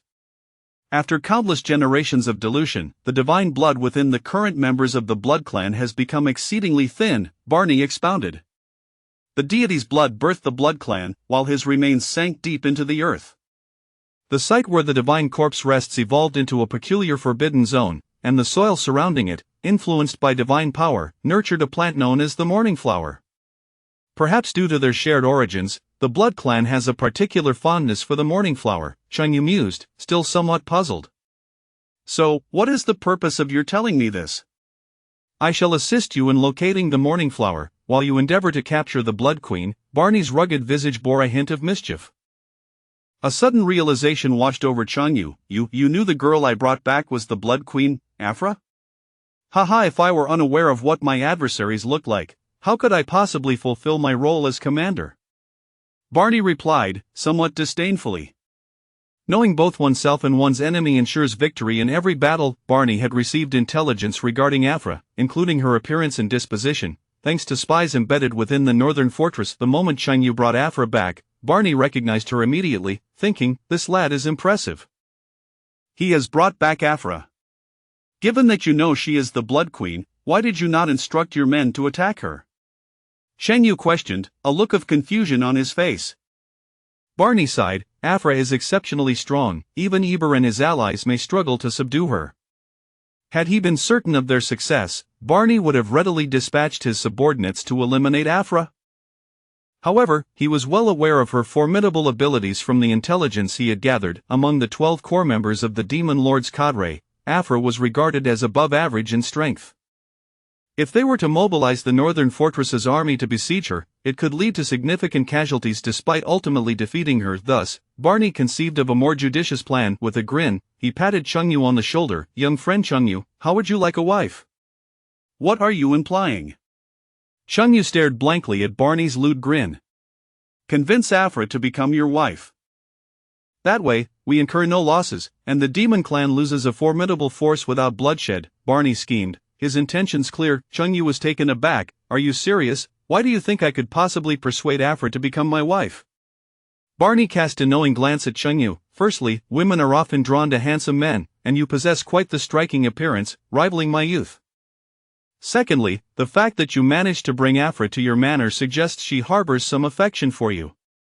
According to the intelligence, Afra was not a proponent of warfare, possessing a laid-back disposition unlike the battle-hungry demons, which led Barney to consider enlisting Chengyu to win her over. "Good grief, but she is a ferocious demon." "I am merely a chef with no combat prowess, it's far too perilous," Chengyu feigned trepidation, intending to later negotiate a hefty price with Barney. Barney regarded Chengyu with exasperation. "Stop pretending, young friend Chengyu. Your combat abilities rank among the top 100 at the Northern Fortress. A mere chef with no fighting capability, do you think I would believe that? You know this as well?" Chengyu was astonished to learn that Barney had investigated his capabilities. "While I may lack strength, my sources of information are extensive," Barney declared with confidence. "I even know that your undergarments are red, adorned with a little yellow chick design, am I correct?" "That's rather intrusive of you," Chengyu retorted, incredulous. "Ahem, let us not digress." Barney swiftly changed the subject. "Rest assured, you shall not suffer losses. Should you successfully win over Afra, I will ensure His Majesty grants you a title and lands." When the Northern Fortress clashed with the Demon Clan, Barney had been particularly troubled by Afra's blood domain, an expansive area capable of enveloping the entire battlefield, causing soldiers within to suffer continuous blood loss, making combat nearly impossible. If Chengyu were to subdue Afra, it would alleviate a significant threat for him. "You crafty old fox, if that is the case, I shall reluctantly agree," Chengyu conceded, elated at the prospect of acquiring both the title and lands. With already 2 wives, he saw no issue in adding another. After all, having multiple wives seemed entirely reasonable in this new world. "Intelligence suggests that Afra enjoys hearing stories. You could regale her with captivating tales." "I shall send someone to seek out the morning flower to assist you," Barney smiled. "I will need some time," Chengyu stated, aware that his current rapport with Afra stood at a mere 5 points, and relationships must be cultivated gradually. "Young friend Chengyu, with your remarkable talents and youthful vigor, I have no doubt you will succeed," Barney praised. "I will do my utmost." In the depths of the woods, Chengyu retrieved his cooking utensils and prepared a dish of original flavored 9-turn intestines for Barney. "Ah, this flavor touches the very soul," Barney exclaimed, closing his eyes in sheer bliss as he savored the dish. Having finished the 9-turn intestines, Barney was thoroughly satisfied, and he and Chengyu returned to the manor. Mina, with her keen sense of smell, approached Chengyu as soon as they arrived, wrinkling her brow. "Chengyu, did you fall into a cesspit?" "You're the one who fell into a cesspit," Chengyu retorted, ignoring Mina as he addressed Barney. "The braised bear paw is 50 gold coins, and for your essence of youth, I shall charge an additional 5, totaling 55 gold coins." Barney and several of his subordinates each produced a few coins, gathering the requisite sum to pay Chengyu. "Young friend Chengyu, I entrust that matter to you," Barney said as he and his companions departed the manor. "Mina, has the ice cellar been excavated?" Chengyu inquired. "It has been completed," she replied. "Fetch a few buckets." "I need to create another ice cellar," he instructed. "All right." Chengyu made his way to the rear of the manor, where Mina had dug a new ice cellar adjacent to the original during their time in Blackstone City, of similar dimensions to the first. Before long, Mina returned carrying 2 buckets of water to the ice cellar. Chengyu took out his magic staff and cast a first-level spell, low-level freezing, to freeze the water into ice blocks, which he neatly arranged within the ice cellar. Mina continued to draw water from the well, delivering it to the ice cellar, while Chengyu utilized the freezing spell to create more ice blocks, forming a sealed low-temperature environment. Through their combined efforts, the new ice cellar took shape, with the system's storage overflowing with various items. Chengyu decided to place the less important items in the ice cellar. He retrieved the bare paws, intestines, and other ingredients from the system and stored them in the ice cellar. The enormous black-clawed red dragon was too large to fit whole, so it required dismembering before it could be stored. Outside the ice cellar, Chunyu extracted the dragon's carcass, its body measuring over 50 meters in length and nearly 10 meters in height, with black claws and fiery red scales covering its form. Wow, a dragon! Mina gasped in astonishment. Chunyu, did you slay this? Of course, he replied. Our Silver Wolf tribe's bravest warriors would struggle to vanquish such a massive red dragon. You are extraordinary. Mina gazed at Chunyu with admiration in her eyes. Chunyu wrapped an arm around Mina's waist. I am your master, how could I not be impressive enough to tame a mischievous little sprite like you? Mina affectionately nuzzled against Chunyu. Chapter 73 of The Tale of the Hero and the Evil Dragon, Zhongnan Mountain Edition. Like a fisherman gutting a catch, Chunyu first scraped off the scales of the black claw red dragon before meticulously carving the dragon meat from its skeletal frame. However, while he was at it, he only removed the prime cuts, such as the tenderloin and thigh meat. Discarding the offal and scraps, Mina arranged the freshly cut dragon meat neatly into a new ice cellar. Once he had finished with the dragon, Chunyu sliced open the belly of the black claw red dragon, and a gem resembling a translucent ruby fell out, about the size of a thumb, sparkling beautifully. This was the magic crystal of a fourth-tier black claw red dragon. The magic crystal of the black claw red dragon, quite splendid, Chunyu remarked, playing with the fourth-tier crystal in his hand for a moment before casually depositing it into his system's warehouse. Thus, he now possessed one fourth-tier magic crystal, two third-tier crystals, and several first-tier crystals. Subsequently, Chunyu took a small piece of the dragon's meat into the kitchen, adding water to a pot. Once the water reached a boil, he placed the dragon meat into the bubbling liquid, hoping to see if it would cook through. As anticipated, after simmering the dragon meat for half an hour over high heat, its color remained a vivid red. Taking a bite, he found it still raw. The red dragon clan is inherently resistant to flames and high temperatures. It seems they cannot be cooked so easily. Chunyu frowned, feeling a sense of helplessness. It was common knowledge that if something would not cook, one could use a pressure cooker to tenderize it. Tomorrow, he would visit the blacksmith shop in Bailu town to forge a sealed container, hoping it might allow him to cook the dragon meat properly. In the garden of the estate, Afra, clad in a black dress with flowing dark hair and clear, bright eyes, resembled a youthful maiden as she sat beneath a tree engrossed in a book. Yvonne practiced magic beneath the golden tree. Remembering his agreement with Barney, Chunyu approached Afra and sat beside her. Little Fu, what book are you reading? A novel by a vampire author. May I take a look? Chunyu had heard from Barney that Afra enjoyed stories and was curious about the novel she was engrossed in. Afra dog-eared the corner of the page she was on and handed the book to Chunyu. He glanced at the title, Reborn as the Blood Queen, Unrivaled in the World. The narrative revolved around a young vampire who, betrayed by their family, perishes and is reborn as the Blood Queen, seeking vengeance against their kin and gradually ascending to become a demon lord who rules over the Celsius continent. Why does this novel have such a strong scent of tomatoes? I think this author writes splendidly. The protagonist is reborn as the Blood Queen and becomes unrivaled, trampling ancient gods and ruling the Celsius continent. Ha! Afra couldn't help but burst into joyous laughter. As the Blood Queen, she found herself deeply immersed in the story, reveling in its exhilarating narrative. Revolutionary! Chunyu commented, surprised to discover Afra's fondness for such a thrilling tale. He returned the book to her, saying, "This novel is delightful. Allow me to tell you a story about a dragon knight and an evil dragon. Would you care to listen?" A dragon knight and an evil dragon? That sounds somewhat kitsch. Afra replied, her tone tinged with disdain. She had heard countless tales of dragon knights defeating evil dragons to become heroes and had grown weary of them. No, my story diverges from the typical hero versus dragon trope. Very well, speak on. Afra braced herself to listen to Chunyu's tale. In my homeland, there lies a mountain known as Zhongnan Mountain. At its foot, there is a village where a legend persists. Halfway up Zhongnan Mountain stands an ancient tomb, the origins of which are unknown. On nights of the full moon, the tomb's entrance swings wide, releasing a chilling aura, and the sound of dragon roars can often be heard from within. One fateful night, a villager named Yang Guo ascended the mountain to hunt. As he passed the ancient tomb, a white dragon surged forth, transforming into a beautiful woman clad in white upon the rocks. The white-clad woman, enchanted by Yang Guo's handsome visage, harbored malicious intent and forcibly abducted him into the depths of the tomb. Despite his desperate resistance, Yang Guo was no match for the dragon's might and ultimately succumbed to her dominance.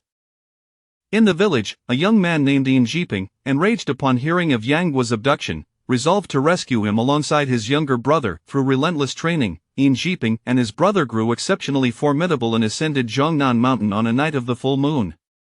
Here, a myriad of words are omitted. Ultimately, Yin Jiping and his brother joined forces to vanquish the evil dragon, becoming dragon knights, and liberated Yang Guo, leading him to a life devoid of shame.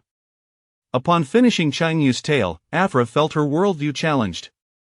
Though it is quite absurd, it is rather entertaining. She expressed her enjoyment of the story and eagerly inquired, "Do you have more tales to share?" "I wish to hear more." "Of course, let me tell you the story of a little girl selling explosives." Afra rested her chin on the stone table, gazing at Chang Yu, captivated by his storytelling. Just then, a youth burst into the estate from outside. "Chang Yu, someone is chasing me. If they ask you about me later, just say you haven't seen me." The boy, possessing a fair appearance and clad in white stockings, waved at Chang Yu before darting into the estate stable. Chang Yu recognized the youth as the bard, Charles. Not long after Charles concealed himself in the stable, several burly men arrived at the estate's entrance. "Hey, have you seen a young lad around 17 or 18 with a fair complexion?" one of the burly men asked Chang Yu menacingly. Chang Yu stepped to the estate's entrance. "I haven't seen anyone. What's the matter?" The men began to shout loudly. "That rascal stole a bottle of wine from our shop. We must make him pay or teach him a lesson. Indeed, he must compensate us. Let us search the place." Chang Yu positioned himself at the door. "This estate is my private domain. You can't search it at will. We must capture that wine thief today." The men rolled up their sleeves, preparing to force their way into the estate. "Mina!" Chang Yu called out, summoning her. "Coming!" Mina, who had been digging a pit, heard Chang Yu's call and rushed to the estate's entrance with her shovel in hand, moving at an impressive speed. "These individuals are attempting to breach our estate. Activate super fierce mode." With a growl, Mina bared her teeth at the burly men, emitting a low growl reminiscent of a wolf. The orc's strength was far superior to that of humans, and the men visibly faltered in fear. "Let us go. We'll search elsewhere." The men retreated from the estate's entrance. Once they had departed, Charles emerged from the stable. "Those fellows are terrifying. I merely took a bottle of their wine, and they chased me for 2 miles. Charles, be mindful of your words.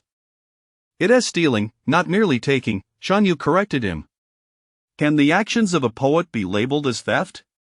Charles had grown accustomed to the notion of pilfering wine. Afra, observing Charles's fair appearance, found him somewhat familiar. After pondering for a moment, she suddenly recalled something and exclaimed, "You are that wanted criminal."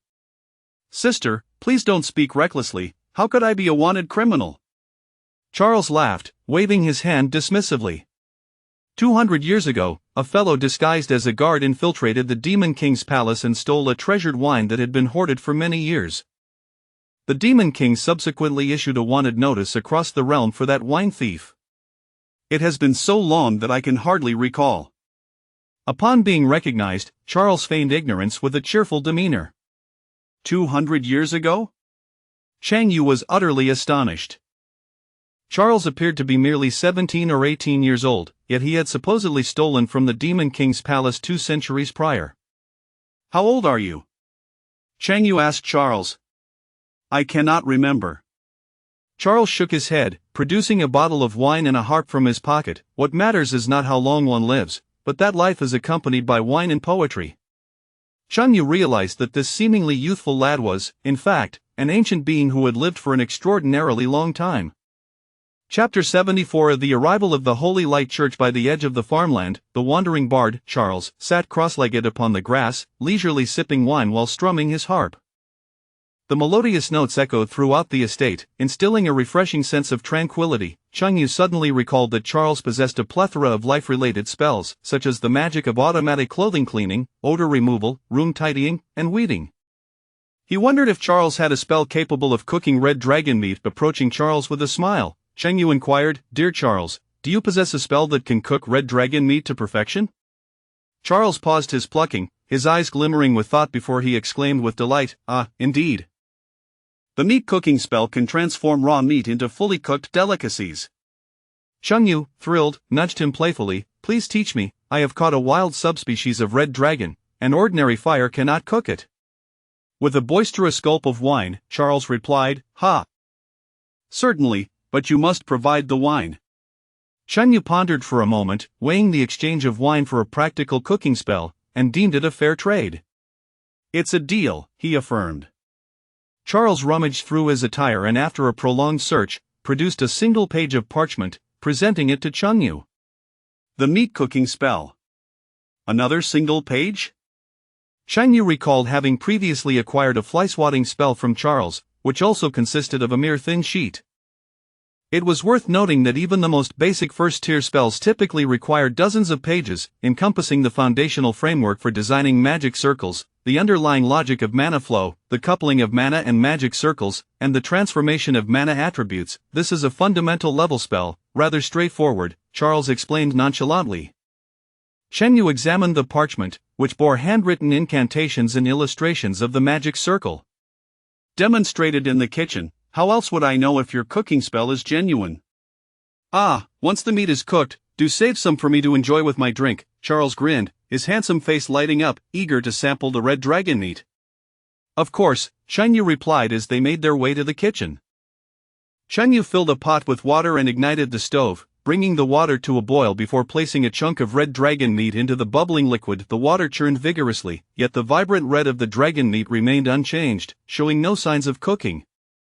Meanwhile, Charles concentrated, summoning a magnificent golden magic circle beneath him. Under the influence of the meat cooking spell, the red dragon meat gradually transformed, shifting from its sanguine hue to a pale, cooked appearance. Cheng Yu watched in astonishment as the meat metamorphosed. This cooking spell was truly wondrous. Can it cook any kind of meat? Cheng Yu inquired of Charles. Theoretically, yes, Charles responded. However, the meat cooking spell is quite mana-intensive. The more challenging the meat is to cook, the greater the mana required. Given the coarse texture of the red dragon meat, Cheng Yu continued to add charcoal to the fire, striving to render it more tender. 10 minutes passed, and the once pale dragon meat began to soften. The red dragon meat is nearly done, Charles exclaimed, his dark, expressive eyes fixated on the pot, eager to taste the delicacy. Cheng Yu retrieved various magical ingredients, including heavenly fragrance herb and wood dragon root, alongside seasonings such as fennel, salt, and bay leaves, following the recipe for wood root braised meat. The amalgamation of ingredients transformed the pale dragon meat into a rich, brown hue, while an intoxicating aroma reminiscent of heather wafted from the pot. Charles wrinkled his brow. What a peculiar scent.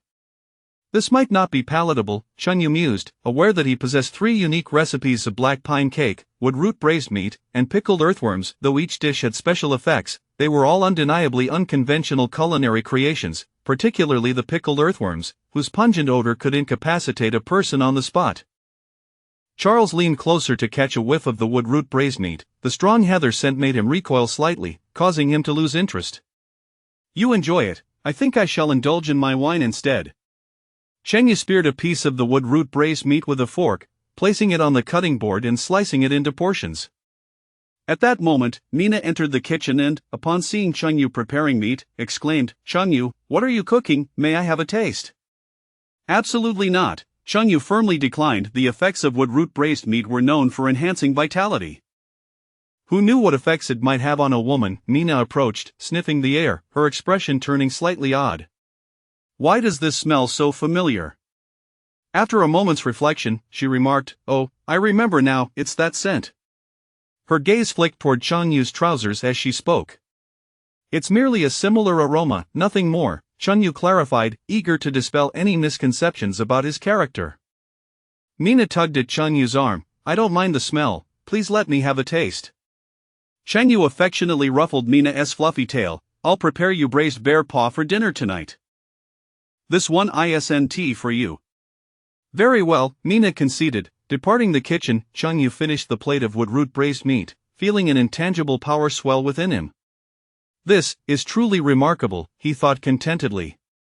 That evening, Chunyu prepared the remaining bear paw meat, dividing it into portions: 1 for Charles, 1 for Afra, 1 for Ivania, and 3 for Mina. Braised bear paw absolutely divine, I must compose the most exquisite poem to celebrate it, Charles declared, unable to contain his enthusiasm. Chunyu, everything you create is delectable, Afra remarked, savoring the stir-fried blood dish, which, though slightly inferior to the braised bear paw for a blood clan, was still a rare delight. Chunyu responded with a thumbs up. Basic skills, no need for pretense. The estate had many vacant rooms, and after dinner, Chunyu allocated a room for Charles and another for Afra. The following morning, Charles had already ventured out for a leisurely stroll. "Excuse me, is anyone here?" a voice called from outside the estate. "Someone has arrived, let us go see," Chunyu said as he donned his clothing and stepped outside, heading towards the garden to investigate the entrance. A group of clergy clad in the regalia of the Holy Light Church stood there. "What brings you here?" Chunyu inquired, perplexed about the purpose of their visit. Among the group, an elderly man with graying hair stepped forward. "Greetings, I am Bishop Zeln of the Blackstone City branch of the Holy Light Church. A divine manifestation of the Goddess of Light appeared outside Blackstone City yesterday, and we traced the residual light energy all the way to this location." "What, this can be traced?" Chunyu inadvertently revealed his surprise. Zeln chuckled, "You must be the one who wielded the power of light outside Blackstone City." "Not at all," Chunyu swiftly denied. He feared that if the Holy Light Church discovered he possessed the artifact of the Goddess of Light, they might not hesitate to eliminate him. "The residual light energy on you has yet to dissipate completely." "It is you," Zeln asserted, having studied light magic and capable of sensing the lingering energy on Chunyu. Chapter 75 The new satis of the Radiant Church. The bishop of the Radiant Church could sense the lingering aura of light emanating from Chunyu, rendering any denial futile. "Indeed, it is I."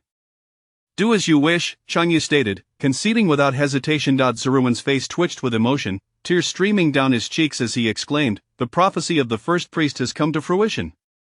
"Prophecy? What prophecy?" Chunyu replied, utterly bewildered. "The initial priest of the church foretold that a sage, inheriting the will of the Goddess of Light, would emerge near Blackstone City. This sage possesses a light power akin to that of the goddess, destined to lead the Radiant Church in an audience with her." "Is it possible that your initial priest misinterpreted the prophecy?" Chunyu retorted, for he had merely inherited the goddess's undergarments, not her will. "It is undoubtedly you.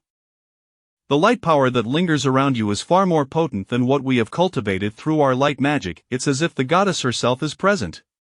With pure light power, Chunyu was perfectly aligned with the sage described in the prophecy, and Zeruan was convinced that Chunyu was the foretold individual. He extended an invitation: "Join our Radiant Church, and we shall bestow upon you supreme status and glory." "I have no interest," Chunyu replied. Joining a religion would entail adhering to its doctrines, much like abiding by an employee handbook. Tired of the monotony of work life, he gestured towards Zeruan and the others. "This is my territory, you may leave." "Young friend, do not be so hasty to dismiss us. We can discuss ideals, life," Zeruan implored. "Get lost." "I have no interest in conversing with an old man," Chunyu scoffed. Who would engage in philosophical discussions with an elderly figure when one could converse with a beautiful lady instead? Zeruan shifted his approach, gazing at Chunyu with hopeful eyes. "Young man, do you believe in light?" Chunyu replied, "I'm afraid my heart is shrouded in darkness. I do not believe in light." Zeruan, undeterred, continued, "Join our Radiant Church, and even the darkest heart can be illuminated by the light." "Illuminate my foot." Chunyu had no interest in the Radiant Church at all. He turned to Mina, saying, "Mina, activate Ultra Fierce Mode."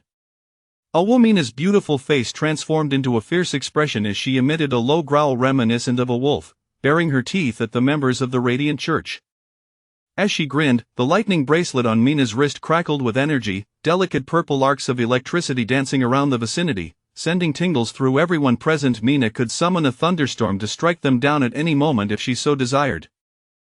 This Zeruan felt a pang of trepidation. They had not come to confront Chunyu. Realizing that he was unwilling to join the Radiant Church, they wisely decided to take their leave. After breakfast, Chunyu attempted to learn the art of meat stewing magic. As Charles had mentioned, meat's doing magic was a rather simple life spell. With his exceptional magical talent, Chengyu grasped the concept after just one glance. In addition to learning the meat's doing magic, Chengyu endeavored to bake bread. Previously, he had garnered a significant amount of positive emotional value and money from selling fried rice, buns, and barbecued food, yet the efficiency of acquiring positive emotional value was still lacking. Thus, he resolved to bake bread for sale. In the Black Sun Empire, the staple food ranked first was potatoes, followed closely by bread. However, the locally made bread was overly hard, resembling a stick. It could be wielded as a weapon for self-defense and was colloquially referred to as breadsticks, which were far from delicious. Chengyu entered the kitchen, mixing a measured quantity of yeast, sugar, eggs, and flour, stirring until uniform, then adding melted butter and continuing to mix until it formed a dough. On his journey to Blackstone City, he had encountered a necromancer named Baron, who sold him a preservative potion capable of preventing both corpses and food from decaying. Chengyu had tested it on small animals and confirmed that the potion was indeed non-toxic and devoid of side effects. Baron was undoubtedly a talented individual for concocting such a natural preservative. He added a small amount of the preservative to the dough. Mina! Chengyu called out. Mina dashed into the kitchen. What's up?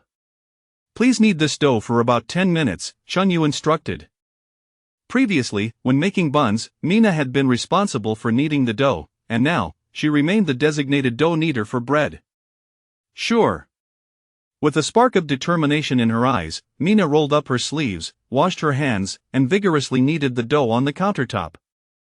After kneading, the dough was left to rise for a while. Once it had risen, Chengyu brushed a layer of egg yolk on the surface, divided the dough into 8 small pieces, sprinkled sesame seeds on top, and placed them in the oven to bake. 8 golden, fluffy loaves emerged from the oven. What are these? Mina exclaimed, her eyes gleaming with delight as she gazed at the 8 loaves. These are loaves of bread, Chengyu replied. Aren't loaves supposed to be stick-shaped? Hard as a rock? Mina questioned, recalling her previous experiences with bread. This is my improved fluffy bread, Chengyu explained. Mina took a bite of one loaf, her expression brightening. It tastes good, but I still prefer meat. After sampling one, she did not eat anymore. Chengyu, too, tasted a loaf and found it soft and sweet, far superior to the breadsticks. He set the remaining loaves aside to observe how long the preservative's effects would last. In the following days, Chengyu engaged in little else, tending to flowers and farming. The corn in the field ripened, and he boiled corn to eat. The tomatoes were ready as well, which he juiced for a refreshing drink. He designated a plot of farmland, irrigated it, and planted a high-quality fragrant rice. Yvonne's plant growth magic had reached an exceptional level, and with the fragrant rice seeds sown into the field, she directly employed her magic to accelerate their growth. The fragrant rice seeds took root and sprouted, transforming the fertile farmland into a lush green rice paddy. That afternoon, members of the Radiant Church returned to Chengyu's estate. Bishop Zeruan, spotting Chengyu in the courtyard, waved happily. Young brother, I bear good news. Chengyu approached the door with a frown, visibly impatient. Why have you come again? I have already stated that I will not join your Radiant Church. Zeruan disregarded Chengyu's irritation, continuing his monologue. After discussions among the Archbishop and several priests at the Radiant Church headquarters, it has been unanimously agreed that your potential is extraordinary, and you are fit to assume the role of the Church's saintess. Chengyu raised an eyebrow, exasperated. Wait, I'm a man. You want me to be a saintess? Saintess is merely a title, gender is inconsequential. Just as there are no wives and wife cakes, the Radiant Church does not stipulate that a saintess must be female. Is there a position for a saint? Chengyu inquired, recalling fantasy novels that featured both saints and saintesses in certain sacred lands. Zeruan shrugged, no, only saintesses. The continent of Celsius was a Western fantasy world, which did not recognize the concept of a saint. As long as you agree to be the saintess, everything you desire can be granted. Zeruan understood that humans are driven by self-interest. When someone declines, it typically indicates that the offered terms are insufficient. Hence, he sought Chengyu once more, inviting him to join the Radiant Church. Upon hearing this, Chengyu's interest was piqued.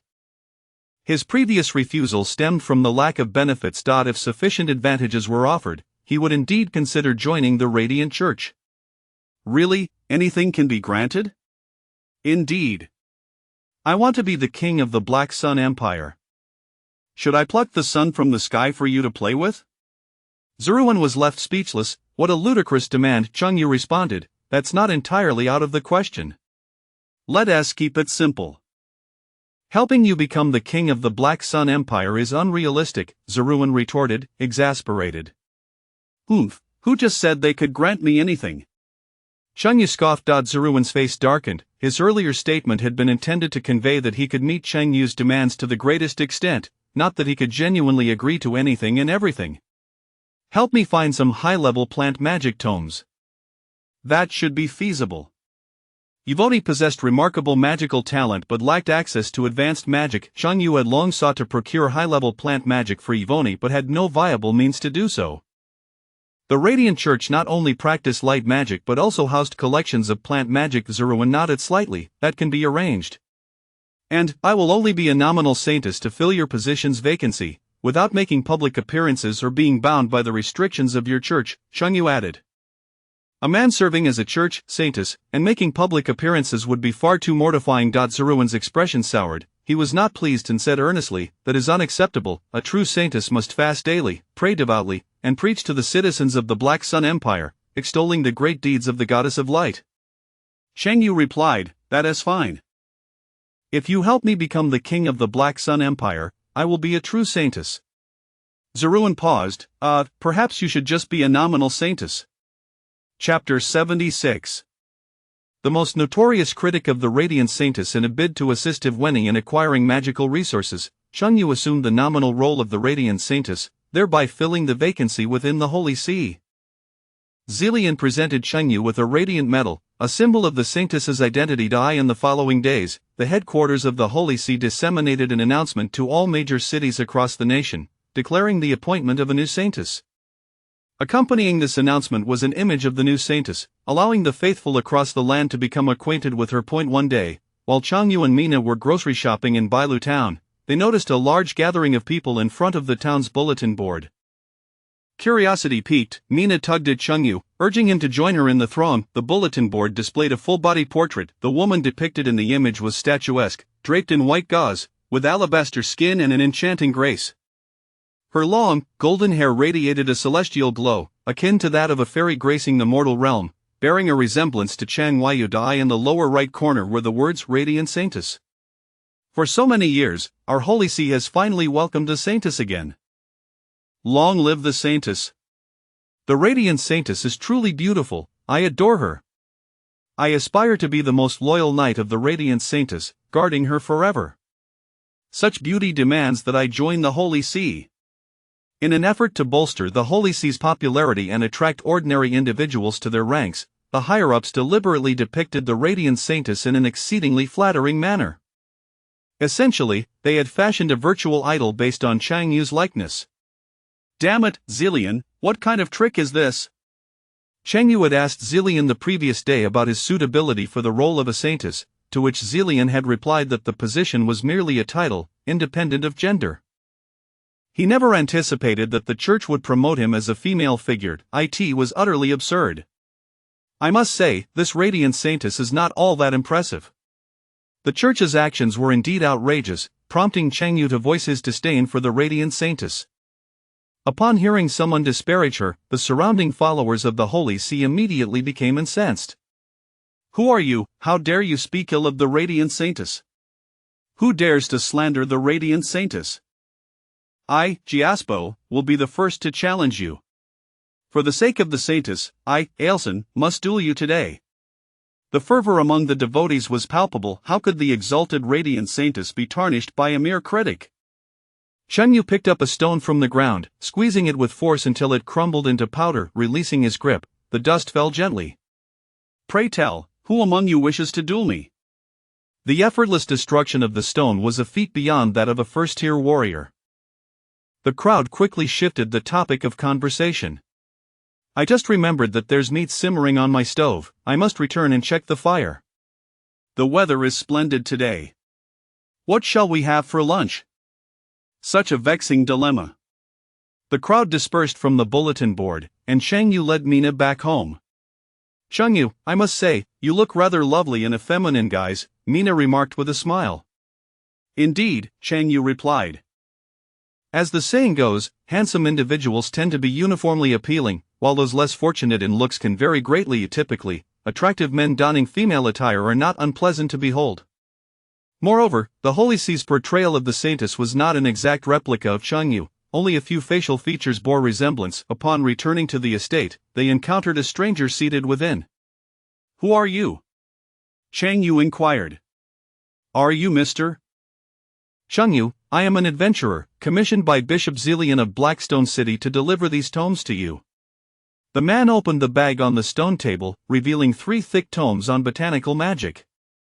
"Why didn't T. Zelian come himself?" Chang Yu felt a surge of irritation towards Zelian. Bishop Zelian mentioned he was too occupied to make the journey. Anticipating Chang Yu's reaction, Zelian had opted to send an adventurer in his stead. "Very well." Chang Yu examined the 3 tomes, all pertaining to botanical magic. Second tier magic poison mist flower, 5th tier magic morphological transformation, 2nd tier magic pea shooter. "Unless there's anything else, I shall take my leave." The man departed from Chang Yu's estate. Chang Yu called out to Ivweni, who was practicing magic in the fields, "Ivweni, come here for a moment." Ivweni approached. "What is it?" Upon seeing the 3 tomes, her eyes widened in surprise and delight. "These, so many magic books." "Thank you, Lord Chang Yu." "No need for thanks, we are family." Although Chang Yu and Ivweni had yet to marry, they were living together, and she was akin to half of his wife. Yes. Previously, Ivweni had studied first-tier magic such as growth enhancement and vine manipulation. Now, with these 3 tomes, 2 of second-tier magic and 1 of fifth-tier magic, she was eager to delve into their contents. Just then, a troop of cavalry arrived outside Chang Yu's estate, led by a red-haired man. The red-haired man dismounted and, accompanied by his cavalry, entered the estate. Spotting Chang Yu lost in thought at the stone table, he greeted him. "Chang Yu, it's been a while." "Captain Carl? What brings you here?" Chang Yu recognized the red-haired man as Captain Carl, the leader of a cavalry squad and the first to bring dumplings to the northern fortress. "I was wondering if you could resume the dumpling supply, just as before." Carl and his companions were eager for Chang Yu's culinary delights once more. Chang Yu found the process of making dumplings rather tedious and suggested, "I have developed another delectable dish, would you care to try it?" "Absolutely, anything you prepare is bound to be exquisite," Carl praised with a smile. Chang Yu retreated to the kitchen, retrieving sesame bread he had made 13 days prior. Time had taken its toll, and the bread was now speckled with faint mold, indicating a slight spoilage. This suggested that Baron's preservative could not indefinitely prolong the shelf life of food. With the sesame bread's preservation lasting around 10 days, Chang Yu set about making a fresh batch of sesame bread and presented it to Carl and the others. "Give it a taste." As the aroma wafted through the air, a smile spread across Carl's face. The bread in the army was typically in the form of sticks. This was his first encounter with round bread, golden on the outside and sprinkled with white sesame seeds. He picked one up and took a bite. It was soft, fragrant, and sweet. Deliciously fragrant and sweet, with the nutty aroma of sesame, and most importantly, it's incredibly soft, far superior to the hard breadsticks. After just one bite, Carl was enamored with Chang Yu's sesame bread. "Then I shall prepare this for you instead of dumplings." "Very well, what is the price for this bread?" Carl inquired. 50 copper coins each." Chang Yu had previously sold dumplings for the same price, and thus the bread would command the same rate. "Still so expensive," Carl chuckled ruefully, noting that ordinary breadsticks cost only 5 copper coins each, making Chang Yu's sesame bread 10 times the price. Chapter 77 of the Undead Knight Ning Kaichen. Carl retrieved a palm-sized card from his pocket, adorned with the image of the radiant saintess. After a moment of scrutiny, he glanced at Chang Yu and exclaimed in astonishment, "Chang Yu, I've just realized you bear a striking resemblance to the newly appointed radiant saintess." Clearing his throat to mask his embarrassment, Chang Yu replied, "We all possess a mouth, 2 eyes, and a nose. It is quite normal to find similarities." "Is that so?" Carl mused, looking down at the card once more. At first glance, the radiant saintess did seem somewhat akin to Chang Yu, yet upon closer inspection, the differences were substantial. The position of the radiant saintess has been vacant for many years, and this current one is far more exquisite than her predecessors. Carl gazed adoringly at the image of the radiant saintess. I find the radiant saintess to be rather unremarkable, not nearly as beautiful as my dear Yvonne, Chengyu thought to himself, refraining from disclosing that the radiant saintess was, in fact, a fictional creation of the Radiant Church. Brother Chengyu, that is quite an unfair judgment. How can you disparage someone you know so little about? As a devoted admirer of the radiant saintess, Karl felt compelled to vehemently condemn any slander against her. The soldiers surrounding Karl were equally incensed. Defending the honor of the radiant saintess is our solemn duty. Do not speak ill of the radiant saintess. I am but a humble servant to the radiant saintess. Chengyu was taken aback. The radiant saintess had only made her debut 2 days prior and had already garnered such fervent admiration. You all seem to hold the radiant saintess in high regard. Are you well acquainted with her? The church has released an introduction to the radiant saintess, stating that she hails from the southern region of St. Ludia, blessed by the goddess of light from a young age, possessing immense luminous power. She is gentle and kind, having helped many civilians during a plague that struck the southern capital, Karl replied, his handsome face filled with reverence. Goodness, Chengyu gasped in disbelief. The Radiant Church not only portrayed the Radiant Saintess as breathtakingly beautiful, but they had also crafted her character impeccably, a benevolent girl endowed with the powers of light. With such a flawless appearance and character, what man could possibly resist? It was undeniable that the higher-ups of the Radiant Church were quite adept at their craft. No poem in existence could ever adequately capture even a fraction of the Radiant Saintess's beauty. Karl sighed wistfully, gazing at the card in his hand. Whether on Earth or in another realm, the allure of a two-dimensional waifu was universal. May the goddess of light protect such a virtuous girl from untimely demise, Karl murmured to himself. Chengyu's expression grew serious. What do you mean by untimely demise? Where there is light, shadows inevitably lurk. Have you heard of the Shadow Society? I have not. Chengyu shook his head, only aware of the Radiant Church, unaware of the Shadow Society's existence. The Shadow Society is an organization that worships the god of shadows, specializing in assassination, counter to the doctrines of the Radiant Church. Previous Radiant Saintesses have all fallen victim to the assassins of the Shadow Society. Good heavens, is the Radiant Saintess in such peril? Chengyu exclaimed. Would you not wonder why the position of Radiant Saintess has remained vacant for so many years? That role carries more risk than that of the President of the Republic of Korea. The President of the Republic of Korea? Karl looked at Chengyu, puzzled. Nothing, Chengyu replied, though he was surprised, he was not overly concerned. Firstly, the current Radiant Saintess was a mere fictional character. Secondly, he had the Blood Queen Afra by his side, along with the ancient and enigmatic Shar. No matter how many members of the Shadow Society came, he would be ready to confront them. I currently lack a large oven. Please return in a few days to purchase bread. The oven in the kitchen could only bake a limited quantity of bread. For mass production, a larger oven was necessary. Understood, we shall return in a few days. Karl and his companions departed from Chengyu's estate. At that moment, Afra emerged from the house, clad in a flowing white gown, her features exquisite. She stretched languidly before seating herself beside Chengyu. How delightful it is to wake up naturally after a good sleep. Could you not sleep in while serving in the Demon King's army? Certainly not. I had to rise early each day to manage various affairs, report to the Demon King, and discuss strategies with the vanguard officers regarding assaults on the northern fortress. Though Afra held no interest in warfare, she was compelled to partake in it. Do your kind not fear sunlight? Chengyu observed Afra's fair skin basking in the sun without any adverse effect. Our bloodline has never feared sunlight. Ah, well then. Chengyu recalled General Barney's tales regarding the origins of the Bloodkin. The Bloodkin of the Celsius continent were birthed from the blood of a fallen deity. With their diluted divine blood, it was quite reasonable that they were unaffected by sunlight. Chengyu, regale me with a story, Afra requested. Having found the previous tale of the Dragon Knight and the evil dragon captivating, she was eager for more, her bright eyes fixated on Chengyu. Miss, I prepare meals for you and tell you stories. Do you not feel a twinge of guilt for this free ride? Chengyu challenged Afra's conscience, hoping she might contribute in some way. If someone bullies you, you can tell me, and I shall assist you in dealing with them.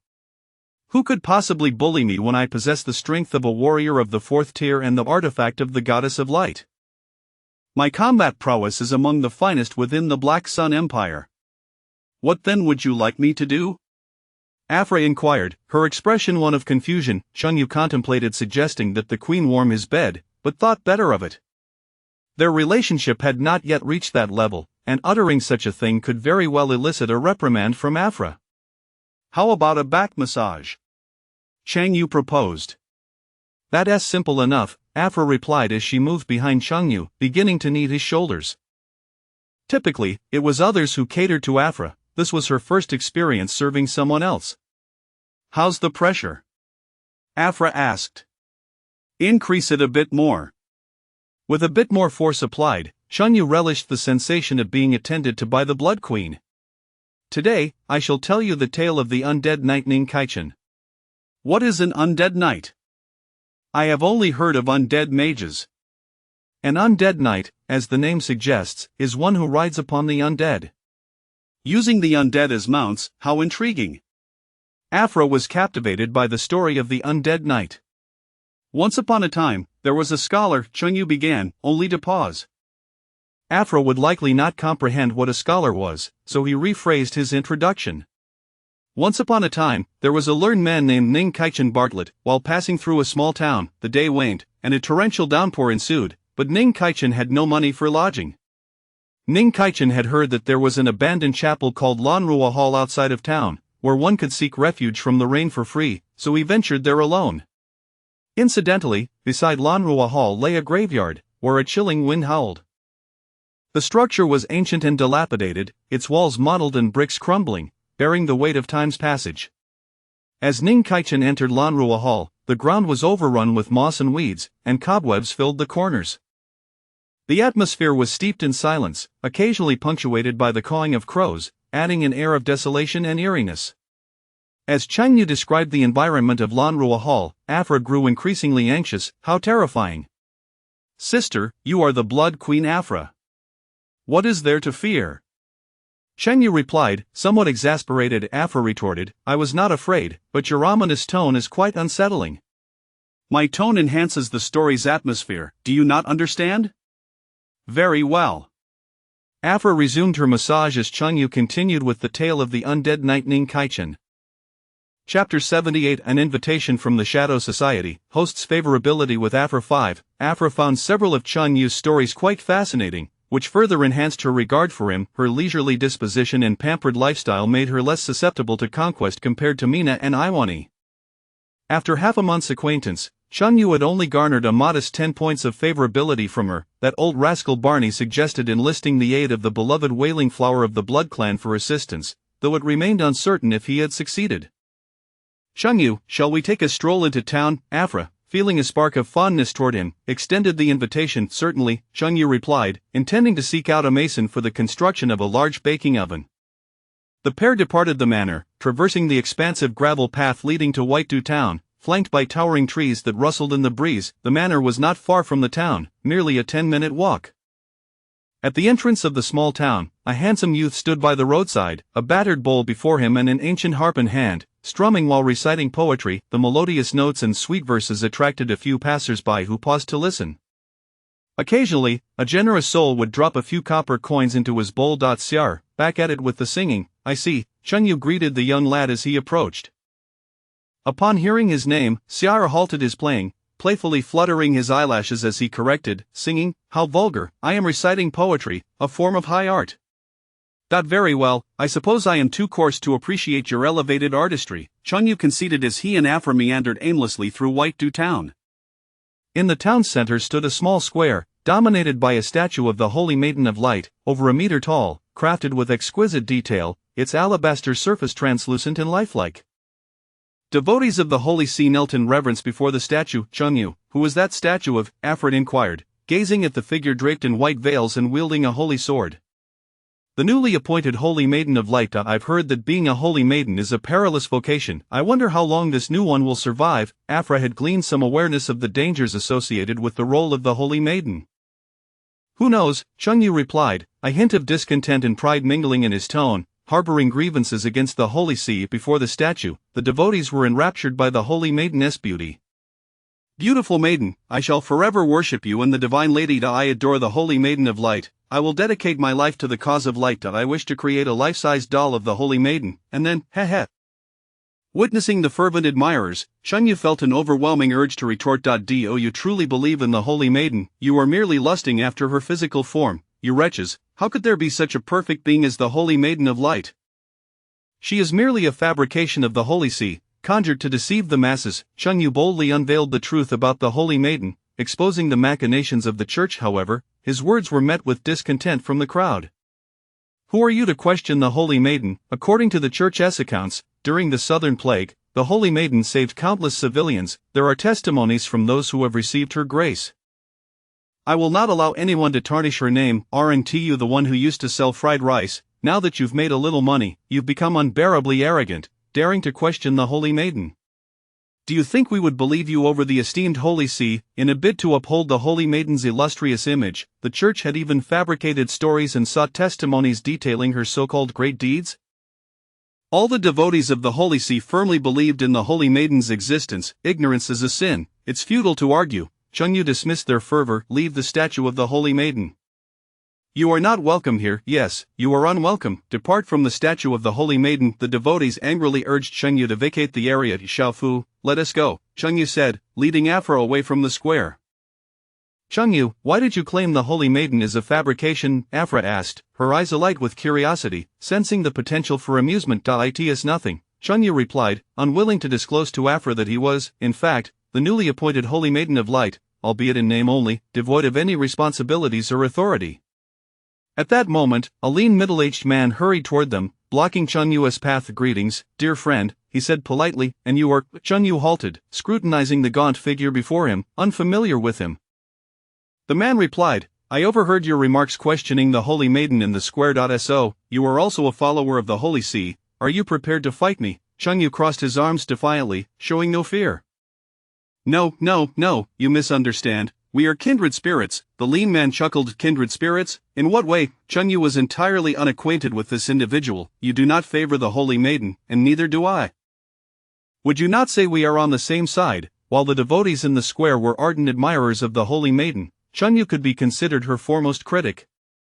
Ah, so you, too, are a critic of the Holy Maiden. Indeed, we are of the same ilk, Chunyu realized with a sudden understanding. And the lean man glanced around, leaned closer, and whispered, would you be interested in joining our congregation? Together, we can stand against the malevolent Holy Maiden. A congregation? Chunyu hesitated slightly, surprised to discover that the critics of the Holy Maiden had an organized group. Indeed, we are the Shadow Society. Wait, Chunyu was momentarily speechless. The Shadow Society was notorious for having assassinated previous Holy Maidens. How could he have encountered them? The majority of people in the Black Sun Empire adhere to the Holy See. To combat the malevolent Holy See, we, the Shadow Society, must unite all possible forces. I appreciated your comments regarding the Holy Maiden, the lean man stated earnestly. Chunyu immediately donned a serious demeanor, his expression grave. The Holy Maiden wreaks havoc upon the world. We must overthrow the malevolent Holy Maiden and awaken the ignorant followers of the Holy See. Indeed, you possess a keen awareness. The lean man's smile broadened, nodding in appreciation. I am Andy. Tomorrow, come to the general store on the eastern side of Whitedew Town, and I shall introduce you to our guide within the Shadow Society. And who is the guide? The guide is my superior, responsible for registering newcomers and bestowing the blessings of the Shadow God. Very well, Chunyu arranged to meet Andy the following day at the general store in Whitedew Town to meet the guide of the Shadow Society. Once Andy departed, Afra inquired, Chunyu, do you truly wish to join the Shadow Society? They are deemed an heretical organization in the Black Sun Empire. I shall join and see how they plan to assassinate the Holy Maiden, Chunyu replied. You certainly have a lot of free time, Afra remarked. Not being from the Black Sun Empire, she refrained from pressing further and continued to wander with Chunyu. They arrived at the entrance of a flower shop, where an array of blossoms adorned the entrance.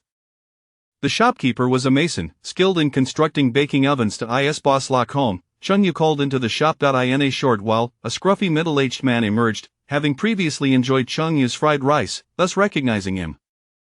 Chunyu, what brings you here? I wish to have a large bread oven built beside my manor. A large bread oven? How big are you envisioning? Locke inquired. Point one, that can bake several hundred loaves at once. I have constructed large ovens for bakeries in the main city before, though the cost may be somewhat steep. How much, labor and materials combined? It will likely be around 5 to 10 gold coins.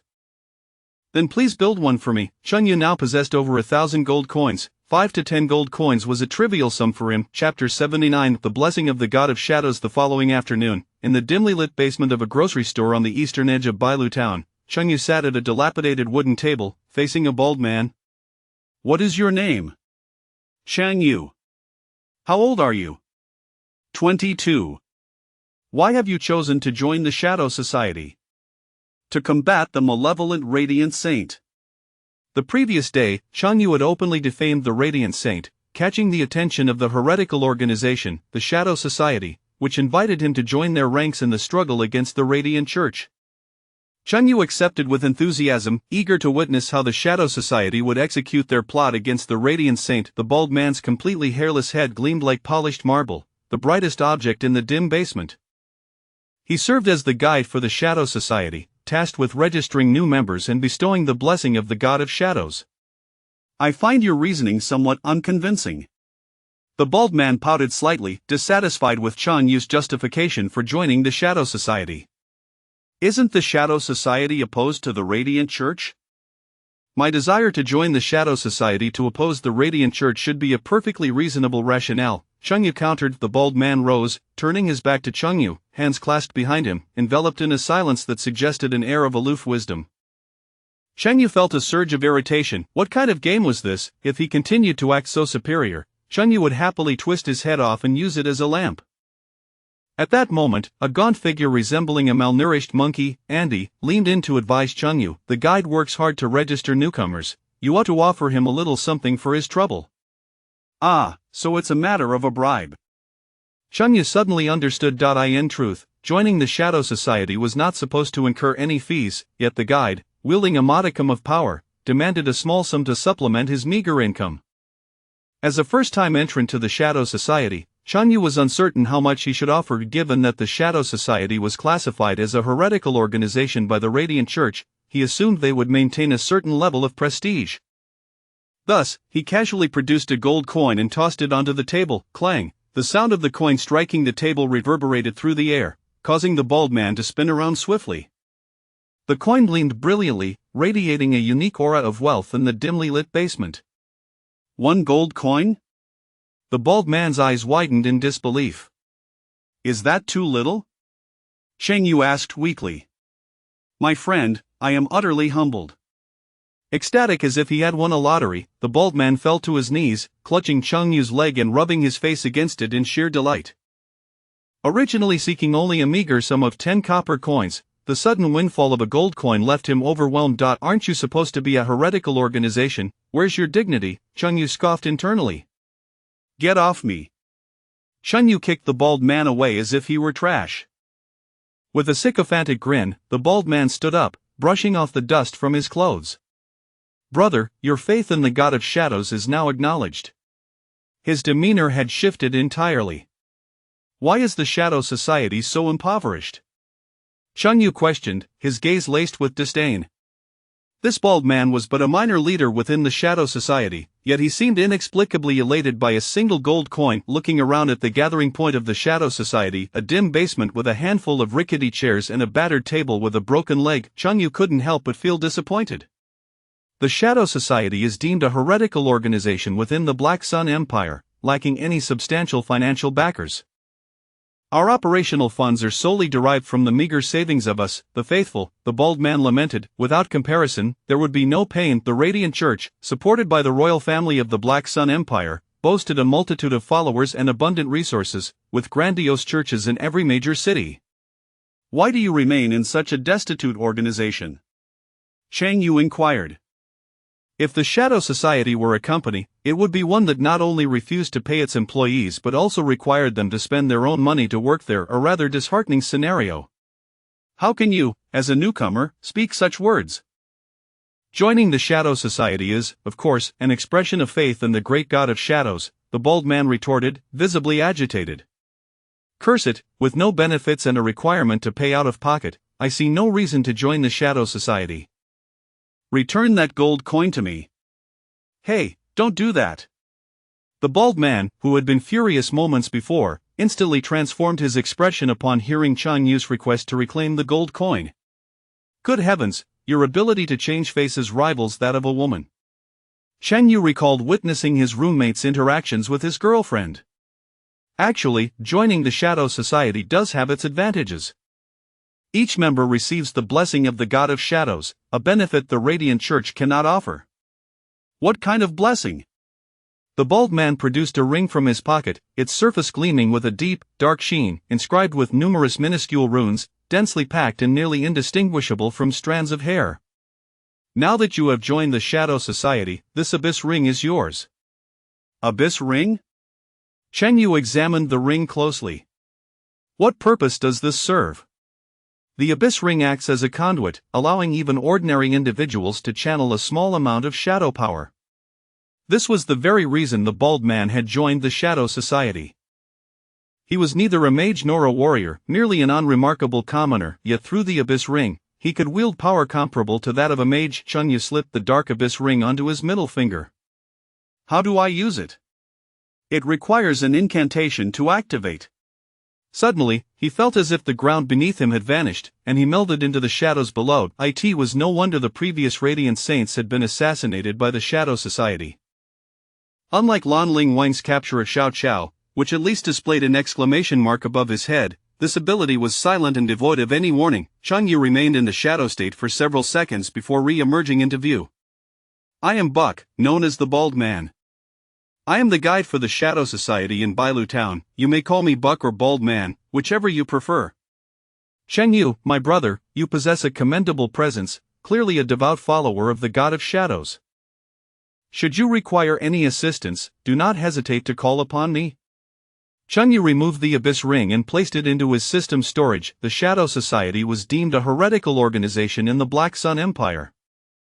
If anyone from the Radiant Church were to see him wearing the abyss ring, he would undoubtedly be captured and burned to death. Chapter 80 I am a chef, not a duck. Why are you still so impoverished, despite receiving the blessings of the Shadow God?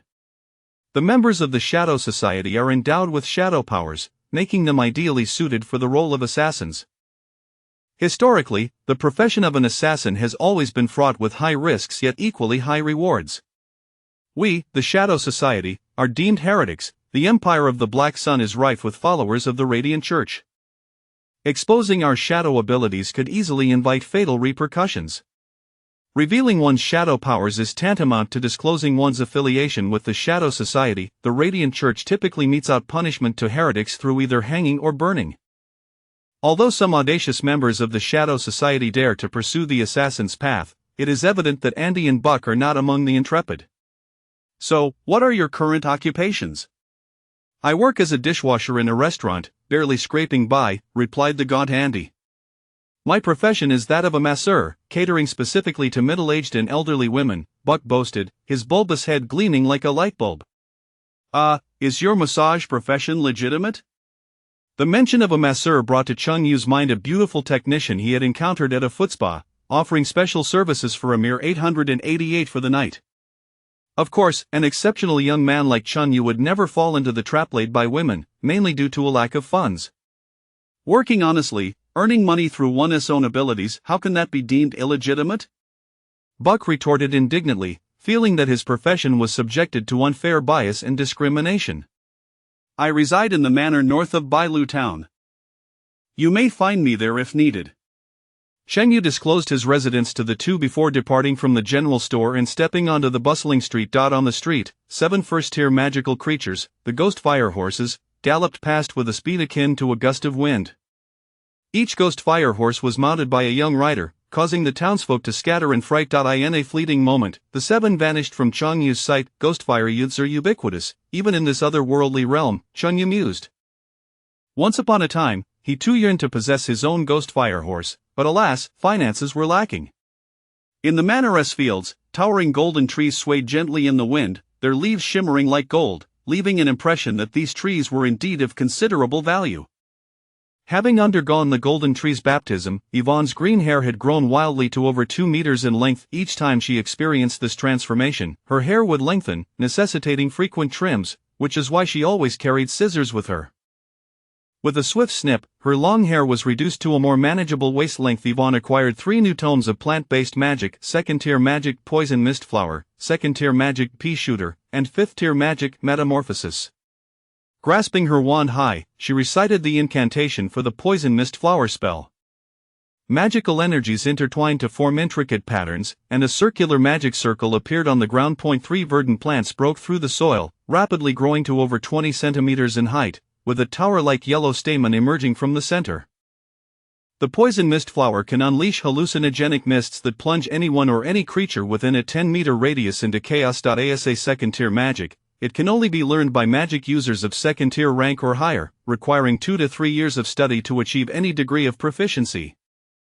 Remarkably, Yvonne, having studied for only 2 to 3 days, was able to summon 3 poison mist flowers, showcasing a talent vastly superior to that of an ordinary second-tier magic user. Yvonne gazed contentedly at the 3 poison mist flowers. With their guardianship over the golden tree, she felt assured that it would remain unharmed. She gathered some fencing to encircle the poison mist flowers and the golden tree, preventing anyone from inadvertently wandering into the toxic mist. At that moment, the manor's gate swung open, and 7 individuals entered. Is anyone inside? A girl clad in black riding pants peered into the manor. There are guests. Whom do you seek? Yvonne responded, returning to the manor from the fields upon noticing the visitors. We heard that a chef named Chung Yu in Bailu Town creates exquisite dishes. We have come all the way from Snow City to sample his culinary delights. Please summon him at once, a gray-haired youth stated, his tone somewhat haughty. Chung Yu's reputation had spread from Bailu Town to Snow City.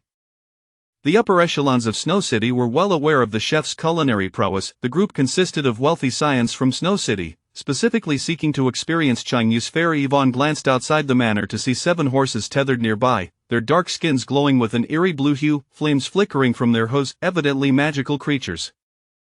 Typically, only the affluent could afford magical beasts as mounts. My master has yet to return. Please wait here. Yvonne invited the 4 young men and 3 young women seated themselves at a stone table in the garden, some leaning on the table, others propping their chins on their hands, while a few gazed skyward. Before long, Chung Yu returned to the manor, noticing the ghost fire horses tied to the tree at the entrance. Realizing that the ghost fire youths he had seen earlier on the street had come looking for him, he stepped into the manor and inquired, I am Chung Yu. What brings you here? Oh my, this gentleman is quite handsome. Indeed, far more so than those 4 odd-looking fellows. Absolutely stunning, the flower of Bailu Town. The 3 young women were captivated by Chung Yu's striking features, their eyes fixated on him. Humph, women are so superficial, a gray-haired youth scoffed, standing up with disdain. He then conveyed their purpose to Chung Yu. So, you wish to taste my culinary creations? My dishes are not inexpensive. Have you brought sufficient funds? Chung Yu stated, clarifying his rates, which began at 5 gold coins for individual orders. Money is not an issue. The Wild family is quite affluent, the gray-haired youth boasted, secretly relishing the moment to tremble. Mortals, I am the heir of the Wild family, untouched by financial concerns. I can prepare braised bear paws for you. Chen Yu had 2 third-tier frost bear's paws. After preparing one for Barney and the others from the northern fortress, only one remained. Excellent, bear paws are highly nourishing. We will have that, the gray-haired youth replied, smiling. How much? 50 gold coins per person, Chung Yu stated flatly, his words chillingly impassive. What? 50 gold coins? Why don't you just rob me? The gray-haired youth's smile froze, realization dawning that the price was exorbitant. Didn't you say that money is not a problem? Last time, when Barney and his group dined on bear paws, Chung Yu had charged them a total of 50 gold coins. Divided among them, it amounted to just a few coins each. Taking advantage of these ostentatious youths seemed quite reasonable. The gray-haired youth was left speechless with indignation. Brother, the price of 50 gold coins per person is outrageous. Can we negotiate? Another youth interjected, attempting to haggle. Even though they were wealthy heirs, such a price was untenable. Today, I am feeling generous. I shall offer you a discount of 20%, 10 gold coins per person, Chung Yu said, having initially set the price high solely to vex the pretentious youth. Having achieved his aim, he adjusted the price to a more reasonable rate for business. This price is barely acceptable. Payment up front, before I begin cooking. The 4 young men and 3 young women, all affluent, were undeterred and promptly produced their coins. Chunyu approached a 17 or 18-year-old girl dressed in purple, brimming with youthful vigor. The purple-clad girl retrieved 20 gold coins from her bag and handed them to Chunyu. Wait, beautiful lady, 10 gold coins per person, what does giving me 20 coins imply? Chunyu counted the coins in his hand, puzzled as he gazed at the purple-clad girl. Consider it a bonus of 10 gold coins. How about you accompany me for a night? With an infatuated expression, the purple-clad girl drooled slightly at the corners of her mouth. He was simply too handsome. She wished to bear his children on the spot. Miss, I am a chef, not a duck. What difference does it make? It's all business, and besides, I'm a girl, you stand to gain immensely. Firstly, I am a person of integrity. Secondly, I have no interest in purebred human females. Chunyu returned the excess 10 gold coins to the purple-clad girl, leaving her stunned and speechless, convinced this man must have some peculiar preferences. Chapter 81. The dual assault of body and spirit. Before the 7 young men of Ghostfire, 7 plates of exquisite braised bear paws were presented, the paws glistening with a savory soy sauce glaze that made them irresistibly appetizing. The fragrant aroma of the spices and the succulent flavor made one's mouth water. "Oh, goddess of light, these 10 gold coins have been splendidly spent," exclaimed a girl in purple as she took a bite of the braised bear paw. The tender, smooth texture combined with the perfect flavor transported her to a realm of bliss. "This is quite delectable," remarked the gray-haired youth, who had previously been pretentious, savoring the taste of the dish with deliberate slowness. "Delicious, the flavor is simply unparalleled," declared a rather unsightly young man, disregarding etiquette as he skewered a large piece of bear paw with his fork, greedily devouring it, grease mingling with saliva trickling down his chin. Positive emotion value 12, positive emotion value 6, positive emotion value 4. Chengyu accumulated positive emotion values from the 7 individuals. Yvonne Nia sat quietly beneath a tree, engrossed in her spell book. Chengyu noticed Mina was absent. Yvonne Nia, where is Mina? Closing her spell book, Yvonne Nia pointed towards the woods beyond the farmland. After lunch, Sister Mina went into those woods and hasn't returned since. What could Mina possibly be doing alone in the woods? Chengyu pondered, a sense of curiosity propelling him toward the forest in search of her. In the woods outside the farmland, the ground was riddled with holes of various sizes, the larger ones measuring 5 or 6 meters in diameter, while the smaller ones spanned 1 or 2 meters, each surrounded by fresh earth. "Goodness, an invasion of groundhogs," he exclaimed, a hint of surprise lacing his tone. "Mina! Mina!" Chengyu called out twice. "I'm here." A head emerged from one of the holes, adorned with a pair of pointed beast ears. Bright eyes reflected a mix of clarity and foolishness.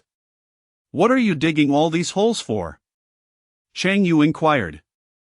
"To exercise my body through digging," Mina replied, her dirty form bouncing out of the hole with a joyful leap, her clothes, face, and tail caked in mud. She beamed with an enormous smile, excitedly rushing toward Chengyu, eager to embrace him. Having raised dogs before, Chengyu knew better than to call a muddy dog by name. It would only lead to regret. Stop, don't come any closer!" Chengyu exclaimed, raising a hand defensively and hastily retreating. He had just bathed the night before, and if Mina were to cling to him now, he would find himself in need of another wash. Mina halted a few meters away, her eyes sparkling with delight as she longed for closeness with Chengyu. "Why do you enjoy digging holes?" "Digging is a delightful activity. The shovel breaks through the soft earth, and the faint scent of soil wafts up, making it impossible to stop once I start," Mina confessed, lost in her passion for this peculiar pastime. "Enough with the digging. You've turned the surrounding woods into a honeycomb," Chengyu admonished, not wishing to witness Mina dismantle the forest around the estate. "But I want to keep digging." Mina pouted, approaching Chengyu with her muddy hands reaching for his, playfully coaxing him. "Stop digging and come back with me," Chengyu insisted, tugging Mina in the direction of the estate. Digging, what a noble endeavor, both a means of physical exercise and a source of joy. Alas, Chengyu was resolute in his refusal. Mina, disheartened, reluctantly followed him back to the estate. The 7 young men finished their braised bear paws, even sipping the broth and leaving their plates impeccably clean. The 10 gold coins had been well spent. Sated, they settled down to rest within the estate. "Look, "There is a golden tree by the edge of the farmland," one of them remarked, having noticed the golden tree at the boundary of the fields. Wow, a golden tree, how rare! Could it be some kind of treasure? How about we steal it tonight? Agreed.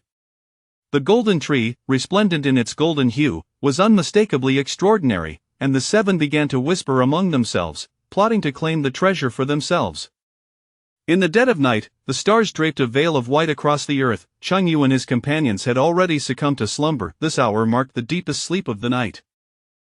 The golden tree grew at the edge of the farmland, flanked by fields on one side and woods on the other. The farmland was dotted with low crops, providing little cover, making it easier to approach the golden tree from the wooded side. The 7 crept into the woods, guided only by the faint starlight. As they made their way toward the golden tree, its leaves emitted a subtle golden glow, making it particularly conspicuous against the night. What kind of tree is that? I suspect it is a divine tree left behind from the War of the Gods. Seeing the distant golden tree radiating a soft light, the 7 felt a surge of excitement. If this tree was indeed a remnant from the divine conflict, it would be far more than just valuable. It would surely cause a sensation across the continent of Celsius. Come on, hurry. They pressed on, inching closer to the golden tree. Ouch! The first among them suddenly felt his foot give way and fell into a pit. Connor, what happened? Damn it, who dug a hole in the woods? I've fallen in. How deep is it? Not too deep, just help me out. They tossed down a rope, and together they pulled Connor out of the pit. Ugh, what bad luck, to fall in right away, he grumbled, spitting into the hole before continuing on. They hadn't gone far when another cry rang out. Ouch, my backside. Ah, that hurts. 2 more fell into a pit, landing in a heap. However, the pits they fell into were shallower, allowing them to climb out without assistance. Covered in dirt, the 2 crawled out, one nursing a sore backside, while the other had a bruised knee. Why are there so many holes in this woods? This is just our luck. Everyone, be careful. Having experienced the earlier falls, the 7 became much more cautious. Yet, even so, they stumbled into pits 7 or 8 more times. There was no avoiding it. Mina had dug far too many holes in this area. Some sustained injuries, others fractures, and a few even lost a couple of teeth in the chaos. After the ordeal, the 7 resembled weary warriors returning from battle, utterly speechless at the absurdity of it all. What a perfectly fine forest, yet it was riddled with holes. The golden tree was now within reach, and the 7, disregarding their aches and pains, hastened toward it. Surrounding the golden tree was a fence. The 7 tore through the fence, preparing to dig up the tree. However, they remained oblivious to the 3 peculiar plants encircling the tree, each standing over 20 centimeters tall, with broad, orchid-like leaves and a central, tower-like flower stalk. These were the toxic mist flowers produced by second-tier magic. The moment they broke through the fence, the 3 toxic mist flowers were activated, releasing a cloud of toxic mist in a 10-meter radius. Though not lethal, the mist had hallucinogenic properties, inducing vivid illusions. As the toxic mist entered their bodies with each breath, it numbed their auditory, visual, and olfactory senses, leaving their eyes glassy and unfocused.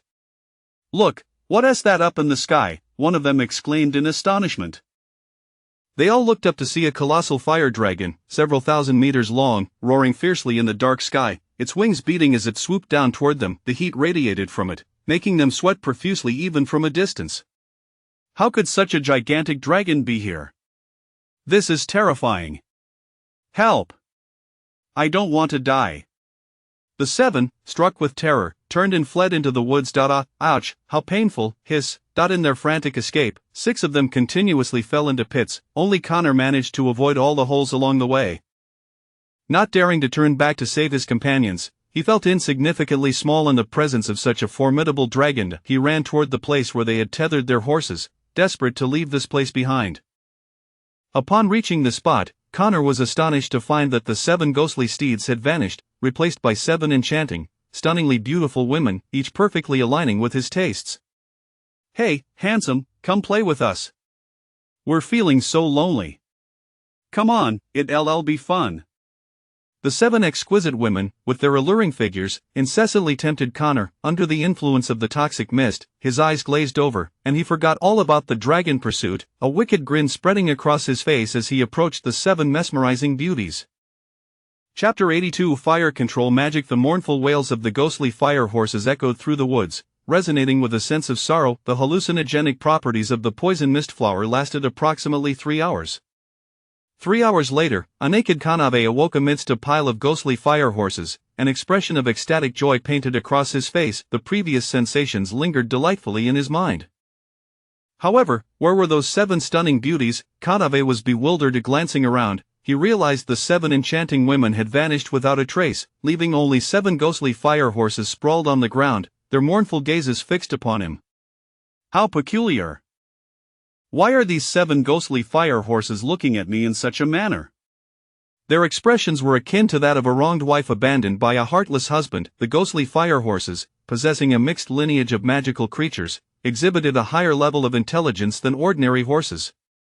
While the Mara's feelings could be understood, these were all male horses. Furthermore, why were these ghostly fire horses bleeding from their rear ends? As Kanave pondered these confounding questions, the other 6 individuals limped out from the woods, startled to find him lying amidst the ghostly fire horses.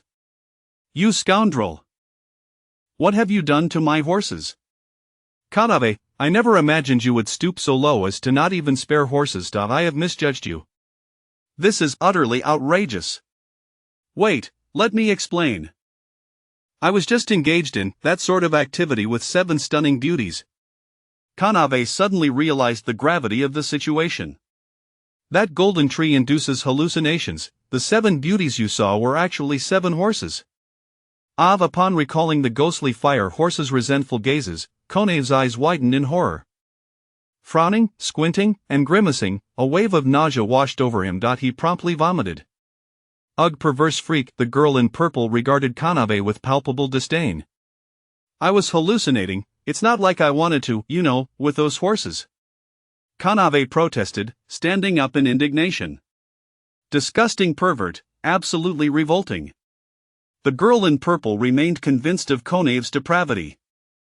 Nearby, a young man with a broken leg mockingly quipped, Kanave, in the Celsus continent, interspecies breeding is possible. Surely those 7 horses won't bear your offspring? Ha, they are all male horses. There is absolutely no way they could conceive my child. Kanave silently rejoiced, relieved that they were indeed male horses. He recalled hearing tales of neighboring countries where individuals had violated giant lizards, resulting in the birth of half-human, half-lizard hybrids. This tree is exceedingly rare. I wonder what species it is. We should return to Snow City and inform the family. Yes, let the family negotiate with this chef named Chengyu to see if we can purchase it from him. Under the cover of darkness, the 7 departed from Chengyu's estate. In the morning, Mina playfully brushed the tip of her tail against Chengyu's nose. Achoo! Chengyu sneezed from the tickling sensation. Mina, what are you doing? Just playing with you. Mina grinned, revealing her sharp little fangs, her crimson eyes sparkling with mischief, her exquisite face adorned with a lively smile. Mina, you've grown increasingly bold, daring to jest with your master. Chengyu recalled when he first acquired Mina. She had been as unruly and fierce as a wild wolf. After spending time together, Mina had transformed into a docile and affectionate canine companion. I merely wish to protect you, my lord Chengyu, for all eternity. Mina wrapped her arms around Chengyu's waist, nuzzling her head against his chest like an affectionate dog. Once, a question was posed: what is the purest form of love in the world? Some believed it to be the unwavering love between lovers, enduring through time. Others considered it to be the steadfast love of a father. Still, others thought of the nurturing love of a mother. Yet, none of these answers were correct. The purest love in the world is that of a dog for its owner. Relatives may betray you, but a dog will never forsake its master, excelling at winning their affection. This instinct is deeply embedded within the genetic makeup of canine creatures. Is anyone there? At that moment, a middle-aged man's voice rang out from outside the estate. Chengyu gently patted Mina's head. Someone's coming. Quickly get up. Dressed in their clothes, the 3 exited the study. At the entrance of the estate stood several middle-aged men wielding shovels and picks. Ah, it's Boss Rock, please, come in. Chunyu recognized one of the men as Boss Rock from the flower shop in Whitedew Town, who had previously come to assist in constructing a large baking oven. Rock glanced at the two beautiful women beside Chunyu and remarked, "Boss Chunyu, you truly are wealthy, surrounded by two exotic beauties. They are merely here to assist with chores." Do not read too much into it. Is that so? I find that hard to believe. Rock clearly doubted Chunyu's explanation. Acquiring two beautiful slave girls for menial tasks seemed absurd. Believe what you will. Chunyu shrugged and patted Mina's shoulder. "Mina, don't you enjoy digging? They need soil for the large baking oven, go help them." Ha ha ha, I excel at digging. Mina declared enthusiastically, rolling up her sleeves, eager to dive in. There was nothing more enjoyable in the world than digging. Boss Chunyu, where do you wish to build the baking oven? Rock inquired. The estate spans several thousand square meters. With over 100 acres of farmland in front, the large baking oven would only require a few dozen square meters. Let us build it there. Chunyu pointed to a vacant plot outside the stable. Not a problem. With this orc girl assisting, we should have it completed today. One orc worker could accomplish the work of 2 or 3 ordinary adults. Mina joined the laborers to construct the large baking oven.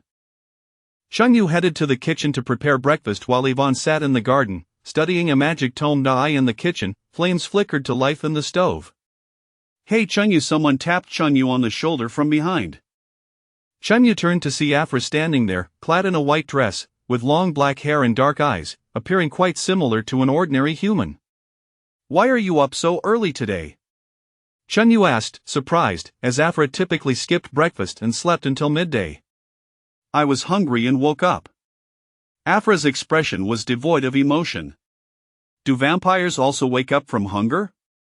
Of course. By the way, I've always been curious, when you vampires are hungry, do you drink your own blood? If so, does that create a perfect cycle? Afra looked somewhat exasperated. Would you create a perfect cycle by eating your own feces when hungry? I can't, but some people can. I won't say who. Chunyu chuckled awkwardly, deciding to change the subject. Make me stir-fried blood cakes, please, it's my favorite dish that you prepare. Afra gazed at Chunyu with eager anticipation. The stir-fried blood cakes, nicknamed the vampire trap, were one of the main reasons Afra accompanied Chunyu home. Want to eat? Chunyu asked. Afra nodded enthusiastically. If you want to eat, you should start the fire. Otherwise, you'll be eating for free. Chunyu was not Afra's servant. If she wanted stir-fried blood cakes, she needed to help out. Starting a fire is no challenge. With a snap of her fingers, flames erupted in the stove, leaving Chunyu stunned. How did you do that? Chunyu had previously learned a basic fireball spell, but it was an offensive magic, not meant for cooking. It's merely a simple fire control spell. With another snap, Afra adjusted the flames to a smaller size. High flame, medium flame, low flame, it's all under my control. How convenient.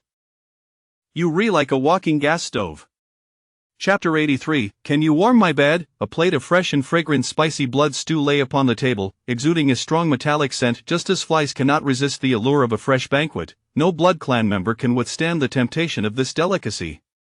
Delicious, simply delicious, Afra exclaimed, forking a piece of the blood stew and bringing it to her lips. Afra's affection for the host increased by 5, echoed the system's voice. It was notoriously difficult to enhance Afra's affection. Chunyu and Afra's rapport reached a mere 15 points, leaving them far from the coveted 100 points. Little Fu, may I have a taste? Mina inquired, observing the sheer delight on Afra's face. Was the blood stew truly that exquisite? You may only have a small piece. Afra, not particularly close to Mina, hesitated to share much of the dish. Mina speared a piece with her fork and brought it to her mouth, chewing thoughtfully. The flavor was indeed pleasant, yet the overwhelming metallic tang made her wince. How could something so pungent be deemed delicious? If not for Afra's evident enjoyment, she would have deemed the blood stew unpalatable, fit only for dogs to disdain. Not wanting to indulge further in Afra's dish, Mina opted for the delightful egg fried rice, which suited her palate far better. The fire control magic proved quite convenient for chefs, and Chengyu nudged Afra gently. Little Fu, could you teach me that fire control magic of yours? Certainly, but you must prepare 10 portions of blood stew for me in return, Afra replied. Fire control magic was a rudimentary spell, merely summoning flames and regulating their size, hardly qualifying as a first-tier magic. She felt it a fair exchange for 10 servings of blood stew. Chengyu, however, was not pleased. Come on, Fujia, you are here enjoying free food and lodging, and you still impose conditions to teach me fire control magic. Does your conscience not ache? Afra, the queen of the blood clan, had been raised in luxury and privilege from a young age. Her conscience hardly pricked her for enjoying Changyu's hospitality. She hasn't contributed either. Why is she allowed to enjoy free meals and lodging here? Afra pointed towards Yvonne. Mina diligently assisted Chengyu with various tasks daily, leaving Afra with no retort. Yet Yvonne spent her days reading in the garden, contributing nothing, just as Afra did, rendering her equally idle. My Yvonne warms my bed every night, can you do the same for me? Chengyu shot back. This elven girl had resorted to bartering her body to enjoy free meals and drinks at Changyu's abode. Afra and Chengyu were not close enough for such an arrangement, and she could not possibly agree to warm his bed. Lowering her stance slightly, she offered, consider it a favor owed. Should you require assistance in the future, do not hesitate to call upon me. Now that is more reasonable. 10 portions of blood stew held little worth, yet having Afra owe him a favor would aid in winning her over. After breakfast, Mina went to assist the masons in digging, while Yvonne practiced her plant magic in the fields. Chengyu and Afra retreated to the kitchen to prepare the blood stew, taking the opportunity to learn fire control magic from her. Chengyu, do you possess fire magic? Afra inquired. I know a first-tier fireball spell. If you know fire magic, it will be easy for you to grasp fire control magic. All fire magic is fundamentally connected. The first step is to conjure flames using magic. Fire control magic is simply a matter of exerting some control over the flames once they are created, far simpler than other fire spells. Afra sketched the magic array for fire control, imparting to Chengyu a brief incantation. With this knowledge, he could easily command the flames. Chengyu channeled his magical energy, constructing the fire control array beneath the iron pot, reciting the incantation. A roaring blaze erupted from the array. Wow, I've become a walking gas stove! Chengyu exclaimed, both astonished and elated. Cooking would no longer require chopping wood, which was cumbersome for managing flame size. A fire control magic was akin to a gas stove, allowing one to manipulate the flame's intensity. It was safe, environmentally friendly, and efficient. Beside the stable, a large baking oven over 2 meters high, covering more than 30 square meters, had taken shape. This oven was semi-ellipsoidal, resembling a brick kiln or a round bunker, complete with a small iron door at the front and a chimney at the back for smoke expulsion. Adjacent was the stove connected to the entire oven. Fire would be kindled in the stove, allowing heat to circulate through the oven's walls via variously sized passages, ensuring even heating throughout. The oven is not yet completely dry. We should fire it up tonight, suggested the mason. Chengyu settled the final payment with Locke and the other masons. Where is my Mina? She is still over there digging. Locke gestured towards a large pit at the edge of the fields, its diameter measuring 5 to 6 meters, with freshly turned soil piled high around it, dirt continuously flinging from the pit. After the masons departed, Chengyu approached the edge of the pit, peering down in the 7 to 8 meter deep pit. Mina donned black combat attire, energetically wielding a shovel, joyfully excavating the earth. Mina, Chengyu called out. Mina looked up. Chengyu, what brings you here? Do you need more soil? I can keep digging. No, that's enough, come up now. But I still wish to dig. Mina, a warrior by profession, found that digging strengthened her physical prowess. Come up, fill this pit back in, and we shall continue digging here tomorrow.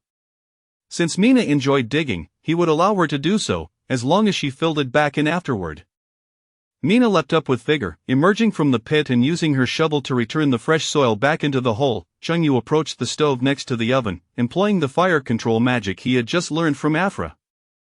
Magical energy coalesced within the stove, forming a magic array over a meter in diameter, from which a massive fireball of over 2 meters in diameter ignited. The fierce flames generated intense heat, warming the air.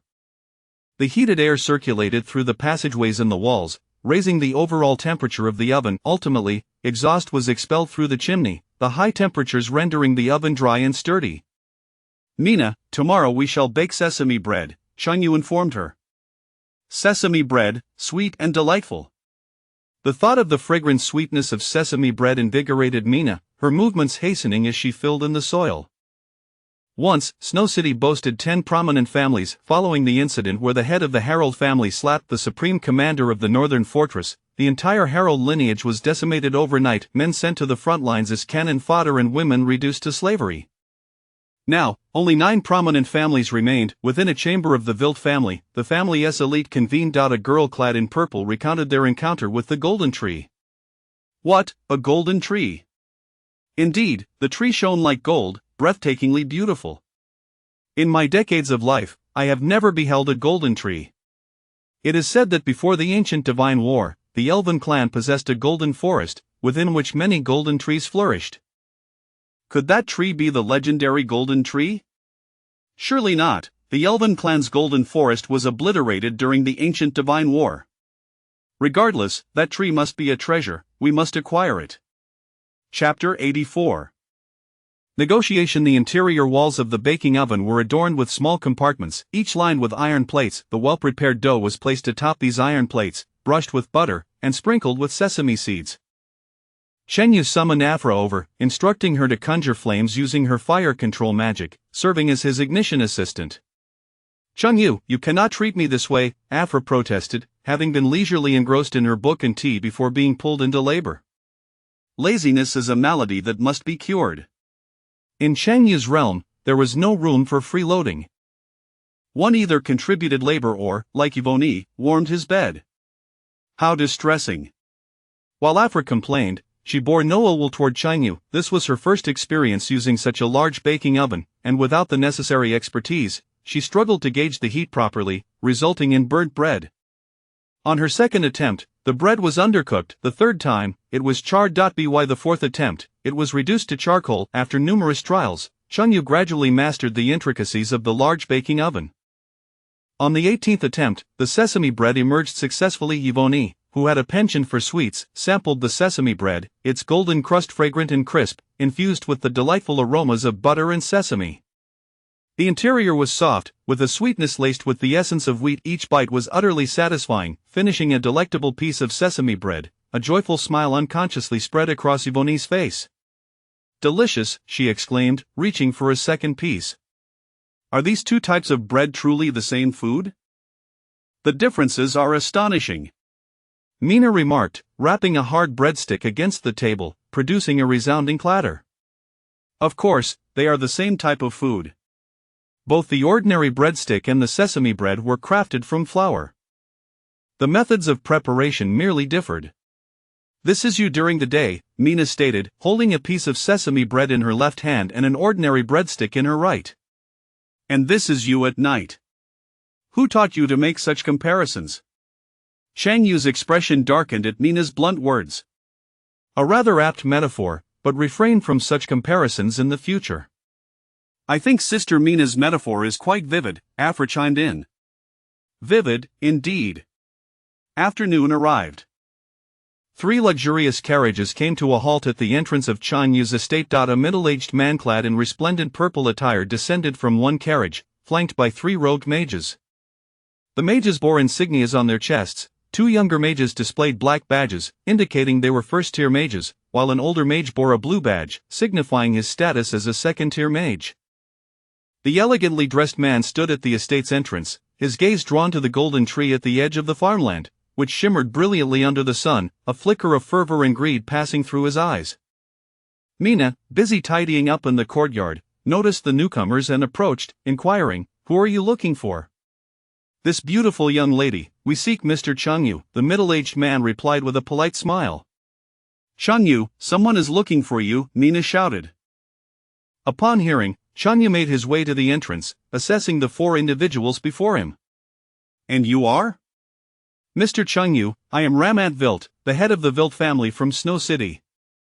"It is a pleasure to meet you." The middle-aged man maintained his gentlemanly demeanor, exuding the air of a refined noble. "A pleasure, just how pleased are you?" Cheng Yu's tone was nonchalant, tinged with a hint of disdain. He sensed that these individuals were no harbingers of good news. Ramad was momentarily at a loss for words. Was this young man intentionally provoking him? Actually, I have come here to purchase the golden tree in your farmland. Foregoing idle chatter, Ramad directly stated his purpose, his gaze fixated on the golden tree's edge. Not for sale, Cheng Yu replied curtly. The golden tree was vital for Yvonne's enhancement of magical power. He could never part with it. You must consider this carefully. As a mere chef, you cannot safeguard such a rare treasure. Should it be stolen or taken by force, you would gain nothing. If you sell it to me, you could still earn some coin. Raman's words carried an undercurrent of threat, feigning contemplation. Cheng Yu nodded slightly. You make a compelling point. Very well, I shall sell it to you. The young man is quite astute, he knows when to yield, Ramat replied with a satisfied smile, surprised at how easily Cheng Yu had changed his mind. If this tree truly belonged to the elven race, selling it for a fortune to the Holy Kingdom and the West could earn him a title, a fief, and elevate him to the pinnacle of success. Just the thought of it brought him joy. 10 trillion gold coins, Cheng Yu stated matter-of-factly. How much? 10 trillion gold coins, are you out of your mind? Ramad was taken aback, his expression shifting dramatically. 10 trillion gold coins was an inconceivable sum. Even the Black Sun Empire's annual tax revenue did not reach such heights. Is it too expensive? Seeing as you are less handsome than I shall graciously offer you a 10% discount, 1 trillion gold coins. Cheng Yu, ever considerate, granted Ramad a discount for his lack of good looks. What kind of absurd reasoning was that? Ramad was nearly beside himself with frustration. You little brat, are you doing this on purpose? You requested I sell it to you. I have acquiesced, yet you find it exorbitant. I even offered you a discounted price. What more do you desire? If you find it too steep, perhaps you should reflect on your own circumstances. Have you put in the effort to earn money today? With Afra present, Cheng Yu felt no fear of the Vilt family. The demon race possessed the terrifying capability to annihilate an entire city. You truly are ungrateful. Ramant was on the verge of erupting, nearly spitting blood from rage, his earlier gentlemanly demeanor completely dissolved. The 3 mages beside him summoned their staffs, preparing for battle. Though Mina was aware of Cheng Yu's strength, she unhesitatingly stepped in front of him, raising her right hand as the thunder bracelet on her wrist crackled with powerful arcs of electricity. The second-tier mage forewent chanting and unleashed a second-tier defensive spell. A translucent blue energy shield enveloped the 4 of them. We shall depart. Realizing Mina was not to be trifled with, Ramant opted against confrontation, planning to devise another strategy later. Resuming his previous gentlemanly tone, he said, since Mr. Cheng Yu is unwilling to sell this tree, we shall let it be. The 4 retreated to their carriage and departed. Afra sat beneath the shade of a garden tree, her legs crossed as she read. Little Afra, do you know any barrier magic? Cheng Yu inquired, approaching her. Of course, why do you ask? Could you cast a barrier around that golden tree, allowing only Yvonne and me to enter? The golden tree was a glaring anomaly among the green foliage of the other trees, and a protective barrier would be prudent. You want me to teach you fire control magic, set up a barrier, and yet you still claim I am freeloading? Is there no justice in the world? Afra shook her fist in indignation. I shall no longer say you are freeloading. Little Afra is the best in the world. Cheng Yu praised her. Afra's mood lifted at Cheng Yu's compliment, and she smiled gently. If the Demon King had your attitude, I wouldn't have to sneak into the Black Sun Empire to laze about. What is the Demon King's attitude toward you? Cheng Yu asked. Imitating the Demon King's tone, Afra gruffly exclaimed, Afra, why have you not conquered the northern stronghold? Afra, what have you been doing all day? Afra, your laziness is a hindrance to our great revival. Afra, you are the most unambitious demon I have ever encountered. I have heard those words so often that my ears are calloused. The Demon King championed a wolfish culture, collective honor, and populism, relentlessly pressuring Afra daily. Yet Afra, being inherently slow-paced, devised various ways to slack off, engaging in a battle of wits with the Demon King. At times, the Demon King considered dismissing Afra, but her formidable strength made her a dilemma. She was both a source of frustration and an invaluable asset. Chapter 85 The assassination bounty of the Wilt family. Afra established a protective barrier around the golden tree. A crimson energy shield enveloped the tree, rendering it inaccessible to all. To breach the barrier, one had to recite a specific magical incantation. Afra communicated the incantation necessary to enter the barrier to Chengyu, who subsequently relayed it to Ivany. This arrangement allowed Ivany to enter the barrier and undergo the golden tree's sanctification without the fear of it being stolen. 4 days later, the morning was pierced by the whinnies of horses, shattering the tranquility of dawn. Captain Karl of the Northern Fortress Cavalry, accompanied by a dozen riders, arrived at Chengyu's estate. "Good morning, Chengyu," Karl greeted, an old acquaintance, as he casually strolled into the estate and found a place to sit. "My large baking oven has been completed. I can now bake bread for you." Baking bread is somewhat simpler than making dumplings, as it does not require filling each one individually, thus significantly enhancing efficiency. Karl's gaze drifted towards the sizable baking oven adjacent to the estate, a half-spherical structure comparable in size to the Northern Fortress's own baking facility. "This oven could bake hundreds of loaves at once. How many would you like?" Chengyu inquired. "Let us start with 300, Karl replied. Being his first purchase of bread, he opted for a modest quantity. A sesame loaf was roughly equivalent in size to 2 dumplings. With over 100 cavalrymen, 2 loaves each would suffice to satiate their appetites. Chengyu and Mina proceeded to the kitchen to prepare the dough. Chengyu poured a large bag of flour into a wooden basin, adding water, white sugar, yeast, and other ingredients. He took out a second basin, repeating the process, and continued with a third and fourth basin, each time following the same steps. Mina was responsible for kneading the dough. Under her capable hands, flour, water, sugar, yeast, and other components swiftly amalgamated into a smooth mixture. 40 minutes later, the dough had risen perfectly. The two of them transported several large basins of dough to the baking oven, placing the uniformly sized pieces into the small compartments along the oven's interior, brushing them with oil and sprinkling sesame seeds atop. The final step was to bake them.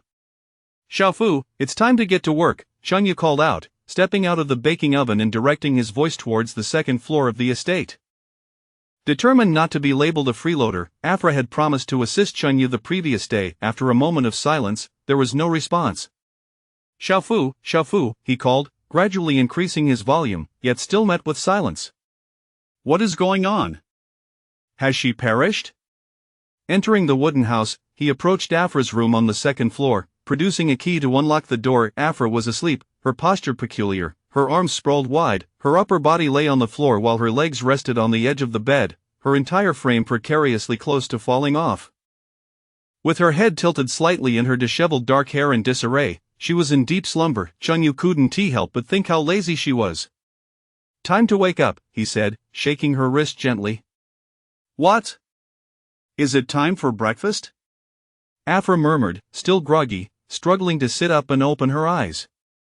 "What do you know aside from eating and sleeping? Put on your clothes and come help me," Chengyu replied, arms crossed over his chest, resembling a taskmaster urging a slave to work. Afra, having agreed to assist him, offered no rebuttal as she sluggishly donned her clothes. After grabbing a comb, Chengyu roughly tidied her hair before pulling her wrist and leading her to the large baking oven, assigning her the task of stoking the fire.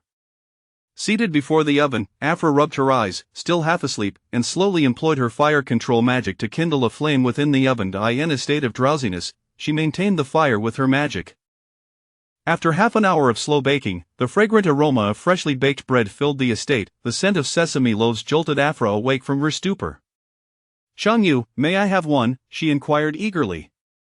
"These are for Captain Karl and his men." "You cannot have one, not if you wish to eat. I will bake you a special one later, adding some pig's blood for a unique flavor," he replied. "Okay." Afra beamed at Chengyu. Afra's favorability towards Host 5, the system chimed, indicating that Afra's affection for Chengyu had increased again.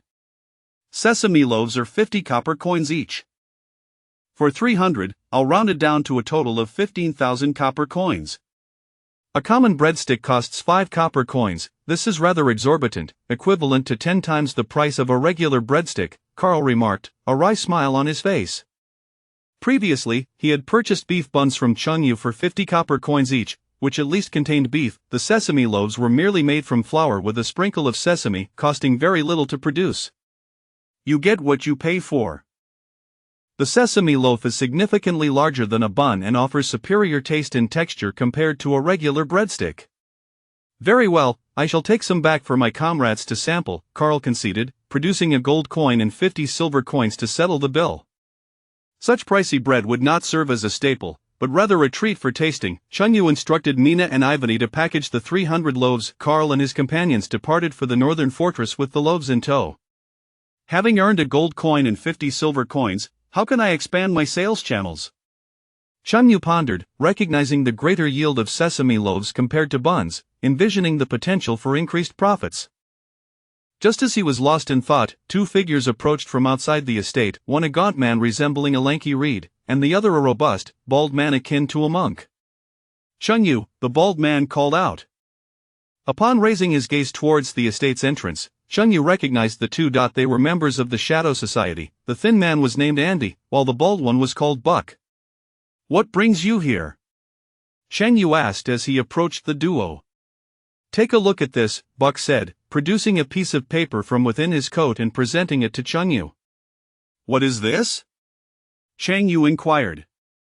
You'll see for yourself, Buck replied.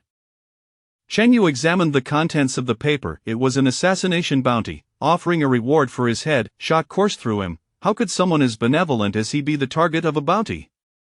Where did you come across this bounty notice? Chunyu asked, his voice tinged with disbelief. We stumbled upon it while visiting a friend at a killer organization, Andy explained. Members of the Shadow Society, blessed by the Shadow God, possess the ability to conceal themselves within shadows, allowing them to approach enemies undetected, an inherent advantage for assassins. Numerous members of the Shadow Society operated within the underground killer organizations near Snow City. Upon discovering the bounty on Chunyu, Buck had ripped down the notice to bring it to his attention. Those interested are to present the bounty notice at the Red Maple Winery. The price is negotiable. What is the Red Maple Winery? Chunyu inquired. The Red Maple Winery is a property of the Wilt family, located 30 kilometers east of Bailu town. Just days prior, the head of the Wilt family had sought to purchase the golden tree from Chunyu, only to be rebuffed, leading him to issue this bounty through the killer organization. So it is the Wilt family behind this. I shall pay them a visit, Chunyu resolved, planning to personally journey to the Red Maple Winery. Chapter 86. An increase in bounty. The Red Maple Winery, a rather expansive vineyard situated near Snow City, is owned by the Weirter family. Clad in a black cloak and donning a mask with a ghastly visage, Chunyu arrived at the entrance of the Red Maple Winery. Who are you? A servant of the Weirter family, taken aback by Chunyu's peculiar attire, promptly obstructed his path. I am Kuwait, a sorcerer, and I seek to discuss a matter with the head of your esteemed Weirter family, Chunyu clarified to the servant. The two servants, observing Chunyu's mysterious demeanor with his mask and cloak, felt a sense of unease and did not dare to be dismissive. One of them guided Chunyu into the Red Maple Winery. The winery primarily produces wine, with the estate adorned with numerous grapevines, where slaves toil to weed and fertilize the vineyards. Traversing through the vast expanse of grapevines, they reached the end of the path, which opened up to a grand Gothic stone castle spanning over 10,000 square meters. The servant led Chunyu into the castle and halted before a door, knocking gently. Master, a sorcerer wishes to see you. The door swung open, revealing Ramand Weirter, the head of the Weirter family, standing tall and upright, embodying the demeanor of a refined gentleman. Greetings, I am Kuwait, a sorcerer.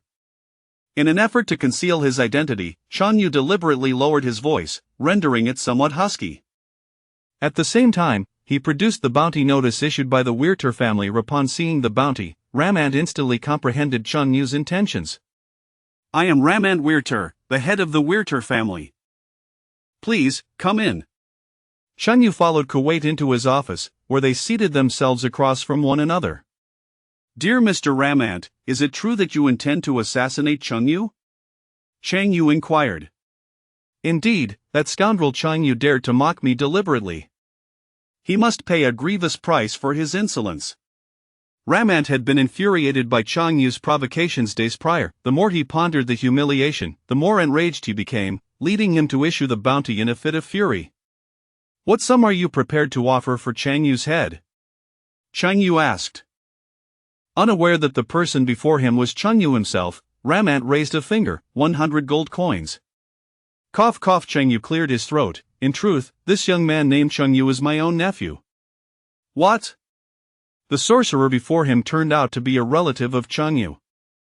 Having received the bounty notice for Cheng Yu, was he here to assist in his own uncle's demise? Ramant's face blanched with shock as he hastily rose, snatching a sword and shield from the wall with lightning speed. No, you misunderstand, Cheng Yu quickly clarified upon witnessing Ramant's reaction. Ramant looked utterly perplexed. What did he mean by misunderstanding? Cheng Yu is my only family in this world. If you wish for me to assassinate him, the price must be increased. This was indeed a ruthless individual. For the sake of money, he would not spare even his own nephew. With a slight sigh of relief, Ramant set down the sword and resumed his seat across from Cheng Yu. Mr.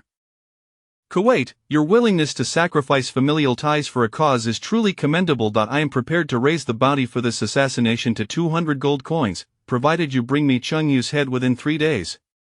The mere thought of Cheng Yu being betrayed by his only relative brought an involuntary smile to Ramant's lips. This was far too amusing. Spending a little extra was worth it.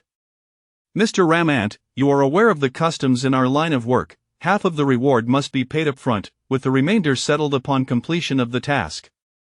Cheng Yu had come here with the intention of swindling the Weirter family as funds. Paying half of the reward is acceptable, but how can I be certain that you are capable of killing Cheng Yu? He is accompanied by an orc slave who wields formidable lightning powers. The reason Ramant had refrained from attacking Cheng Yu the other day was primarily due to his apprehension regarding Mina's thunder bracelet, which seemed to be a high-tier magical artifact. Cheng Yu walked to the window. Mr. Ramant, do you see that small hill over there? I do, Ramant replied, joining Cheng Yu at the window, gazing at the small hill 1,000 meters away. Cheng Yu concentrated his magical energy, conjuring a magical array for the fly-swatting spell in his palm, and with a swift motion, he struck boom. A thunderous roar echoed as a long fissure split the hill in two. The entire hill was cleaved asunder by Cheng Yu's single blow. Even from within the castle, one could feel the ground tremble slightly. Ramant stood in astonishment, utterly dumbfounded. What manner of sorcery was this? It was terrifying. Now, do you believe I can eliminate Cheng Yu? Cheng Yu smiled. You are far too powerful, more so than any sorcerer I have ever encountered. Ramant no longer questioned Cheng Yu's capabilities and summoned a steward to escort him to collect his payment. Following the steward to the winery's storeroom, Cheng Yu received 100 gold coins. Today, I earned a mere 5 gold coins from selling bread, but through deception, I effortlessly acquired 100 coins. Indeed, the methods for rapid wealth are inscribed within the law.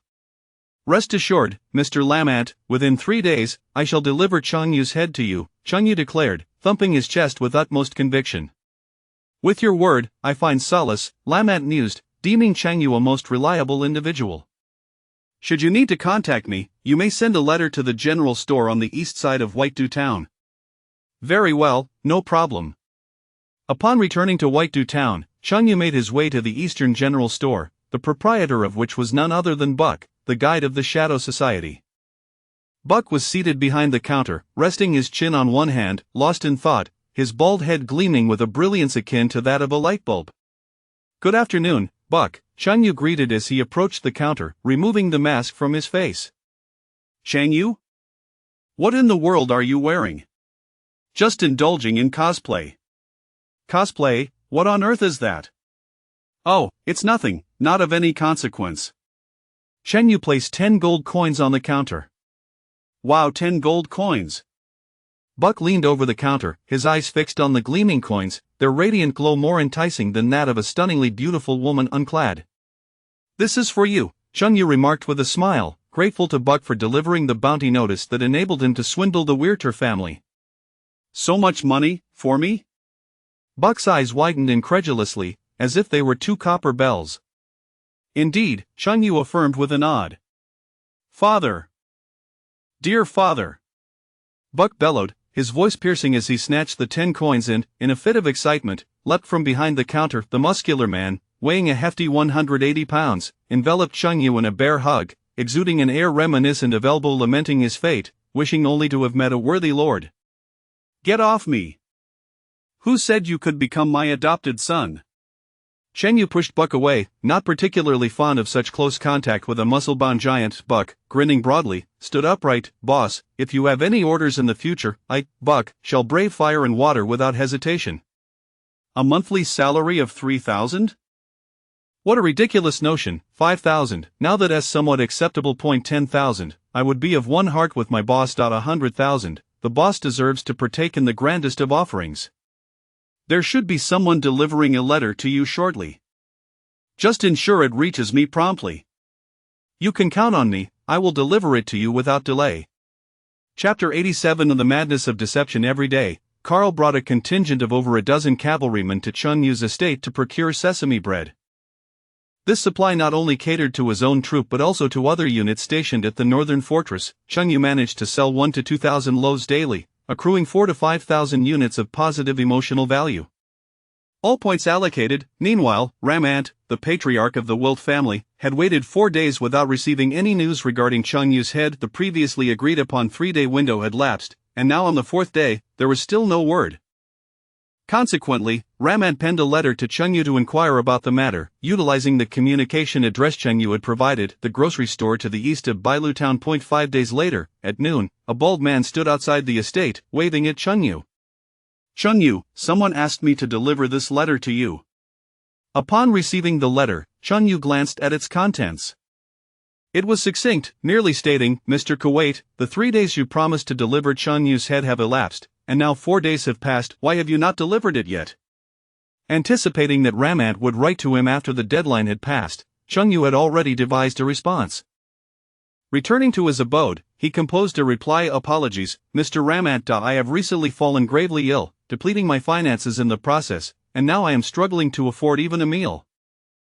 Kindly lend me 150 gold coins for immediate relief, and I assure you that I will deliver Chun Yu's head to you within 3 days. After finalizing the letter, Chun Yu entrusted it to Buck, instructing him to deliver it to the Red Maple Winery. Scamming, after all, is predicated on exploiting the trust of others to extract as much wealth as possible. Taking money from an adversary is an opportunity not to be missed. As evening approached, Buck returned from the Red Maple Winery, cradling a heavy chest in his arms. Upon opening it, Chun Yu discovered not only the 150 gold coins but also a reply from Ramant. The letter contained a brief message of Mr. Kuwait. Here are 150 gold coins. Please expedite your actions. Chun Yu was elated to receive the 150 gold coins. 3 days later, yet another letter arrived in Chun Yu's hands. Mr. Kuwait, why have you not yet brought me Chun Yu's head? Ramant inquired in his correspondence. Chun Yu responded, a fortune has not favored me, I am now entangled in a mountain of gambling debt, and my creditors are holding me captive. Generous Mr. Ramant, please lend me 200 gold coins. Once I settle my debts, I will return all 450 gold coins to you, along with Chun Yu's head. After composing the letter, Chun Yu again instructed Buck to deliver it to the Red Maple Winery. Upon receiving this letter, Ramant found himself in a quandary. If he refrained from sending money, the previous 250 gold coins would be lost. However, if he sent an additional 200 coins, not only could he recover the earlier investment but also eliminate Chun Yu. After weighing his options, Ramant resolved to send 200 more gold coins to Chun Yu. Buck returned to Bailu Town with the 200 coins, handing them over to Chun Yu. By this point, Chun Yu had successfully scammed the Wilt family out of 450 gold coins, a sum far exceeding his earnings from bread sales. 3 more days slipped by, and still, Ramant had not received Chun Yu's head. He wrote again to Kuwait, why the hell have you not brought me the money and Chun Yu's head? This time, Ramant omitted the honorific, expressing his frustration with vulgarity. Dear Mr. Ramant, I lost again at gambling yesterday and am now buried in debt. Please lend me 250 gold coins. I assure you this will be the last request. Once I repay my debts, I will return all the money to you and assist in eliminating Chun Yu, along with a complimentary upscale estate. After drafting the letter, Chun Yu sent Buck once more to deliver it to the Red Maple Winery. Ramant, upon reading this letter, felt a surge of panic. He had already given the man 450 gold coins, and now he was being asked for more. Scams typically begin with small amounts, luring the victim in with promises, before escalating to larger sums. If one ceases to provide funds, the initial investments are lost, a phenomenon known as sunk cost. Conversely, continuing to pay might yield a glimmer of hope. Reluctant to part with more money, Ramat weighed his previous expenditures and, in a moment of desperation, decided to send another 250 gold coins to Chunyu. Several more days passed, during which Ramat bombarded Chunyu with letters, writing more than 10 in succession. However, this time, Chunyu chose not to respond, laying the groundwork for the next phase of his deception. As Kuwait went silent, Ramat felt a growing dread, finally realizing he had fallen prey to a con artist. That morning, Ramat arrived at Chunyu's estate with a large entourage. He was aware that Chunyu was Kuwait's only relative and assumed he might know Kuwait's whereabouts. He was determined to unearth the scoundrel who had deceived him and exact vengeance. Chunyu, where is your uncle Kuwait? At the estate's entrance, Ramat appeared gaunt and hollow-eyed, as though all hope had been drained from him. 700 gold coins was no trivial amount for the Wilt family, and the thought of being swindled fueled his anger. Ha, do we share such an intimacy that I should divulge anything to you? Chunyu replied, disdainfully raising his chin and crossing his arms over his chest. He had no intention of revealing that Kuwait was merely a figment of imagination. Tell me now, that scoundrel Kuwait has swindled me out of 700 gold coins. Ramat demanded, his tone bordering on frantic. If you provide me with money, I shall reveal his location. Chunyu continued his ruse against the Wilt family. How much do you want? Ramat glared at Chunyu, seething with indignation. 300 gold coins. Chunyu stated matter-of-factly. You are cut from the same cloth as your uncle. Ramat could hardly believe the audacity of this request.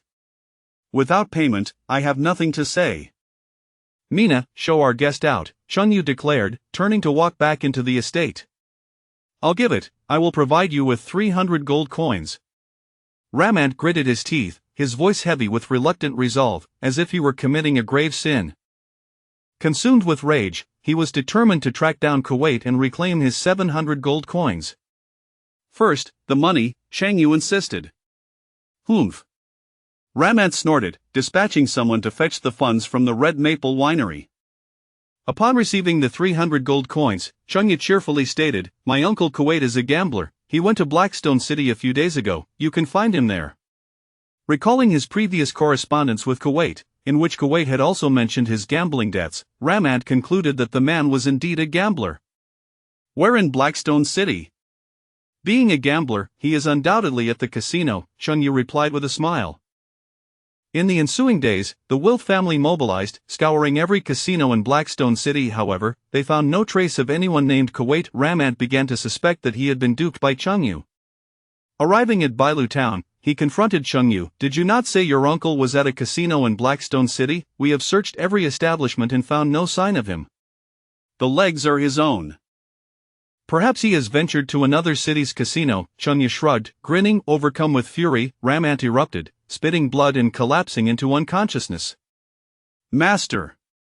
The onlookers rushed to assist Ramat. Chapter 88. One must live to produce. Until the very end, Ramat remained oblivious to the fact that Kuwait and Chunyu were, in truth, one and the same individual. Beneath the shade of the estate's trees, a translucent system panel materialized before Chunyu. The main interface displayed Chunyu's current attributes: host, Chunyu culinary skill level, max level strength 1450, defense 1450, skills silver moon shockwave, magic mastery, passive, equipment dragon pattern golden knife. In the upper right corner, the positive emotion value read 20028. After several days without allocating points, he had amassed over 20,000 positive emotion points. Exchange 100 points for strength and 100 points for defense. The host consumes 20,000 positive emotion points. Strength 100, defense 100, host, Chunyu culinary skill level, max level strength 1550, defense 1550, skills silver moon shockwave, magic mastery, passive, equipment dragon pattern golden knife. This level of strength was equivalent to that of a 4th tier warrior, yet still shy of 5th tier. According to the system, only when both strength and defense attributes exceeded 5,000 points could one be deemed a 5th tier warrior. With time on his side, as long as he continued to allocate points, he could attain the strength of a 5th tier warrior within a year at most.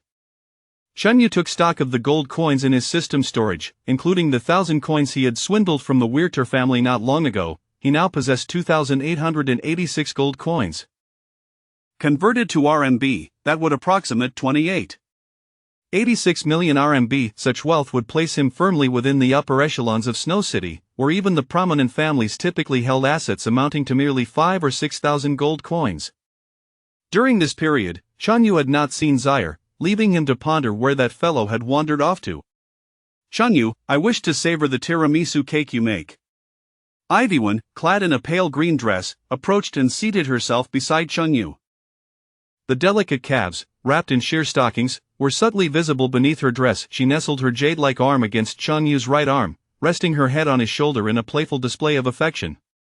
Through Changyu's relentless nurturing, Ivywan's once indifferent demeanor had blossomed into a semblance of vivacity, albeit limited to interactions with him and Mina. She remained aloof towards others. Are you not afraid of gaining weight? Tiramisu was notorious for its caloric density, promising to send one's weight soaring. Just make a little. I only wish to taste it, she replied. The allure of delectable food often clashes with the pursuit of a svelte figure. Tiramisu was simply too irresistible, and Ivywan longed for it yet hesitated to indulge excessively. You could take a leaf out of Mina's book. She consumes more than a pig daily yet remains remarkably slender, Chanyu chuckled. I lack the robust constitution of Sister Mina, Ivywan said, casting her gaze towards the fields where Mina was vigorously toiling with a hoe, engaged in her daily routine of digging and filling holes in an endless cycle. Through this labor, she honed her physique and fortified her body. Embracing Ivywan, Chanyu invited her to sit upon his lap. Through the thin fabric of her dress, he could feel the warmth of her youthful body and gaze into her adorable, white eyes. The soft, fragrant presence of the enchanting fairy-like maiden brought Chanyu immense joy. Her delicate skin resembled that of a flower. Just then, two coughs interrupted their intimate moment. A figure approached, and Ivywan, startled like a frightened rabbit, hastily extricated herself from Chanyu's embrace, sitting upright to adjust her disheveled attire. Who dares intrude? Chanyu grumbled, turning to face the source of the disturbance. Not far away stood a stooped, white-haired elder, leaning on a magical staff. You audacious old man, how dare you show your face here? Chanyu recognized the elder as Bishop Zellern of the Holy Light Church's Blackstone City branch. It was Zellern who had previously recommended Chanyu to the Holy Light Church headquarters to become the Holy Maiden. The church had crafted a virtual beauty based on Chanyu, fabricating glorious tales to sculpt an idealized persona for promotional purposes. Now, the Holy Maiden had ascended to the status of a national goddess in the Black Sun Empire, capturing the dreams of countless men. Chanyu had longed to confront Zellern and deliver a sound thrashing, but the opportunity had eluded him until now, as the old man had conveniently presented himself. Casting his gaze toward the corner of the courtyard, Chanyu seized a broom and charged toward Zellern, brandishing it as a weapon. Take that, old man. Just as the broom was about to connect with Zellern, the bishop smiled calmly, thrusting his staff into the ground. A magical circle materialized beneath them, enveloping him in a protective white energy shield. The broom shattered upon impact with the unyielding shield. Young friend, do not waste your efforts, this is the Holy Light Guardian magic. You cannot harm me, Zellern chuckled. Oh really? Chanyu retorted, raising his middle finger and poking the shield. With a resounding crack, the powerful force shattered the white energy shield like glass, sending shards cascading into the air before dissipating. The Holy Light Guardian magic has been breached? How did you manage that? If Chanyu had used magic to break the shield, Zellern could have understood, given his knowledge of Chanyu's exceptionally pure light power, but how could a merfolk have accomplished such a feat? Do not concern yourself with how I achieved it. Just know that you are in for a world of hurt.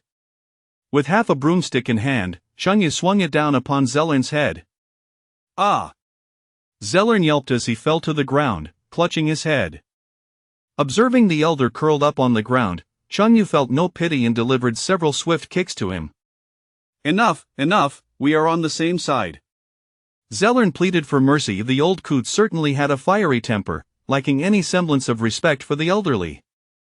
Chanyu had not exerted his full strength, merely delivering a few light kicks to impart a lesson to Zellern. What brings you here? Chanyu inquired. You nearly shattered these old bones of mine. Using his staff for support, Zellern rose from the ground and brushed the dust from his garments. I have come to test your potential in holy light magic, he announced, producing a crystal ball the size of a basketball from his storage pouch. How do we go about this test? Chanyu asked. Simply place your hand upon the crystal ball and concentrate your magical energy, Zellern instructed. The method was akin to the magical strength assessment during the novice mage trials. Cradling the crystal ball, Zellern observed as Chunyu placed his hand on its surface, channeling his magical energy. A soft white glow emanated from within the crystal ball, revealing the number 19800 on its surface. What, so high? Zellern's eyes widened, his jaw nearly dropping to the ground in astonishment. Is 19,800 considered high? Chengyu was unfamiliar with the Holy Light Church's standards for evaluating potential. It's outrageously high. The typical potential for an ordinary church priest is merely a few dozen points, while the previous holy maidens had only around 500 or 600 points. You are nearing 20,000. Chengyu's innate magical talent, comparable to Ivyuan's, combined with the residual light power within him, resulted in an astronomical potential value in holy light magic.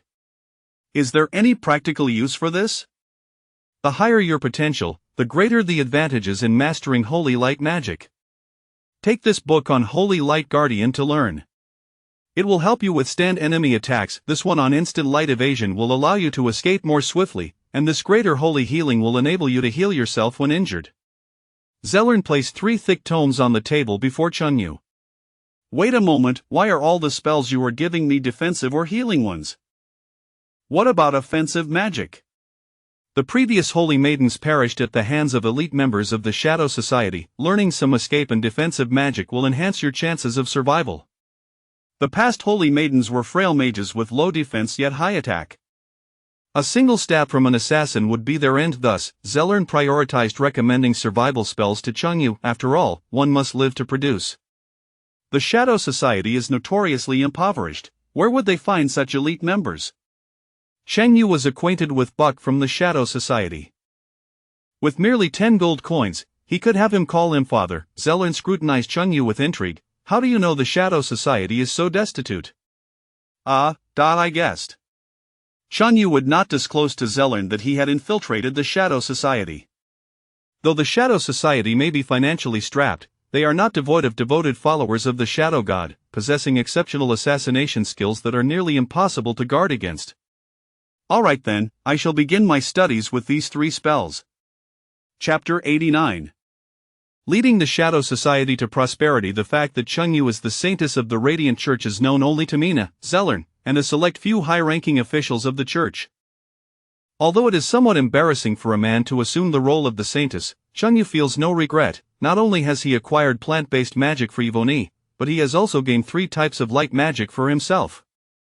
Furthermore, he can leverage his identity as the saintess to obtain greater resources from the Radiant Church in the future. In the study, the door is locked, the windows tightly shut, and the curtains drawn.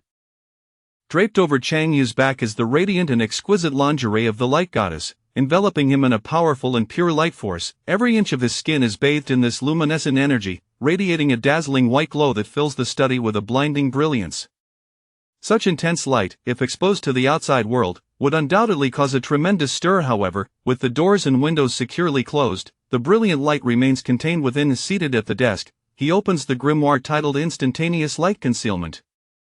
This sacred magic, handed down by the light goddess, possesses no magical tier and allows one to conceal their figure and move swiftly. Under the influence of the light force, the once obscure and complex incantations become clear and comprehensible to Chunyu. He raises his right hand, extending his index finger, attempting to use the light force to construct a magical array. Any part of the human body can gather magical power, while using a wand is more efficient for channeling magic, thus making it a staple for mages. True masters can unleash powerful spells without one. Perhaps due to his practice of light magic, after half an hour of continuous training, Chunyu feels a surge of light energy remaining within him, sensing a notable increase in his magical power. In a small tavern in Snow City, several ragged members of the Shadow Society gather to drink and chat. Lacking a steady source of income and too timid to take on the role of assassins, they can only scrape by with odd jobs, leading a frugal existence.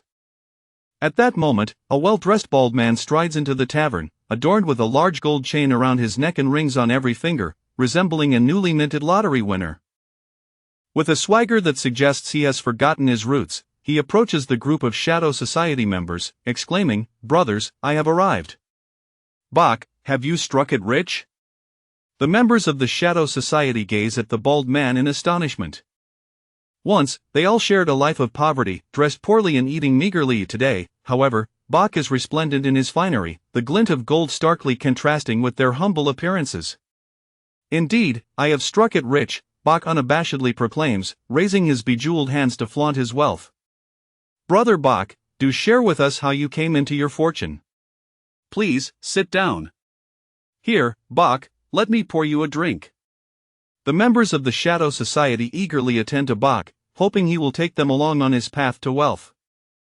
Bach's vanity is satiated as he rubs his bald head, beginning to boast. Ah, truth be told, I merely followed the lead of others to earn my fortune.